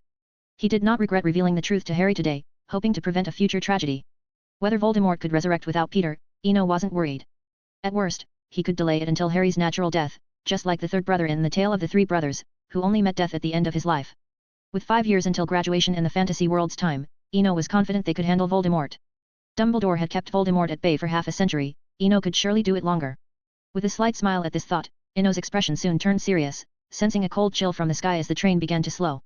Chapter 170, The Attack of the Dementors and the Change in Flames. Under the gloomy sky, dark clouds gathered like ink, obscuring the last ray of daylight. The air was filled with a damp and decaying odor, as if even the wind had ceased to move, leaving only the distant, muffled sound of thunder, making the silence even more oppressive. Suddenly, without warning, the train came to a halt, and the lights on the roof abruptly went out, plunging the entire train into darkness. Except for one compartment where someone had lit a candle in advance. The faint candlelight illuminated the small compartment. Have we arrived? Ron asked uncertainly. It should be a breakdown. Don't be fooled by the dark outside, it's actually only 5:30. Hermione raised her smooth wrist, revealing an exquisite lady's watch. As she spoke, a chilling coldness enveloped them from all directions, causing everyone to shiver involuntarily. Damn weather, it's only September. Ron tightened his robe around himself. At that moment, Eno drew his wand and slowly stood up. We got so caught up in talking, we almost forgot about them. Stay put in the compartment and don't let the candle go out. There are Dementors outside. With that, he opened the door and walked out. Hearing the mention of Dementors, Ron shuddered again, then pressed his face against the window to look outside. In the distant sky, a large number of floating figures appeared silently. They looked like ghosts stripped of all color, their forms blurry and twisted, drifting through the clouds. These figures appeared even more terrifying against the backdrop of the rainy sky. They hovered above the train like soul-reaping monsters, making one's blood run cold. It seemed Ron wasn't the only one looking outside. From an outside perspective, one could see that every window on the train had a small wizard pressed against it, all gazing out in fear. The entire train was in chaos. But the panic and noise were fleeting, as everyone felt an intense cold, as if all happiness and hope were slipping away. In this despair, even shouting and struggling seemed futile, and the carriage fell silent again. Eno, walking in the train's corridor, also felt the long-forgotten fear. It reminded him of his childhood in the orphanage during a winter flu outbreak when he was isolated in the storage room, a place the children called the death room. Lacking medicine, children with infectious diseases had only one option, to be locked in the storage room and wait for death. The storage room's walls were covered in various graffiti, small handprints, and twisted names. Over time, these markings had turned different colors, dark red or black purple. Being alone in the storage room, lying on the cold floor, waiting for death was an unbearable experience. Now, Eno realized he might have underestimated the Dementors. These creatures that fed on emotions seemed naturally designed to prey on wizards, as if they were deliberately created as their nemesis. However, in his thoughts, Eno hadn't noticed his own transformation. If there had been a mirror, he would have seen that his amber eyes had vanished, replaced by ice blue ones. As clear as the sky and as deep as the ocean, but devoid of any emotion. If compared, one would find these eyes more terrifying than Dementors. Dementors only devoured emotions and souls, leaving the body intact. But in the ice blue purity of Eno's eyes, there was no sign of life, as if they aimed to extinguish all life, sky, ocean, and land, all without exception. In this atmosphere of despair, Eno quietly gripped his wand. As he prepared to cast a spell, a faint light appeared behind him, making him turn his head. Hermione, holding a burning candle, was walking towards him, followed by the other three from the compartment, Harry and Ginny side by side, with Ron at the back. In the candlelight, Hermione's face looked more beautiful, embodying a combination of courage and trust. As he gazed at the burning flame, the ice blue in his eyes receded like a tide, as if melting away in the warmth of the fire. Incendio. Eno raised his wand, and a ball of fire emerged from its tip, reminiscent of his first arrival at Hogwarts when he lit a torch alone on a wet, dark path. In the glow of the fire, the surrounding darkness and despair seemed gently dispelled, bringing a sense of warmth and peace. He began to understand the ancient reverence for fire. Fire not only resisted the cold and kept beasts at bay but also provided solace, allowing people to find hope in despair. Holding the lit wand, Eno walked through the corridor like a lamplighter on a rainy night, bringing light to the young wizards in the compartments. Compartment by compartment, car by car. Where the fire passed, the young wizards seemed revitalized, and the compartments began to stir. As the first brave young wizard opened a compartment door, more doors followed, with frightened faces peeking out, curiously observing everything outside. Everyone saw an unforgettable scene. In their most desperate, helpless moment, someone walked through the darkness with a torch, bringing a glimmer of hope. Seeing the candlelight behind the torch, some quietly joined in: Draco, Pansy, Daphne, Percy, George, Fred, even second-year Colin. Some used fire-making spells, others used illumination spells, and some awkwardly transformed objects into candles, all following behind. The light grew brighter, the group grew larger. The train wasn't long, but it wasn't just a few carriages either. The young wizards gathered, silently advancing from the rear to the front. As they passed each carriage, the lights overhead flickered back on one by one. Eno, holding his wand, led the way but didn't notice the silent change in the flame at his wand's tip. It seemed only in the deepest despair could the most sincere and pure emotions arise. Everything seemed to be improving. But stories often don't end this way, for intense emotions are the most deadly poison to Dementors, yet also the most delicious delicacy. Moths to a flame, this phrase sometimes serves not only as a simile but also as a verb. One by one, the Dementors in the sky suddenly accelerated, swooping down towards the train below as if receiving some command. Chapter 171, Chapter 171, The Doe in the Night. The infinite cold, the infinite gloom, and the endless despair. Just moments ago, the Dementors had only been floating in the air, seemingly conducting a routine inspection, constrained by some rule, showing some restraint. But now, all restraint was gone, and countless Dementors were recklessly swooping down towards the train. Expecto Patronum. A calm voice suddenly rang out from a car ahead. A silver doe appeared quietly, stepping gracefully and spiritedly, charging alone towards the countless Dementors in the sky. Facing such overwhelming odds might seem foolish, but it was also a form of courage, a kind of inner resolve to persist even when success seems impossible. On the train, everyone gathered together, the extreme cold making the gathered light grow dim. The lights that had just come back on in the rear car flickered, seeming ready to go out at any moment. Eno looked around, seeing only anxious and tender faces. He felt somewhat helpless, as if he had caused more harm than good. The Dementors, who were supposed to stick to their routine checks according to the original story, were now out of control. Though Snape's patroness was fighting in the sky, it was clear to everyone that the situation was dire. Patronuses counter Dementors, but only when their strengths are matched. When the imbalance is too great, Dementors can overwhelm Patronuses. It's like how water can put out fire, but pouring water on a volcano without even the molten lava might simply vaporize the water due to the high temperatures. The standoff in the sky continued. Though the doe was doing its best to hold off the Dementors, some slipped past, heading towards the train. There were just too many of them. Expecto Patronum. Another calm voice called, but this time no patroness appeared, only a shield-like light manifested. Lupin, holding his wand, was ready to face death on his way to his teaching position. After all, he had heard the legend of the curse on the defense against the dark arts position during his school years. Eno was hesitant. This was not the Quidditch pitch at Hogwarts, without Dumbledore around. He faced two choices, risk using the final magic from his legacy, or retreat into the sanctuary. But since it all started because of him, hiding in the sanctuary was not an option. Though it might save a life, his conscience would never be at ease. While thinking, Dementors started crashing into Lupin's patroness, the second, the third, more and more Dementors approached the train, bringing waves of despair and resentment with them. A faint cry, like that of a newborn bird, echoed weak but far-reaching, spreading through the entire car. Especially at the front of the train, Snape relaxed completely upon hearing the cry. A blue ethereal flame quietly appeared next to Eno. It floated gracefully in the air, its dance seemingly reflecting a joyous mood. At the same time, Eno felt a connection with the flame in his mind, much like the absolute control he had over the Acromantula. The sense of despair in the car suddenly vanished. It wasn't that the Dementors had left or been purified, but rather the negative emotions had all been absorbed by the blue flame. After absorbing the negative emotions in the car, the flame seemed still unsatisfied, transforming into a blue streak, shooting towards the countless Dementors in the sky. Some things in this world counteract each other, like Dementors and Patronuses. But some things overpower others, like the azure flame. In the sky, the same scene played out again. The small flame charged at the Dementors as if discovering a delicious delicacy. The appearance of the blue flame caused the Dementors to flee in panic, as if encountering a natural enemy.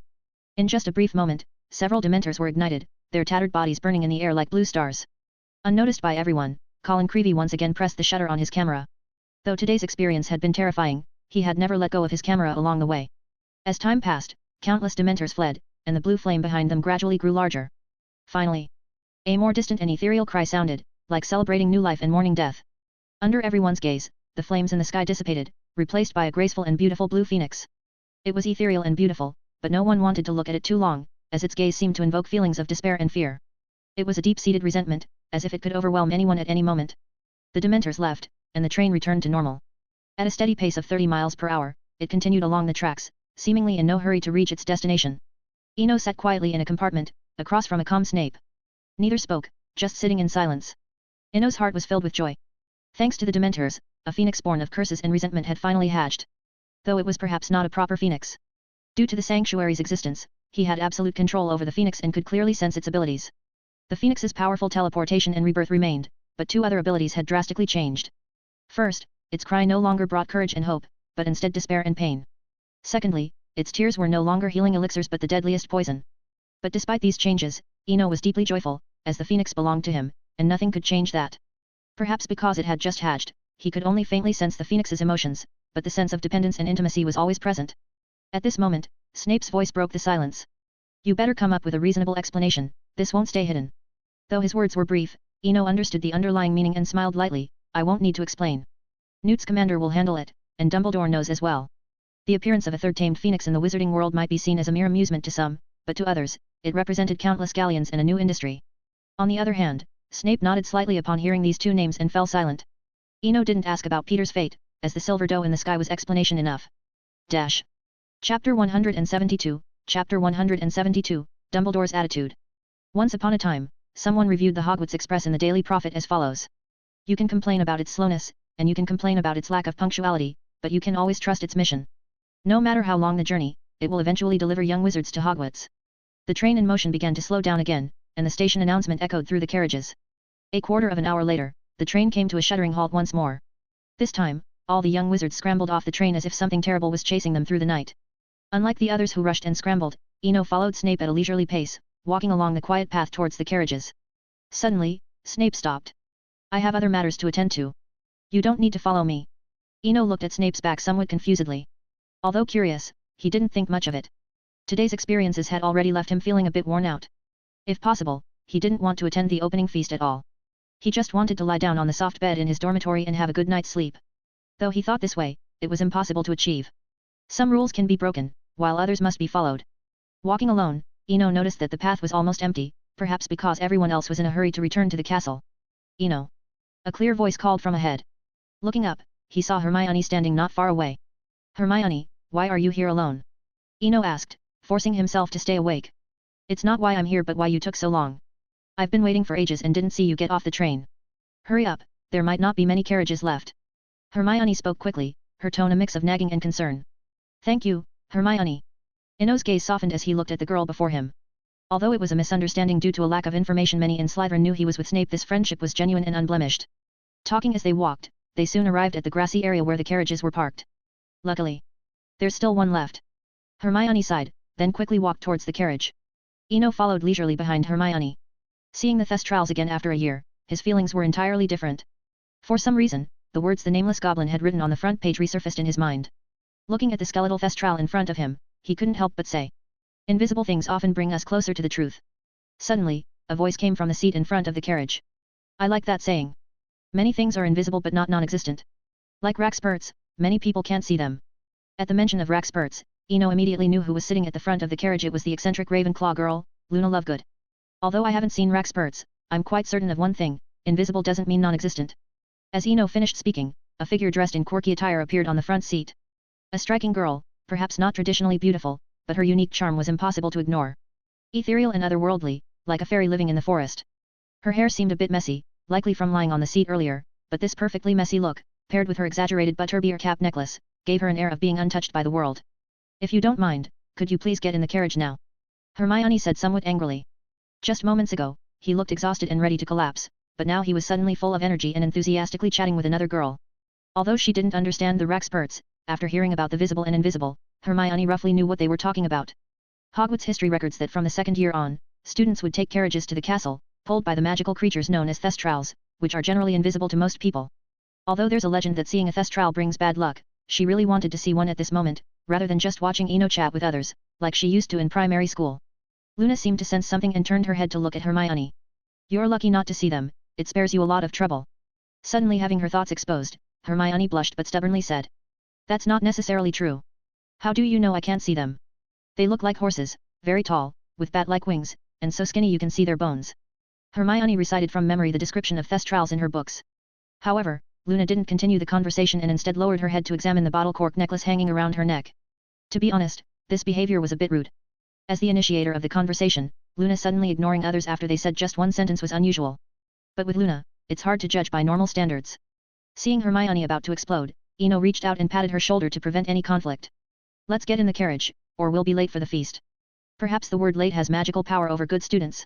Hermione suddenly became obedient and quietly got into the carriage. Seeing that no one else would be getting in, the Thestral slowly began moving towards the castle. The carriage traveled along the quiet path, with no sound except for the rolling of the wheels. Thinking it would remain silent like this, Luna's ethereal voice came from outside the carriage. Do you believe in Raxperts? They are invisible creatures that fly into people's ears and mess up their minds. But strangely, there don't seem to be any around you, they seem to fear you. Unlike before, when he would laugh off such stories, Ino seriously pondered this time. Regarding the fear Luna mentioned, he thought of a reason. After all, the mirror of East, which could peek into minds, had been sealed in ice. If there truly were creatures that could disrupt thoughts, they would not dare approach him. But what intrigued him most was the nature of the Raxperts. Were they biological, spiritual, or just an emotion? Too much was unknown, so he chose the most conservative answer. I'm sorry, but as I said, I've never seen Raxperts, so I can't say whether I believe in them or not. If you have seen them, then they probably exist. Even if only you can see them, existence is existence. After Ino spoke, the carriage fell into silence once more. Hermione chuckled, seeing him receive the same treatment. However, thank you. Even though you didn't blindly believe, you didn't dismiss it without thought. This is a significant breakthrough. I must write to my father because there's another person who's close to believing. Hearing Luna's voice from outside the carriage, Hermione's smile froze. Oh, by the way. If you really want to see Raxperts, the girl next to you is surrounded by many right now. Many? Hearing this, Ino couldn't help but turn to look at Hermione. Honestly, he wanted to examine her with a lamp. But seeing her eyes, he gave up the idea. There was a complex expression in her eyes, some grievance, some anger, like a cat with its fur standing on end. Ino smiled apologetically and gave her a reassuring look. Checking Hermione was impossible, but he could examine Draco when they returned to the dormitory later. The carriage moved slowly and soon arrived outside the castle. Fortunately, the feast had not yet begun, and the great hall was slightly noisy. As Ino entered the hall, he noticed that it suddenly fell silent. It was a true silence, with everyone stopping their chatter and turning to look at him. In darkness and fear, the first person to light a flame is always remembered. For Ino, this was a familiar scene. He silently raised his arm and waved in the air, then gave a brilliant smile. Clap. Clap clap. Someone started clapping, and soon everyone joined in, the atmosphere in the great hall becoming lively. Even George and Fred stood on their seats, holding a small burning torch. It seemed to be their new concept product, although hastily made with Transfiguration, the torch burned with a blue flame. Perhaps because it wasn't time for the feast yet, even the strict Professor McGonagall didn't stop the students' antics. Moreover, she had heard about what happened on the train. Letting the students have fun could help them quickly move past the fear brought by the Dementors. Professor McGonagall always believed that school rules were important, but when it came to students' safety and well-being, rules became insignificant. Similarly, Dumbledore, sitting at the head table, also watched the scene with a smile. It seemed like fate, the blue torch George held aligned perfectly with Eno. However, the head table was quite far from the entrance of the Great Hall, so from Dumbledore's perspective, Eno appeared to stand within the blue flame. This image felt familiar to him. Then he thought of another thing, from blue flames, a phoenix is born. Unconsciously, Dumbledore also gently clapped his hands. After a moment, the applause gradually subsided. Eno waved his hand again and quietly walked to the Slytherin table. From start to finish, he hadn't said a word, not because he had nothing to say, but because he couldn't. Speaking before the headmaster and professors at the opening feast? That wasn't just impolite, it would be seen as a sign of disrespect and usurping the host's role. Meanwhile, Dumbledore slowly stood up, which seemed to be a signal. Professor McGonagall also headed towards the front hall, where a group of first-year students awaited sorting. The sorting ceremony for the first-year students began. Watching the nervous first-years, who looked like little quails, everyone smiled knowingly, even the second-year students. Happiness is contagious. When everyone in the hall was joyful, the new students in the center also began to relax. Likewise, the fear from encountering the Dementors earlier gradually dissipated in such a cheerful atmosphere. Chapter 173, Chapter 173, The Commotion of the New School Year and the Serpents Shedding in the Chamber. The sorting ceremony ended quickly. As the last new student walked down the steps, the Great Hall erupted into enthusiastic applause, as everyone could hardly wait to enjoy dinner. However, at that moment, Dumbledore stood up and approached the front of the hall. He surveyed each student in the Great Hall and began his welcome speech. Before you indulge in the delicious feast and your minds become muddled, there is something very important I need to remind you of. Today, Hogwarts has welcomed some Dementors from Azkaban. They were sent by the Ministry of Magic on official business, which you likely already know, as they searched the Hogwarts Express. As Dumbledore's words fell, a buzz of conversation arose. But soon, the hall gradually quieted down, as everyone noticed the unprecedented seriousness in Dumbledore's demeanor. Faced with the solemn Dumbledore, not even the Minister of Magic could remain calm, let alone the young wizards below. So, rest assured. Someone will be held accountable for this incident, regardless of whose decision it was. Someone will pay the price, without a doubt. Dumbledore spoke slowly, but each word was powerful and resonant. The Dementors had run amok and blatantly attacked the train. That was the school train, carrying all the students of Hogwarts. For the first time in many years, Dumbledore felt a surge of anger. The Great Hall fell silent, with many young wizards frightened by Dumbledore's stern expression. Perhaps noticing his own heavy tone, Dumbledore's brow relaxed slightly, and he revealed a faint smile. All right, that's all I needed to remind you of. Now, let's move on to a more pleasant topic.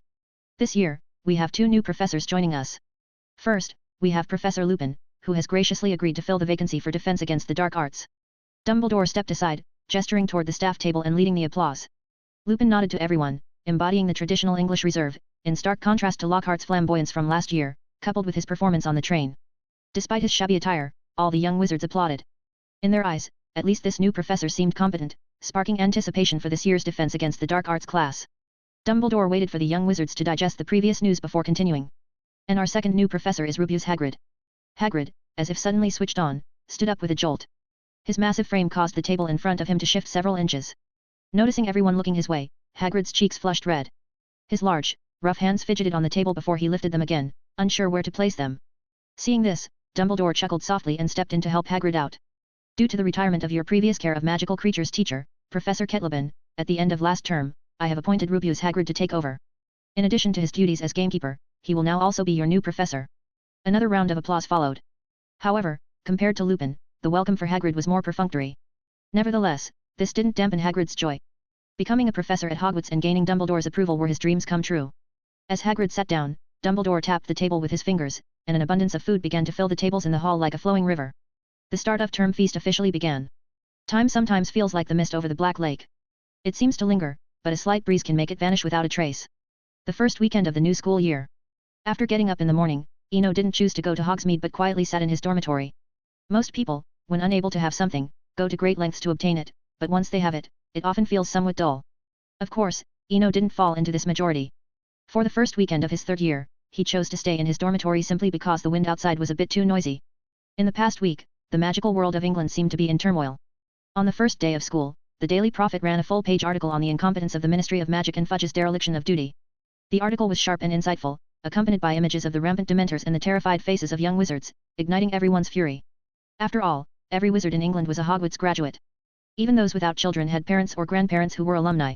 Dementors blatantly attacking the train-carrying students touched a raw nerve for everyone. However, Fudge, being an experienced minister, was quick to respond. Without any excuses, he immediately appeared to admit his mistakes and swiftly appointed a scapegoat, Gawain Roberts, head of the Aura office. This high-ranking official instantly drew 60% of the fire. The remaining 40%, Fudge deftly redirected by featuring a photo on the front page of the next day's paper, a blue phoenix in the night sky, with young wizards on the train holding their wands, lights converging to illuminate the dark carriage. In the following days, the Daily Prophet's coverage became quite interesting. It resembled a turn-based game, one day of attack, one day of defense. It was just one newspaper, yet it gave off two entirely different vibes. But this couldn't be blamed on the Daily Prophet. After all, they had no autonomy, serving merely as a battleground for two opposing forces. In this smokeless battle, there were only two winners, one overt, one covert. Eno gained public acclaim, while Colin reaped hidden benefits, as all the photos came from his camera. Reliable sources suggested that Colin had already been offered a position as a special correspondent, ensuring a job at the Daily Prophet after graduation. A special correspondent, a highly respectable position. For a muggle-born wizard like Colin, the future seemed promising. However, these changes were insignificant in the grand scheme. After a week of back and forth between the two forces, whether due to Dumbledore's influence or the widespread outrage, the final result was Fudge's defeat. Not only were all Dementors around the castle withdrawn, replaced by Aurors and hit wizards, but many key positions in Fudge's faction were also relinquished. Yet, thanks to the week's delay, Fudge managed to retain his ministerial position. Eno remained uninterested in the external chaos. After putting down today's newspaper, in the quiet dormitory, a blue light suddenly flashed. On the previously empty table, there now lay a 5-foot-long, slightly damaged and irregular piece of leather. Finally found it. Seeing the leather, Eno immediately recognized its source, the shed skin of the basilisk from the Chamber of Secrets. Ever since the start of term feast, he had sent his phoenix to search for the chamber through the pipes in the bathroom. Perhaps due to being born of chaotic and negative emotions, his phoenix's mind was not very sharp. Though it could execute commands perfectly, it lacked the ability to communicate and could only express its emotions superficially. To use an inappropriate analogy, if Fox was a border collie, his phoenix was like a husky, energetic yet somewhat dim-witted. Of course, this was just Eno's perception. In others' eyes, Dumbledore had made a clear request after seeing it: avoid letting this blue phoenix appear before any young wizard. Seeing the old headmaster's serious expression, Eno understood the gravity of the matter. What he saw as a foolish husky, others might see differently. After a brief contemplation, Eno turned his attention back to the present, looking at the basilisk skin. He decisively picked up his wand. Diffindo. A red beam shot from the wand, striking the skin, accompanied by a sharp cutting sound. Despite not withstanding the magical attack, Eno's face lit up with joy. Even an old, unknown piece of basilisk skin still had considerable defensive properties, proving it to be a rare magical material. Having confirmed the location, the rest was easy. Fid. Eno, wearing thick goggles, softly called out into the air. Fid was the name he gave his phoenix, meaning to fade and die a fitting name.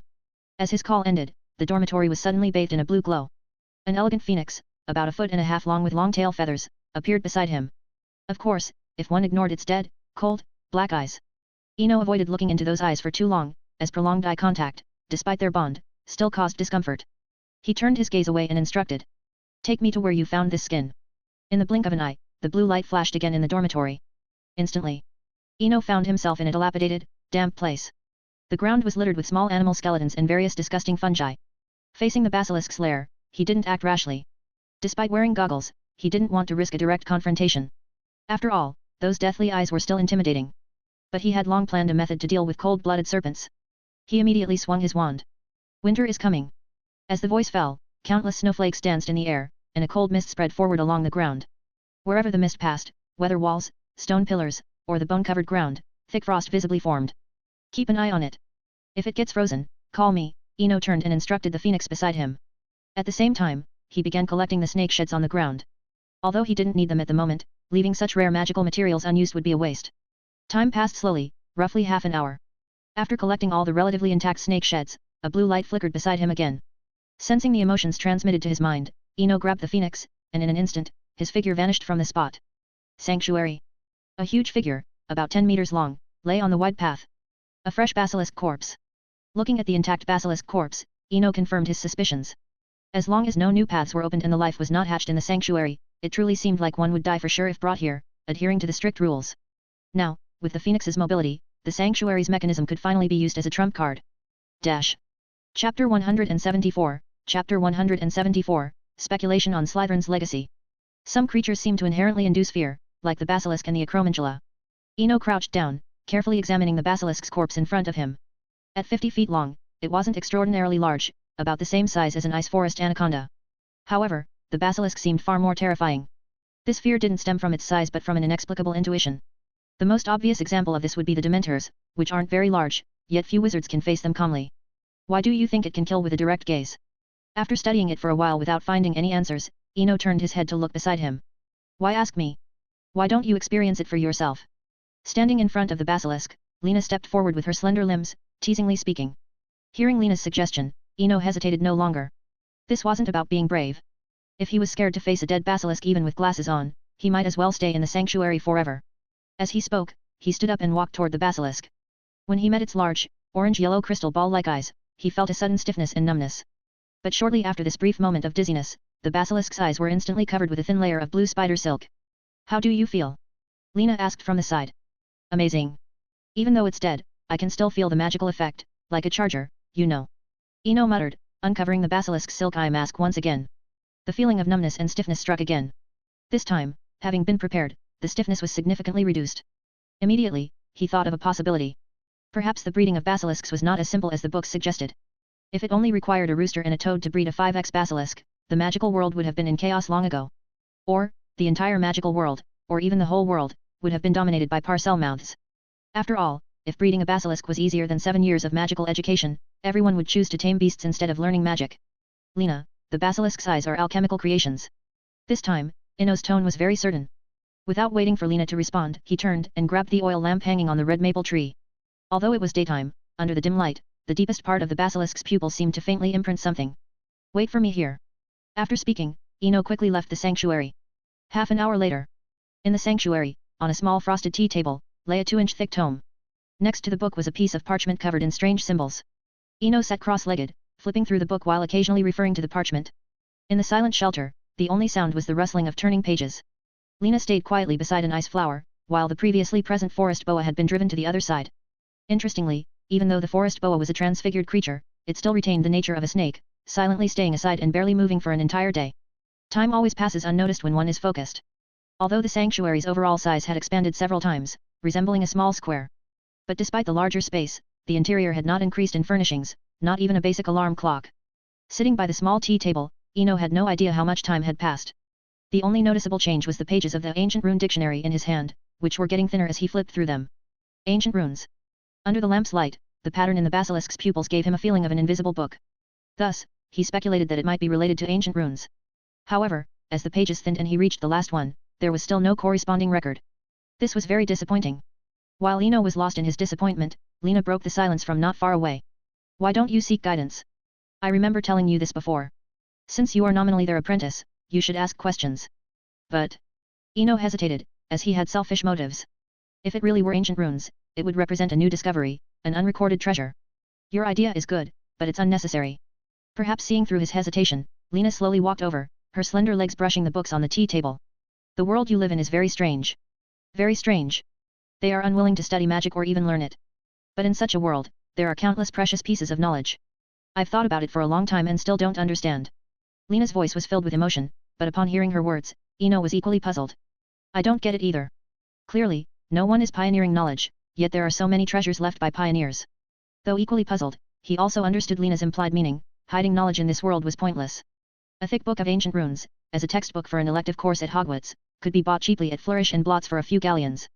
Yet, it still sat on the shelves, gathering dust. Meanwhile, Lockhart's novels remained prominently displayed, even though he was imprisoned in Azkaban, his books were still on the shelves. I've been overthinking. Eno sighed.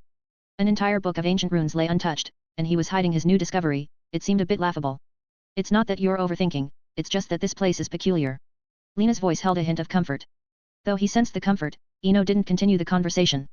After all, he and Lena were both outsiders, and their understanding of the magical world was limited to old stories.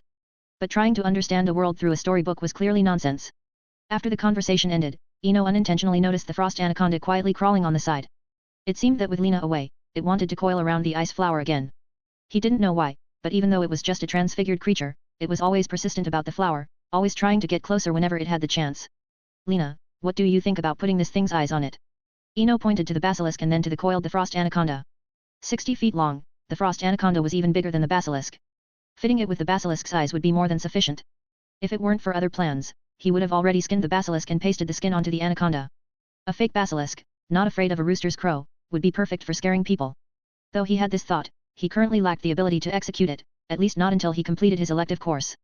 Although the process was simple, replacing eyes wasn't like making a snowman, where you could just bury something in a snow pit and call it done. For such a rare basilisk, more preparation was needed. Moreover, this basilisk was bred by Salazar Slytherin. He had a feeling that this basilisk might be Slytherin's legacy, or at least part of it. Especially after discovering the ancient rune-like pattern in the basilisk's pupils, this feeling grew stronger. Some things being invisible didn't mean they didn't exist. In the Slytherin dormitory. After finding nothing in the research, Eno asked Fidey to take him back to the dormitory. Lazily lying on the bed, he glanced at the clock on the shelf. It was 3:30 in the afternoon. From getting up in the morning to kill the basilisk until now, he had spent 6 or 7 hours in the sanctuary without realizing it. Just as he was about to take a belated nap, he remembered one more thing: he needed to report the basilisk to Dumbledore. Fidey. Take the skin on the ground to the old man with the white beard upstairs. Eno instructed the heir. He didn't mention the name because the silly phoenix still couldn't remember names. Only with position and appearance descriptions could it barely manage to deliver packages. Facing such a shortcoming, he had no solution. Given that it could take a week to find a basilisk even with an accurate entrance, expecting more was unrealistic. If it were Fox, with a clear entrance, it probably wouldn't take more than a quarter of an hour to locate the basilisk precisely. But as the saying goes, no matter how good someone else's is, it's still someone else's. Though Fidey wasn't very smart, he enjoyed the fun of training a pet. All things considered, there were gains and losses. After assigning the task to the phoenix, Eno finally let down the bed curtain. Enjoying the leisurely afternoon of the weekend. At the same time, compared to the castle's tranquility, Hogsmeade was bustling with activity. Every year, on the first weekend after school starts, Hogsmeade always sees genuine excitement. Especially for third-year students who have just started, hardly anyone misses the first weekend's outing. As one of the most iconic shops on the street, Madame Rosmerta's Three Broomsticks was somewhat quiet. However, Madame Rosmerta was used to this. Compared to places like Zonko's Joke Shop and Honeyduke's, a bar that only served food seemed a bit dull. It was normal for it to be empty. But running a bar meant she didn't plan to earn students' money. After delivering 5 bottles of butterbeer to the red-haired student, she quietly returned to the bar. In a corner of the bar, Ron opened a cold butterbeer, took a few sips, and sighed in satisfaction. Next to him sat 3 others, Harry, Ginny, and Hermione. Harry. It's okay. My dad is already in contact with Professor Dumbledore, and will probably know soon. Ron said, occasionally glancing at the fireplace. Thank you, Ron. Harry replied absent-mindedly. Although he seemed indifferent, his hands gripped the invisibility cloak tightly. Ginny noticed this but uncharacteristically didn't offer comfort. She knew well that nothing she said would help, so she just stayed quietly with Harry, waiting with him. Chapter 175, Chapter 175, Snape's Compromise.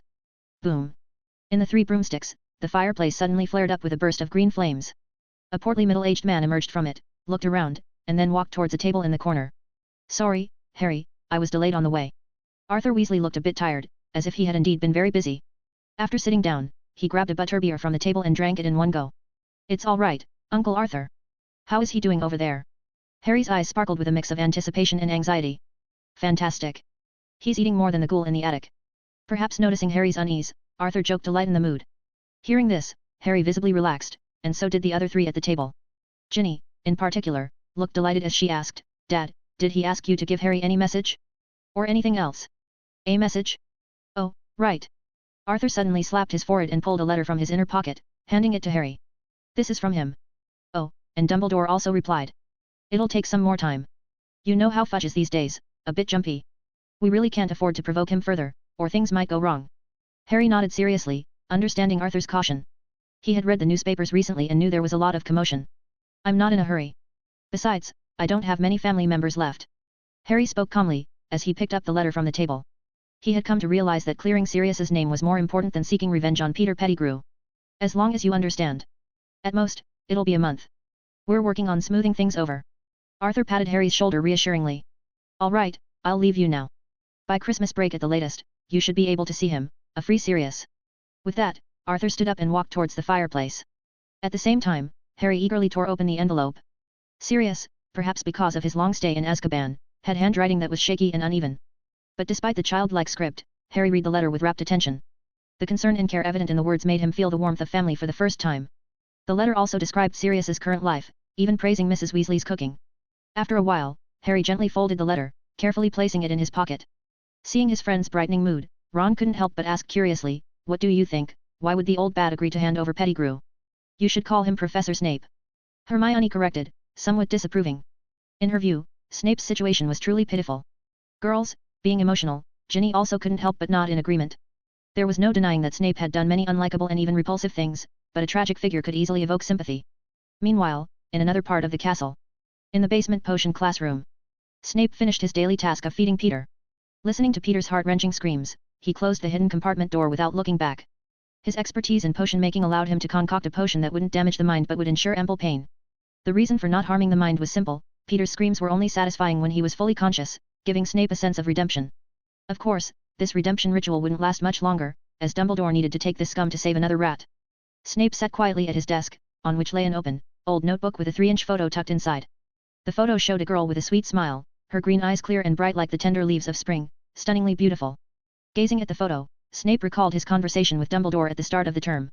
Lily's protective magic requires a bond of family, but Harry hasn't felt much familial love in his aunt's house. Knowing it was a plea, Snape had to compromise. The dark mark had not faded, and no one understood what that meant better than he did. Simultaneously, Hogsmeade, after a day of hustle and bustle, had settled into its evening tranquility. Students in groups of 3s and 5s were laughing as they returned to the castle. At the gate, Filch stood ready with an oil lamp, looking like he was gearing up for a major inspection. However, facing the large number of students in the first week, Filch would only focus on those known for causing trouble. Today, though, he found a new target. A Slytherin boy shivered as Filch approached, a clear sign not to be ignored. As Filch drew closer, Draco grew increasingly nervous. It wasn't because he had contraband but simply because the sight of Filch with his lamp made him anxious. Hard to imagine, on the first day of school, Eno had looked like a dark wizard, one hand holding an ancient oil lamp and the other a wand, pointing and mumbling strange words like gnarled fly. As Draco recalled, Filch had already reached him. Open it. Routine inspection. The castle grants me this authority. A few minutes later. Filch looked complexly at the student before him. He really wanted to yell at him for just buying candies and acting so scared. But considering it might be a tactic, Filch scrutinized the students behind him even more. As Filch conducted his thorough inspection, night fell over the castle. Draco, holding a brown paper bag, gently pushed open the dormitory door. Eno. I got some candies, just bought them. Thanks. Be there in a moment. Responding to Draco's invitation, Eno continued watering the remaining 2 pots with his wand. On the shelf were 4 potted plants, 1 with lush foliage from the berries Narnia brought, and 3 bare pots containing the magical beans the Grimm brothers had given him. Though they hadn't sprouted since planting, the harvest festival at the end of September was approaching. As seeds blessed by the harvest goddess in the story, according to fairy tale logic, there should be some change by the first harvest festival after planting. Though thinking, Eno didn't delay his task.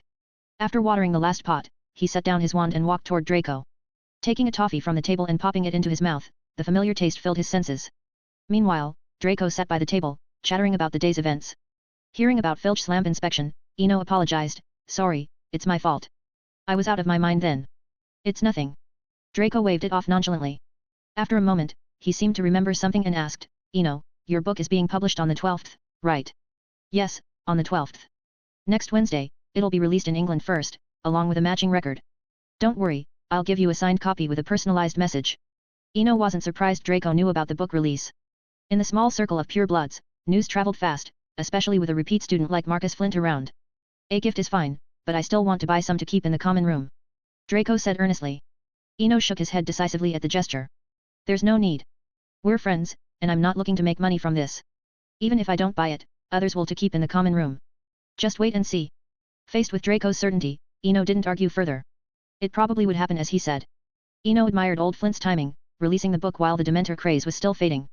In such a climate, at the very least, Hogwarts alone would consume several hundred to 1,000 copies. The only upside was the pricing. Unlike Gilderoy Lockhart's money-grabbing, old Flint seemed to understand the purpose of the publication through Newt. The overall price was just 11 sickles, breaking even with the record, making it a labor of love. Eno quietly noted the favor, planning to repay it with a new business opportunity.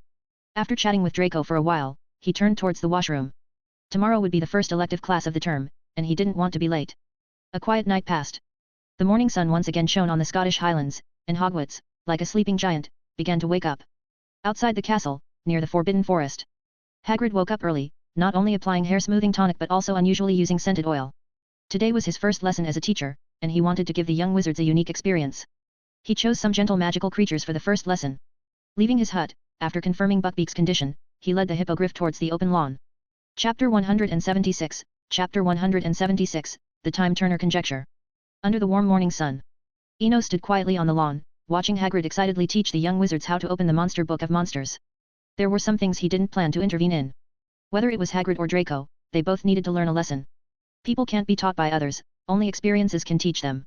Only by experiencing things personally can they avoid making mistakes next time and realize that not everything will always turn out fine. Hagrid's lesson continued. Looking at the simple-minded professor, Draco couldn't help but think of Goyle, and thus he wore an expression of disdain throughout. Despite his disdain, Draco followed the instructions and managed to open the Monster Book of Monsters. Probably because Hagrid's explanation was so detailed, Draco felt that if he didn't follow through, others might think he was lacking in intelligence. But to Hagrid, this was seen as a successful teaching outcome. Once all the students had successfully opened their books, Hagrid nodded with satisfaction and his loud voice echoed in everyone's ears. All right, now the real lesson begins. You all stay here and don't move. I'm going to bring the magical creature over. I'm sure you'll love these little darlings. With that, Hagrid strode towards the Forbidden Forest, leaving his hunting dog Fang behind, seemingly to guard the students. Who knows what that big oaf will bring out? If you ask me, he should just stick to being the gamekeeper. Hogwarts has really gone downhill, letting anyone become a professor. Draco sneered, his words dripping with sarcasm. Malfoy. Harry was furious and was about to argue with Draco when Ron held him back firmly. Let it go, Harry. Ignore him. This is Hagrid's first class.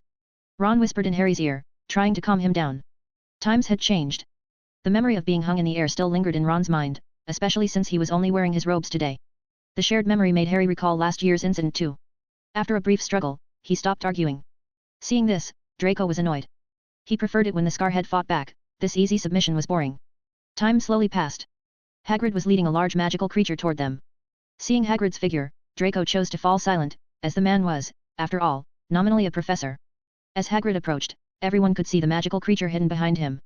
It was a bizarre-looking creature with the head and wings of an eagle but the body of a horse, looking like a monster made from the parts of two different animals. A 3x hippogriff, Hagrid has gone mad. In the Gryffindor group, Hermione couldn't help but exclaim. When did you get here? Harry and Ron turned around simultaneously, surprised. Eno also noticed this scene. Hermione seemed to have appeared out of nowhere. He was sure she hadn't been there with the Gryffindor group earlier. He initially thought it was a butterfly effect, that Hermione didn't choose 12 subjects, but now it seemed. Thinking of this, he quietly looked at Hermione's neck. Sure enough, hanging below her fair neck was a delicate pendant. The most mysterious item in the whole story. Eno murmured to himself. From any angle, he always thought the Time Turner was an existence that transcended dimensions, or rather, it shouldn't exist at all. Playing with fate will eventually lead to being played by fate. The price for stealing time might not just be accelerated aging. Though he thought this way, he was considering another possibility at the moment. If the Time Turner accelerated time consumption, could it directly benefit the Sanctuary, opening the next fantasy journey in a short time? Eno fell into deep thought but forgot to retract his gaze. In the Gryffindor group, Hermione had already lowered her head and stopped talking. She had noticed Eno's gaze from the beginning. But she hadn't expected him to stare at her so openly. Although she felt a bit shy, a strange kind of joy also crept in. However, when some rejoice, others suffer. In the Slytherin group, Pansy couldn't stand it anymore. She couldn't understand why Eno was staring. They were all wearing the same black robes, nothing worth looking at. Humph. A muffled hum sounded in Eno's ear, and he turned around in surprise. Are you all right? I'm fine, just a bit of a sore throat. Pansy looked away uncomfortably. Her disingenuous response made Draco stifle a laugh, and Daphne nearly burst out laughing. At the same time, feeling the gaze disappear, Hermione looked up. She was no longer shy. She calmly scrutinized the black-haired girl opposite her, and Pansy didn't avoid her gaze either. Their eyes met, but the large figure of Buckbeak blocked their view. Quick, hurry up. Hagrid tightly held the end of the chain, urging loudly. The hippogriff's eyes were special, a strange orange color, making it look wild and unruly. Just its appearance made the young wizard step back a few paces, looking at the creature in fear. Seeing this, Eno shook his head helplessly. He had to admit, he admired Hagrid's courage. Facing third-year wizards, he dared to bring a 3x magical creature. Perhaps the only one to benefit from this class was Hagrid himself. Truly, one learns from experience. At the same time, Hagrid tied the hippogriff to the fence and then turned to face the students. I bet you haven't seen this creature before. It's a hippogriff. If you want a closer look, feel free to come closer. Hagrid introduced with great enthusiasm, patting his chest and assuring them. Don't worry, it's generally not dangerous. I mean, as long as you don't anger it, so make sure not to provoke it. Hagrid's so-called assurance was met with skeptical looks from the students. They initially thought the hippogriffs just looked scary, but now it seemed they could actually cause harm. Seeing the scene turn cold, Hagrid was at a loss, things not going as he had planned. See, Buckbeak is very docile. Hagrid's huge hand gently patted the hippogriff. The creature, seemingly unable to bear the force, clawed at the ground, leaving deep scratches. This operation made the students step back again. Hagrid looked around in confusion. Suddenly, he seemed to find a savior and looked at the Gryffindor group. Harry. Some say fate is hard to change. But in fact, some things are really destined, like Hagrid, like Draco. Their personalities mean they are bound to encounter certain things. Delays or advancements don't matter, what is destined will happen. Just as the hippogriff's claws were about to reach Draco, Eno quietly waved his wand. Prodigo. The sharp claws of Buckbeak struck the invisible shield charm, not only making a harsh sound but even sparking. From Draco's fall to Buckbeak's attack, it all happened in an instant. This sudden change not only frightened Draco but also left Hagrid standing there in shock. The first Care of Magical Creatures class for the third years ended abruptly. After class, Eno stayed behind for a moment. He now planned to talk to Hagrid about the Acromantulas. A person who could breed new species through hybrid technology might really have a way to improve the Acromantulas. After all, these spiders were quite fragile. They might be useful as jungle assassins occasionally. But in a frontal confrontation, they might not even withstand an attack from the wargs of Middle-earth. Chapter 177, Chapter 177, The Agreement with Hagrid. The Care of Magical Creatures class had ended. In a sense, it was a very unsuccessful lesson. All the departing students had expressions of fear on their faces. At this moment, Hagrid probably knew that he had messed up, not only disappointing Dumbledore's trust but also almost causing a student to get hurt. Just as he was feeling remorseful, a voice came from behind him. "Excuse me, Professor. Could I trouble you for a few minutes?" Hagrid turned around dejectedly and found it was the student who had previously prevented the accident. "Oh, sorry. Sorry. I forgot to give you points. It's really thanks to you, it was just a tiny bit away, but now the class is over, and I can't give points." As he spoke, Hagrid's voice grew quieter. To be honest, sometimes Hagrid's simplicity really made people feel fond of him. "Professor, I'm not here to ask for points, I'm just here to ask some questions," Eno said with a light smile, explaining his purpose. "No need to call me Professor. Because I messed everything up, a complete mess. Just call me Hagrid, and feel free to ask any questions you have." Though he was hanging his head and looking very unhappy, Hagrid still fulfilled his duty as a professor by answering a student's questions. Seeing that Hagrid seemed a bit out of sorts, Eno got straight to the point. "Hagrid, I've been raising a colony of Acromantulas." Before he could finish speaking, Hagrid sharply raised his huge head, looking somewhat frightened. "Acromantulas? Quick! Throw them into the Forbidden Forest, listen to me. You can't keep those in the castle, you'll be expelled. Professor Dumbledore knows about this," Eno said with a smile. With just one sentence, Hagrid visibly calmed down. After a while, he struggled to say, how about you bring them to me, and I'll take care of them for you? You can come to see them at my place on weekends. Keeping them in the castle will cause trouble. I have a suitcase similar to Mr. Commander's," Eno said, his tone unchanged. Well, Hagrid fell into a silent contemplation. Not only was he speechless, but he also seemed a bit aggrieved. This situation was within Eno's expectations. After a pause, he continued. "Don't you want to see them? Besides, I've raised many of them, and they all live in the suitcase." Half an hour later. On an open grassy area at the edge of the Forbidden Forest, surrounded by lush shrubs. In the center of the grass, there was an open suitcase, and beside the suitcase stood an elegant blue phoenix. Inside the suitcase, in a vast extension charm space. Hagrid looked somewhat stunned at the scene before him. The vast space, filled with countless Acromantulas of varying sizes, was impressive. Of course, this was nothing new to Hagrid, as he had seen Aragog leading his descendants on a migration. But what truly shocked him was the style of the place. Since when did Acromantulas understand architecture? They had even built a castle out of webs. Yes, a castle. In appearance and shape, it looked like a castle specially designed for Acromantulas. At this moment, sensing visitors, hundreds of Acromantulas lined up in 2 rows, standing quietly like soldiers awaiting inspection. Merlin's socks. How did you do this? This extraordinary sight left Hagrid momentarily bewildered. Maybe it's a kind of talent. Eno didn't explain much, simply attributing it to the catch-all explanation of talent. In the magical world, whenever something couldn't be explained, attributing it to talent usually made everything fall into place. Sure enough, after hearing it was a talent, Hagrid didn't continue to ask, instead, he turned around with a troubled expression. "In terms of raising Acromantulas, you're better at it than I am. Really? There's probably nothing I can help you with." Faced with Hagrid's honesty, Eno shook his head. "Don't you think they're too fragile? I mean, this species is somewhat capable in the jungle, but once on the plains, they become nothing but living targets." Calling 5x Acromantulas fragile might sound like a joke to someone else. However, after hearing this, Hagrid seriously considered it. They are indeed a bit fragile. On the plains, Buckbeak alone could kill several Acromantulas. After hearing Hagrid's confirmation, Eno shared his true thoughts. "So why don't we try to make them stronger? The biggest flaw of Acromantulas is their overly slender legs. If we can improve their legs, we might be able to breed a new species capable of living on the plains." A new species? Hagrid carefully considered this term. On the lawn outside the castle, Hagrid was happily holding a silk cocoon the size of a wash basin, which contained some young Acromantulas. "Eno, why don't you come to my hut for a chat? If you don't have classes this afternoon."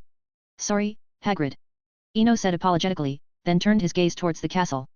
I do have classes this afternoon, and I need to go to the library later to look up some information. But don't worry, I'll come to see you when I have time. If you need anything, just let someone bring me a message.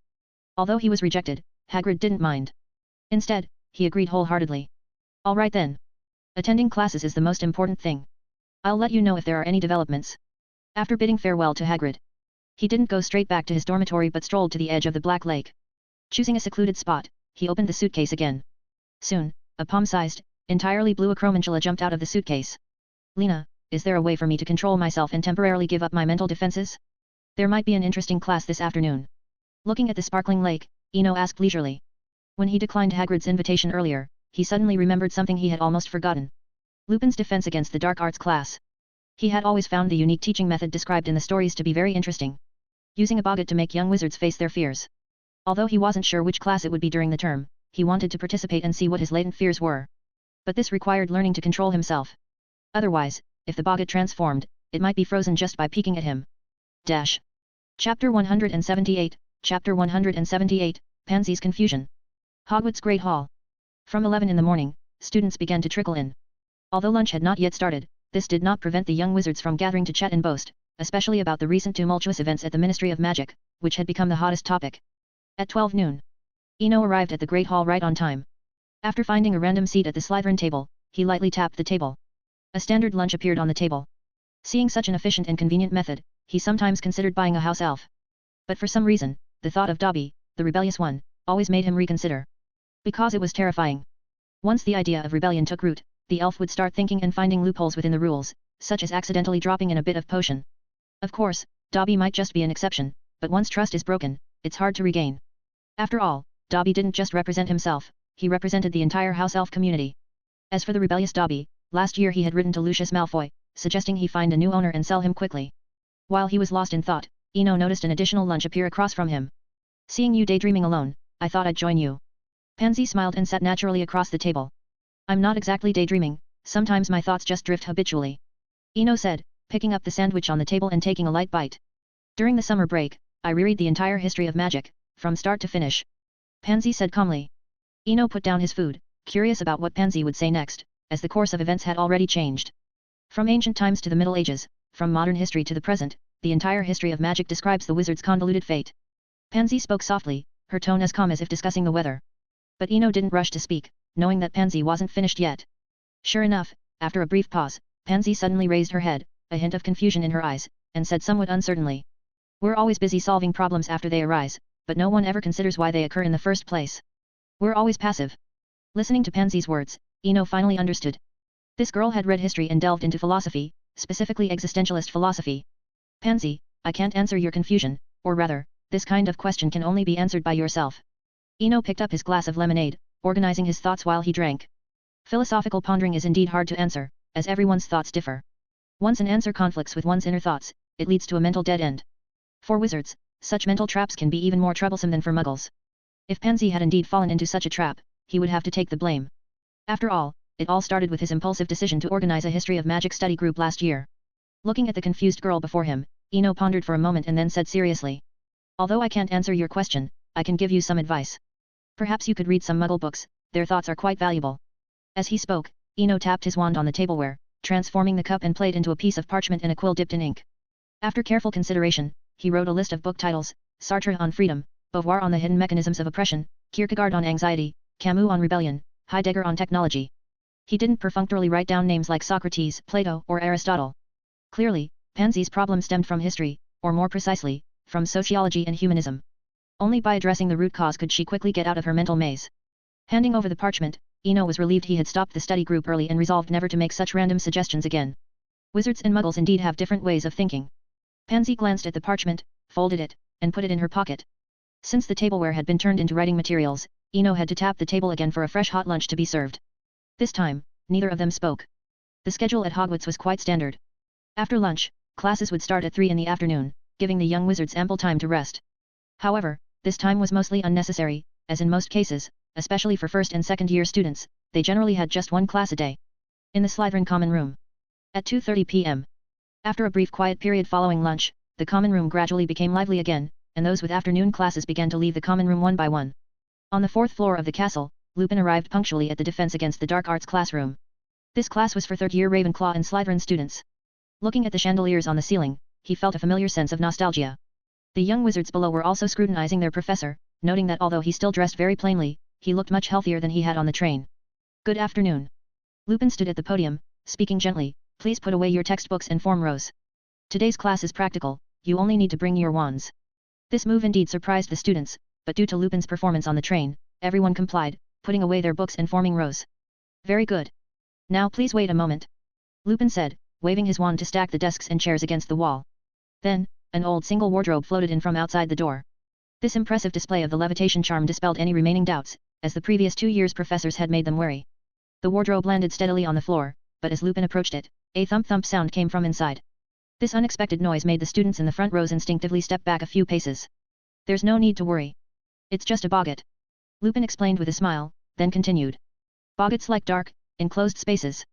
Wardrobes, the gaps under beds, cupboards under sinks. I even found one living in a grandfather clock once. Now, the first question we must ask ourselves is, what is a boggart? Professor Lupin looked around the room. Eno calmly watched the wardrobe, not intending to draw attention. At this moment, he was pondering what his subconscious fears might be.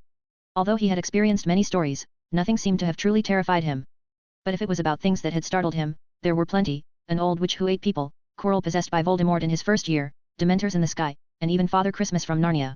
Chapter 179, Chapter 179, Eno's Fear.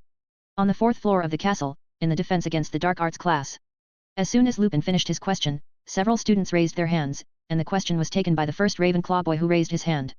A boggart is a magical creature, a shapeshifter that can look into your heart and become the thing you fear the most. The purpose of a boggart is to scare, which is why it's classified as a dark creature. Although it was a standard answer, it clearly described the characteristics of a boggart. Even such a simple explanation made the students in the front rows uneasy. They realized that this new professor intended to have them face their fears directly. A very standard answer, 5 points to Ravenclaw. Lupin lightly clapped his hands and then looked around. Don't worry, I won't make you face your fears unprepared. Before that, I'll teach you a spell to deal with boggarts. Now, repeat after me, ridiculous. Ridiculous, everyone chanted together. Excellent. Very good. Lupin looked at them with satisfaction. But knowing the spell isn't enough. You need to say it when facing your fear for it to work. I've seen too many people who knew the spell but were too scared to speak when facing their fear. So, who wants to try first? Perhaps sensing the students' reluctance, Lupin didn't force them to go in order but chose a more reasonable way to pick the first volunteer. Amidst everyone's hesitation, a voice rang out. I'll go. Eno slowly stepped out of the crowd and approached the wardrobe. Lupin recognized the student before him. Recent issues of the Daily Prophet had given him a more comprehensive understanding of many things, but as a professor, he still reminded him. When you see your fear, point your wand at the boggart and pronounce the spell clearly. Thank you, I know. Eno nodded slightly, also adjusting his thoughts, remembering what Lena had advised about facing fear head-on. On the other side, both Slytherin and Ravenclaw students wore curious expressions, eager to see what Eno's fear was. Remember, don't panic. I'll count to 3 and then open it, Lupin said as he moved to the wardrobe. 1, 2, 3, go. Lupin's wand shot out a red light, hitting the round doorknob of the wardrobe. The wardrobe opened. In an instant, many young wizards closed their eyes tightly, and some even clutched their robes nervously. After all, whether Ravenclaw or Slytherin, only a few were foolish.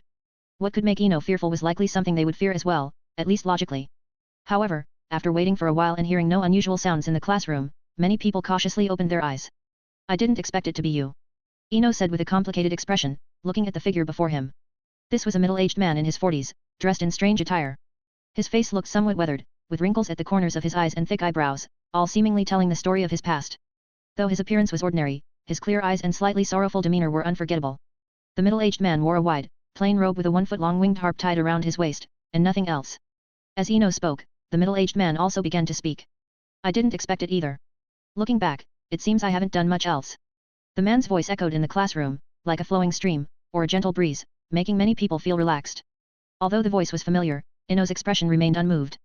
I'm curious, is this a boggart, or are you really here? Hans, my teacher.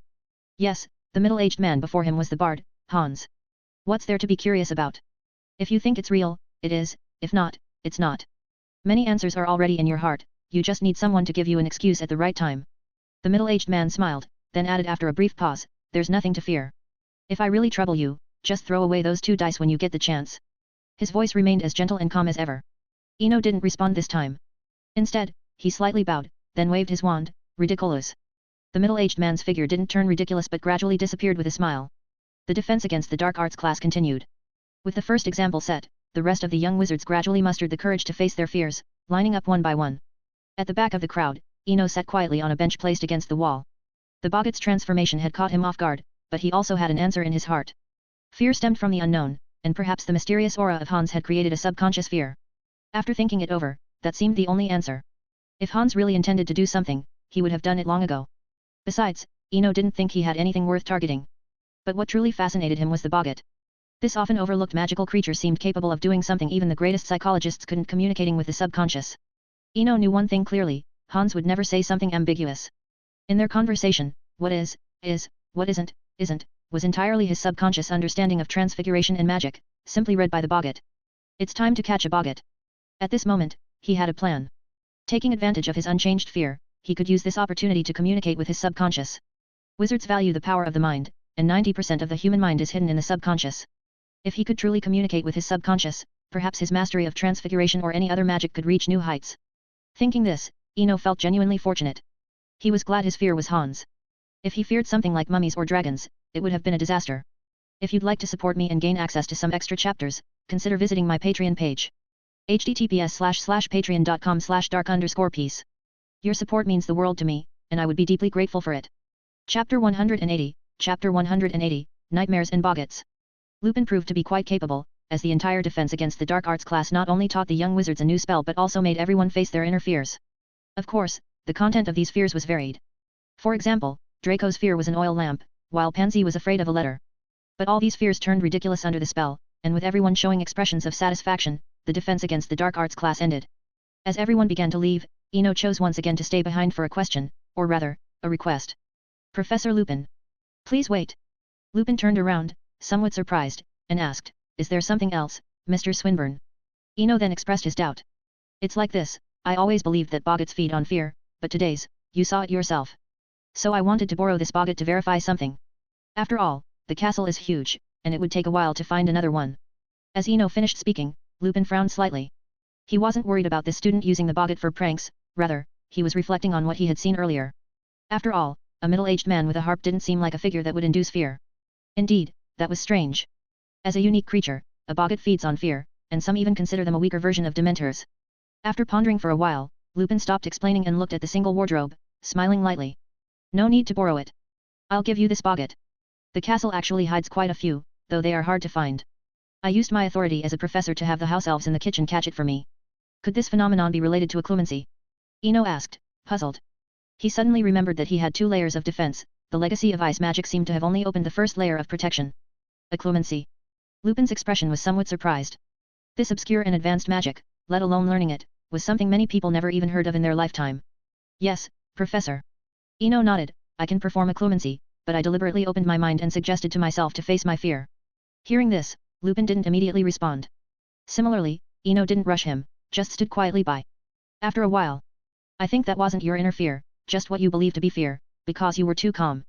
This time, Lupin's explanation was much more certain, unlike his earlier hesitation. You mean the boggart was deceived? Eno thought of Snape in the original story, who deceived Voldemort's legilimency by constructing a false memory in his mind. Yes. The boggart was deceived. Lupin's tone remained steady, but he was puzzled about how a third-year student had mastered occlumency. Meanwhile, Eno looked disappointedly at the single wardrobe beside him, then what's the use of having it? Thinking he had discovered a treasure, only to find a few copper coins inside, was truly disheartening. It doesn't mean it's useless. You could keep it for Halloween pranks, but remember to feed it some fear from time to time, or it will easily dissipate. Lupin joked, feeling that for the first time, the boy in front of him acted like a normal student. His performance in class and their conversation earlier were too mature. Especially in class, when he bowed slightly and waved his wand without hesitation, it was unusual. Eno wasn't aware of Lupin's inner turmoil. He glanced at the wardrobe, then recalled that these creatures were scattered throughout the castle, and agreed. All right then. Thank you for your generosity. I'll keep this boggart for fun. No need to be so polite. These things are consumables. I was planning to catch a new one for the next class anyway. Lupin said, waving his wand to restore the surrounding desks and chairs to their original positions. Seeing this, Eno decided not to disturb him further, as all his questions had been answered. Meanwhile, Lupin seemed to notice his intention to leave and quickly said. If you're not busy, you could come to my office. I have some information on boggarts there. The authenticity is questionable, but some of the theories are interesting. Sending materials? Eno was surprised by this invitation. To be honest, since the beginning of their conversation, he felt Lupin was being unusually agreeable. They hadn't talked much, and he had already given away a teaching aid. Now, he was extending a clear gesture of friendliness. After a brief hesitation, Eno decided to take a look and nodded, "If it's not an inconvenience, I'd be happy to join you."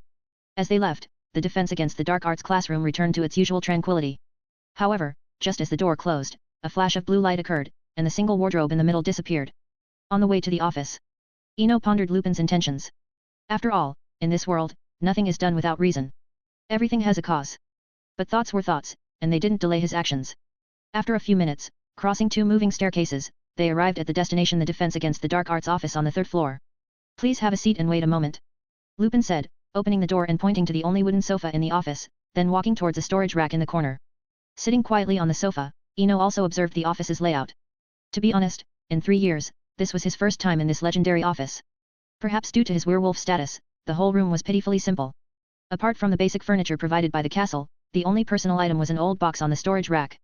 After a while, Lupin returned with a thick notebook. "Sorry, these are all handwritten copies. So I can only give you a copy. But besides Boggets, there are many other interesting contents inside. You'll see when you read it." Without hesitation, Eno naturally accepted the notebook. Upon opening it, he understood Lupin's intention, as the first page prominently featured a large black dog. But as he continued reading, the content became increasingly fascinating. It recorded various dark creatures in depth, such as redcaps, banshees, poltergeists, vampires, and so on, along with corresponding spells and widely spread legends. Soon, he found the section on Boggets. A type of spirit-like creature without a physical form, feeding on fear. The first part was quite standard, but as he read the later sections, the contents became more bizarre. There were only 2 or 3 pages on Boggets.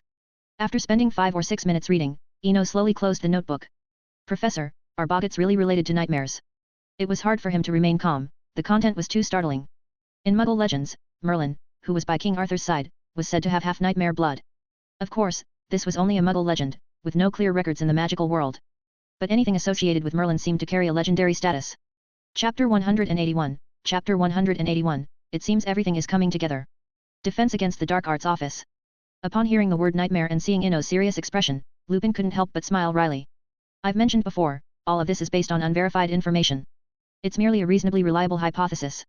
Having wandered the Muggle world for over a decade, Lupin had also heard stories of nightmares and Merlin, but no one could definitively answer what a nightmare truly was. Actually, the magical world has no unified concept of nightmares. Some people simply believe it's a magical phenomenon, essentially just a bad dream. But others firmly believe that nightmares are a type of spiritual entity, just invisible to us. Lupin explained as clearly as possible. As he listened to this explanation, a silver-haired girl suddenly appeared in Eno's mind, along with something Luna once mentioned, Raxperts, another unseen entity. He had lost interest in Boggets, but now his curiosity was piqued. For some reason, he kept thinking of that nameless goblin. It seemed that the other party had indeed seen something, otherwise, they wouldn't have written such fitting words, "The unseen brings us closer to the truth." Like completing a jigsaw puzzle, everything seemed to be slowly coming together. But now was not the time to ponder, so Eno looked up and said, "Thank you for the notebook, Professor. I also appreciate the favor." Hearing this, Lupin shook his head somewhat awkwardly. "It's not what you think. Or not entirely. But it's good if it helps you. As you can see, my abilities are quite limited." Faced with such a subtle expression, Eno couldn't help but laugh. "Professor, there's really no need. However, I did gain something today. There are also things I've done without expecting any return. Let bygones be bygones." Honestly, although Lupin didn't explicitly mention it, his intentions were clear. With the main topic finished, there didn't seem to be much left to chat about, especially since they weren't familiar with each other. For the next while, out of politeness, Eno stayed for another quarter of an hour. After bidding farewell to Lupin, he left the Defense Against the Dark Arts office. In the quiet corridor, he mentally reviewed their conversation and noted a significant piece of information: Snape had compromised, and Sirius might soon be exonerated. Though a bit surprising, it was also within reason. After all, in the original story, Harry was late only twice, the first time with the flying car last year, and the second time when he was ambushed by Draco on the train in the future. But coincidentally, the only person waiting outside Hogwarts both times was Snape. Love, it seemed, had extended further. Meanwhile, as Eno headed to the Slytherin common room, in the dormitory, Draco sat silently on a chair, wearing a deeply thoughtful expression. But what lay before him wasn't a textbook, but a familiar-looking single wardrobe. Thud. A loud bang came from the wardrobe. The sound not only broke the dormitory's silence but also sent a chill down Draco's spine, making him feel cold. How did this thing get in here? He now recognized the wardrobe but was puzzled as to how it had gotten into the dormitory on its own. After the afternoon's practice, everyone was immune to Boggets, but what frightened him was that this thing had appeared in the dormitory out of nowhere. Thud. Thud. As if sensing a new fear, the wardrobe, previously weak, now began banging fiercely. He took a few steps back, then suddenly turned and ran towards the door. He needed to find the prefect or Professor Snape immediately. Oddly enough, before he reached the door, it opened on its own, but he didn't care, his mind was focused on getting out and calling for help. Bang! A dull sound. Draco was back in the dormitory. What the hell? Eno helplessly looked at the figure knocked unconscious on the floor. The moment the door opened, seeing someone lunging at him, he reflexively used the shield charm. Looking at the unconscious Draco, he could only use a levitation charm to place him on a bed. Taking him to Madame Pomfrey wasn't necessary, it was just a knockout, and with a wizard's resilience, he'd likely wake up on the way. After handling everything, Eno tiredly leaned back in a chair. Honestly, seeing a shadow pounce as he opened the door, there was a moment he considered using Sectum Sempra. Thinking about it now, he was somewhat scared. If he had cut Draco in half, even if he was saved in time, he wouldn't be attending Hogwarts anymore. If he didn't want to end up in Azkaban, he'd have to go on the run. As he calmed down, the old wardrobe started banging again, making the cause of the issue clear. He felt helpless with this not-so-bright phoenix. The instruction was to send it to the box, but it ended up in the dormitory. Time passed slowly. As Eno was about to deal with the wardrobe, Draco woke up, swaying. Opening his eyes, he saw he was still in the dormitory. Before he could panic, a voice by his ear calmed him down. Scared of a boggart? Hearing the disappointment in the voice, Draco showed a hint of confusion and muttered, I'm not afraid of boggarts, but this wardrobe suddenly appeared. Sorry, that's my fault. Eno immediately took the blame. Considering Draco's age, fear of strange occurrences was natural. It's okay. Next time, just tell me if you are moving anything, Draco waved dismissively, as if being knocked out was no big deal. Then, changing his tone seriously, he said, but we should cover this thing with a cloth and hide it, to prevent anyone from finding it. I didn't steal it. Eno rubbed his forehead, Professor Lupin gave it to me. I found it interesting, so I kept it as a pet. A pet? Draco stifled a laugh. He'd seen people with strange pets, but never anyone keeping a boggart. It seemed more logical to keep a billywig. But quickly, Draco's smile froze, realizing boggarts fed on fear, and there were only 2 people in the dormitory. Seeing Draco's stiff expression, Eno quickly explained his plan, I don't plan to keep it in the dormitory. I'll take it out soon. Its appearance here today was an accident.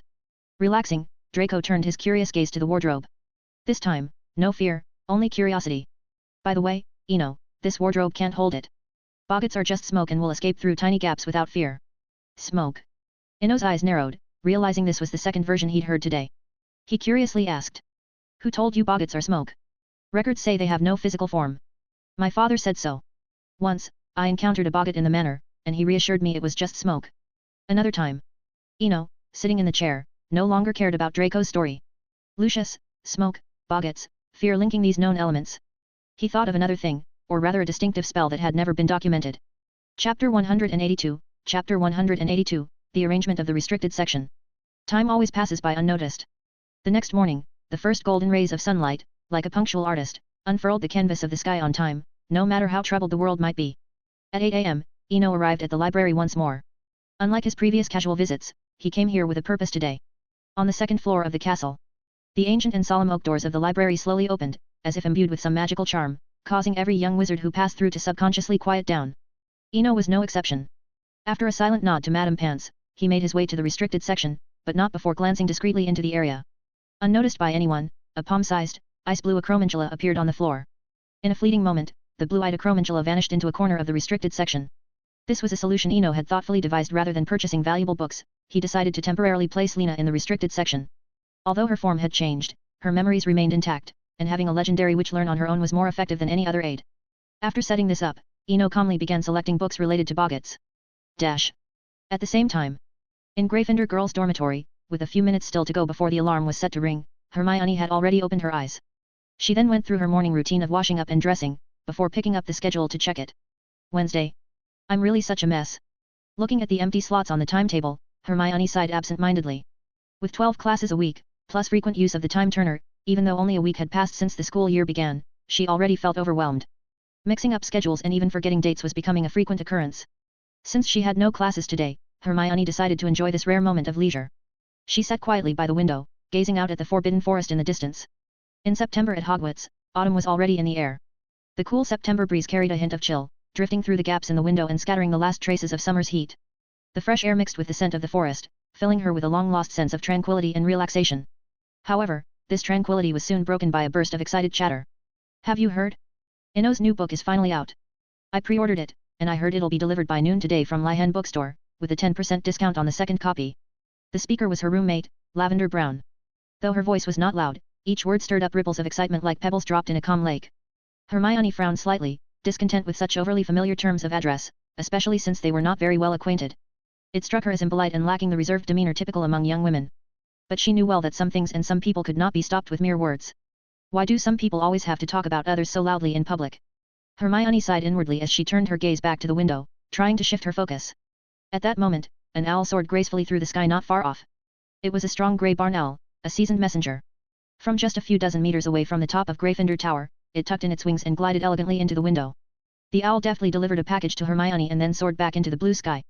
Hermione looked down at the package on her lap, puzzled as she hadn't ordered anything recently.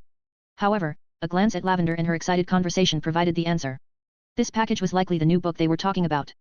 Hermione gently touched the package, feeling its warmth and texture, a warm current flowing through her heart. Today, Hogwarts sky was destined to be noisy. At the Owl Post Office, countless small messengers were lightly burdened with small packages tied to their claws. Dumbledore, Snape, Professor McGonagall, Madame Pants, Hagrid, Pansy, Draco, Neville, George, Fred, Ginny. At this moment, numerous people received packages delivered by owls. Of course, most of these packages had been purchased at Ino's own expense. This was not done to show off, but rather out of necessity. Ino understood that if he didn't actively distribute these books, many friends would buy them out of friendship, which would, in turn, diminish the value of the gesture. Moreover, the price of 11 sickles might be trivial for professors, but it was a significant amount for students. As everyone was unwrapping their packages, Ino quietly left the library, while Lena had already woven a new web in a corner of the restricted section. Of course, there was a small incident along the way. Madame Pants, upon receiving the package, immediately sought him out for a signature.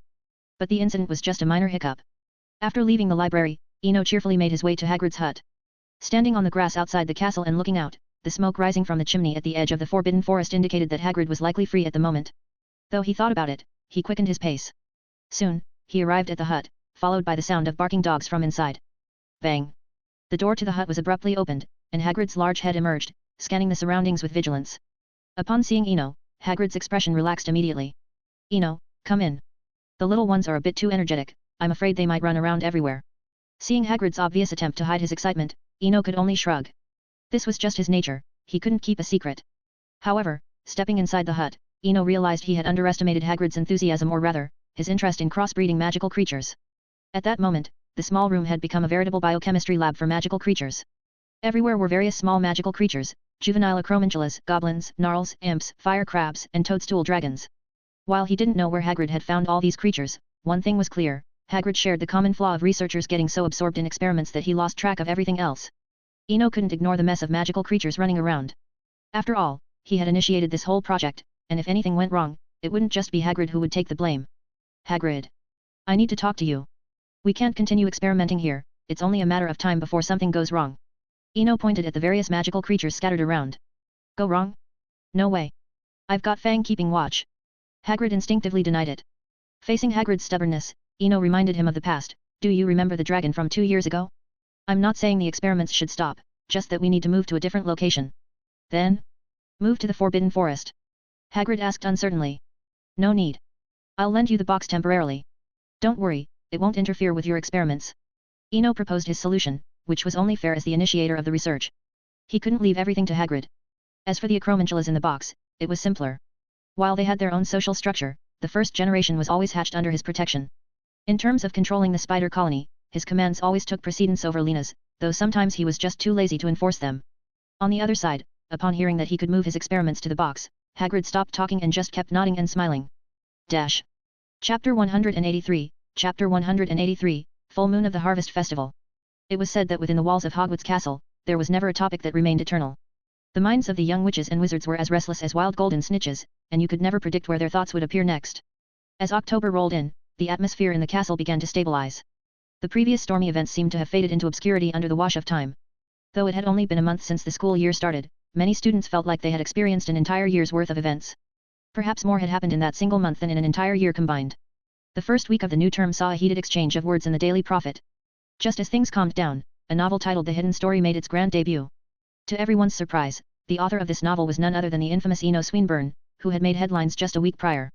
Whether out of a desire to follow trends or a form of fandom, many people rushed to buy his book.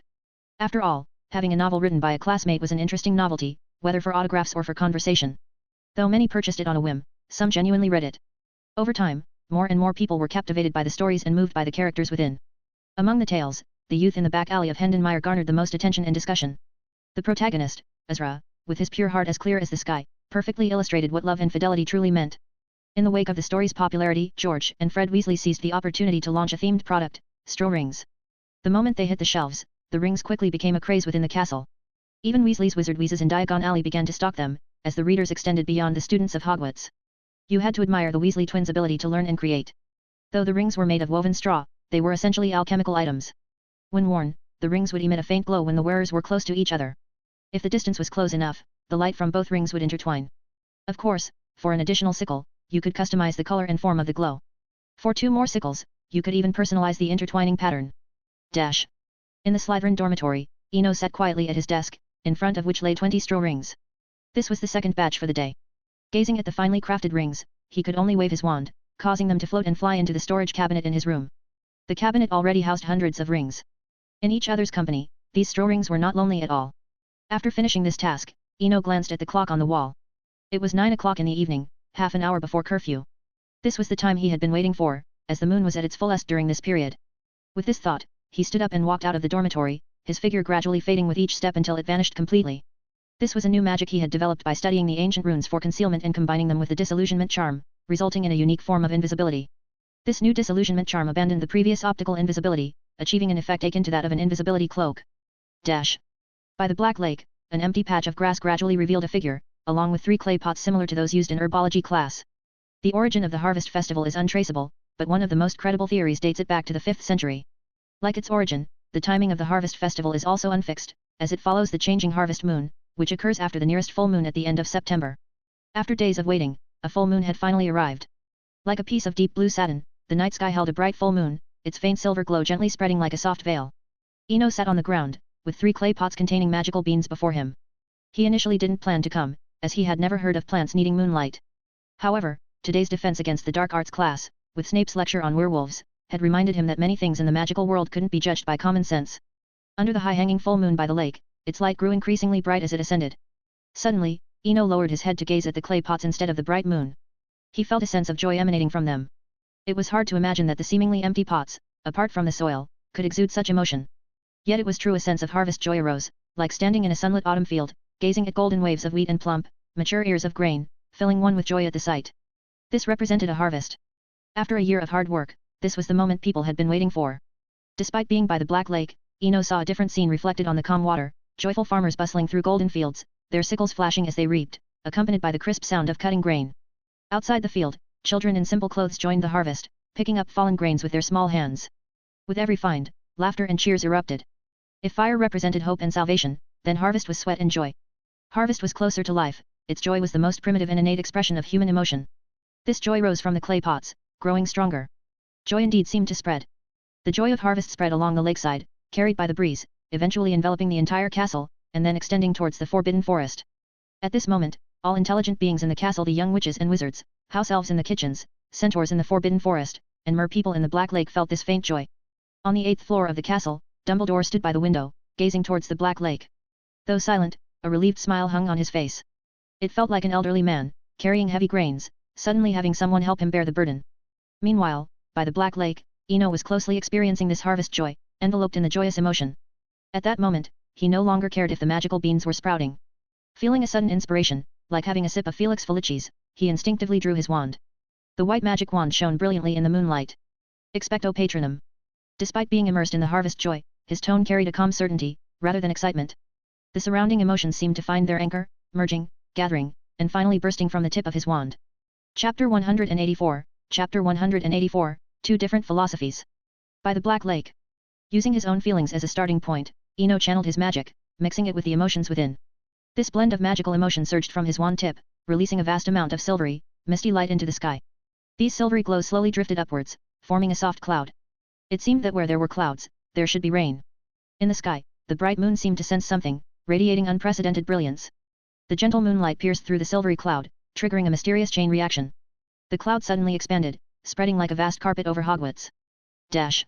A cool raindrop fell, followed by countless more descending gently from the cloud. A continuous drizzle blanketed Hogwarts, covering the lawns, the forbidden forest, the Black Lake, and the 3 clay pots Eno had brought. In the once empty clay pots, small, tender green shoots began to sprout, vibrant and full of life. Eno stood quietly by the lakeside, letting the rain fall upon him. After a while, the rain ceased, and the cloud, having fulfilled its mission, gradually dispersed. Fid. Take me back. Eno bent down to pick up the clay pots. As a flash of blue light flickered in the sky, his figure disappeared. At the same time, in the headmaster's office on the 8th floor of the castle, Dumbledore let down the curtain, adjusted his slightly crooked purple nightcap, and headed towards his bedroom without looking back. Dash. In the Slytherin dormitory, Eno noticed the dark room and the already drawn bed curtains of Draco's bed, indicating it had been a long time. After placing the 3 clay pots carefully, he quietly returned to his own bed. Lying in bed, Eno reflected on the fantastic experience he had just had. First, the magic beans from Wilhelm Green were not a hoax. Just as the story said, these beans were indeed blessed by the goddess of harvest. Secondly, by a stroke of luck, he had mastered the patroness charm. Although he had read about it in the standard book of spells, he had previously overlooked it, thinking the flames of hope were sufficient against Dementors. It now seemed he had underestimated this ancient white magic. The experience made him feel as if he were a leader uniting the will of the people. Over centuries, countless stories, countless worlds, and countless farmers had their harvest joys gathered together, releasing a patroness that covered the entire sky through magic. However, upon calming down, Eno also felt a twinge of fear. Luckily, he was merely a guide. Had he immersed himself in the vast emotions, he would undoubtedly have been lost within them. But fortunately, it was all over. Those vast emotions had dissipated, and the patroness now contained only his own joy. With this thought, Eno quietly drew his wand again and softly said, Expecto Patronum. A 2-foot-sized, cotton candy-like silvery cloud appeared. Sensing something, the large cotton candy gently settled beside the bed. Feeling the joy emanating from beside him, Eno slowly closed his eyes. Dash. The night passed without incident. At dawn, the entire castle came to life in the morning light.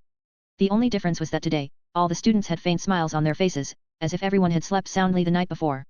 In the dormitory, Eno slept in for once, largely due to his 2 elective classes. Glancing at the rolled-up bed curtains opposite, it was clear Draco had risen early for his classes. Dash. At the same time, in the Muggle Studies classroom on the 5th floor of the castle. At 9 a.m., the classroom door opened from the outside. Professor Charity Burbage, wearing a light-colored wizard robe, entered. She glanced around and was surprised to see several Slytherin girls in the room. Muggle Studies was notoriously unpopular among Slytherins. Despite her surprise, Professor Burbage spoke warmly. Welcome to my Muggle Studies class. Here, I won't be teaching you any magical spells, but I will broaden your horizons, helping you understand the vast world outside, not just the small magical world. At this point, Professor Burbage's tone became serious. Moreover, I firmly believe that wizards and muggles are equals. There is no difference between them and us. Professor. A Slytherin girl raised her hand. I agree with you that all life is equal. But what if muggles treat wizards differently? Before the Statute of Secrecy, young wizards with magical outbursts were often sent to the stake as anomalies during the Dark Middle Ages. After her question, Pansy waited quietly for an answer. Professor Burbage smiled and explained unhurriedly, you see only the wizarding history. But if you read Muggle history, you'll find that some events were reciprocal. She paused, contemplating whether to continue. Seeing the inquisitive look in the Slytherin girl's eyes, she decided to go on. The Middle Ages were undoubtedly chaotic, but the conflict between wizards and muggles wasn't one-sided. Just as we have dark wizards, we cannot view issues solely from the wizarding perspective, which is why Hogwarts offers Muggle studies. At this, the girl who had asked the question raised her hand again. With her extensive teaching experience, Professor Burbage was not surprised and gestured for her to continue. Professor, as you said, conflicts are mutual. But why aren't we working to resolve these conflicts? It seems everyone is trying to cover up the issues rather than solve them. Pansy expressed her view again. In the corner of the classroom, Hermione frowned slightly, recalling Eno's example of the long-lived white mice. Chapter 185, Chapter 185, Ancient Magic. In the Muggle Studies classroom, Professor Burbage felt a bit bitter. After teaching at Hogwarts for many years, she knew that this year she had encountered 2 truly engaged students. Yes, truly engaged, not like those previous students who attended just to get a certificate. Professor, I think some people's methods are very dangerous. It's like 2 people with a long-standing grudge, the best way is to keep them apart rather than bringing them together for a face-to-face conversation. After raising her hand and gaining permission, Hermione expressed her thoughts. Although she appeared to be speaking to the professor, everyone in the room understood the implication and knew who she was really addressing. Especially Daphne, who, although attending the class, seemed eager to watch the unfolding drama. This budding conflict did not trouble Professor Burbage at all. She cleverly shifted the topic to a safer one: Muggle telephones. Dash. At the same time, after washing up, Eno quickly headed to the Ancient Runes classroom. The professor in charge of this class was Bathsheba Babbling, a particularly low-key instructor. There were even rumors that she had some kind of magical bloodline, which was why she had taught at Hogwarts for many years without her appearance changing much. But Eno didn't care about that, he was only interested in the course content and fascinating magical knowledge. Unlike other subjects, Ancient Runes was truly a niche class, with only 2 lessons a month, and the content was pitiably simple. Just like now, a month into the term, all the young wizards had only learned about the history of ancient runes. Perhaps it was still early, and the spacious classroom was empty, giving Eno plenty of time to review the previous lesson's material. Ancient runes, also known as runes, are magical characters and the origin of ancient magic. However, over time, ancient runes were gradually replaced by Latin, and ancient magic was replaced by modern spells. Eno immersed himself in the textbook, oblivious to the gradually bustling classroom. Until Professor Babbling's voice rang out in the classroom. Children, please focus your attention. Today we will officially start learning ancient runes. Professor Babbling wrote a strange symbol on the blackboard, a vertical line with 2 upward slanting lines on the right side. This is the first letter of the ancient runes alphabet. Its pronunciation is F and its original meanings include livestock, cattle, success, wealth, and prosperity. Professor Babbling continued her explanation at the podium. Below, Eno rarely let his mind wander. He thought about the charms class 2 years ago, more specifically, the levitation charm 2 years ago. That unfortunate soul, Baruffio, had mispronounced the final syllable of the levitation charm and was crushed to death by a falling bison. Coincidentally, that syllable was also F. It seemed that no matter how modern magic evolved, it could not escape the shadows of ancient magic. Similarly, Eno thought about the modified disillusionment charm. He had changed disillusionment to invisibility, which had significantly upgraded the invisibility ability. Although he had figured out some things, more questions followed. Professor. Seizing the opportunity when Professor Babbling paused, Eno raised his hand to ask a question. Ancient runes possess magic. I'm curious if it's their own magic or the magic bestowed upon them by wizards. Actually, last summer, I privately studied ancient runes, and I also used them to improve a spell. Seeing Professor Babbling's encouraging look, Eno immediately used the modified disillusionment charm. As you can see, the disillusionment charm has changed. My question is, was this spell changed by me or by the ancient runes? An excellent question. Professor Babbling nodded approvingly, then turned to the blackboard. This time, she didn't use chalk but took out her wand, touching the blackboard with its tip and writing the same rune. Do you see the difference?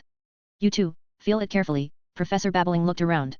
The 7 or 8 students in the classroom seriously felt the difference between the 2 runes on the blackboard. This is a character imbued with magic. Eno voiced his feeling, noting that the rune written with the wand gave him a mysterious sensation. Professor Babbling did not answer directly but waited for a moment until she saw the other young wizards also showing expressions of realization. Then she continued. Back to your question, you can think of ancient runes like wands. They possess magic, but to use them effectively, a wizard is required. This is the purpose of this class at Hogwarts. The charms class teaches you to use a wand, and the ancient runes class teaches you how to use runes.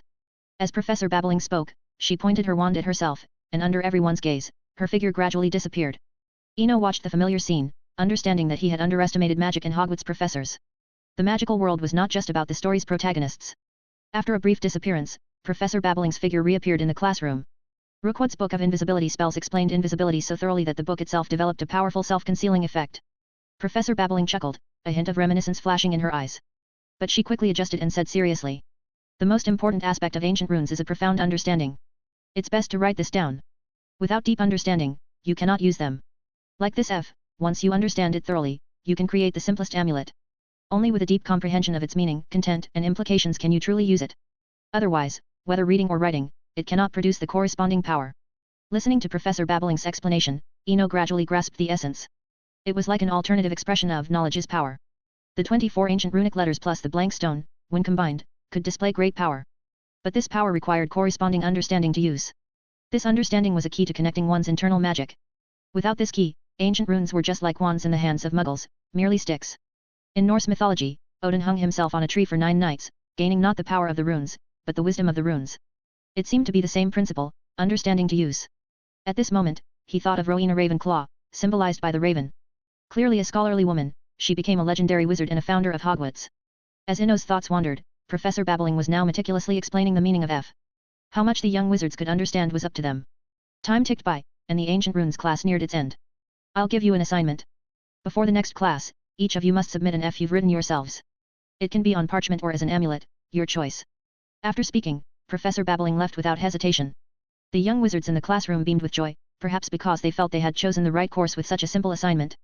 Chapter 186, Chapter 186, The Snakeskin Notebook. In the Ancient Runes classroom. Seeing his fellow students so happy, Eno shook his head helplessly.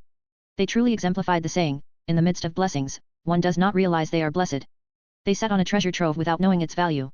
In mythology, Odin hung himself from a tree for 9 days to gain such knowledge. Rowena Ravenclaw bore the title of the Greedy Raven for this precious knowledge. Yet, only 7 to 8 third-year students opted for this course. Even more absurd, these few were happy not for gaining knowledge but because the homework was easy. But Eno couldn't intervene in others' choices, everyone must bear the consequences of their decisions. As he was about to pack up and leave, a clear voice sounded behind him. Did you really see that book? Hearing the familiar voice, Eno turned back with a smile and said, isn't it obvious? I hope the bookstore manager won't regret it too much. Hermione didn't reply, but her bright eyes widened, and her face showed a hesitant expression. Although she didn't say anything, her subtle eye movements and expressions revealed her thoughts. Seeing this, Eno understood but decided not to show her the book now. In just a month, she looked exhausted, with bloodshot eyes. During the holidays, I'll let you see it, but not now. You need to adjust your state. Hearing this, Hermione bit her lip gently, her voice tinged with helplessness and self-blame. I know I'm in bad shape, but I can't help it. Her eyes wandered, seemingly hesitant, but she ultimately didn't mention the time turner. Eno, appreciating her loyalty and discretion, nodded subtly. Hermione's performance was commendable, she didn't spill everything even to a friend. However, he decided to offer some advice. He couldn't just watch Hermione exhaust herself. Hermione, I suggest you drop a few classes. Eno said seriously. Or talk to Prefect Weasley. Your method might be problematic, seeming too extreme. Continuing this way will harm you irreparably. Hermione was startled, not expecting Eno to know. She lowered her head, silent for a moment, then sighed softly, are you saying I'm too reliant on the time turner? Yes, Eno nodded, though the time turner is a powerful tool, it's not omnipotent. You need to manage your time well and use it judiciously. Otherwise, even if you complete all your courses, you'll lose much more valuable things. Hermione looked up, determination in her eyes, I understand. I'll talk to the prefect. Maybe he can give me some advice. She added, thank you, Eno. You always help me when I need it most. Eno smiled and shook his head, it's nothing. We're friends, it's natural to help each other. Just make sure you rest well. Hermione nodded lightly, her tired face showing a rare smile. In the corridor, Eno watched Hermione's retreating figure and sighed softly.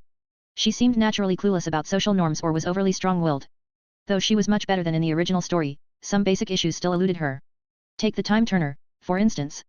Ultimately, if the Ministry of Magic approved a student's use of a time turner, it would be under safe, guaranteed conditions. Hermione's state was clearly a result of improper use. If everyone was like Hermione, neither the Ministry nor Professor McGonagall would approve. Actually, Eno had a good guess about the cause. Knowing Hermione's character, it was evident. Upon receiving the time turner, instead of consulting experienced Percy, she chose to figure it out herself. This was frustrating. Percy could manage 12 courses because his elder brother Bill had guided him.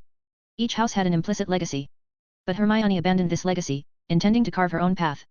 It was impressive that she lasted a year under such conditions. Eno decided to write a letter to Percy in the dormitory. Some matters required tact, and this never changed. Although Percy was unlikely to refuse Hermione's request, how he responded and how much he shared involved intricate knowledge. Navigating the moving staircases, Eno returned to his dormitory. After drafting a simple letter to Percy, he began to review today's class content. Firstly, ancient runes did not appear suddenly and vanish just as quickly. Though the origins of magic were unclear, one thing was certain, ancient runes was a crucial foundation of the magical tower. These runes corresponded not only to ancient magic but also to ancient alchemy. A simple example was the amulet mentioned by Professor Babbling today. This was the earliest alchemical product. In the Muggle world, an amulet might be just psychological comfort or a money-making tool. But in the magical world, amulets had real effects. Even the famous Nicholas Flamel had made them. Basilisk, alchemy. Eno murmured. He then opened the notebook on the table, a finely crafted notebook with a dark brown leather cover. Upon closer inspection of the patterns, one would find it was made from the shed skin of a basilisk.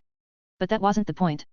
The point was that this notebook made of basilisk skin was semi-transparent, like a ghost book, exuding an air of mystery. On the flyleaf, 2 peculiar symbols were inscribed, representing the runes for invisibility and the basilisk's eye pattern. Eno turned to a new page, took out a bottle of dark red ink from the drawer, and carefully wrote down today's content, the rune for wealth, prosperity and abundance, F. As the last stroke was completed, the rune seemed to come alive, emanating an aura of wealth and prosperity just by looking at it. If this were written on a beggar's bowl, they'd never have to worry again, maybe even become top tier in their field. Eno chuckled at the notebook on the table. This was already a successful amulet. Having just overseen the harvest charm, understanding today's rune was effortless, almost instinctive. Once the ink dried, Eno closed the notebook. It was more of an amulet collection than a notebook, becoming the simplest alchemical product. Once filled, anyone holding it would experience a true luck akin to a story protagonist. A whole book of amulets, even small grains of sand accumulate into a tower, not to be underestimated. At the same time, upon closing the notebook, it became transparent and disappeared under the effect of the rune invisibility. Interestingly, though invisible, Eno could still sense its presence, finding it precisely whenever he wanted without needing a lantern's light. Chapter 187, Chapter 187, The Winged Acromantula. Days passed by. Although some young wizards might not notice, Eno truly felt the passage of time like water. The most obvious sign was the pumpkins Hagrid planted behind his hut. At the beginning of the school term, they were just pumpkin vines. Now, the largest pumpkin had grown to the size of a small car. The pumpkins being ripe meant that Halloween was approaching. Eno sat in the pumpkin patch, leaning against a giant pumpkin while petting Fang and gazing up at the blue sky. The old story, now with his presence as a new variable, had long changed beyond recognition. Sirius Black was finally exonerated. The third year was less gloomy and depressing, and there were no terrifying Dementors. Of course, Sirius's exoneration led to a lot of heated debate in the newspapers, but Fudge cleverly seized the opportunity to boost his own reputation. The key point was that Fudge wasn't the minister when Sirius was captured. The entire arrest and imprisonment process was handled by the then head of the Department of Magical Law Enforcement, Bartmeus Crouch Sr. Fudge became the hero who discovered the innocent man. The newspaper that once condemned Sirius was now said to be a portcat. With such extreme praise, Fudge not only restored his previous reputation but also began to be seen as a fair and upright figure. Naturally, this was also due to Sirius not refuting the claims, as many saw silence as a form of tacit agreement. Another compromised deal. Eno murmured as he looked at the sky. He wasn't concerned about Sirius but was more interested in Peter. Peter had mysteriously died the day after being imprisoned in Azkaban, without any visible injuries, and had a strange look of relief on his face at the time of death. Anyone could tell who was responsible for this kind of death, but strangely, no one came forward to point it out. After all, no one in their right mind would want to offend a potions master over a dead man. Without Peter, Cedric's tragedy next year would be averted, and Voldemort wouldn't be resurrected in the Goblet of Fire. This was a good thing, even though the potential danger hadn't disappeared, it gave Harry time to grow.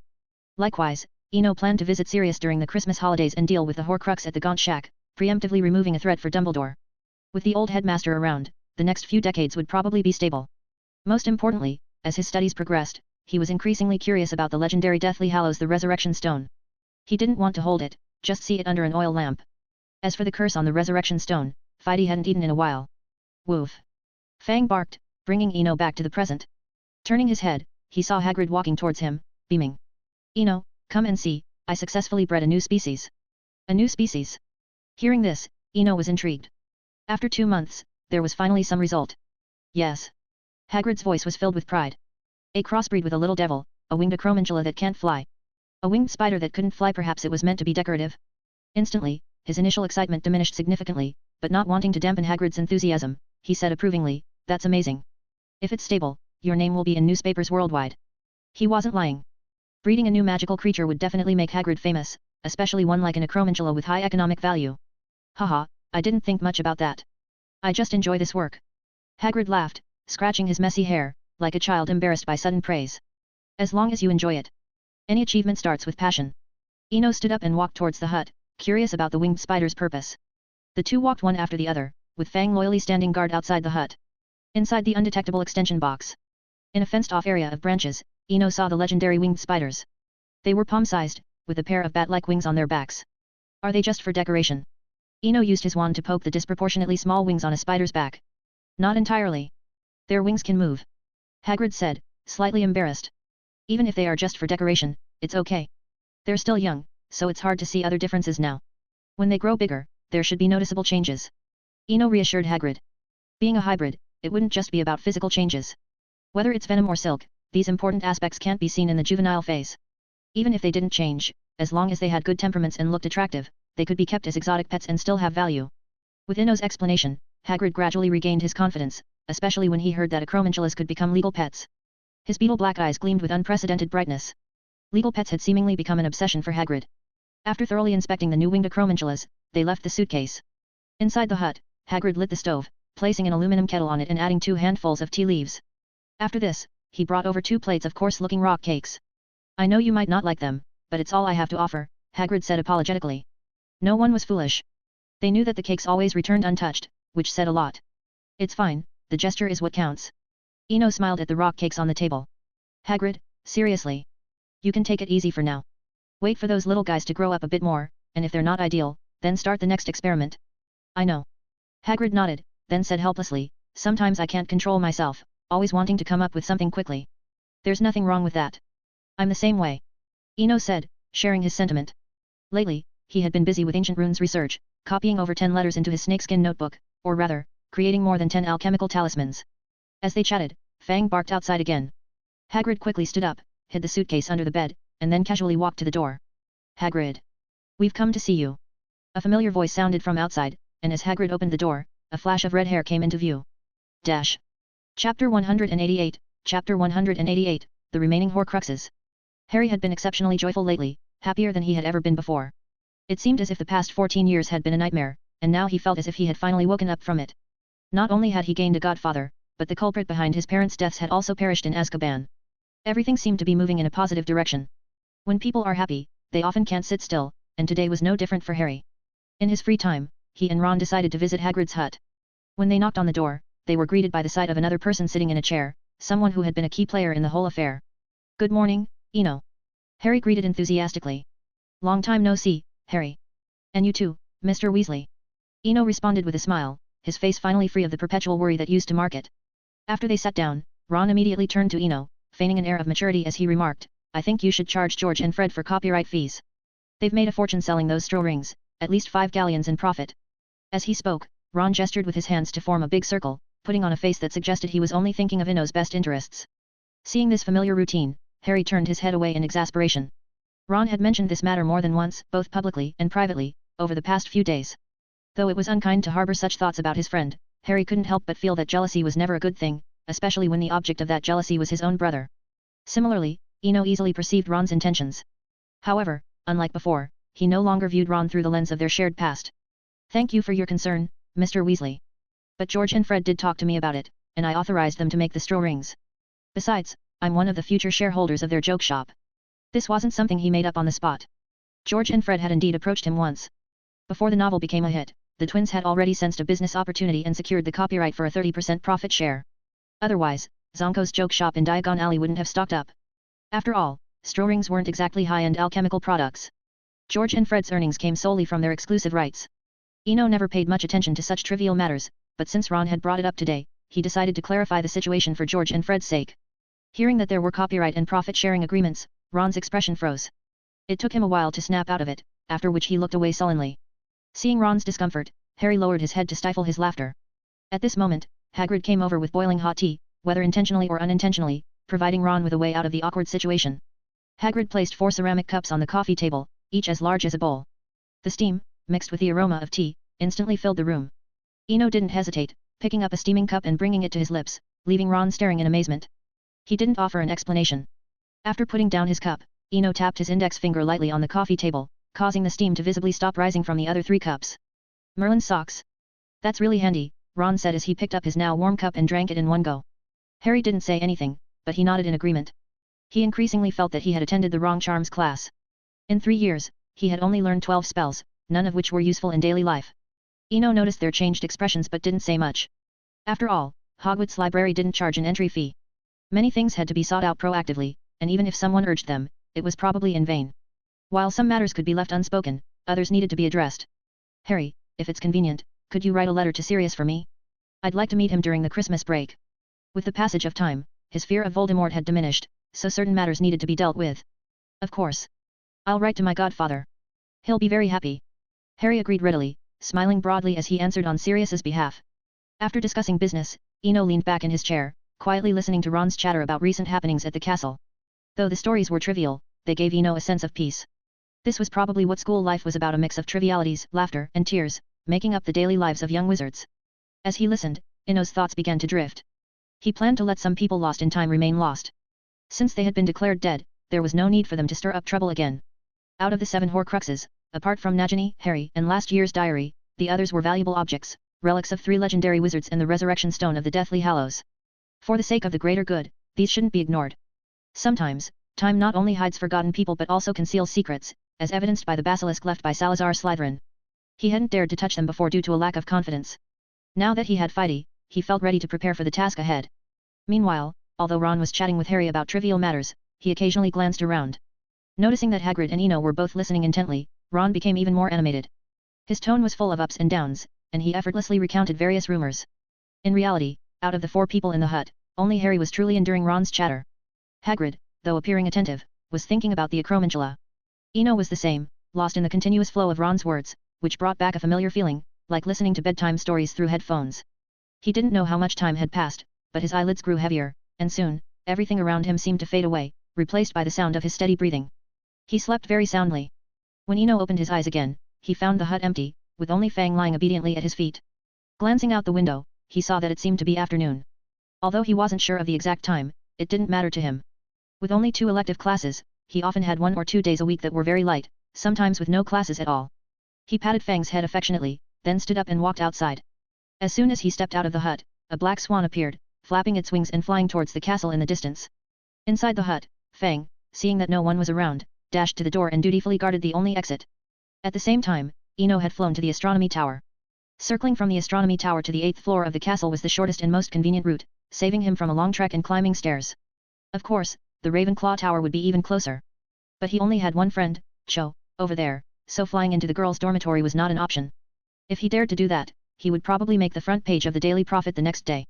_____. Chapter 189, Chapter 189, The Secret of Ravenclaw's Diadem. After 3 years, Eno once again set foot in the Room of Requirement. This time, however, the Room of Requirement was no longer a frozen wasteland, instead, it presented itself as a chaotic labyrinth. The large room was filled with all sorts of items, from tattered books, broken wands, damaged joke props, to some strange things that were better left unseen. Eno scanned his surroundings. It seemed that no one had been here for a long time. A thin layer of dust covered everything, giving the room a sense of mystery and the passage of time, despite its aged appearance. Holding an oil lamp in one hand and gripping his wand tightly in the other, Eno navigated through the cluttered room. He was surprised by the room's size, it was exceptionally vast. After walking for over 10 minutes, he hadn't found anything, nor had he reached the room's boundaries. This is quite troublesome. I'll have to use the simplest method. Muttering to himself, Eno took a 6-sided die out of his pocket. When in doubt, he turned to divination. As for using the general revealing spell, that was out of the question. Voldemort was no troll, he would definitely have set up safeguards. If a simple revealing spell could find it, then being the Dark Lord would be too much of a joke. Despite his thoughts, Eno still used a marking spell to draw 8 squares on the ground, starting from his current position, and began divining the correct direction one step at a time. Half an hour later. Finally, among a pile of disordered potion bottles, he found the peculiar statue with the diadem. At the same time, Eno also saw the legendary magical artifact the Diadem of Ravenclaw. It was a beautifully crafted semicircular diadem, with a unique design that was both sharp and elegant, as if it pointed straight to the sky. Embedded in its surface was a diamond-shaped sapphire, reflecting the light of the oil lamp with a deep, starry brilliance. Of course, beautiful things often come with danger.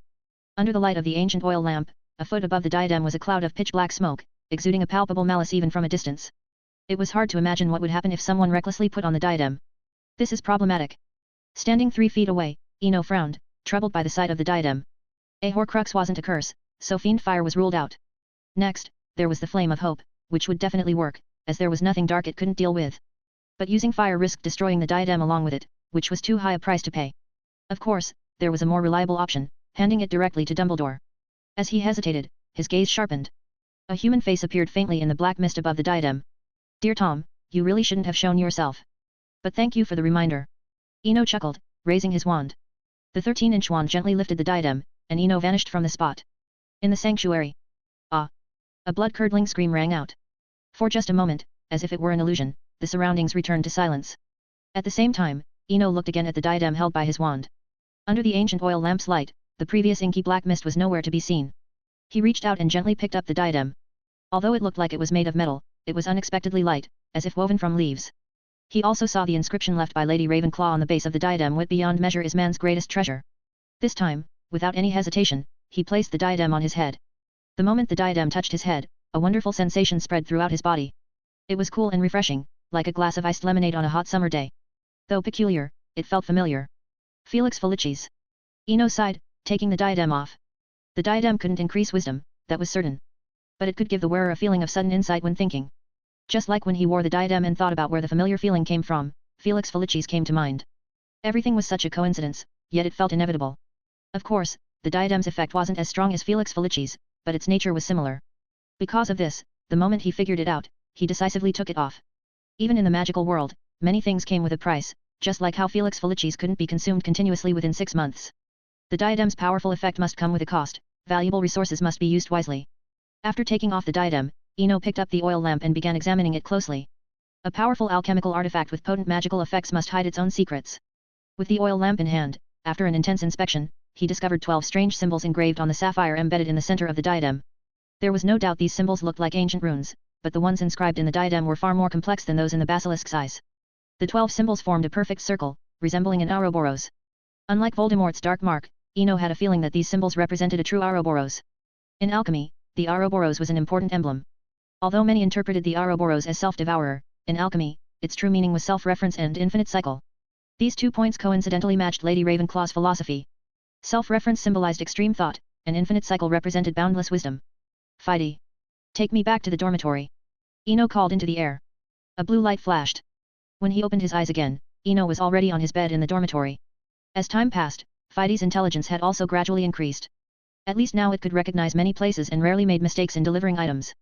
In the beginning, he wouldn't have dared to let Feidi take him around, who knew where it might have taken him.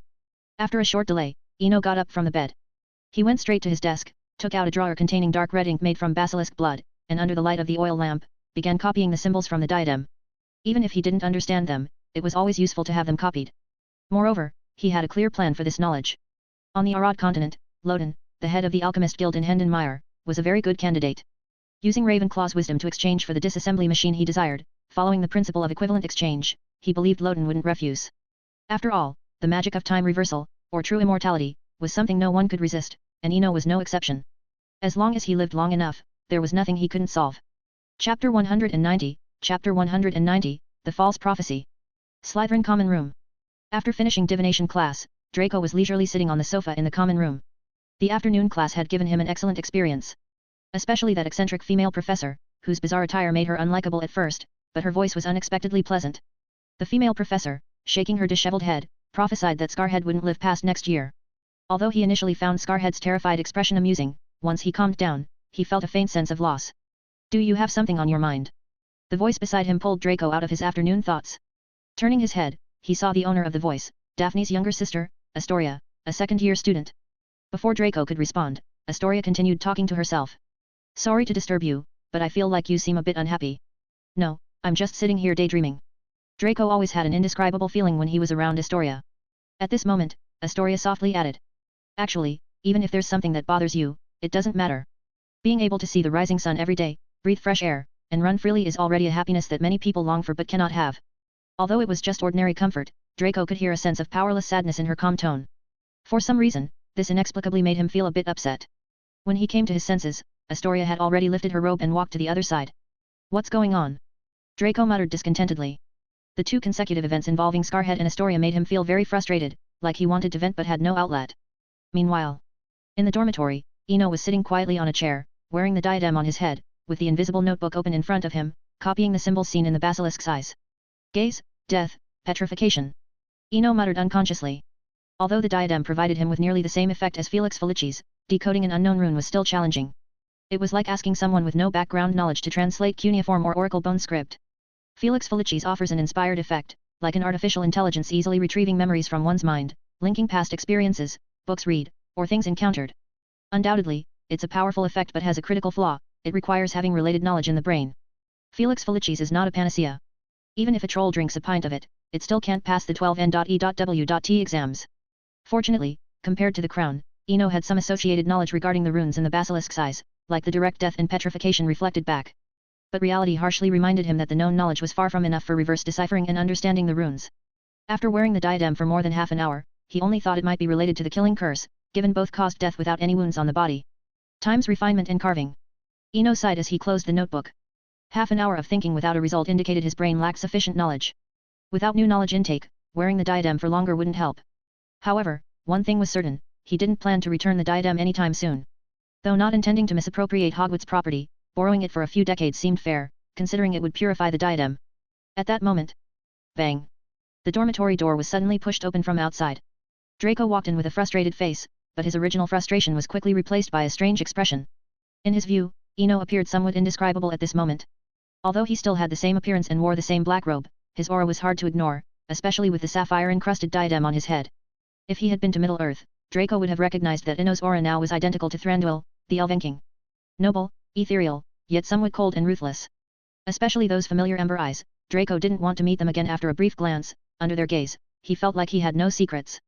On the other hand, seeing Draco, Eno immediately removed the diadem and placed it on the table. The blue light flashed again in the dormitory, and the diadem disappeared. Seeing Draco in a daze, Eno chuckled and asked, "What's wrong with you? You seem a bit down." "Nothing much, just today's divination class." Regaining his senses, Draco truthfully shared his troubles. Don't ask inappropriate questions or be curious about things you shouldn't, this was a tradition in the Malfoy family. His father had instilled this in him since childhood. Therefore, seeing the diadem disappear, Draco pretended not to see anything, not even lifting an eyelid as if everything was an illusion. What he didn't know was that this quality was precisely what Eno appreciated the most. Seeing Draco not asking unnecessary questions, Eno naturally switched the topic. Divination class? What did Professor Trelawney say, predicting your death? Not me. Scarhead. Bringing up the old topic again made Draco a bit annoyed. Scarhead? Harry again. Eno was also a bit surprised. Trelawney was really focusing all her energy on one sheep. Even though the story's plot had changed, the prediction of Harry's death remained. Again. It was Draco's turn to be surprised, but after a short pause, he didn't ask more and instead recounted the divination class's content. Unlike Draco's concern, Eno looked relaxed because Trelawney clearly hadn't entered a prophetic state in the description. In short, it was a false prophecy, a way to create a sensation and attract attention. Thinking of this, Eno no longer paid attention to the false prophecy, but seeing Draco still troubled, he decided to burst the bubble. Draco, I suggest you ask other senior students about what horrific prophecies our divination professor has made each year and how accurate they were. You mean she's lying? No one is a fool. After hearing Eno's explanation, Draco immediately understood but also felt an inexplicable relief. Obviously. She's lying. Eno chuckled, spreading his hands. However, when one day she starts acting like she's having an epileptic fit and makes a prophecy in a strange tone, then you should be careful. Though Eno said it casually, Draco took it seriously, nodding earnestly as if to remember it firmly. Chapter 191, Chapter 191, First Alchemy Attempt, a 2-meter staff. The days passed uneventfully, and it was already early November. On Halloween, in the Slytherin dormitory. Eno looked at the materials laid out on the table, a dirty mat and a wooden stick over 2 meters tall and about as thick as a baby's arm. He was very satisfied with these items: unicorn hair and mountain ash branches, all gifts from Hagrid. Today, Eno planned to create an alchemical item. A week of intensive study in the library had given him a considerable understanding of alchemy. When it comes to alchemy, it's actually out of necessity. The ancient runic texts, with their thick dictionaries, already covered all known knowledge. For unknown knowledge, if it wasn't in the dictionary, not even the Hogwarts library would have books on it. He had no choice but to knock on the door of alchemy. He sought to find the knowledge lost to time. In essence, alchemy is another application of ancient runes, though over the long years, the discipline has become more autonomous. Alchemy uses ancient runes as components, embedding them into alchemical items in a special way to create powerful runic circuits that yield unexpected effects. In this regard, it's somewhat similar to Muggle electronic chips.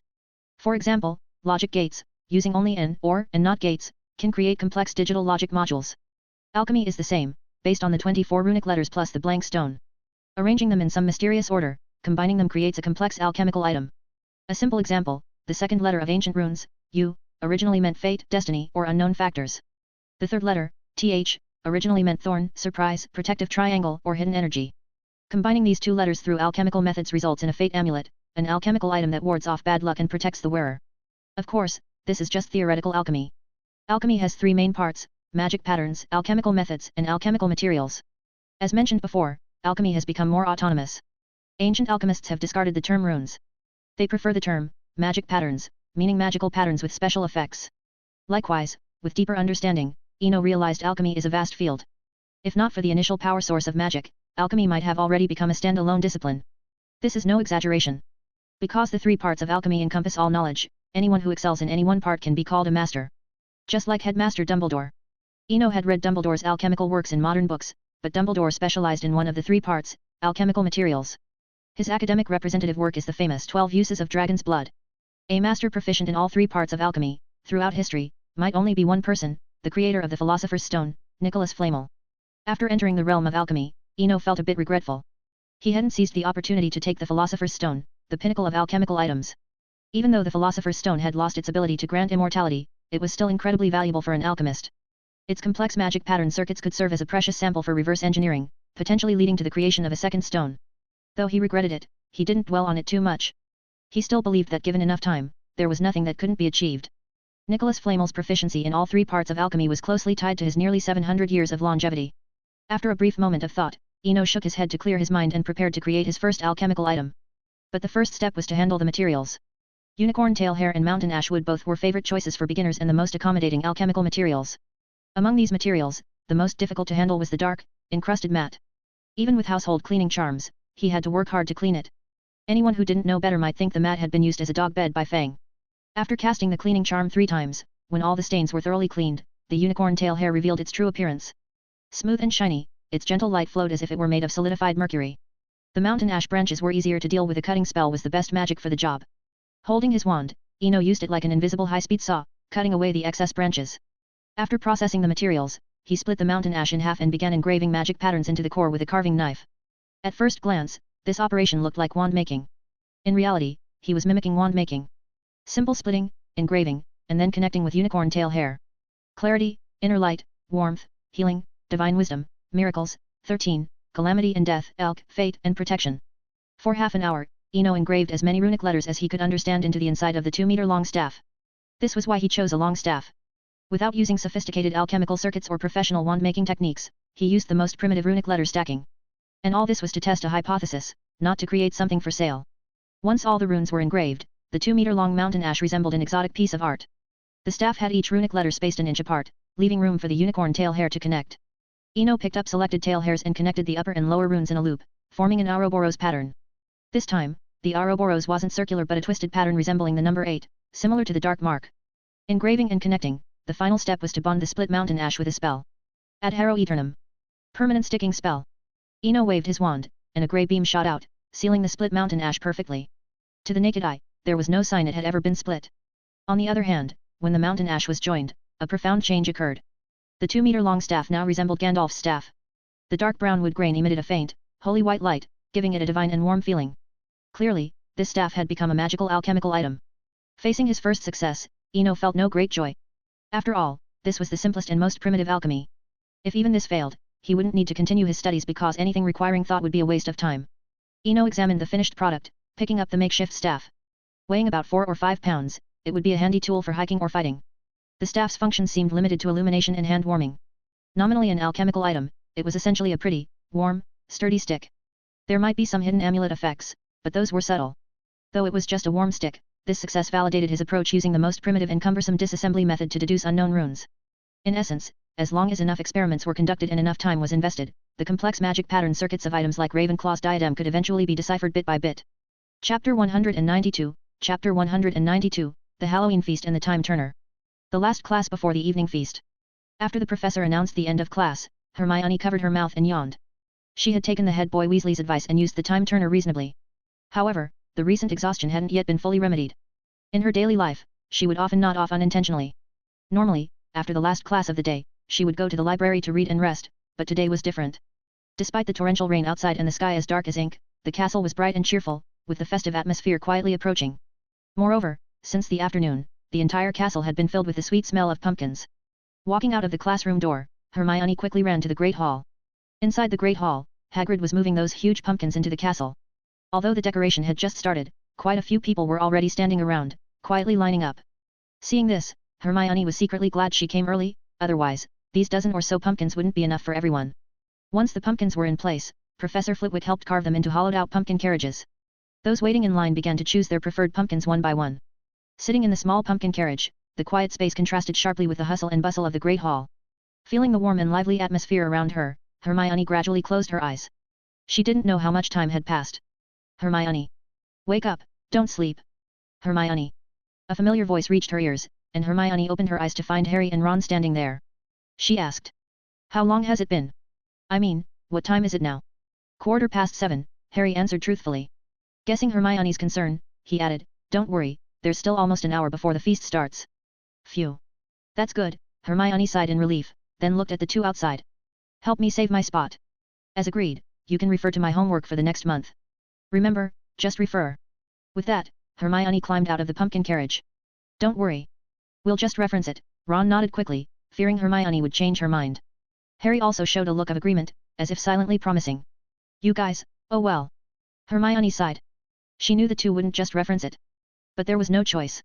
To get this big pumpkin, she had to use this method.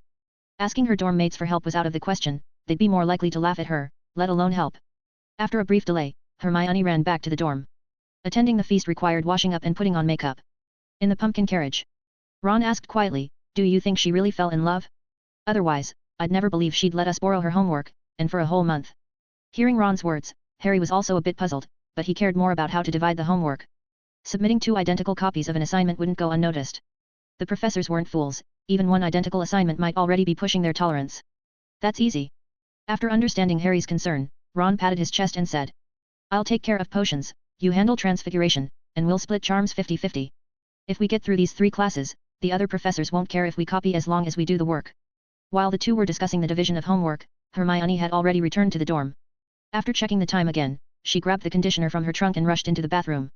At the same time, in the Slytherin dormitory, Eno closed the book in his hand, stood up, and headed to the Great Hall. Although he wasn't too keen on attending the feast, he still remembered Hermione's invitation. Besides, Hermione mentioned the time turner. As a top-tier alchemical item, it intrigued him greatly. In some ways, the time turner was likely more complex than the Philosopher's Stone. Simply put, the time turner had a higher rank than the Philosopher's Stone. But for now, the only time turner he could legally access was the one Hermione had. With this in mind, Eno took off his standard school uniform and put on his previous azure robe. Then he picked up a 2-meter-tall pearwood staff, with an ancient bronze oil lamp hanging from the top, looking like a medieval lamplighter as he left the dormitory. To examine the time turner, the oil lamp was essential. To avoid appearing too conspicuous, he chose this outfit. According to the tradition of the Halloween feast, the castle allowed students to dress up. As long as the outfits weren't too extreme, no professor would stop them. In the antechamber of the Great Hall. As the only entrance to the hall, it was also where new students first entered the castle and waited for sorting. Therefore, every little wizard here could feel a relaxed and familiar atmosphere. Eno had just arrived at the antechamber when he saw a lonely girl in the corner. Interestingly, Hermione had also taken off her standard robe, opting for a casual home outfit. She wore a khaki knitted wool sweater and light blue jeans with the cuffs slightly rolled up, revealing her slender ankles. On her feet were white sneakers, giving her a clean and neat look. At the same time, Hermione also saw Eno. His vintage, mysterious attire made her eyes light up. "Come with me. I got a pumpkin carriage today." Before Eno could get closer, Hermione quickly walked over, gently tugged his sleeve, and led him towards the Great Hall. In a corner of the Great Hall, Draco watched the two leave, bewildered. He had also come to invite Eno, but on behalf of Pansy. Seeing that Eno already had plans, Draco thought for a moment, then turned and walked out of the hall. Since he didn't complete the task, he decided not to attend the feast, especially not wanting to face an angry Pansy. At the same time, Hermione knocked on the pumpkin carriage's window. Without saying a word, just a look made Harry and Ron obediently get out. Watching the two run off, Eno was curious. It seemed the witches in the castle were truly the dominant ones. But this curiosity didn't last long because as soon as he sat in the pumpkin carriage, another object caught his attention. Hermione reached behind her neck, took out a delicate pendant from her collar. "Here, I know you're interested in it. Don't try to hide it from me," Hermione said with a smile. Though her expression was smiling, a hint of sadness flashed in her eyes. She knew from their last conversation that Eno was interested in the time turner, not her. Faced with this sudden honesty, after a few seconds of silence, Eno apologized. "Honestly, I'm quite interested, but the promise remains. You can come see that invisibility book anytime during the summer." With that, Eno took the still warm time turner from her. At the same time, he picked up the oil lamp and began to observe it closely. Chapter 193, Chapter 193, The Enchanted Pumpkin Carriage. Inside the Great Hall, within the confines of a large pumpkin carriage, floated candles cast a warm, flickering light. The gentle glow danced along the interior walls of the pumpkin, creating a play of shadows. In this secluded setting, the pumpkin carriage seemed to fulfill its intended purpose, a quiet and cozy space that exuded a somewhat romantic atmosphere. Hermione sat on one side of the pumpkin carriage, resting her chin on her hands, staring dreamily across at Eno. Even without conversation, just sitting together brought her a long-forgotten sense of happiness and contentment. While Hermione was caught up in her emotions, Eno was more focused on the task at hand.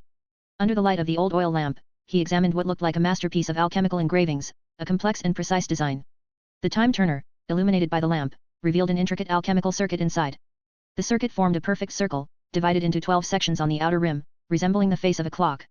At the center was a smaller, more intricate hexagonal circuit. Upon seeing the hexagonal circuit, Eno had a strong feeling that this was the core of the entire time turner. The 12 divided circuits seemed akin to coordinates. Eno's mind flashed back to an adventure with the Grimm brothers, where they had seen a towering forest structure with 12 black coffins at its base also related to time. It was there that they had discovered time reversal magic. If only I had this oil lamp earlier, Eno thought, feeling a tinge of regret. The oil lamp, though it came too late, was incredibly useful. It had a single rule, to reveal the truth and dispel illusions. No matter how complex an object was, if it held secrets, the lamp would uncover its hidden aspects. Despite his regret, Eno understood that some things couldn't be forced by human effort alone. Even as the fantastical world had evolved over the years, the essence of miracles remained unchanged. Pure, selfless kindness always had its rewards. The more sincere the intention, the greater the reward. The oil lamp was the best example. Otherwise, how could an ordinary farm woman like Aunt Julia possess such a valuable item? Eno speculated about the shift in story types, thinking it might be due to growing older, making it less appropriate to delve into fairy tales. A classic example was the Narnia stories, where Peter and Susan were excluded from later adventures simply because they had grown up. Of course, this was just a hypothesis. Inside the pumpkin carriage, Eno's thoughts were interrupted by his current task. To quickly document the valuable information, he turned and instructed the empty space beside him, "Fidey, bring me my camera." "Fidey?" Faded Withering. Hermione's curiosity was piqued. Yes, that's what I named the Phoenix, Eno nodded, then looked apologetically at Hermione. I'm sorry, I can't let you see it. A phoenix born out of despair isn't suitable for public appearances. Even Professor Dumbledore advised against it. That's all right.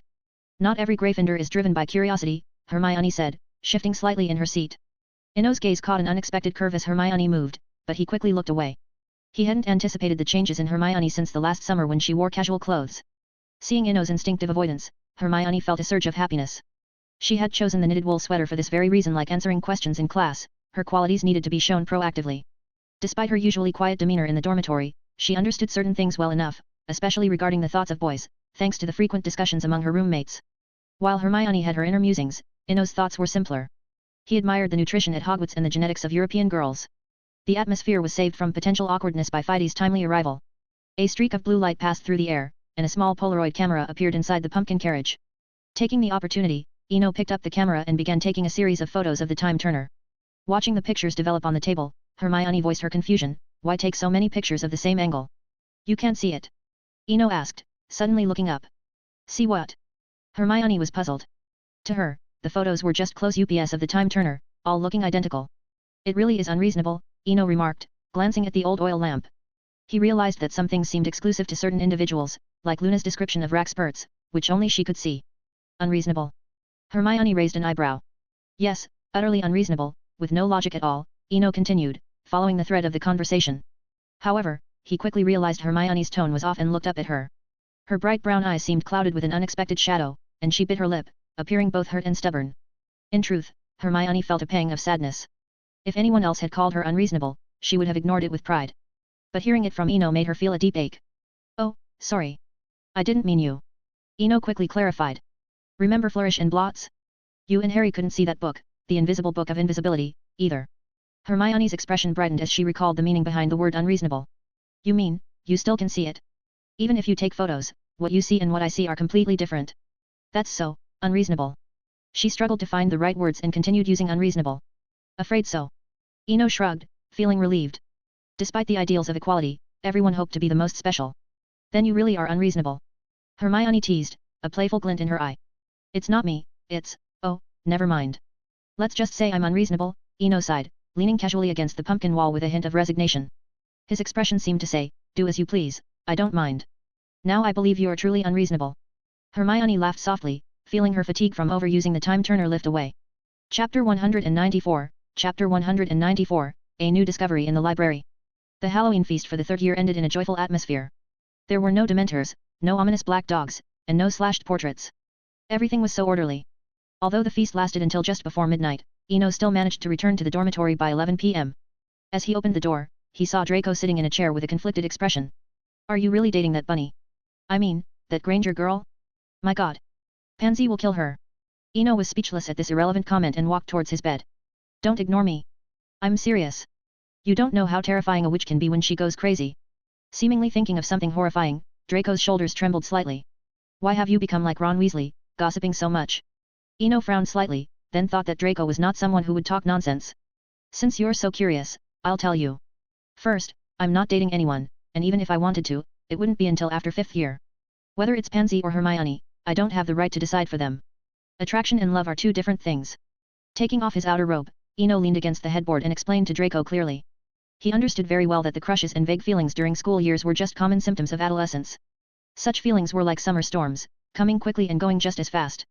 After graduation, when each has their own job and life, even the unforgettable memories will become just a nostalgic reminiscence during an afternoon nap, a kind of yearning.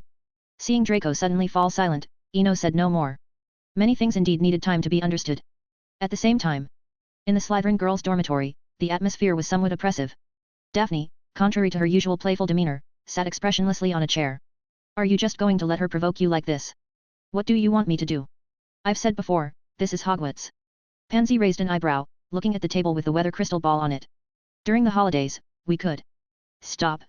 Pansy decisively interrupted, anything but this. This is a dead end. Eno is not stupid, and Draco has pretty much laid it all out for him. If anything happens, whether it's me or not, I'll be the prime suspect. Poor skills, always causing trouble. Daphne gritted her teeth, looking displeased. Poor skills. Pansy suddenly laughed, her smile carrying a complex undertone. There are no poor skilled Malfoys. They can only be evaluated by luck, not ability. Pansy knew very well that if there were a ranking in Slytherin or even all of Hogwarts, Draco would undoubtedly be the closest person to Eno. So, we're just going to let it go? Daphne asked, unwilling to give up. This time, Pansy didn't answer directly but scrutinized Daphne with a strange look. What are you doing? Daphne felt uneasy under her gaze, as if a secret had been revealed. Nothing. Pansy shook her head lightly, naturally shifting her gaze to the floor where the Daily Prophet lay. The headline on the front page was about the Nimbus Company launching their latest broom, the Firebolt. Its sleek lines and powerful specs attracted even Pansy, who didn't play Quidditch much. However, whether its attraction or liking, very few could actually afford a Firebolt. Some things she didn't mind having one more competitor. After all, many people looked longingly at the Quidditch shop window, but only those who could afford it could ride the broom. Time passed slowly and steadily. 3 days after the Halloween feast. After finishing the only morning charms class, Eno headed to the library. He now felt like a genuine scanning machine, reading many books without thinking much, focusing on accumulation rather than understanding. After reading, he would wear the diadem once a month to organize and comprehend the knowledge through a magical AI. The power of the Ravenclaw diadem was somewhat unexpected. The legend that wearing it grants wisdom was not an exaggeration at all. However, what interested him more was the creator of the diadem, Rowena Ravenclaw. What kind of exceptional wisdom did she possess to create such a powerful alchemical item? Understanding and learning oneself is a kind of intelligence, but being able to make others understand as well transcends intelligence and becomes an ability. Lost in thought, Eno shook his head to bring his attention back to the present. On the table in the library reading area was a half-inch thick book, The Framework of Alchemy. Lena had used a spell to bring this book down from the high shelves. He thought it was another basic application book. But as he opened the pages, he noticed something different. This book had been modified, its cover and title were added later. Unlike ordinary covers, the pages inside were much older. Without magical protection, Eno had no doubt that they would crumble into pieces with a gentle turn. Moreover, the content inside surprised him. In just half an inch of thickness, there were notes in more than 10 different handwriting styles, some messy, some neat. There were additions and corrections from predecessors and condescending comments to successors. This seemed to be a legacy book, and the annotations were the best evidence. Eno was very interested in these annotations because reading them was like discovering time capsules. For example, the one before him read: Descendants, do not believe everything my grandfather wrote. His mind was kissed by a Gertie root, resulting in these nonsensical insights. The romance of traversing time, communicating with future generations, seemed truly unique to long-established families. Enjoying the fun of reading these comments, Eno turned to the next page with a smile. His smile quickly faded. One annotator had written their name, Phineas Gaunt. Eno was all too familiar with this family, which spanned the entire story. The Gaunt family was a direct descendant of Salazar Slytherin and also the family of Voldemort's mother. For such a legendary and mysterious family, their inherited notes were simply included in the Hogwarts library. At that moment, Eno couldn't help but appreciate Lena's freedom in the restricted section. The return on this was incredibly quick. _____. Chapter 195, Chapter 195, The Blood Alchemy of the Gaunt Family. It has been said that the day after Halloween is essentially Christmas. At first, Eno scoffed at this idea, but now he somewhat believes it. Time flows. 2 months passed as swiftly as a phoenix's apparition. Before anyone could react, it was all over. Outside the castle, Eno wandered alone on the lawn, carrying his suitcase. As usual, he chose not to stay at school for the Christmas holiday. After all, it was nearly time for his next journey to begin. No matter which story he ventured into, his suitcase was always an essential item. In the magical world, he could use his sanctuary as a temporary storage space, but that didn't work in the story world. After all, the story world essentially exists within the sanctuary. It's like entering a room within a room, unless you leave and come back in, it's impossible to manage. Therefore, before leaving, he helped Hagrid transfer the magical creatures from the suitcase. Together, they built a new hut deep in the Forbidden Forest to house the creatures Hagrid had collected. Otherwise, with just one trip in and out of the sanctuary, the suitcase would be empty except for the Acromantula. Thinking of the Acromantula, Eno couldn't help but recall the recent scene. The winged spiders had grown to the size of basins, likely due to their half-demon genetics. These hybrid spiders had also reached their growth limit. The largest was only 2 feet long, with a pair of miniature wings on its back. Initially frightening, they became endearing once one got used to them, adorably ugly, even. As for their highly valued venom and silk, nothing special had been found so far. They either didn't produce them at all or it wasn't the right time yet.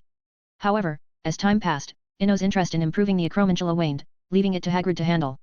He was now more interested in ancient runes and alchemy. The Gaunt family's books opened a new door for him: human alchemy, or as they called it, blood alchemy. The content was straightforward, easily summarized in one sentence: engrave alchemical circuits or ancient runes directly onto oneself. For example, like the runes under a basilisk's eyes, once understood and mastered, one could use the Gaunt family's method to engrave them onto their own eyes, thereby gaining the basilisk's lethal gaze. Honestly, Eno found this knowledge tempting. Of course, he wasn't planning to operate on himself but was intrigued by the properties of ice magic. He also guessed the purpose behind Lena's gift of books likely stemming from an offhand comment about wanting to transplant a basilisk's eyes onto an ice frost serpent. After reading the Gaunt family's heritage, he realized there was potential in engraving alchemical circuits onto transformed creatures. This was all due to the properties of ice transformation. In simple terms, it was about transforming volume and shape equivalently, like turning a 1-foot ice block into a 1-foot ice puppet. Ice transformation magic completely abandoned the wonder of traditional transformation, such as turning a button into a pig. Every benefit comes with a drawback. Ice transformation didn't cut corners, it appeared simplistic but gained another trait near permanence. Like the Antarctic glaciers, as long as the temperature was appropriate, they would remain frozen and exist indefinitely. Thinking of the endless magical possibilities of ice puppets, Eno couldn't help but feel a rare excitement. This excitement was unrelated to age or experience, similar to how a man would never refuse a desired model figurine, especially one endowed with various magical abilities. Kula Diamond. Eno remembered a distant memory of fighting game featuring a girl with frost powers, often nicknamed the Ice Girl. Compared to those cards or tiny figurines, a life-sized, 1-to-1 scale replica would be much more interesting. Who needs house elves when you have such dolls? Walking on the path outside the castle, Eno hummed lightly. Due to Dobby's presence, he had always hesitated to buy a house elf, considering their convenience but also fearing betrayal from an unusual one. Now, he didn't have to worry about such annoying decisions. At the same time, in the Gryffindor common room, Harry signed his name on the permission slip for leaving school during the holidays that Percy had handed him. Although it was just a signature, the joy it brought was indescribable. Unlike his past of having no home to return to, he now had a place to call his own, the ancestral home of the Black family at 12 Grimmauld Place. Today, Harry received a letter from his godfather, which also included an invitation for Eno. He needed to deliver it before the Christmas holiday. Seeing Harry's actions, Ron tugged at his friend's robe. "Where are you going?" "To deliver a letter to Eno." Harry beamed. "A letter?" Ron rolled his eyes, feeling Harry was acting somewhat impractical after signing the slip. "Are you planning to enter the snake's lair alone or search the whole castle for him?" Hearing this, Harry's expression froze, realizing that finding someone in the vast castle was unrealistic. As for entering the Slytherin common room alone, that was out of the question. Gryffindors might be brave, but they weren't reckless about everything. Seeing Harry's silence, Ron couldn't help but smirk and nod towards the other side of the room. "Look, let her deliver it. She's the only one in Gryffindor who won't be hassled. The whole castle knows." Following Ron's gaze, Harry saw Hermione just coming out of the girls' dormitory. "Are you two gossiping about me again?" Hermione glared at them. Ever since she and Eno had taken a ride in the pumpkin carriage on Halloween, the rumors hadn't died down but had instead intensified over the past 2 months. "No. We were saying you should deliver a letter to Eno from Sirius," Ron explained nervously, feeling guilty as 3 out of the 12 versions of the rumors circulating the castle were his own inventions. "Harry." Hermione turned her gaze to him. Compared to the unreliable Ron, she trusted the more straightforward Harry. "Yes," my godfather replied. "He invited Eno to visit the ancestral home for Christmas, and the letter includes the address and time," Harry explained truthfully. "Give it to me. I'll deliver it for you," Hermione said, glancing at the letter in Harry's hand. Watching Hermione's departing figure, Ron turned uneasily. "Mate, do you think she'll really go to the Slytherin lair? With that haughty look, it's more like she's going to make a point rather than deliver a letter." Harry hadn't considered this, but Ron's reminder made him realize the potential issue. The two exchanged a glance, then stood up in unison and hurried after her. _____. If you want to support me and get access to an additional 30 chapters, you can check out patreon.com/dark_peace right bracket. http://patreon.com/dark_peace right parenthesis. Chapter 196, Chapter 196, A Clash Among Girls. Since Halloween, the rumors in the castle had been like mosquitoes in the height of summer buzzing incessantly, making Hermione incredibly annoyed. The root cause of all this was the pumpkin carriage ride during the banquet. Eno, a distinguished Slytherin, enjoyed an immense level of popularity in the castle, a fact difficult to imagine. This was not only because of his handsome appearance and remarkable talent but also due to the extensive coverage by the Daily Prophet. This created a kind of herd mentality among people, akin to the effects of hype and celebrity. As a result, Eno had become the white moonlight in many girls' hearts. But for Hermione, this was the source of endless trouble. Her relationship with Eno was maliciously distorted by many, evolving into 12 different versions of rumors, the most annoying being the disgusting love potion story. "Don't let me find out who's spreading these stories behind my back," Hermione thought fiercely. She disliked being the subject of whispered conversations and even more despised the envious or jealous glances from those who didn't know the truth. Groundless speculations and gossip were always utterly boring. Today, Sirius's letter presented the perfect opportunity. With so many busybodies around, she would use her actions to set things straight. Hermione clutched the letter tightly as she walked down the long corridor, descending level by level along the moving staircases. Meanwhile, Harry and Ron were quietly following behind her. She really went by herself. Shouldn't we stop her? Harry couldn't help but look around nervously. As they entered the castle's lower level, there were scarcely any other students around, mostly just the green-clad Slytherins coming and going. "Relax, there won't be a fight," Ron said confidently, a look of excitement in his eyes as if he were part of some grand event. "But..." Harry hesitated, feeling that something was off. "There really won't be a fight." Ron turned back, looking at Harry with a burning gaze. "Slytherins aren't fools. At most, they'll use some verbal jabs. Actually fighting would be like putting Eno on the spot and pushing him away. Then what are we here for? Harry asked, bewildered. Initially, he thought they were stopping Hermione, then he thought they were there to help her in a fight, and now it seemed there wouldn't be any fight at all. We're here to back Hermione up, Ron said decisively. At the same time, Hermione had already reached the lower level corridor, the only way to the Slytherin common room. Perhaps, as Ron said, Slytherins wouldn't act foolishly. Even someone like Goyle wouldn't pick a fight without orders or instructions. As Hermione turned another corner and walked down the corridor, the Slytherins she passed mostly looked at her with curiosity and scrutiny. This included Marcus Flint, the Quidditch captain and a 7th-year student. With a playful look, the towering figure stood aside to let her pass without any unnecessary actions. In the Slytherin girls' dormitory. Upon receiving word from 2 first-year girls, Daphne stood up abruptly, then sat back down, looking somewhat guilty. Aren't you going to do anything? Daphne asked, still indignant, turning to Pansy, who was sitting calmly in her chair. What do you want me to do? Pansy put down the book she was reading, the cover revealing it to be the ancient Greek historical classic The History of the Persian Wars. Daphne, we shouldn't respond to everything. Besides, I don't want you to always follow behind me. I might not always lead the way, so sometimes you need to make your own decisions. Having said this nonchalantly, Pansy resumed her reading. Facing Pansy's clear stance, Daphne hesitated, looking towards the door. After a moment, she gritted her teeth and walked out. In the Slytherin common room, Draco Malfoy sat on a sofa, absent-mindedly, his ears twitching slightly at any sound from the girls' dormitory exit. Each time there was a noise, his eyes would dart over. When he saw Daphne come out with an expressionless face, though not Pansy, he quickly stood up and headed out. He didn't intend to look for Eno. He wouldn't know where to find him in the vast castle anyway. Even if he did, he wouldn't do something so foolish. Adding fuel to the fire was something only a fool would do. A smart person would remove the source of the flames, letting all conflicts dissipate into nothing. Leaving the common room, Draco headed straight to the potions classroom, not even glancing at Harry and Ron, who were trailing behind. In the lower level corridor of the castle, seeing the surrounding Slytherins remaining silent, Hermione began to have second thoughts. It wasn't out of fear but a realization that her actions might not be appropriate. Calming down, she realized this was a one-sided declaration that, while venting her frustration, might also upset Eno. Just as Hermione was contemplating whether to turn back, the entrance to the Slytherin common room opened again. This time, a blonde girl with skin as delicate as a porcelain doll emerged. Seeing that it wasn't the familiar black-haired girl, Hermione paid little attention and turned to leave. Though it seemed half-hearted and might invite ridicule, she didn't care about others' opinions, only Eno's. Leaving so soon? I thought you were tougher. Daphne suddenly blocked her way, her voice sweet yet cold. Combined with her perpetual smile, it always carried a hint of danger. Facing the blatant provocation, Hermione took a deep breath to steady herself. Are you talking to me? If so, please address me as Miss Granger. Courtesy is a basic form of respect, Hermione replied. Oh? Miss Granger.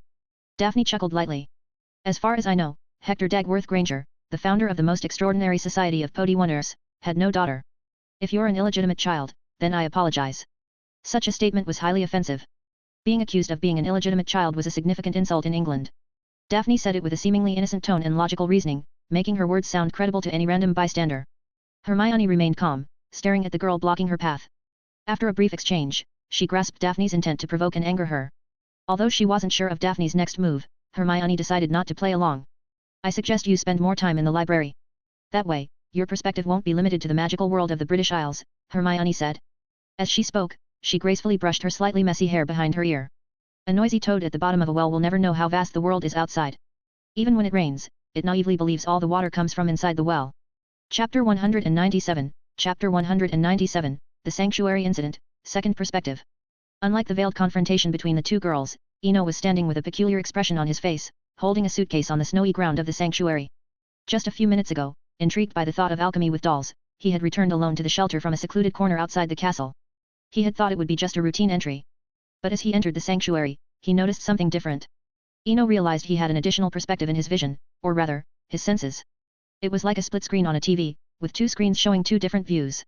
However, what puzzled him was that the second screen was almost entirely black, as if there was some sort of interference affecting it, limiting the view of the surroundings. Just as he thought about this limitation, he sensed something through the second perspective. Hey? It can move. Eno raised his head in surprise. It was a strange sensory experience, like slapping a sponge with thick gloves on. It didn't hurt much, but there was still a tangible feeling. This discovery piqued his interest.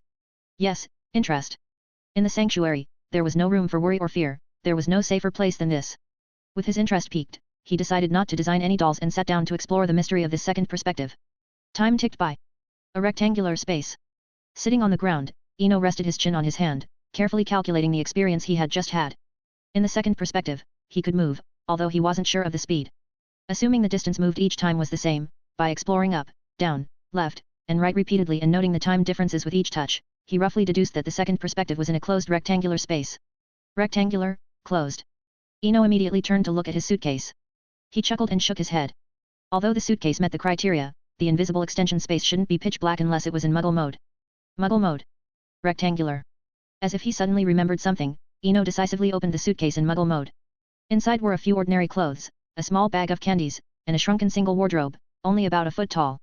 Although he already had a guess in his mind, he still carefully opened the wardrobe. A streak of light pierced the sky, illuminating the dark night. Of course, this was in the second perspective. Opening the shrunken wardrobe revealed a small black mist. He was very familiar with this object. It was the boggart that Lupin had given him after a defense against the dark arts class. Initially, it had been kept in his bedroom, but considering Draco's feelings, he had to use a shrinking spell on the wardrobe and put it in his suitcase. 2 months had passed, and what should have been forgotten reappeared in a different form. Looking at the mist in the wardrobe, Eno felt like he was looking in a mirror, as in the second perspective, he saw himself, a giant face. Not a spirit, nor a magical creature, just a mass of conscious emotion. At this moment, he realized that everyone had misunderstood the boggart. The black mist in front of him was merely a mass of emotions brought together by magic, unlike wild boggarts which had independent consciousness. Perhaps because of this, it perfectly evaded the sanctuary's mechanisms, as it was a lifeless mass of emotions. The boggart had merely been stripped of its consciousness, not completely obliterated. Considering the precedent of Voldemort's Horcruxes, which also lacked physical form but existed in a soul state, it made sense that this entity wasn't completely erased. Eno calculated in his mind while carefully observing the black mist before him. Light, floaty mist. Without a physical form, it should be able to fly. As soon as he had this thought, the mist began to float gently in his vision. In a short amount of time, Eno realized that the misty boggart could move freely with his thoughts, much like controlling a remote-controlled car. Unlike the limited perspective of remote-controlled toys, the boggart had a 360 degrees unobstructed view, truly showcasing the mobility of a spirit-like entity. As the novelty wore off, Eno leaned back on the snowy ground, lost in thought. I wonder if the fear is still there. He couldn't help but recall his conversations with Lupin, or rather, the notes Lupin had written. The notes mentioned that boggarts had a lot in common with nightmares. Both lacked physical forms and fed on fear. Of course, these were just speculations, based on a thorough understanding of nightmares. However, no one in the wizarding world had ever seen a nightmare, let alone understood one. Thus, all records about nightmares remained mere conjecture and legend. While Eno was contemplating in the shelter, the corridor on the first basement level of the castle had entered an intense confrontation. Daphne looked upset, especially as more people gathered to watch. Not only did her verbal sparring not gain any advantage, but she was also repeatedly ridiculed by her opponent. So how long do you plan to block the way? Instead of wasting time here, you should read more books to avoid talking nonsense. Hermione's eyes sharpened. She noticed that the surrounding crowd was all Slytherin girls, and beside her were only Harry and Ron. Ron, realizing the situation was getting dangerous, knew that unlike boys who just watched for fun, Slytherin witches were serious about fighting. Ron whispered to Harry, "Mate, if a fight breaks out, take Hermione and run. My brothers are many, they won't do much to me." In his heart, Ron had another half of a sentence he didn't say. No matter what, his surname was Weasley. Although he didn't agree with pureblood ideals, he was still a legitimate member of the sacred 28 pureblood families, and the Slytherins would have to be cautious. Harry didn't say anything, just nodded slightly and clenched his fist. Surrounded by dozens of girls, his instinct for running away, honed in his Muggle elementary school days, hadn't been forgotten. "Move aside," a voice shouted. As the voice fell, Daphne quickly stepped aside, followed by the surrounding Slytherin girls. Snape walked through the crowd with an expressionless face. He first glanced at Harry, then turned his gaze to the defiant Hermione Granger. On his way here, Malfoy had already told him what happened, but the scene still made him feel a bit dazed. Once, there had been another Gryffindor girl. On a weekend after the start of their first year, she naively went alone to the Slytherin common room to find her friend. _____. Chapter 198, Chapter 198, Snape's Gift. Just before the Christmas holidays, in the basement corridor of the castle, many Slytherin students witnessed a miraculous scene. The usually stern head of their house and the severe potions master, Severus Snape, actually wore a gentle expression on his face. "Professor Snape." Hermione greeted him proactively. Snape nodded slightly, then looked around. Without any further words, all the Slytherin students began to disperse. Similarly, Daphne, pulled by a few other girls, returned to the common room. After the crowd had completely dispersed, Snape's gaze locked onto Ron. Typically, Harry would be the first target in this kind of situation, but after the Sirius Black incident, Harry knew everything that had happened, which gave him complicated feelings towards Snape. On one hand, he hated Snape for revealing the prophecy, but on the other hand, he felt guilty for his father. If there hadn't been conflicts during their school years and if there had been no previous humiliations, perhaps everything would have turned out differently. But from Snape's perspective, he could always see a pair of emerald green eyes, showing a complicated expression, filled with hatred and regret. Because of this, starting this year, Potions class had a new scapegoat, Ron Weasley. Ignoring Ron's anxious expression, Snape stared at him closely. As their eyes met, he slowly spoke. Ron Weasley, for intending to cause trouble in the castle, you are sentenced to detention for 2 days every weekend for 2 months after the Christmas holidays. The detention will be held in the Potions classroom. Hearing this punishment, both Hermione and Harry felt it was too much. Although no points were deducted, 2 months of detention was overly harsh. Professor. Hermione couldn't help but speak. After all, Ron had come to help her. However, before Hermione could finish, Snape interrupted, if I were you, I'd think carefully about where those rumors came from. Hearing this, Ron's face turned slightly pale. He turned and whispered, it's okay, Hermione. I'm fine. Hermione first looked at Ron's expression and then thought about what Snape had said, squinting her eyes thoughtfully. You two should go back and avoid coming here if you have no business, Snape said in a tone that didn't allow for argument, then turned his gaze back to Ron. As for you, come to my office. The now empty corridor seemed overly quiet. As Ron and Snape left, Harry hesitated for a moment before deciding to follow them. Hermione also followed. Despite Snape's hint, she still had questions she needed to ask directly. Outside the Potions classroom, Harry looked at Hermione, conflicted. He didn't know if he should say something, but before he could decide, Hermione had already made the decision for him. You don't need to say anything. I'll ask him myself. Hermione leaned against the corridor wall, arms crossed, one leg casually bent, her eyes half closed as she stared at the door to the Potions classroom. However, in this seemingly relaxed posture, Harry couldn't help but feel a sense of danger from Hermione for the first time. After about 15 minutes, the door to the Potions classroom opened. Ron came out, looking dejected, holding an old wooden box. Mr. Weasley. Hermione slowly stood straight and walked towards Ron step by step. I was wrong. I confess, Ron said, regretting his loose tongue during their idle chat. Hermione didn't respond, only signaling with her eyes for him to continue. I made up 3 versions, the rest weren't my fault, Ron said, his tone filled with innocence. So which 3? You'd better be honest. Hermione's expression remained indifferent as she looked at Ron, unable to believe that the rumors that had troubled her for so long came from a friend. The secret in the garden, the kiss in the rain, the compartment confession. Ron quickly listed the rumors he had fabricated. Hearing these familiar names, Hermione breathed a sigh of relief. She was just worried about hearing something shameless like love potions, otherwise, their friendship would be over. Although they were rumors, the ones Ron mentioned were not too excessive, even carrying a touch of romanticism. Seeing Hermione silent, Ron finally lowered his head, sorry, I won't spread any more rumors about you. I really won't. Yet, he was met with continued silence from Hermione. Harry, worried about their tense situation, looked between them, not knowing what to do. Just as Ron thought he couldn't be forgiven, Hermione's voice reached his ears. I accept your apology. But in the future, if there are any rumors about me, you have to run them by me first before spreading them. Although she accepted the apology, Hermione did so out of necessity. As long as she stayed close to Eno, such rumors would be inevitable. It was better to have Ron around to at least craft some romantic stories, using rumors to counter rumors. Hearing Hermione's acceptance, both Harry and Ron breathed a sigh of relief. By the way, Hermione. Snape asked me to give this to you. Ron handed over the box he was holding. What is this? Hermione took the old-looking box and opened it, revealing 2 3-inch round mirrors inside. A set of 2-way mirrors. Unlike Harry's silence, Ron immediately recognized them.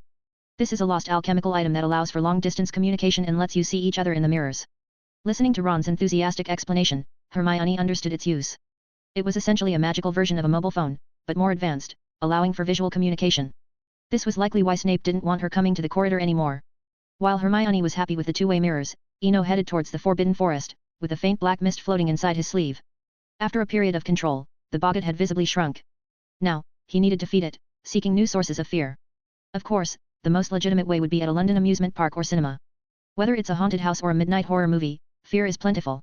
But all this would have to wait until the day after tomorrow's Christmas holiday. For now, he could only try his luck in the Forbidden Forest. Chapter 199, Chapter 199, Shocktoberfest Theme Park. In this world, everything seems to have a balance. While some find joy, others inevitably face sorrow.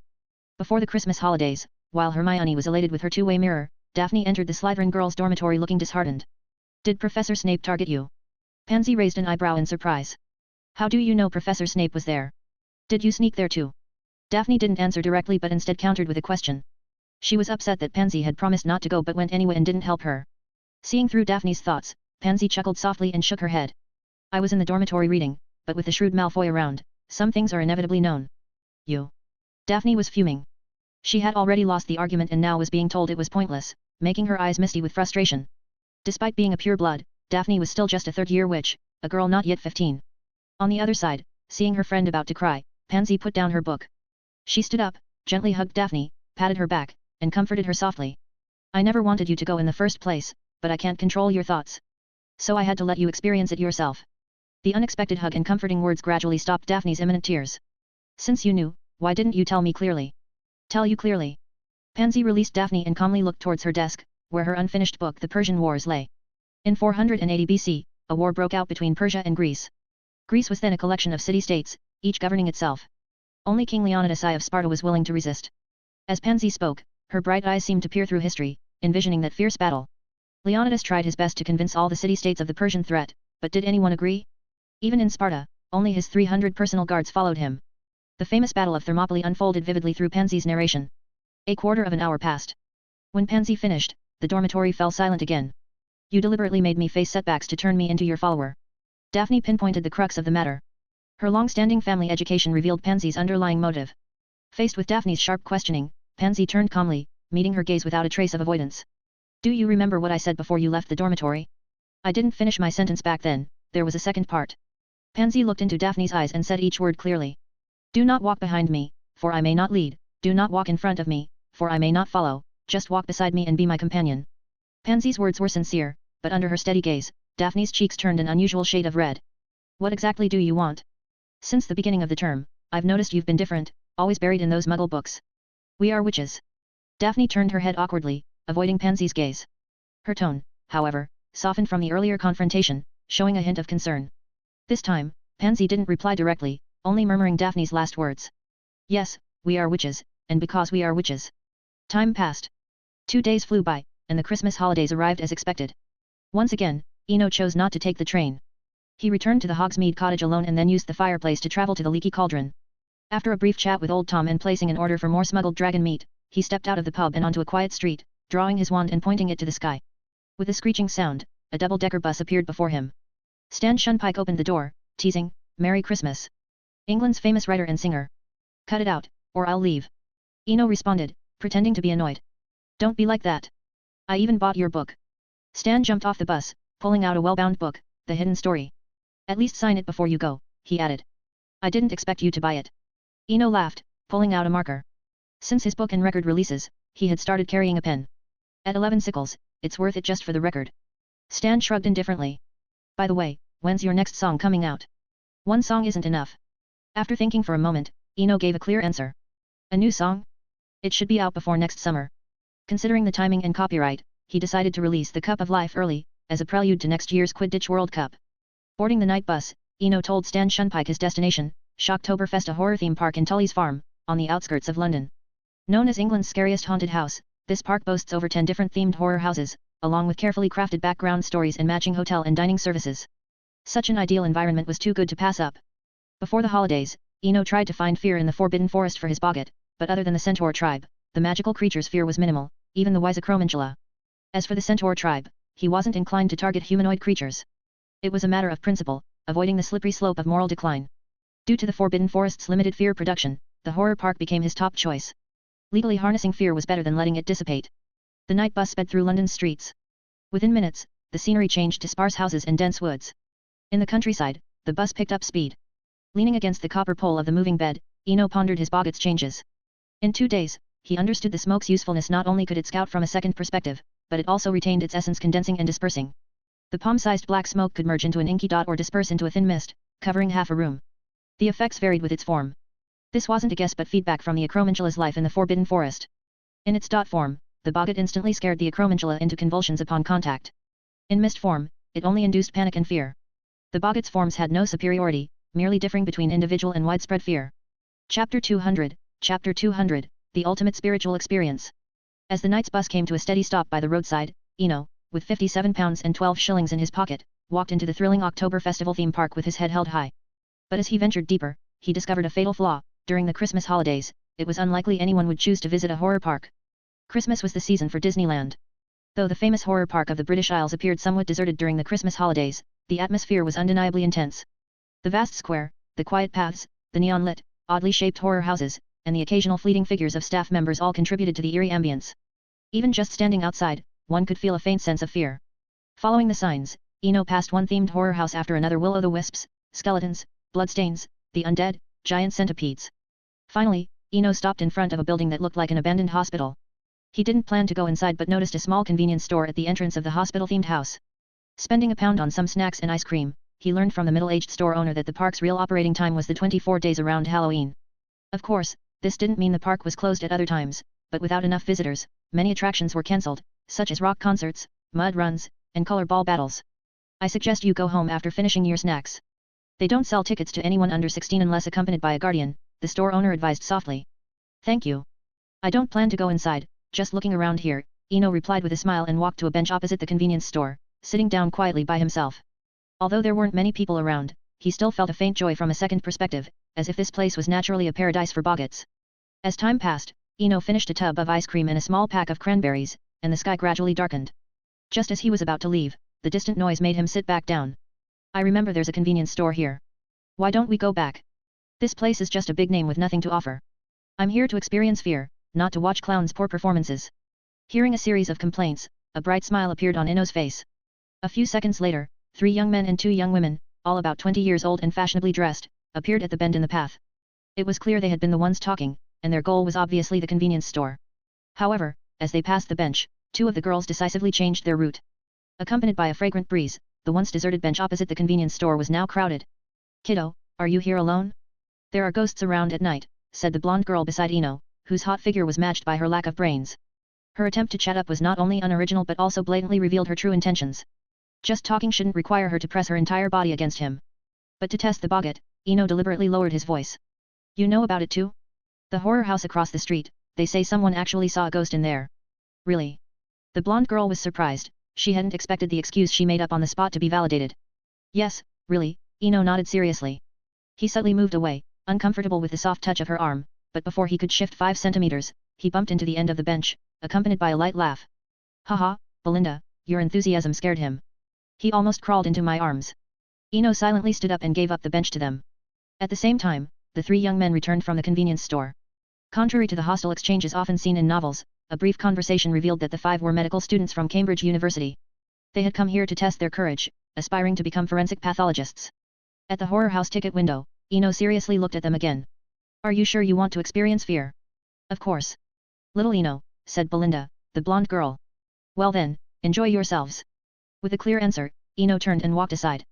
Meanwhile, a faint mist drifted from his sleeve, quietly following the group. Returning to the bench, Eno saw the full view of the horror house from a second perspective. The place resembled an abandoned hospital from the last century. The long corridors were littered with stained medical records, the walls covered in strange graffiti, and various scratches resembling those made by fingernails. This place feels different. Belinda was the first to notice. The realistic ambience, especially the dark purple graffiti on the walls, looked like dried blood. As Belinda spoke, the group began analyzing their surroundings one by one. The usual trick, legally obtained animal blood smeared on the walls. And those scratches, made by metal-constructed fake bones, clawed out with hydraulic power. Eno smiled faintly as he listened to their professional analyses from his second perspective. The 5 honestly stood at the entrance, none of them daring to venture deeper. Yet, even so, the fear they generated caused a significant change in the boggart. The faint mist, initially covering only half a room, now spread freely, expanding from 1 meter to 2 meters, until it enveloped a full 20-meter radius. At the same time, Eno closed his eyes and leaned back on the bench. Sharing the senses, he felt a sense of spiritual satisfaction, like working hard all year and achieving good results in the final exams. It was an indescribable spiritual experience. Gradually, Eno immersed himself in this sensation. With his eyes closed, he didn't notice the changes around him. Pebbles around the bench began to float in the air, rotating counterclockwise like a nebula. As the rotation speed increased, so did the surrounding gravitational pull. From pebbles, stones, dry trees, to even the surrounding benches and a nearby ice cream cart. More and more objects floated into the air. It was unclear how much time had passed. When Eno opened his eyes again, he found many strangers around him. Of course, the closest to him was still a smiling Dumbledore.